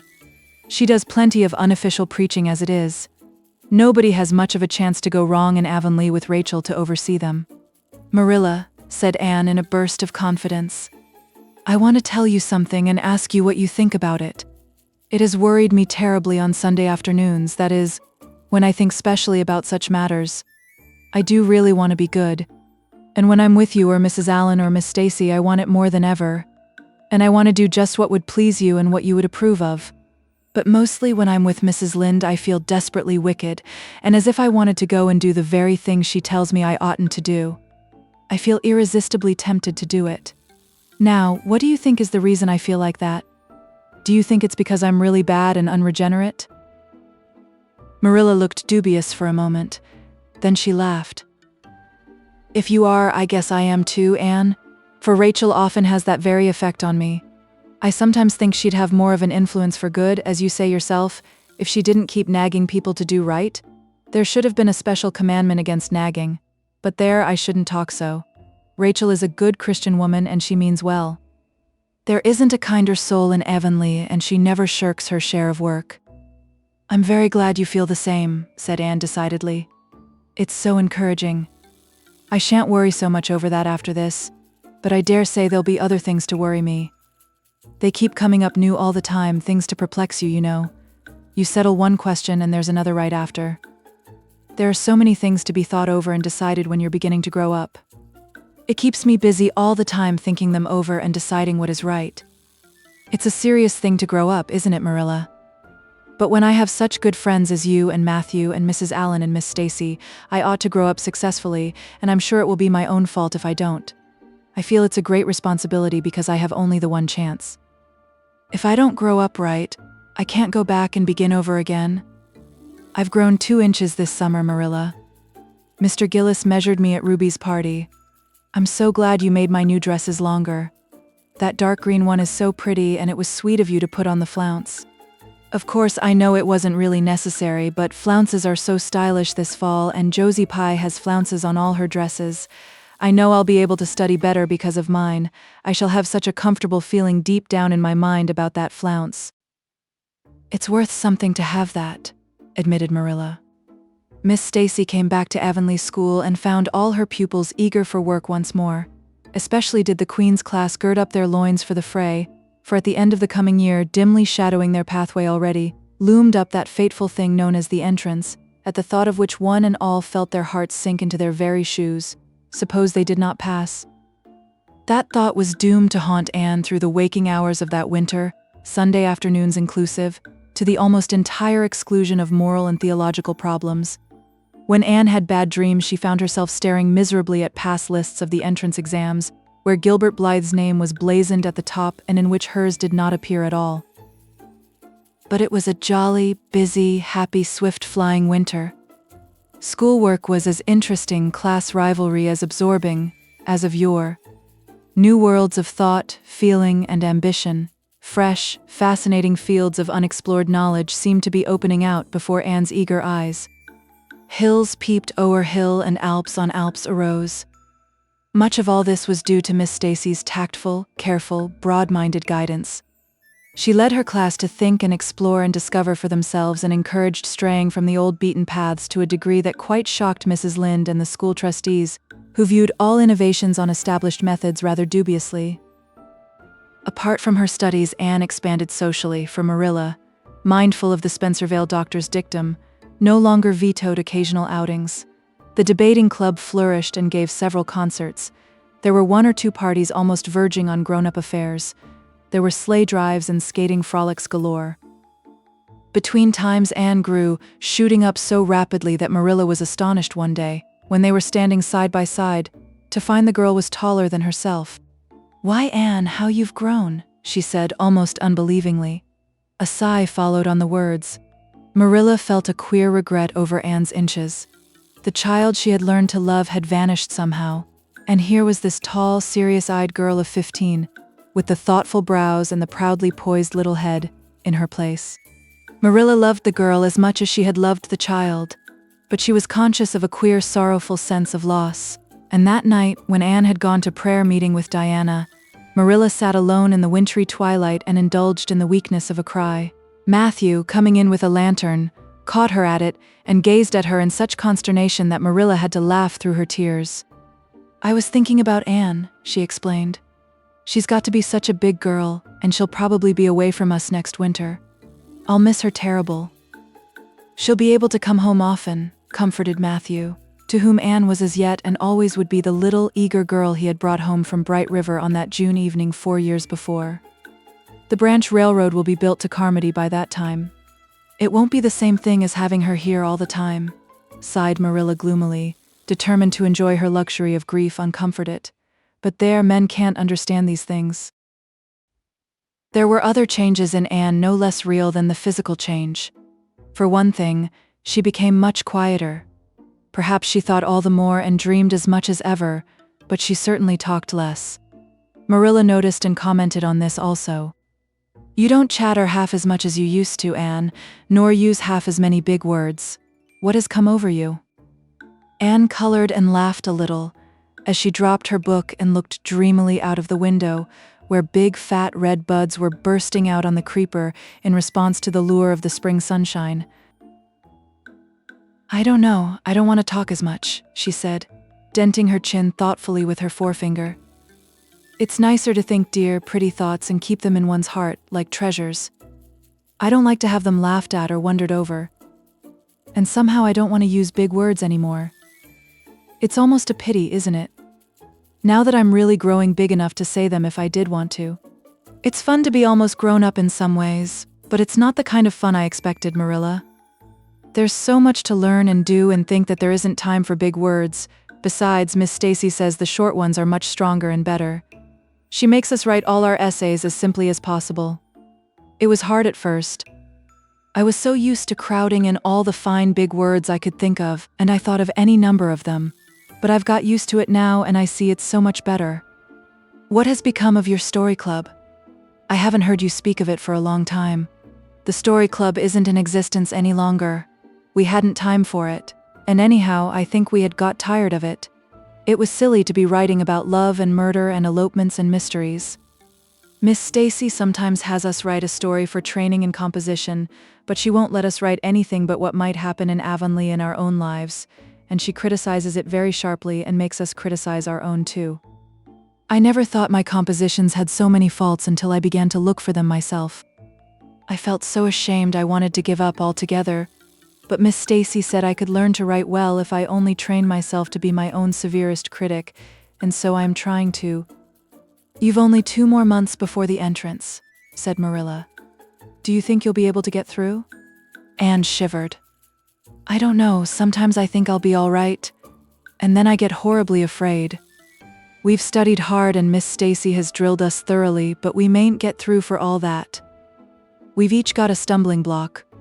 Mine is geometry, of course, and Jane's is Latin, and Ruby and Charlie's is algebra, and Josie's is arithmetic. Moody Spurgeon says he feels it in his bones that he is going to fail in English history. Miss Stacy is going to give us examinations in June just as hard as we'll have at the entrance, and mark us just as strictly, so we'll have some idea. I wish it was all over, Marilla. It haunts me sometimes. I wake up in the night and wonder what I'll do if I don't pass. Why, go to school next year and try again, said Marilla unconcernedly. Oh, I don't believe I'd have the heart for it. It would be such a disgrace to fail, especially if the others passed. And I get so nervous in an examination that I'm likely to make a mess of it. I wish I had nerves like Jane Andrews. Nothing rattles her. Anne sighed and, dragging her eyes from the witcheries of the spring world, the beckoning day of breeze and blue, and the green things upspringing in the garden, buried herself resolutely in her book. There would be other springs, but if she did not succeed in passing the entrance, Anne felt convinced that she would never recover sufficiently to enjoy them. Chapter 32. The pass list is out. With the end of June came the close of the term and the close of Miss Stacy's rule in Avonlea School. Anne and Diana walked home that evening feeling very sober indeed. Red eyes and damp handkerchiefs bore convincing testimony to the fact that Miss Stacy's farewell words must have been quite as touching as Mr. Phillips's had been under similar circumstances 3 years before. Diana looked back at the schoolhouse from the foot of the spruce hill and sighed deeply. It does seem as if it was the end of everything, doesn't it? She said dismally. You oughtn't to feel half as badly as I do, said Anne, hunting vainly for a dry spot on her handkerchief. You'll be back again next winter, but I suppose I've left the dear old school forever, if I have good luck, that is. It won't be a bit the same. Miss Stacy won't be there, nor you, nor Jane, nor Ruby probably. I shall have to sit all alone, for I couldn't bear to have another deskmate after you.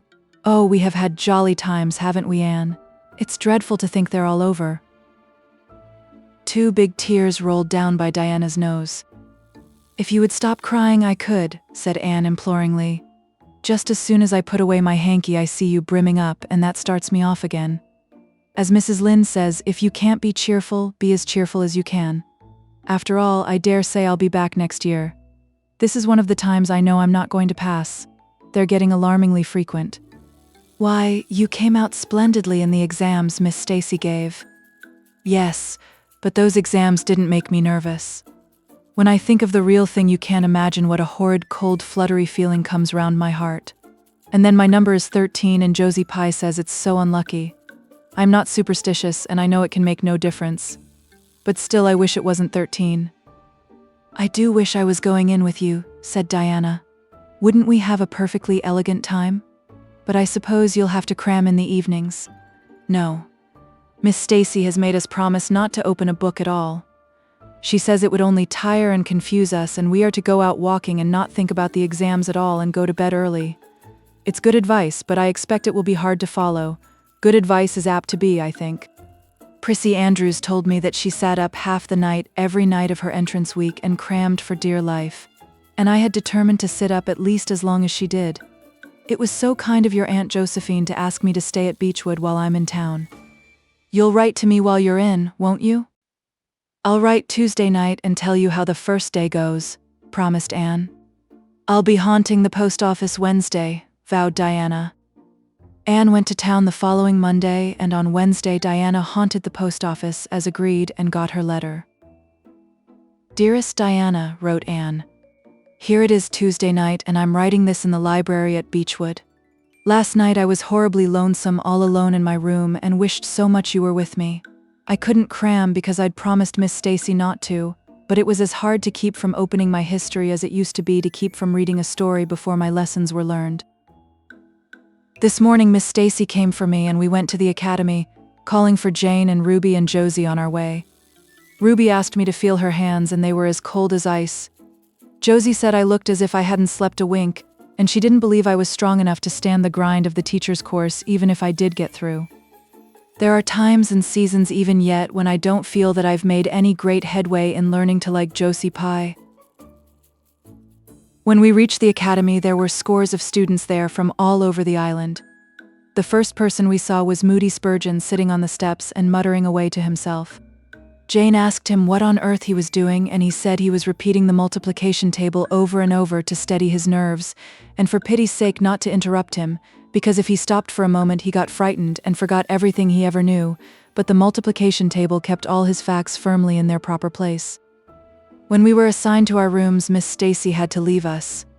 Jane and I sat together, and Jane was so composed that I envied her. No need of the multiplication table for good, steady, sensible Jane. I wondered if I looked as I felt and if they could hear my heart thumping clear across the room. Then a man came in and began distributing the English examination sheets. My hands grew cold then, and my head fairly whirled around as I picked it up. Just one awful moment, Diana. I felt exactly as I did 4 years ago when I asked Marilla if I might stay at Green Gables, and then everything cleared up in my mind and my heart began beating again. I forgot to say that it had stopped altogether, for I knew I could do something with that paper anyhow. At noon, we went home for dinner and then back again for history in the afternoon. The history was a pretty hard paper, and I got dreadfully mixed up in the dates. Still, I think I did fairly well today. But oh, Diana, tomorrow the geometry exam comes off, and when I think of it, it takes every bit of determination I possess to keep from opening my Euclid. If I thought the multiplication table would help me any, I would recite it from now till tomorrow morning. I went down to see the other girls this evening. On my way, I met Moody Spurgeon wandering distractedly around. He said he knew he had failed in history, and he was born to be a disappointment to his parents, and he was going home on the morning train, and it would be easier to be a carpenter than a minister. Anyhow, I cheered him up and persuaded him to stay to the end because it would be unfair to Miss Stacy if he didn't. Sometimes I have wished I was born a boy, but when I see Moody Spurgeon, I'm always glad I'm a girl and not his sister. Ruby was in hysterics when I reached their boarding house. She had just discovered a fearful mistake she had made in her English paper.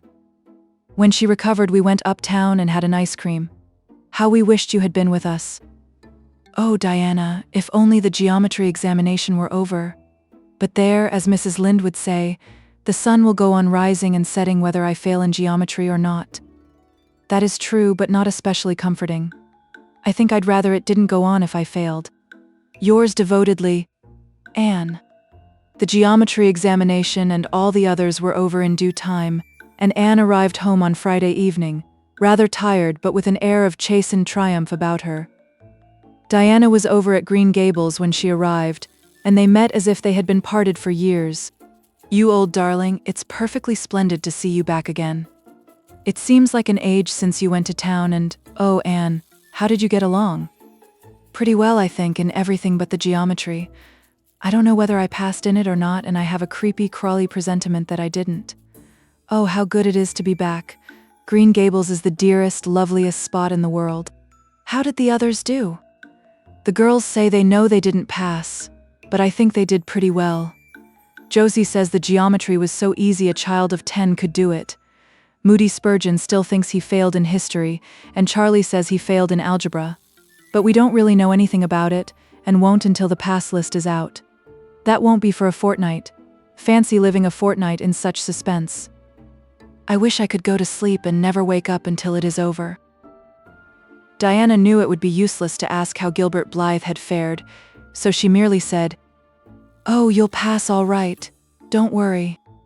"I'd rather not pass at all than not come out pretty well up on the list," flashed Anne, by which she meant, and Diana knew she meant, that success would be incomplete and bitter if she did not come out ahead of Gilbert Blythe. With this end in view, Anne had strained every nerve during the examinations. So had Gilbert.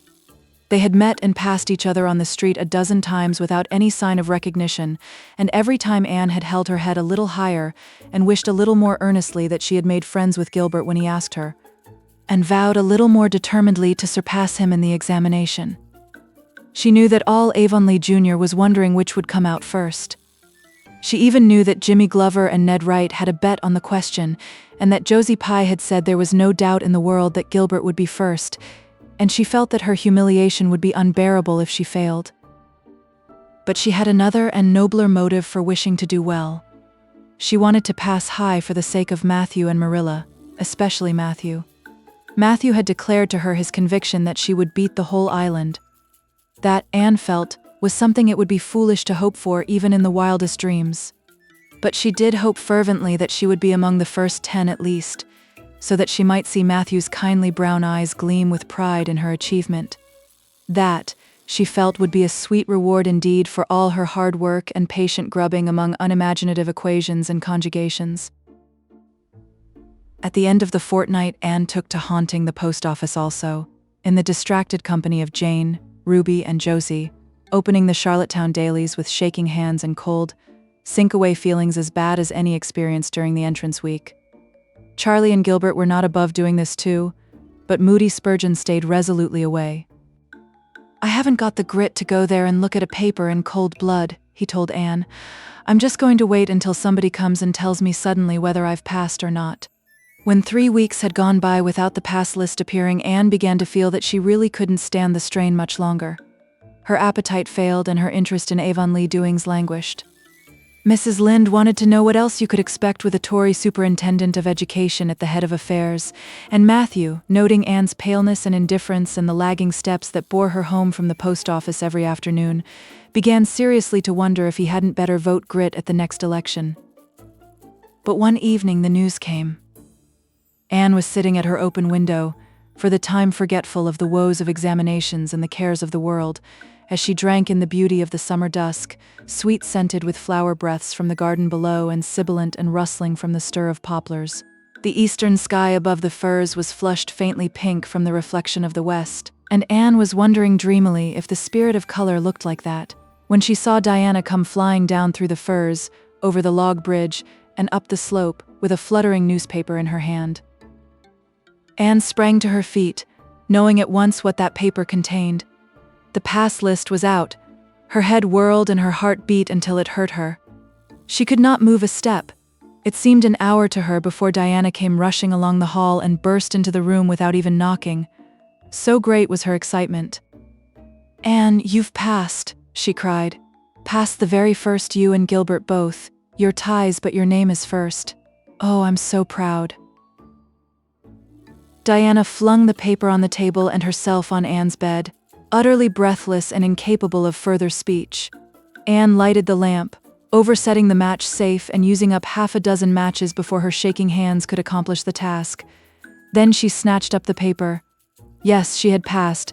There was her name at the very top of a list of 200. That moment was worth living for. "You did just splendidly, Anne," puffed Diana, recovering sufficiently to sit up and speak. For Anne, starry-eyed and rapt, had not uttered a word. "Father brought the paper home from Bright River not 10 minutes ago. It came out on the afternoon train, you know, and won't be here till tomorrow by mail. And when I saw the pass list, I just rushed over like a wild thing. You've all passed, every one of you, Moody Spurgeon and all, although he's conditioned in history. Jane and Ruby did pretty well. They're halfway up, and so did Charlie. Josie just scraped through with 3 marks to spare, but you'll see she'll put on as many airs as if she'd led. Won't Miss Stacy be delighted? Oh, Anne, what does it feel like to see your name at the head of a pass list like that? If it were me, I know I'd go crazy with joy. I'm pretty near crazy as it is, but you're as calm and cool as a spring evening." "I'm just dazzled inside," said Anne. "I want to say 100 things, and I can't find words to say them in. I never dreamed of this. Yes, I did too, just once. I let myself think once, what if I should come out first? Quakingly, you know, for it seemed so vain and presumptuous to think I could lead the island. Excuse me a minute, Diana. I must run right out to the field to tell Matthew. Then we'll go up the road and tell the good news to the others." They hurried to the hayfield below the barn where Matthew was coiling hay and, as luck would have it, Mrs. Lynde was talking to Marilla at the lane fence. "Oh, Matthew!" exclaimed Anne. "I've passed and I'm first or one of the first. I'm not vain, but I'm thankful." "Well now, I always said it," said Matthew, gazing at the pass list delightedly. "I knew you could beat them all easy." "You've done pretty well, I must say, Anne," said Marilla, trying to hide her extreme pride in Anne from Mrs. Rachel's critical eye. But that good soul said heartily, "I just guess she has done well, and far be it from me to be backward in saying it. You're a credit to your friends, Anne, that's what, and we're all proud of you." That night Anne, who had wound up the delightful evening with a serious little talk with Mrs. Allen at the manse, knelt sweetly by her open window in a great sheen of moonshine and murmured a prayer of gratitude and aspiration that came straight from her heart. There was in it thankfulness for the past and reverent petition for the future, and when she slept on her white pillow her dreams were as fair and bright and beautiful as maidenhood might desire. Chapter 33. The Hotel Concert. "Put on your white organdy by all means, Anne," advised Diana decidedly. They were together in the East Gable chamber. Outside it was only twilight, a lovely yellowish-green twilight with a clear blue cloudless sky, a big round moon, slowly deepening from her pallid luster into burnished silver, hung over the haunted wood. The air was full of sweet summer sounds, sleepy birds twittering, freakish breezes, faraway voices and laughter. But in Anne's room the blind was drawn and the lamp lighted, for an important toilet was being made. The East Gable was a very different place from what it had been on that night 4 years before, when Anne had felt its bareness penetrate to the marrow of her spirit with its inhospitable chill. Changes had crept in, Marilla conniving at them resignedly, until it was as sweet and dainty a nest as a young girl could desire. The velvet carpet with the pink roses and the pink silk curtains of Anne's early visions had certainly never materialized, but her dreams had kept pace with her growth, and it is not probable she lamented them. The floor was covered with a pretty matting, and the curtains that softened the high window and fluttered in the vagrant breezes were of pale green art muslin. The walls hung not with gold and silver brocade tapestry, but with a dainty apple blossom paper, were adorned with a few good pictures given Anne by Mrs. Allen. Miss Stacy's photograph occupied the place of honor, and Anne made a sentimental point of keeping fresh flowers on the bracket under it. Tonight a spike of white lilies faintly perfumed the room like the dream of a fragrance. There was no mahogany furniture, but there was a white painted bookcase filled with books, a cushioned wicker rocker, a toilet table befrilled with white muslin, a quaint gilt-framed mirror with chubby pink cupids and purple grapes painted over its arched top that used to hang in the spare room, and a low white bed. Anne was dressing for a concert at the White Sands Hotel. The guests had got it up in aid of the Charlottetown Hospital and had hunted out all the available amateur talent in the surrounding districts to help it along. Bertha Sampson and Pearl Clay of the White Sands Baptist Choir had been asked to sing a duet.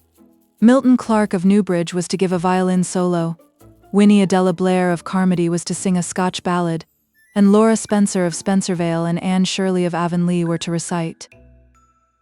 As Anne would have said at one time, it was an epoch in her life, and she was deliciously athril with the excitement of it. Matthew was in the seventh heaven of gratified pride over the honor conferred on his Anne, and Marilla was not far behind, although she would have died rather than admit it, and said she didn't think it was very proper for a lot of young folks to be gadding over to the hotel without any responsible person with them.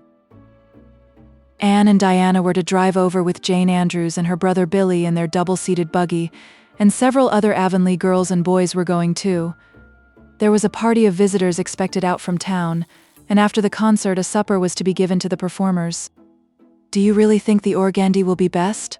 queried Anne anxiously. "I don't think it's as pretty as my blue-flowered muslin, and it certainly isn't so fashionable." "But it suits you ever so much better," said Diana. "It's so soft and frilly and clinging.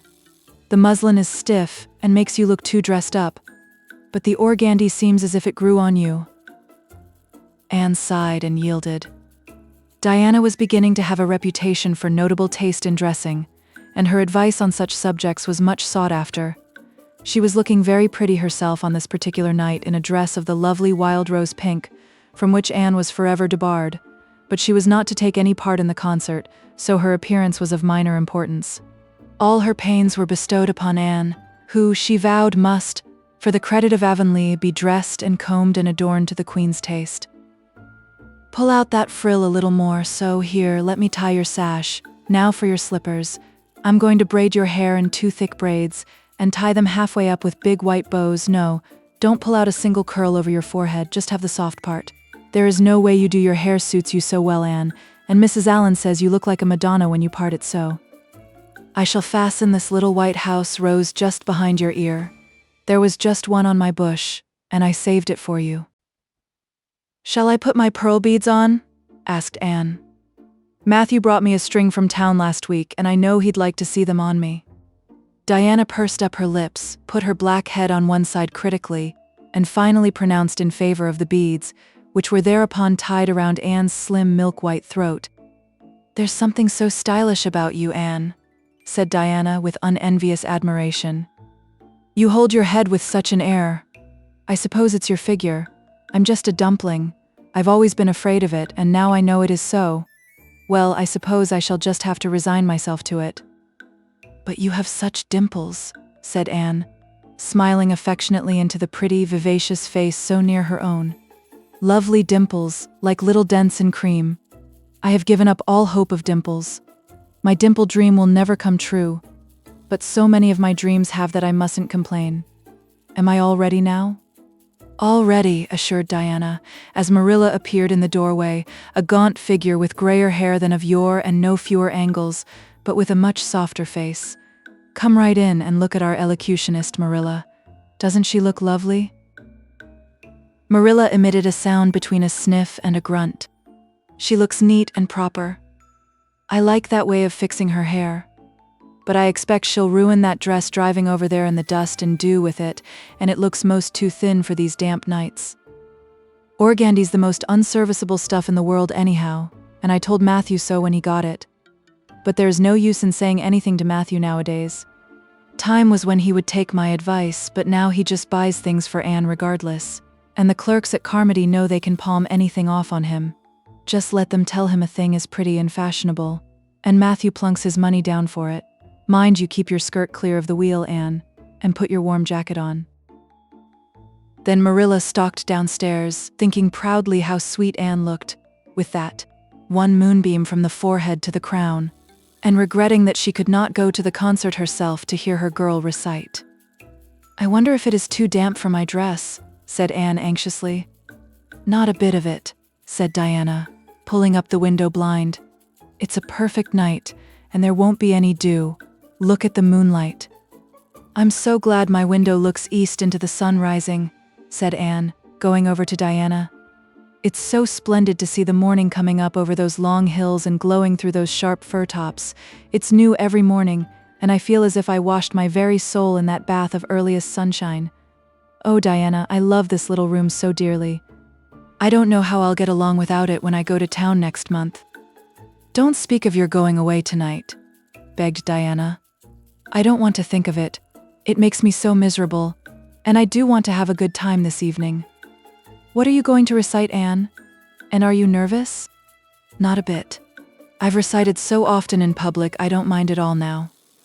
I've decided to give the Maiden's Vow. It's so pathetic. Laura Spencer is going to give a comic recitation, but I'd rather make people cry than laugh. What will you recite if they encore you? They won't dream of encoring me, scoffed Anne, who was not without her own secret hopes that they would, and already visioned herself telling Matthew all about it at the next morning's breakfast table. There are Billy and Jane now, I hear the wheels. Come on. Billy Andrews insisted that Anne should ride on the front seat with him, so she unwillingly climbed up. She would have much preferred to sit back with the girls, where she could have laughed and chattered to her heart's content. There was not much of either laughter or chatter in Billy. He was a big, fat, stolid youth of 20, with a round, expressionless face and a painful lack of conversational gifts. But he admired Anne immensely, and was puffed up with pride over the prospect of driving to White Sands with that slim, upright figure beside him. Anne, by dint of talking over her shoulder to the girls, and occasionally passing a sop of civility to Billy, who grinned and chuckled, and never could think of any reply until it was too late, contrived to enjoy the drive in spite of all. It was a night for enjoyment. The road was full of buggies, all bound for the hotel, and laughter silver clear echoed and re-echoed along it.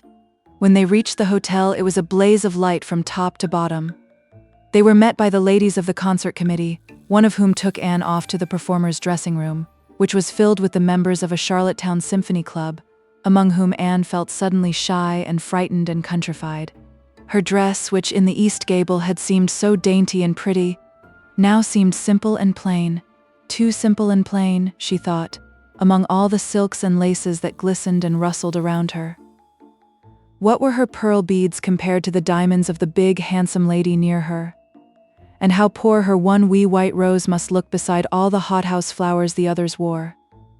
Anne laid her hat and jacket away and shrank miserably into a corner. She wished herself back in the White Room at Green Gables. It was still worse on the platform of the big concert hall of the hotel, where she presently found herself. The electric lights dazzled her eyes. The perfume and hum bewildered her. She wished she were sitting down in the audience with Diana and Jane, who seemed to be having a splendid time away at the back. She was wedged in between a stout lady in pink silk and a tall, scornful-looking girl in a white lace dress. The stout lady occasionally turned her head squarely around and surveyed Anne through her eyeglasses until Anne, acutely sensitive of being so scrutinized, felt that she must scream aloud, and the white lace girl kept talking audibly to her next neighbor about the country bumpkins and rustic belles in the audience, languidly anticipating such fun from the displays of local talent on the program. Anne believed that she would hate that white lace girl to the end of life. Unfortunately for Anne, a professional elocutionist was staying at the hotel and had consented to recite. She was a lithe, dark-eyed woman in a wonderful gown of shimmering gray stuff like woven moonbeams, with gems on her neck and in her dark hair. She had a marvelously flexible voice and wonderful power of expression. The audience went wild over her selection. Anne, forgetting all about herself and her troubles for the time, listened with rapt and shining eyes, but when the recitation ended, she suddenly put her hands over her face. She could never get up and recite after that. Never. Had she ever thought she could recite? Oh, if she were only back at Green Gables. At this unpropitious moment, her name was called. Somehow Anne, who did not notice the rather guilty little start of surprise the white lace girl gave, and would not have understood the subtle compliment implied therein if she had got on her feet and moved dizzily out to the front. She was so pale that Diana and Jane, down in the audience, clasped each other's hands in nervous sympathy. Anne was the victim of an overwhelming attack of stage fright. Often as she had recited in public, she had never before faced such an audience as this, and the sight of it paralyzed her energies completely. Everything was so strange, so brilliant, so bewildering. The rows of ladies in evening dress, the critical faces, the whole atmosphere of wealth and culture about her. Very different this from the plain benches at the debating club, filled with the homely, sympathetic faces of friends and neighbors.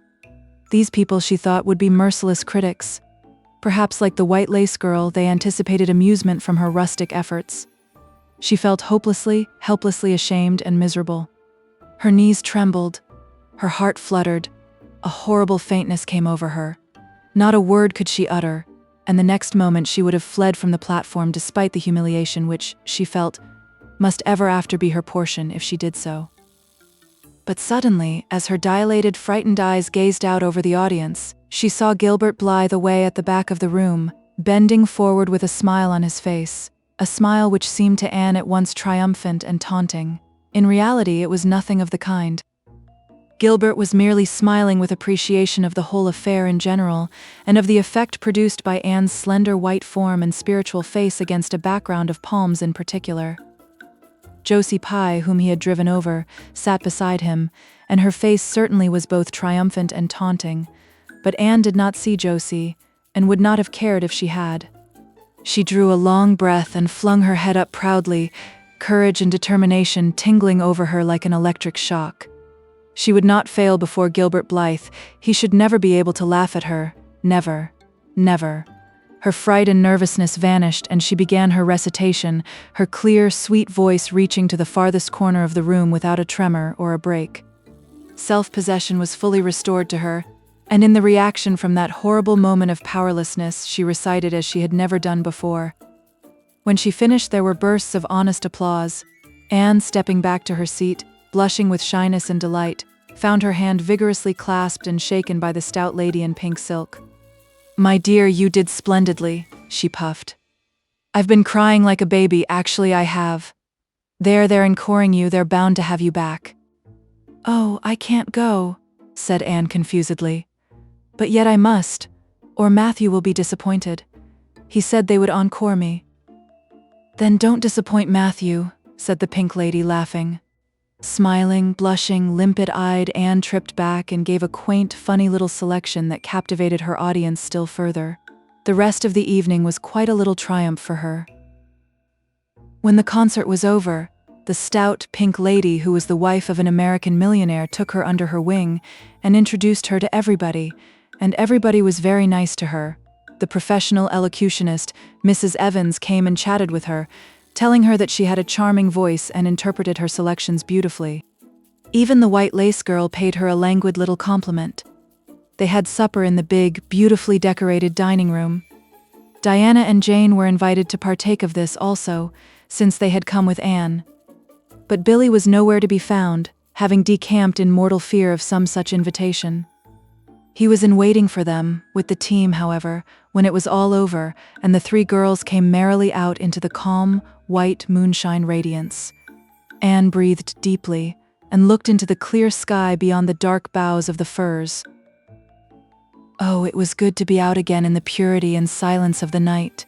How great and still and wonderful everything was, with the murmur of the sea sounding through it, and the darkling cliffs beyond like grim giants guarding enchanted coasts. "Hasn't it been a perfectly splendid time?" sighed Jane as they drove away. "I just wish I was a rich American and could spend my summer at a hotel and wear jewels and low-neck dresses and have ice cream and chicken salad every blessed day. I'm sure it would be ever so much more fun than teaching school." "Anne, your recitation was simply great. Although I thought at first you were never going to begin, I think it was better than Mrs. Evans's." "Oh no, don't say things like that, Jane," said Anne quickly, "because it sounds silly. It couldn't be better than Mrs. Evans's, for she is a professional and I'm only a schoolgirl with a little knack of reciting. I'm quite satisfied if the people just liked mine pretty well." "I've a compliment for you, Anne," said Diana. "At least I think it must be a compliment because of the tone he said it in. Part of it was anyhow. There was an American sitting behind Jane and me, such a romantic-looking man, with coal-black hair and eyes. Josie Pye says he is a distinguished artist, and that her mother's cousin in Boston is married to a man that used to go to school with him. Well, we heard him say, didn't we, Jane? 'Who is that girl on the platform with the splendid Titian hair? She has a face I should like to paint.' There now, Anne. But what does Titian hair mean? Being interpreted it means plain red, I guess," laughed Anne. "Titian was a very famous artist who liked to paint red-haired women." "Did you see all the diamonds those ladies wore?" sighed Jane. "They were simply dazzling. Wouldn't you just love to be rich, girls?" "We are rich," said Anne staunchly. "Why, we have 16 years to our credit, and we're happy as queens, and we've all got imaginations, more or less. Look at that sea, girls, all silver and shadow and vision of things not seen. We couldn't enjoy its loveliness any more if we had millions of dollars and ropes of diamonds. You wouldn't change into any of those women if you could. Would you want to be that white lace girl and wear a sour look all your life, as if you'd been born turning up your nose at the world? Or the pink lady, kind and nice as she is, so stout and short that you'd really no figure at all? Or even Mrs. Evans with that sad, sad look in her eyes. She must have been dreadfully unhappy sometime to have such a look. You know you wouldn't, Jane Andrews?" "I don't know, exactly," said Jane, unconvinced. "I think diamonds would comfort a person for a good deal." "Well, I don't want to be anyone but myself, even if I go uncomforted by diamonds all my life," declared Anne. "I'm quite content to be Anne of Green Gables, with my string of pearl beads. I know Matthew gave me as much love with them as ever went with Madame the Pink Lady's jewels." Chapter 34. A Queen's Girl. The next 3 weeks were busy ones at Green Gables, for Anne was getting ready to go to Queen's, and there was much sewing to be done, and many things to be talked over and arranged. Anne's outfit was ample and pretty, for Matthew saw to that, and Marilla for once made no objections whatever to anything he purchased or suggested. More, One evening she went up to the east gable with her arms full of a delicate pale green material. "Anne, here's something for a nice light dress for you. I don't suppose you really need it. You've plenty of pretty waists. But I thought maybe you'd like something real dressy to wear if you were asked out anywhere of an evening in town, to a party or anything like that. I hear that Jane and Ruby and Josie have got evening dresses, as they call them, and I don't mean you shall be behind them. I got Mrs. Allen to help me pick it in town last week, and we'll get Emily Gillis to make it for you. Emily has got taste, and her fits aren't to be equaled." "Oh, Marilla, it's just lovely," said Anne. "Thank you so much. I don't believe you ought to be so kind to me. It's making it harder every day for me to go away." The green dress was made up with as many tucks and frills and shearings as Emily's taste permitted. Anne put it on one evening for Matthew's and Marilla's benefit, and recited the maiden's vow for them in the kitchen. As Marilla watched the bright, animated face and graceful motions, her thoughts went back to the evening Anne had arrived at Green Gables, and memory recalled a vivid picture of the odd, frightened child in her preposterous yellowish-brown wincey dress, the heartbreak looking out of her tearful eyes. Something in the memory brought tears to Marilla's own eyes. "I declare, my recitation has made you cry, Marilla," said Anne gaily, stooping over Marilla's chair to drop a butterfly kiss on that lady's cheek. "Now, I call that a positive triumph." "No, I wasn't crying over your piece," said Marilla, who would have scorned to be betrayed into such weakness by any poetry stuff. "I just couldn't help thinking of the little girl you used to be, Anne, and I was wishing you could have stayed a little girl, even with all your queer ways. You've grown up now, and you're going away.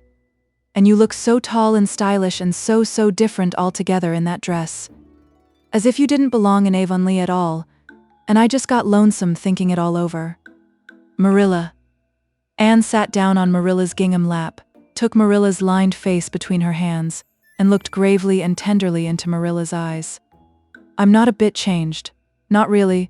I'm only just pruned down and branched out. The real me back here is just the same. It won't make a bit of difference where I go or how much I change outwardly.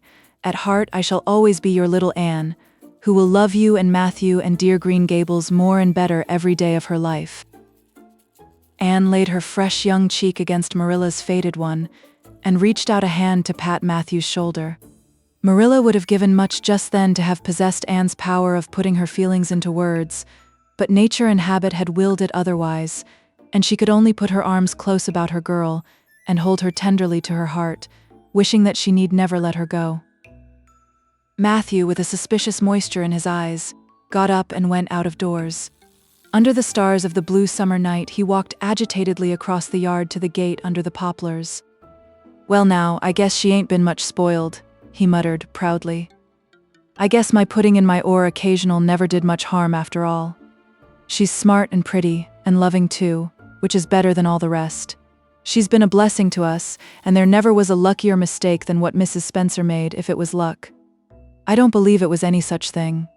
It was Providence, because the Almighty saw we needed her, I reckon."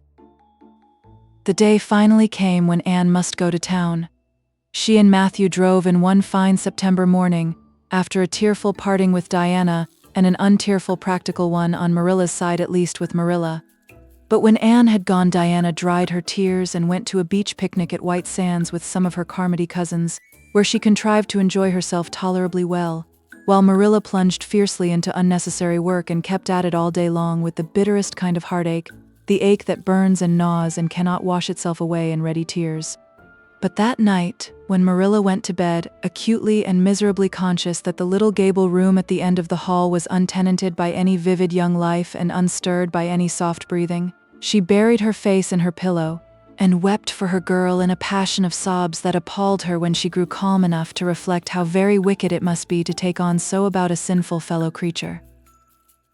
Anne and the rest of the Avonlea scholars reached town just in time to hurry off to the academy. That first day passed pleasantly enough in a whirl of excitement, meeting all the new students, learning to know the professors by sight, and being assorted and organized into classes. Anne intended taking up the second-year work, being advised to do so by Miss Stacy. Gilbert Blythe elected to do the same. This meant getting a first-class teacher's license in 1 year instead of 2, if they were successful, but it also meant much more and harder work. Jane, Ruby, Josie, Charlie, and Moody Spurgeon, not being troubled with the stirrings of ambition, were content to take up the second-class work. Anne was conscious of a pang of loneliness when she found herself in a room with 50 other students, not one of whom she knew except the tall, brown-haired boy across the room. And knowing him in the fashion she did not help her much, as she reflected pessimistically. Yet she was undeniably glad that they were in the same class. The old rivalry could still be carried on, and Anne would hardly have known what to do if it had been lacking. I wouldn't feel comfortable without it, she thought. Gilbert looks awfully determined. I suppose he's making up his mind here and now to win the medal. What a splendid chin he has. I never noticed it before. I do wish Jane and Ruby had gone in for first class too. I suppose I won't feel so much like a cat in a strange garret when I get acquainted, though. I wonder which of the girls here are going to be my friends. It's really an interesting speculation. Of course, I promised Diana that no Queen's girl, no matter how much I liked her, should ever be as dear to me as she is, but I've lots of second-best affections to bestow. I like the look of that girl with the brown eyes and the crimson waist. She looks vivid and red-rosy. There's that pale, fair one gazing out of the window. She has lovely hair and looks as if she knew a thing or two about dreams. I'd like to know them both, know them well enough to walk with my arm about their waists and call them nicknames. But just now I don't know them and they don't know me, and probably don't want to know me particularly. Oh, it's lonesome. It was lonesomer still when Anne found herself alone in her hall bedroom that night at twilight. She was not to board with the other girls, who all had relatives in town to take pity on them. Miss Josephine Barry would have liked to board her, but Beechwood was so far from the academy that it was out of the question, so Miss Barry hunted up a boarding house, assuring Matthew and Marilla that it was the very place for Anne. The lady who keeps it is a reduced gentlewoman, explained Miss Barry. Her husband was a British officer, and she is very careful what sort of boarders she takes. Anne will not meet with any objectionable persons under her roof. The table is good, and the house is near the academy in a quiet neighborhood. All this might be quite true, and indeed proved to be so, but it did not materially help Anne in the first agony of homesickness that seized upon her. She looked dismally about her narrow little room, with its dull-papered, pictureless walls, its small iron bedstead and empty bookcase, and a horrible choke came into her throat as she thought of her own white room at Green Gables, where she would have the pleasant consciousness of a great green still outdoors, of sweet peas growing in the garden, and moonlight falling on the orchard, of the brook below the slope and the spruce boughs tossing in the night wind beyond it, of a vast starry sky, and the light from Diana's window shining out through the gap in the trees. Here there was nothing of this. Anne knew that outside of her window was a hard street, with a network of telephone wires shutting out the sky, the tramp of alien feet, and 1,000 lights gleaming on stranger faces. She knew that she was going to cry, and fought against it. I won't cry. It's silly and weak. There's the third tear splashing down by my nose. There are more coming. I must think of something funny to stop them. But there's nothing funny except what is connected with Avonlea, and that only makes things worse. 4, 5. I'm going home next Friday, but that seems 100 years away. Oh, Matthew is nearly home by now, and Marilla is at the gate, looking down the lane for him. 6, 7, 8. Oh, there's no use in counting them. They're coming in a flood presently. I can't cheer up. I don't want to cheer up. It's nicer to be miserable. The flood of tears would have come, no doubt, had not Josie Pye appeared at that moment. In the joy of seeing a familiar face, Anne forgot that there had never been much love lost between her and Josie. As a part of Avonlea life, even a Pye was welcome. I'm so glad you came up, Anne said sincerely. You've been crying, remarked Josie with aggravating pity. I suppose you're homesick. Some people have so little self-control in that respect. I've no intention of being homesick, I can tell you. Town's too jolly after that poky old Avonlea. I wonder how I ever existed there so long. You shouldn't cry, Anne. It isn't becoming. For your nose and eyes get red, and then you seem all red. I had a perfectly scrumptious time in the academy today. Our French professor is simply a duck. His mustache would give you kerwallops of the heart. Have you anything eatable around, Anne? I'm literally starving. Ah, I guessed likely Marilla D load you up with cake. That's why I called round. Otherwise, I'd have gone to the park to hear the band play with Frank Stockley. He boards same place as I do, and he's a sport.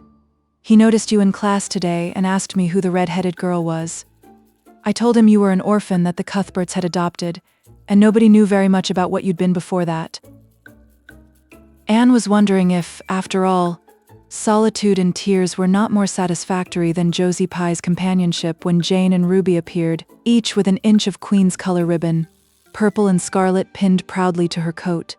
As Josie was not speaking to Jane just then, she had to subside into comparative harmlessness. "Well," said Jane with a sigh, "I feel as if I'd lived many moons since the morning. I ought to be home studying my Virgil. That horrid old professor gave us 20 lines to start in on tomorrow, but I simply couldn't settle down to study tonight.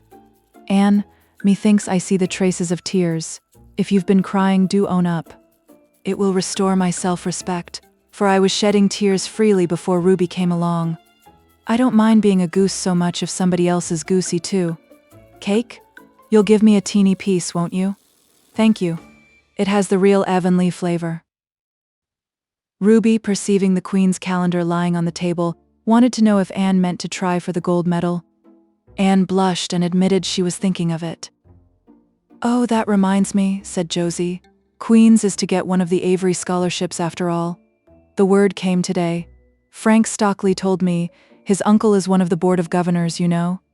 It will be announced in the Academy tomorrow." An Avery scholarship. Anne felt her heart beat more quickly, and the horizons of her ambition shifted and broadened as if by magic. Before Josie had told the news, Anne's highest pinnacle of aspiration had been a teacher's provincial license, first class at the end of the year, and perhaps the medal. But now in one moment Anne saw herself winning the Avery scholarship, taking an arts course at Redmond College, and graduating in a gown and mortarboard before the echo of Josie's words had died away. For the Avery scholarship was in English, and Anne felt that here her foot was on native heath. A wealthy manufacturer of New Brunswick had died and left part of his fortune to endow a large number of scholarships to be distributed among the various high schools and academies of the maritime provinces, according to their respective standings. There had been much doubt whether one would be allotted to Queen's, but the matter was settled at last, and at the end of the year the graduate who made the highest mark in English and English literature would win the scholarship, $250 a year for 4 years at Redmond College. No wonder that Anne went to bed that night with tingling cheeks. "I'll win that scholarship if hard work can do it," she resolved. "Wouldn't Matthew be proud if I got to be a Bachelor of Arts? Oh, it's delightful to have ambitions. I'm so glad I have such a lot. And there never seems to be any end to them, that's the best of it. Just as soon as you attain to one ambition, you see another one glittering higher up still. It does make life so interesting." Chapter 35.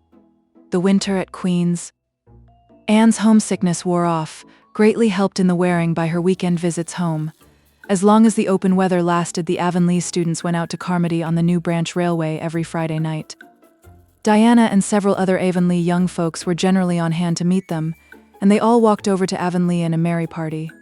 Anne thought those Friday evening gypsyings over the autumnal hills in the crisp golden air, with the home lights of Avonlea twinkling beyond, were the best and dearest hours in the whole week.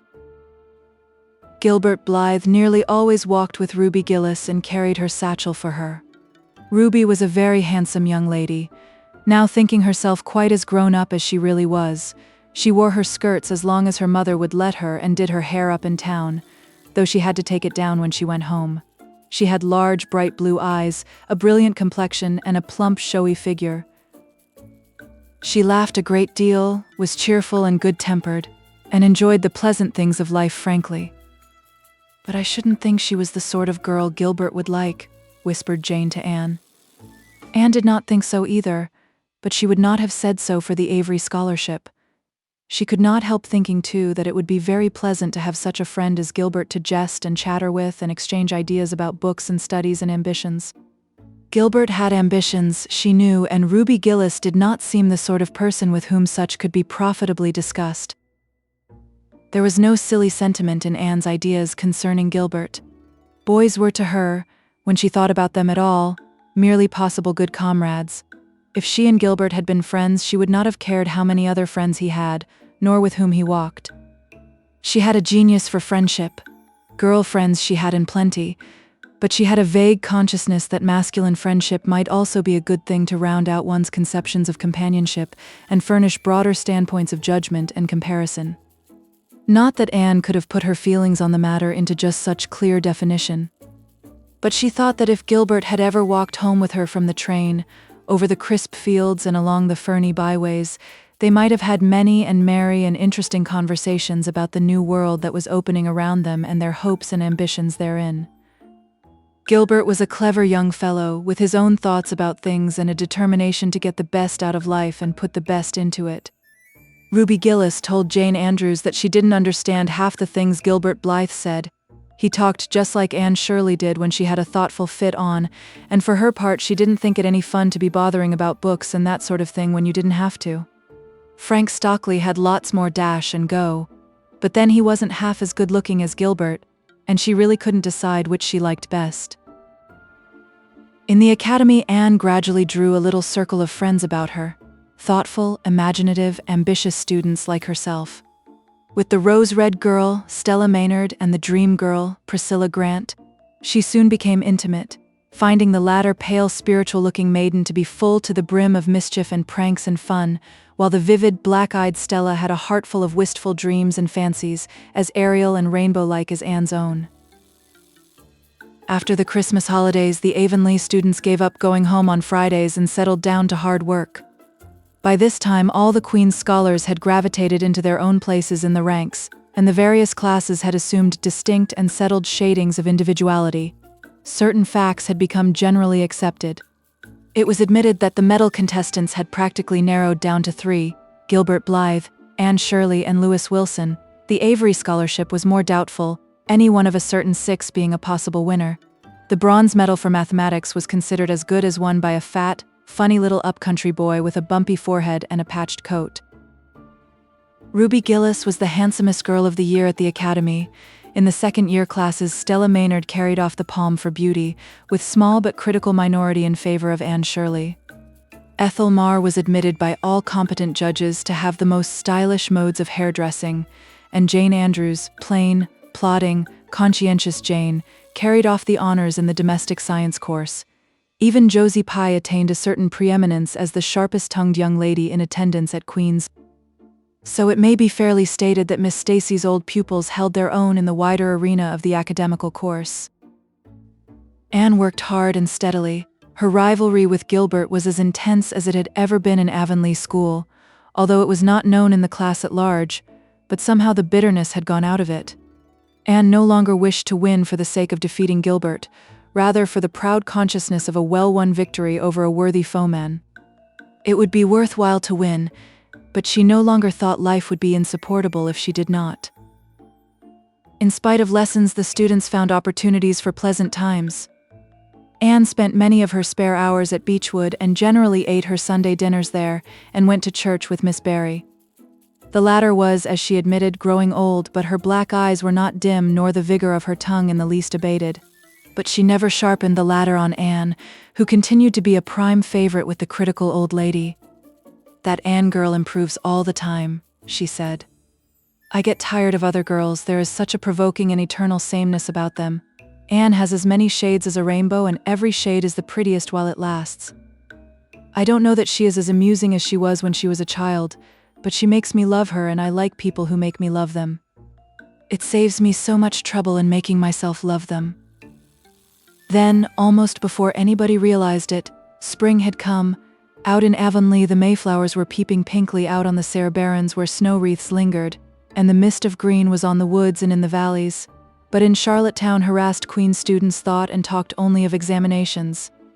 "It doesn't seem possible that the term is nearly over," said Anne. "Why, last fall it seemed so long to look forward to, a whole winter of studies and classes, and here we are with the exams looming up next week. Girls, sometimes I feel as if those exams meant everything. But when I look at the big buds swelling on those chestnut trees and the misty blue air at the end of the streets, they don't seem half so important." Jane and Ruby and Josie, who had dropped in, did not take this view of it. To them, the coming examinations were constantly very important indeed, far more important than chestnut buds or Maytime hazes. It was all very well for Anne, who was sure of passing at least, to have her moments of belittling them, but when your whole future depended on them as the girls truly thought theirs did, you could not regard them philosophically. "I've lost 7 pounds in the last 2 weeks," sighed Jane. "It's no use to say don't worry. I will worry. Worrying helps you some. It seems as if you were doing something when you're worrying. It would be dreadful if I failed to get my license after going to Queens all winter and spending so much money." "I don't care," said Josie Pye. "If I don't pass this year, I'm coming back next. My father can afford to send me." Anne Frank Stockley says that Professor Tremaine said Gilbert Blythe was sure to get the medal and that Emily Clay would likely win the Avery scholarship. "That may make me feel badly tomorrow, Josie," laughed Anne. "But just now I honestly feel that as long as I know the violets are coming out all purple down in the hollow below Green Gables and that little ferns are poking their heads up in Lover's Lane, it's not a great deal of difference whether I win the Avery or not. I've done my best and I begin to understand what is meant by the joy of the strife. Next to trying and winning, the best thing is trying and failing. Girls, don't talk about exams. Look at that arch of pale green sky over those houses and picture to yourself what it must look like over the purply dark beech woods back of Avonlea." "What are you going to wear for commencement, Jane?" asked Ruby practically. Jane and Josie both answered at once and the chatter drifted into a side eddy of fashions. But Anne, with her elbows on the windowsill, her soft cheek laid against her clasped hands, and her eyes filled with visions, looked out unheedingly across city roof and spire to that glorious dome of sunset sky, and wove her dreams of a possible future from the golden tissue of youth's own optimism. All the beyond was hers, with its possibilities lurking rosily in the oncoming years. Each year a rose of promise to be woven into an immortal chaplet. Chapter 36. The Glory and the Dream. On the morning when the final results of all the examinations were to be posted on the bulletin board at Queen's, Anne and Jane walked down the street together. Jane was smiling and happy. Examinations were over and she was comfortably sure she had made a pass at least. Further considerations troubled Jane not at all. She had no soaring ambitions and consequently was not affected with the unrest attendant thereon. For we pay a price for everything we get or take in this world. And although ambitions are well worth having, they are not to be cheaply won, but exact their dues of work and self-denial, anxiety and discouragement. Anne was pale and quiet. In 10 more minutes she would know who had won the medal and who the Avery. Beyond those 10 minutes there did not seem just then to be anything worth being called time. "Of course you'll win one of them anyhow," said Jane, who couldn't understand how the faculty could be so unfair as to order it otherwise. "I have not hope of the Avery," said Anne. "Everybody says Emily Clay will win it, and I'm not going to march up to that bulletin board and look at it before everybody. I haven't the moral courage. I'm going straight to the girls' dressing room. You must read the announcements and then come and tell me, Jane. And I implore you in the name of our old friendship to do it as quickly as possible. If I have failed, just say so, without trying to break it gently. And whatever you do, don't sympathize with me. Promise me this, Jane." Jane promised solemnly, but, as it happened, there was no necessity for such a promise. When they went up the entrance steps of Queen's, they found the hall full of boys who were carrying Gilbert Blythe around on their shoulders and yelling at the tops of their voices, "Hurrah for Blythe, medalist!" For a moment Anne felt one sickening pang of defeat and disappointment. So she had failed and Gilbert had won. Well, Matthew would be sorry he had been so sure she would win. And then somebody called out, "3 cheers for Miss Shirley, winner of the Avery." "Oh, Anne," gasped Jane as they fled to the girls' dressing room amid hearty cheers. "Oh, Anne, I'm so proud. Isn't it splendid?" And then the girls were around them, and Anne was the center of a laughing, congratulating group. Her shoulders were thumped and her hands shaken vigorously. She was pushed and pulled and hugged, and among it all she managed to whisper to Jane, "Oh, won't Matthew and Marilla be pleased? I must write the news home right away." Commencement was the next important happening. The exercises were held in the big assembly hall of the academy. Addresses were given, essays read, songs sung, the public award of diplomas, prizes and medals made. Matthew and Marilla were there, with eyes and ears for only one student on the platform, a tall girl in pale green, with faintly flushed cheeks and starry eyes, who read the best essay and was pointed out and whispered about as the Avery winner. "Reckon you're glad we kept her, Marilla?" whispered Matthew, speaking for the first time since he had entered the hall when Anne had finished her essay. "It's not the first time I've been glad," retorted Marilla. "You do like to rub things in, Matthew Cuthbert."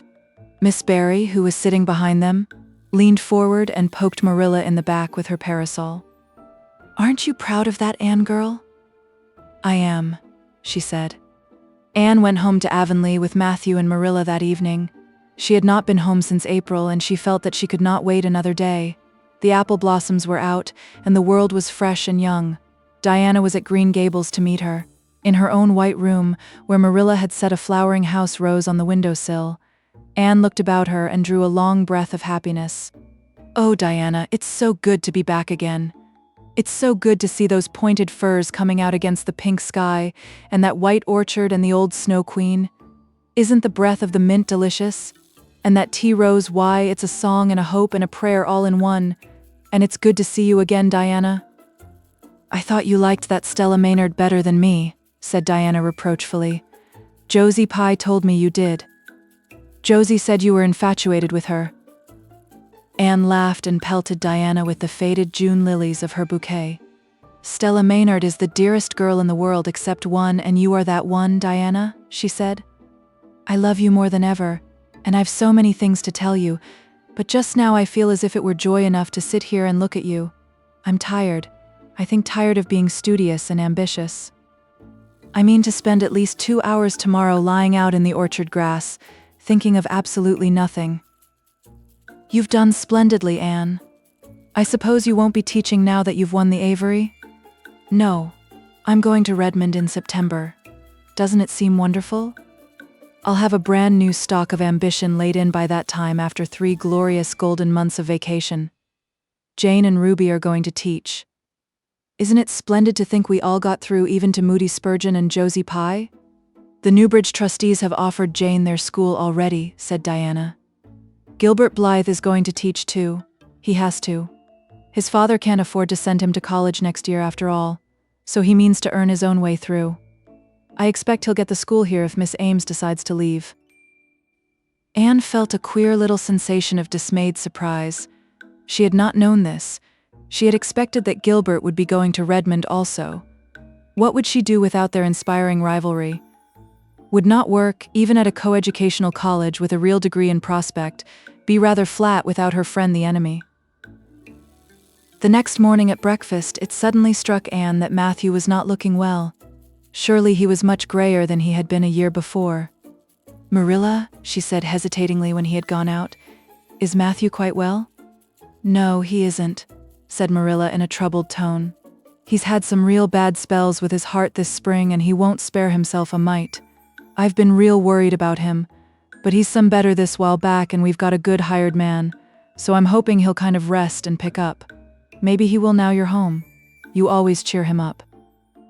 Anne leaned across the table and took Marilla's face in her hands. "You're not looking as well yourself as I'd like to see you, Marilla. You look tired. I'm afraid you've been working too hard. You must take a rest, now that I'm home. I'm just going to take this one day off to visit all the dear old spots and hunt up my old dreams, and then it will be your turn to be lazy while I do the work." Marilla smiled affectionately at her girl. "It's not the work, it's my head. I've got a pain so often now, behind my eyes. Dr. Spencer's been fussing with glasses, but they don't do me any good. There is a distinguished oculist coming to the island the last of June, and the doctor says I must see him. I guess I'll have to. I can't read or sew with any comfort now. Well, Anne, you've done real well at Queen's, I must say. To take first-class license in 1 year and win the Avery scholarship. Well, Mrs. Lynde says pride goes before a fall, and she doesn't believe in the higher education of women at all. She says it unfits them for woman's true sphere. I don't believe a word of it. Speaking of Rachel reminds me, did you hear anything about the Abbey Bank lately, Anne?" "I heard it was shaky," answered Anne. "Why?" "That is what Rachel said. She was up here one day last week and said there was some talk about it." Matthew felt real worried. All we have saved is in that bank, every penny. I wanted Matthew to put it in the savings bank in the first place, but old Mr. Abbey was a great friend of Father's and he'd always banked with him. Matthew said any bank with him at the head of it was good enough for anybody. I think he has only been its nominal head for many years, said Anne. He is a very old man. His nephews are really at the head of the institution. Well, when Rachel told us that, I wanted Matthew to draw our money right out, and he said he'd think of it. But Mr. Russell told him yesterday that the bank was all right. Anne had her good day in the companionship of the outdoor world. She never forgot that day. It was so bright and golden and fair, so free from shadow and so lavish of blossom. Anne spent some of its rich hours in the orchard. She went to the Dryads Bubble in Willowmere and Violet Vale. She called at the manse and had a satisfying talk with Mrs. Allen, and finally in the evening she went with Matthew for the cows, through Lover's Lane to the back pasture. The woods were all gloried through with sunset, and the warm splendor of it streamed down through the hill gaps in the west. Matthew walked slowly with bent head. Anne, tall and erect, suited her springing step to his. "You've been working too hard today, Matthew," she said reproachfully. "Why won't you take things easier?" "Well now, I can't seem to," said Matthew, as he opened the yard gate to let the cows through. "It's only that I'm getting old, Anne, and keep forgetting it." Well, I've always worked pretty hard and I'd rather drop in harness." "If I had been the boy you sent for," said Anne wistfully, "I'd be able to help you so much now and spare you in 100 ways. I could find it in my heart to wish I had been, just for that." "Well now, I'd rather have you than a dozen boys, Anne," said Matthew, patting her hand. "Just mind you that, rather than a dozen boys. Well now, I guess it wasn't a boy that took the Avery scholarship, was it? It was a girl, my girl that I'm proud of." He smiled his shy smile at her as he went into the yard. Anne took the memory of it with her when she went to her room that night, and sat for a long while at her open window, thinking of the past and dreaming of the future. Outside, the Snow Queen was mistily white in the moonshine. The frogs were singing in the marsh beyond Orchard Slope. Anne always remembered the silvery, peaceful beauty and fragrant calm of that night. It was the last night before sorrow touched her life, and no life is ever quite the same again when once that cold, sanctifying touch has been laid upon it. Chapter 37. The Reaper Whose Name is Death. "Matthew? Matthew, what is the matter? Matthew, are you sick?" It was Marilla who spoke, alarm in every jerky word. Anne came through the hall, her hands full of white narcissus. It was long before Anne could love the sight or odor of white narcissus again, in time to hear her and to see Matthew standing in the porch doorway, a folded paper in his hand, and his face strangely drawn and gray.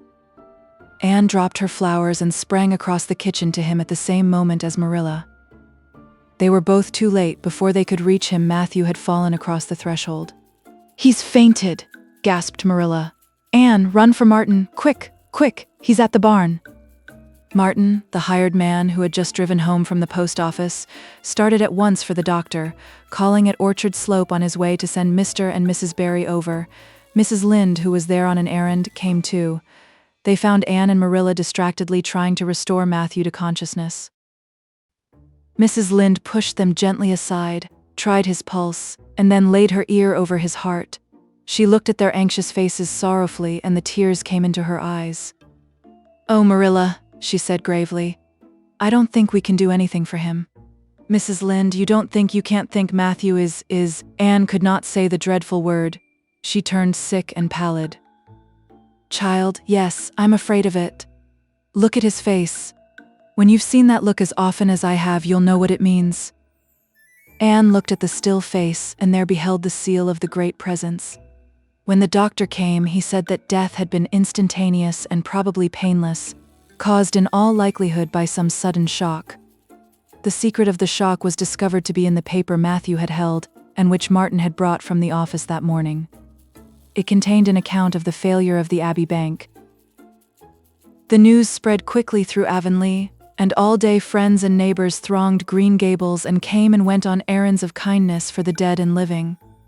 For the first time, shy, quiet Matthew Cuthbert was a person of central importance. The white majesty of death had fallen on him and set him apart as one crowned. When the calm night came softly down over Green Gables, the old house was hushed and tranquil. In the parlor lay Matthew Cuthbert in his coffin, his long gray hair framing his placid face on which there was a little kindly smile as if he but slept, dreaming pleasant dreams. There were flowers about him, sweet old-fashioned flowers which his mother had planted in the homestead garden in her bridal days, and for which Matthew had always had a secret, wordless love. Anne had gathered them and brought them to him, her anguished, tearless eyes burning in her white face. It was the last thing she could do for him. The Barrys and Mrs. Lynde stayed with them that night. Diana, going to the east gable, where Anne was standing at her window, said gently, "Anne, dear, would you like to have me sleep with you tonight?" "Thank you, Diana." Anne looked earnestly into her friend's face. "I think you won't misunderstand me when I say I want to be alone. I'm not afraid. I haven't been alone 1 minute since it happened, and I want to be. I want to be quite silent and quiet and try to realize it. I can't realize it. Half the time it seems to me that Matthew can't be dead, and the other half it seems as if he must have been dead for a long time, and I've had this horrible dull ache ever since." Diana did not quite understand. Marilla's impassioned grief, breaking all the bounds of natural reserve and lifelong habit in its stormy rush, she could comprehend better than Anne's tearless agony. But she went away kindly, leaving Anne alone to keep her first vigil with sorrow. Anne hoped that the tears would come in solitude. It seemed to her a terrible thing that she could not shed a tear for Matthew, whom she had loved so much, and who had been so kind to her, Matthew who had walked with her last evening at sunset, and was now lying in the dim room below with that awful peace on his brow. But no tears came at first, even when she knelt by her window in the darkness and prayed, looking up to the stars beyond the hills. No tears, only the same horrible dull ache of misery that kept on aching until she fell asleep, worn out with the day's pain and excitement. In the night she awakened, with the stillness and the darkness about her, and the recollection of the day came over her like a wave of sorrow. She could see Matthew's face smiling at her as he had smiled when they parted at the gate that last evening. She could hear his voice saying, my girl that I'm proud of." Then the tears came, and Anne wept her heart out. Marilla heard her and crept in to comfort her. There, don't cry so, dearie. It can't bring him back. It isn't right to cry so.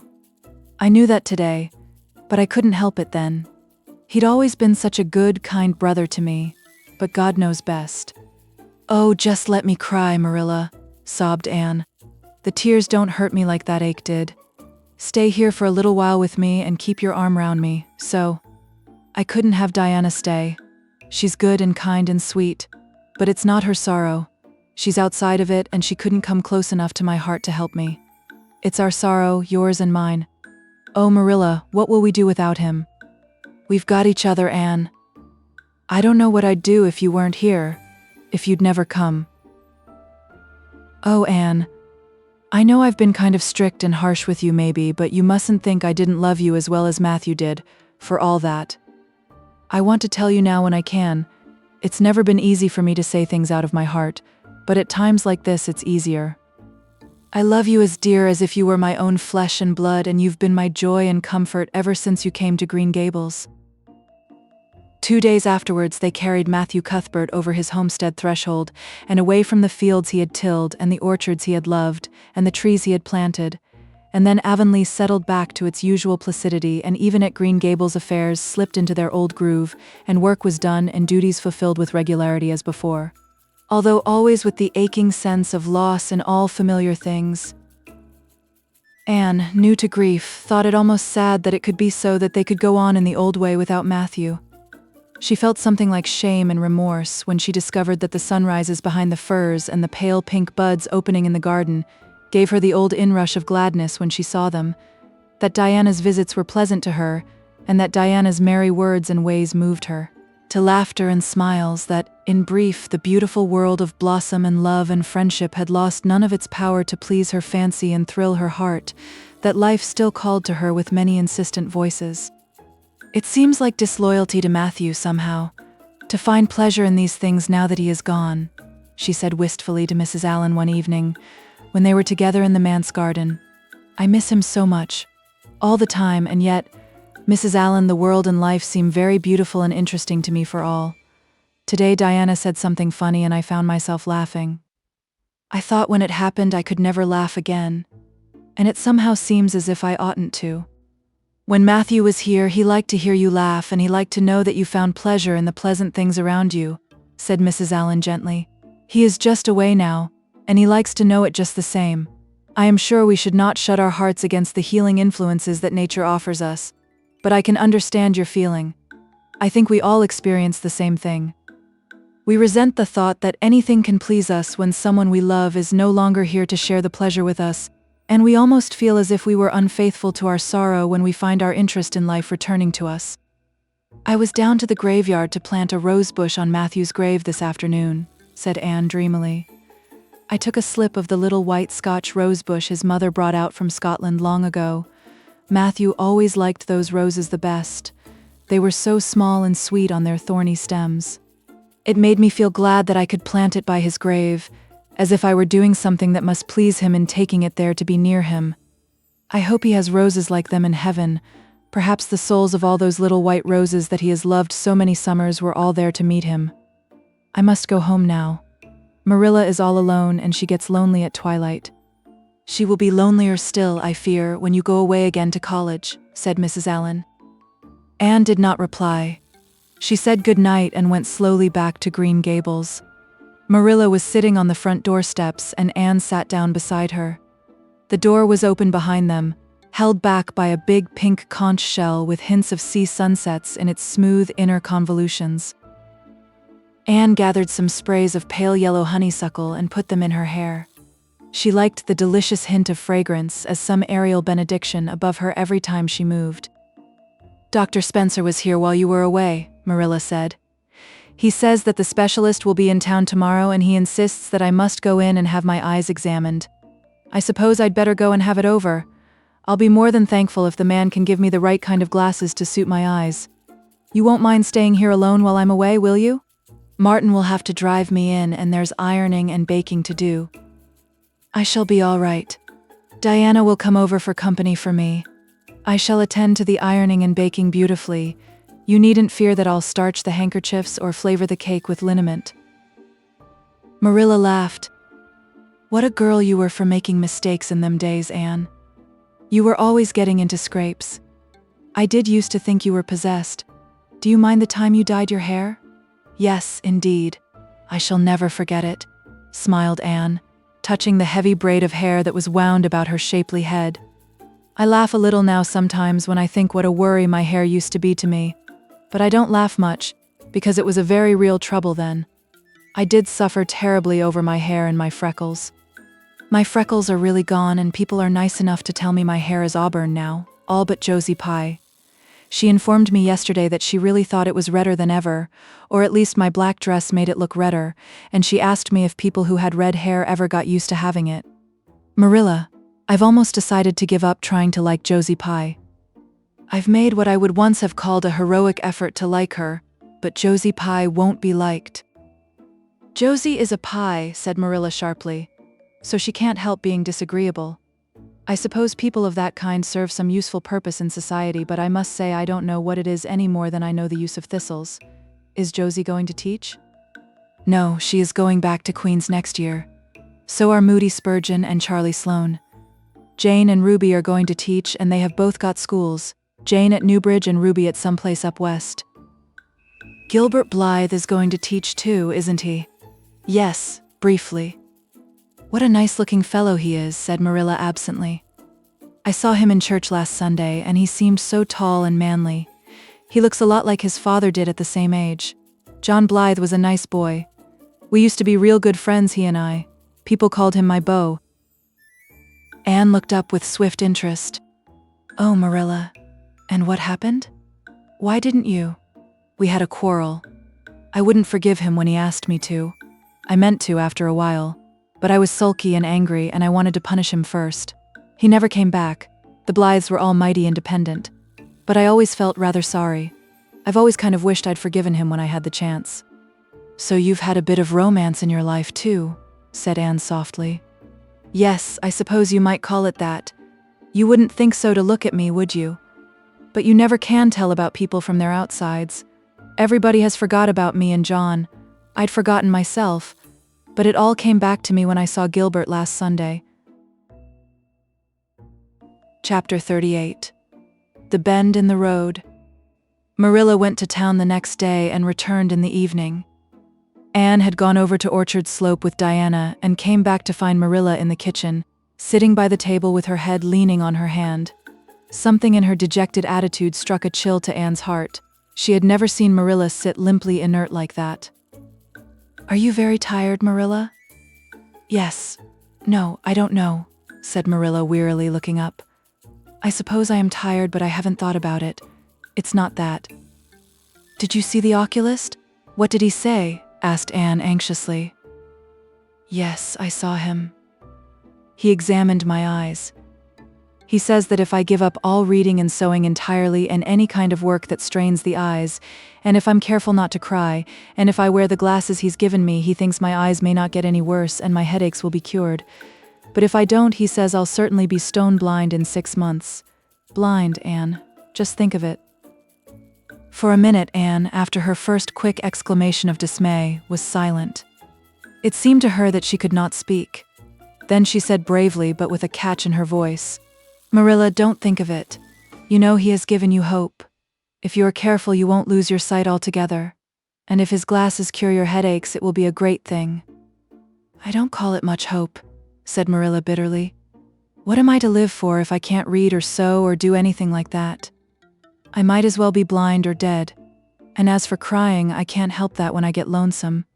But there, it's no good talking about it. If you'll get me a cup of tea, I'll be thankful. I'm about done out. Don't say anything about this to anyone for a spell yet anyway. I can't bear that folks should come here to question and sympathize and talk about it." When Marilla had eaten her lunch, Anne persuaded her to go to bed. Then Anne went herself to the east gable and sat down by her window in the darkness alone with her tears and her heaviness of heart. How sadly things had changed since she had sat there the night after coming home. Then she had been full of hope and joy, and the future had looked rosy with promise. Anne felt as if she had lived years since then, but before she went to bed there was a smile on her lips and peace in her heart. She had looked her duty courageously in the face and found it a friend, as duty ever is when we meet it frankly. One afternoon, a few days later, Marilla came slowly in from the front yard, where she had been talking to a caller, a man whom Anne knew by sight as Sadler from Carmody. Anne wondered what he could have been saying to bring that look to Marilla's face. "What did Mr. Sadler want, Marilla?" Marilla sat down by the window and looked at Anne.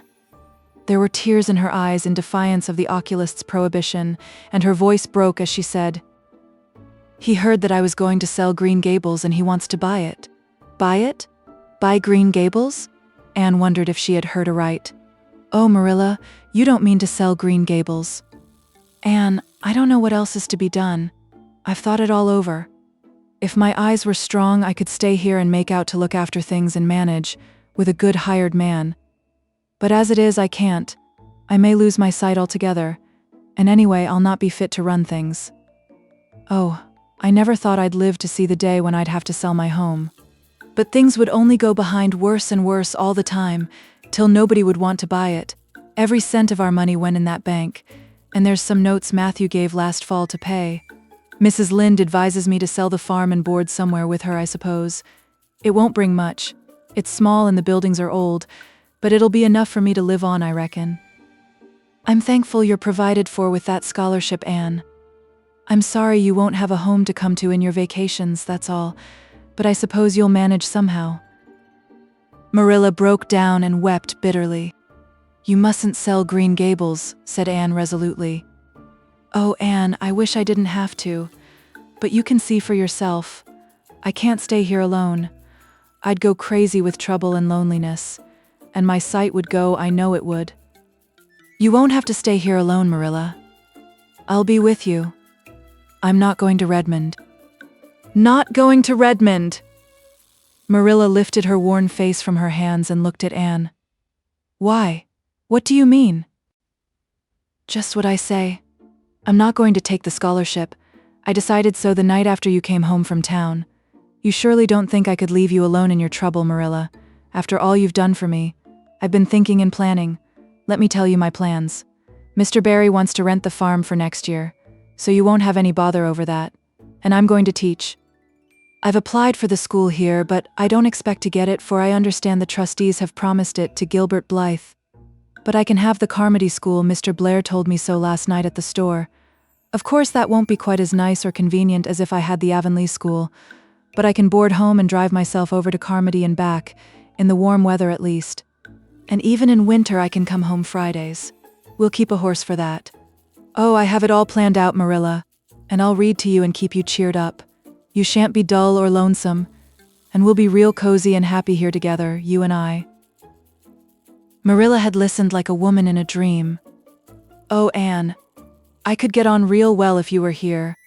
I know, but I can't let you sacrifice yourself so for me. It would be terrible. Nonsense, Anne laughed merrily. There is no sacrifice. Nothing could be worse than giving up Green Gables. Nothing could hurt me more. We must keep the dear old place.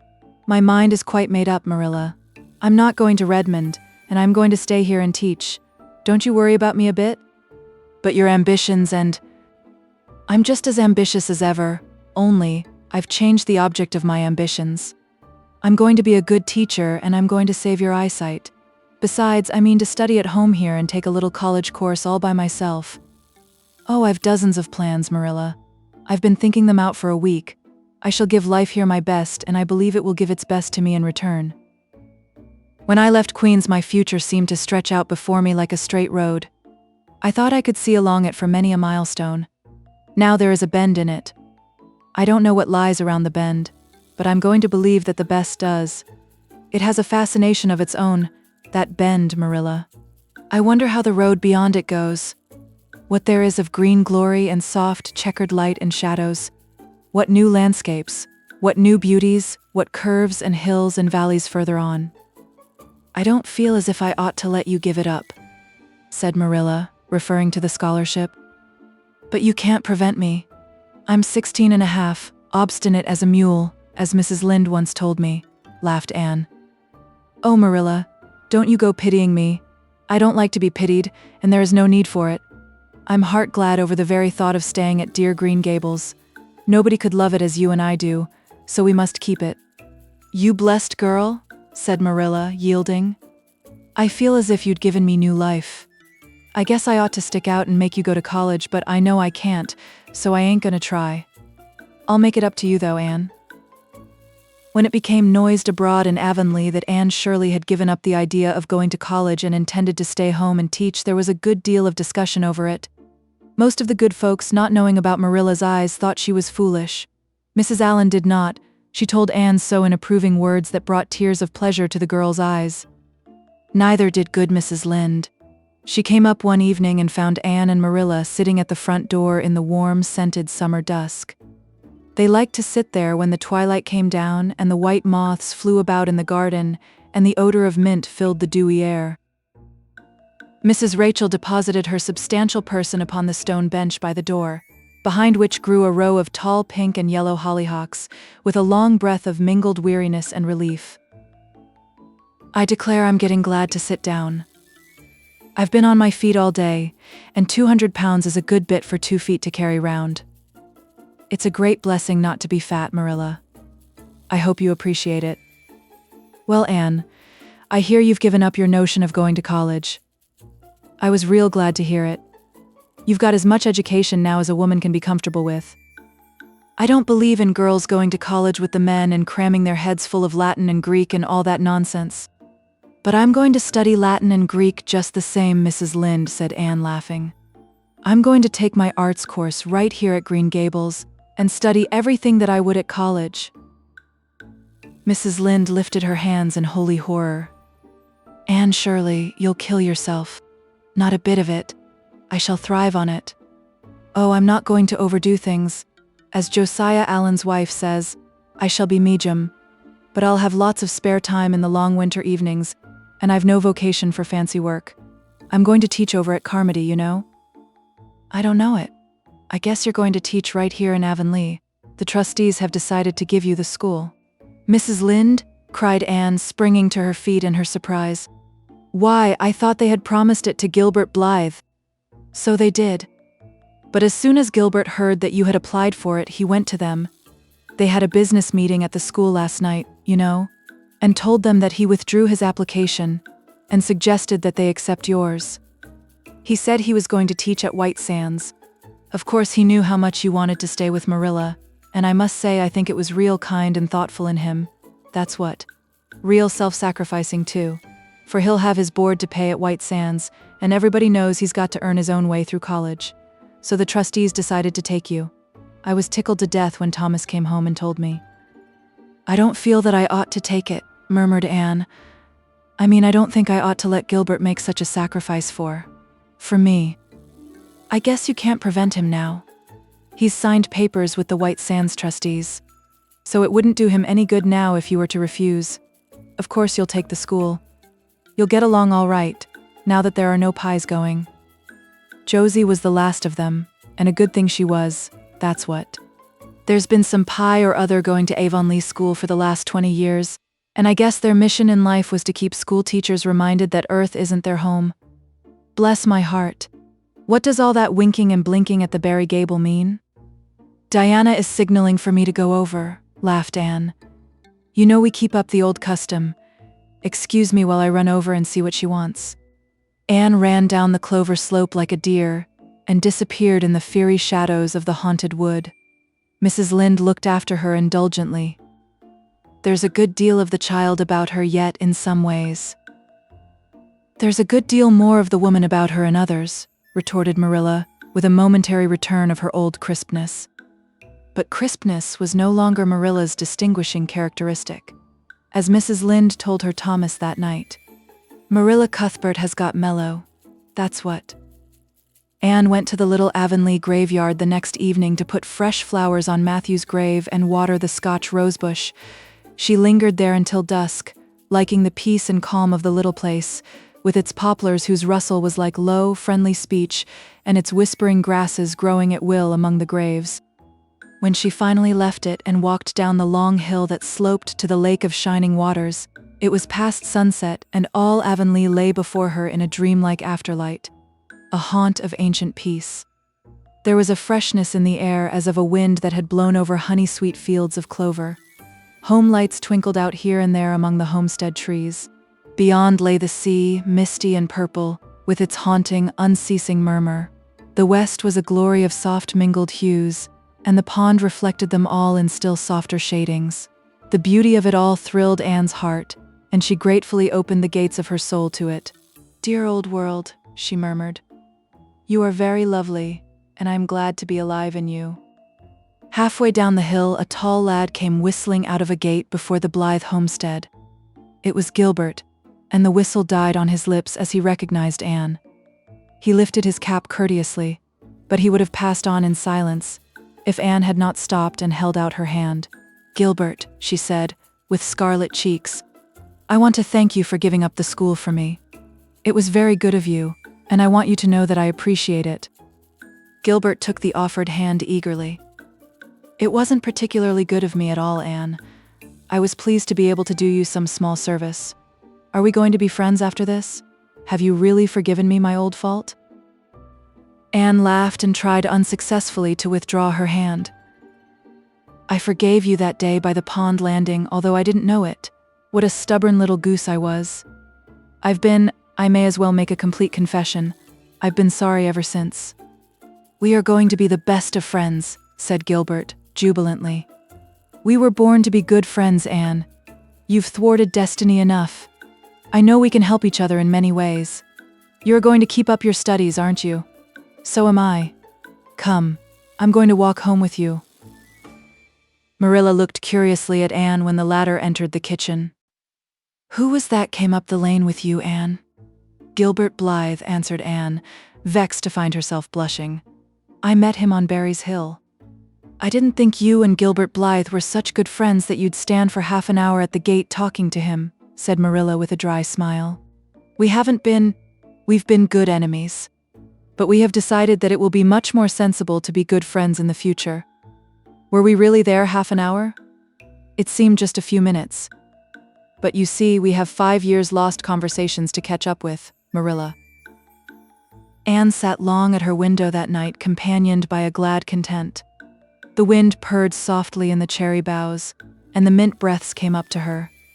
The stars twinkled over the pointed firs in the hollow, and Diana's light gleamed through the old gap.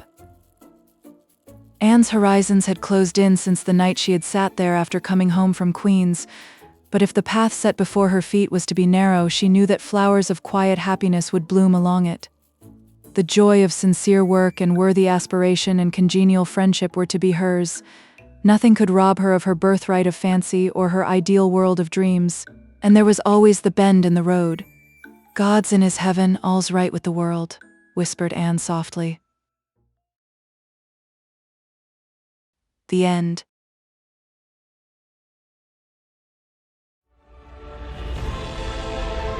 A whole galaxy to go.